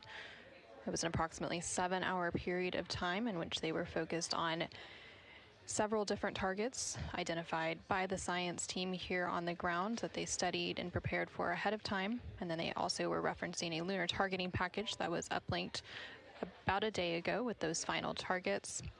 Now they are completing some post-lunar flyby activities, so they're working to clean up their observations that they've made and also working to downlink some of the photos that they've taken throughout the day.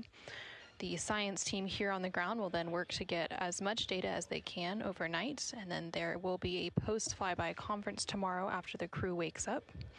And that's not a debrief, but a science data collection to capture their nuanced experience while they're still in the field and the experience is still fresh. And then, of course, there will also be a public affairs downlink event later in the day. Now that once the post-lunar flyby activities are complete, and then after that, the crew will go into some of their final activities for the day. They will have a private medical conference, or PMC, with the medical teams here on the ground. These are regular conferences that they have at the end of every day, and then there's also a flight director conference that they will have before they go into their pre-sleep period, during which they can complete hygiene activities and they will have the chance to eat their dinner and complete any other final personal activities for the day before they head into their sleep period.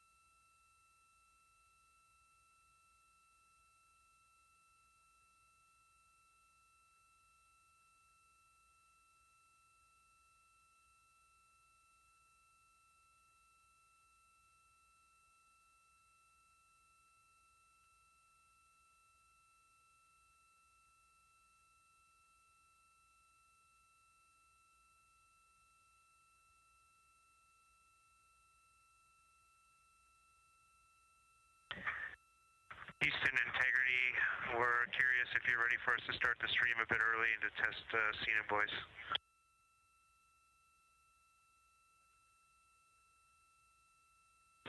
Checking.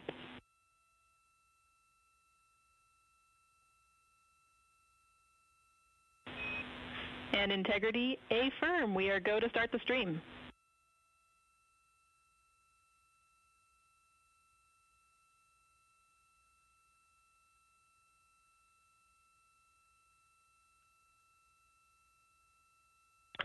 Okay, Houston, the stream has started. We checked the TS rates 1300 and audio is true. So I will give you a voice check now on the mic. We copy good settings and we've got a good view.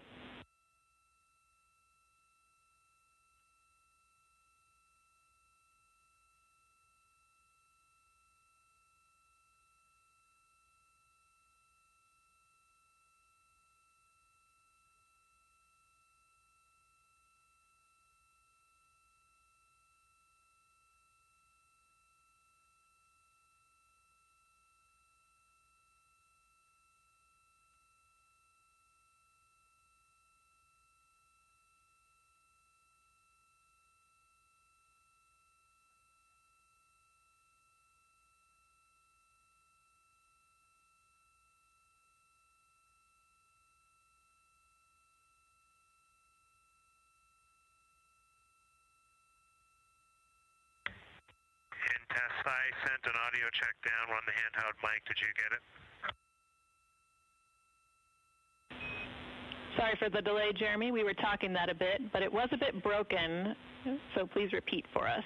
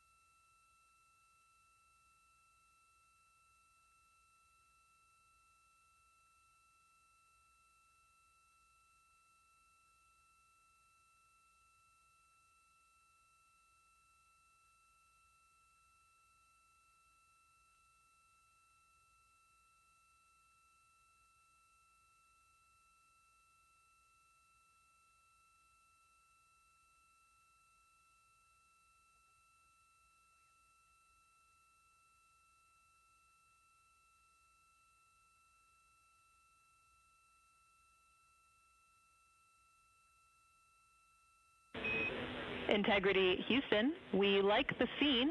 At your convenience, we'll take a 10 count with Jeremy in frame.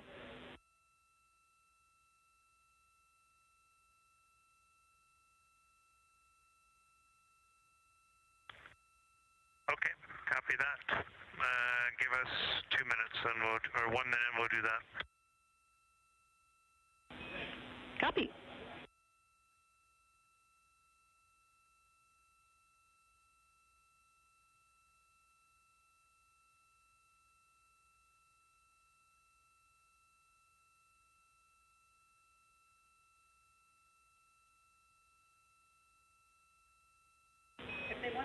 Great voice check and good words. We like the scene.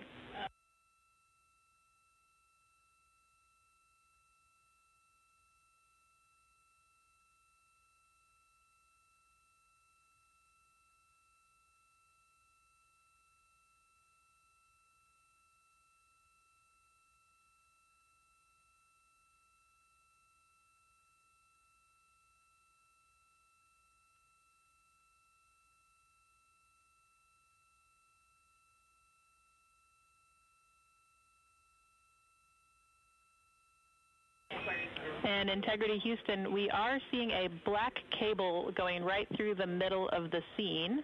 At your convenience, if you would please move that, PAO would appreciate it.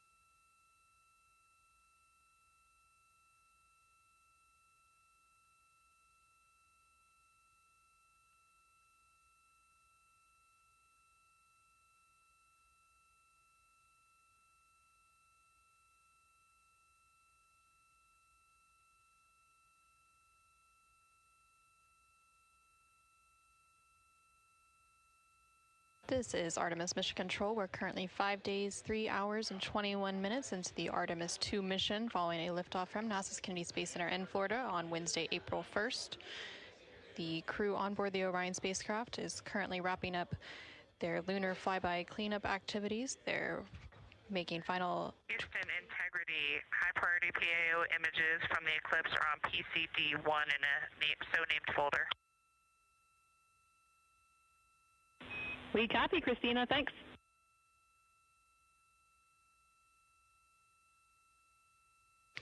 And NASA astronaut Christina Cook there calling down to the ground regarding some public affairs imagery that was captured during the lunar flyby activities.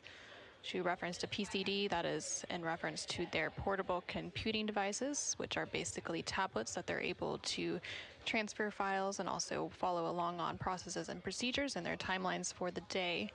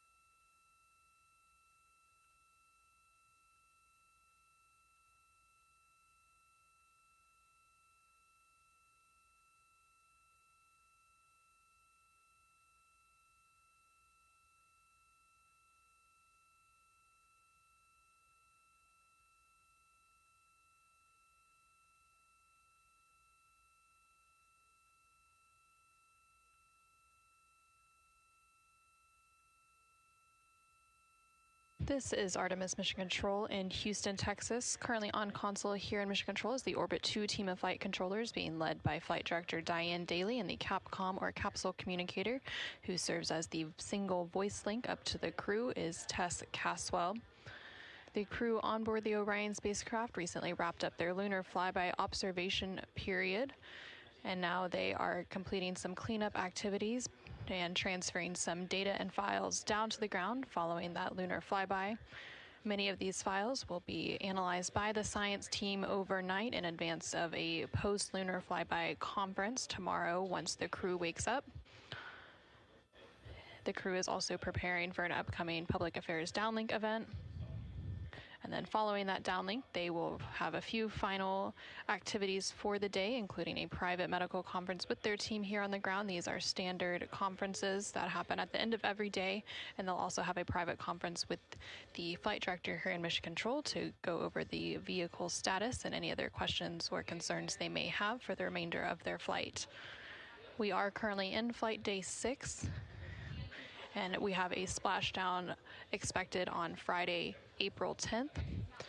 That splashdown expected in about 3 days, 21 hours, and 49 minutes from now. During the lunar flyby, and as part of Artemis II, it marked the first time in more than 50 years that humans were able to observe the moon directly and provided a critical opportunity to practice how lunar science will be conducted during future Artemis missions. The moon preserves a near-continuous record of solar system history that has been erased on Earth, and with no atmosphere, weather, or plate tectonics, the lunar surface retains evidence of ancient impacts, volcanism, and solar activity that scientists can study today. Studying the moon helps scientists understand how planets formed and evolved, how the moon influenced Earth's history, and how the early sun shaped conditions across the inner solar system. The moon also serves as a unique platform for studying the broader universe. The science on Artemis is designed around questions best answered by humans working alongside robotic systems, combining decades of robotic lunar data with real-time human judgment, context, and adaptability. Currently on your screen, you're seeing a look at the Artemis real-time orbit website. You can access this website at any time throughout the mission at nasa.gov/trackartemis. It provides updates on the velocity as well as the distance from Earth and the distance from the moon of the Orion spacecraft and its crew. The crew currently on board the Orion spacecraft includes NASA astronaut Reed Wiseman, who is the commander for the mission, NASA astronaut Victor Glover, who is the pilot, alongside the 2 mission specialists, who are Christina Cook and Jeremy Hansen of the Canadian Space Agency. Currently, the Orion spacecraft is about 250,000 miles away from the Earth, and that distance now will continue to close down ahead of that splashdown on April 10th. And they are now about 8,100 miles away from the moon, and that distance will continue to increase as they are now in the return leg of their journey.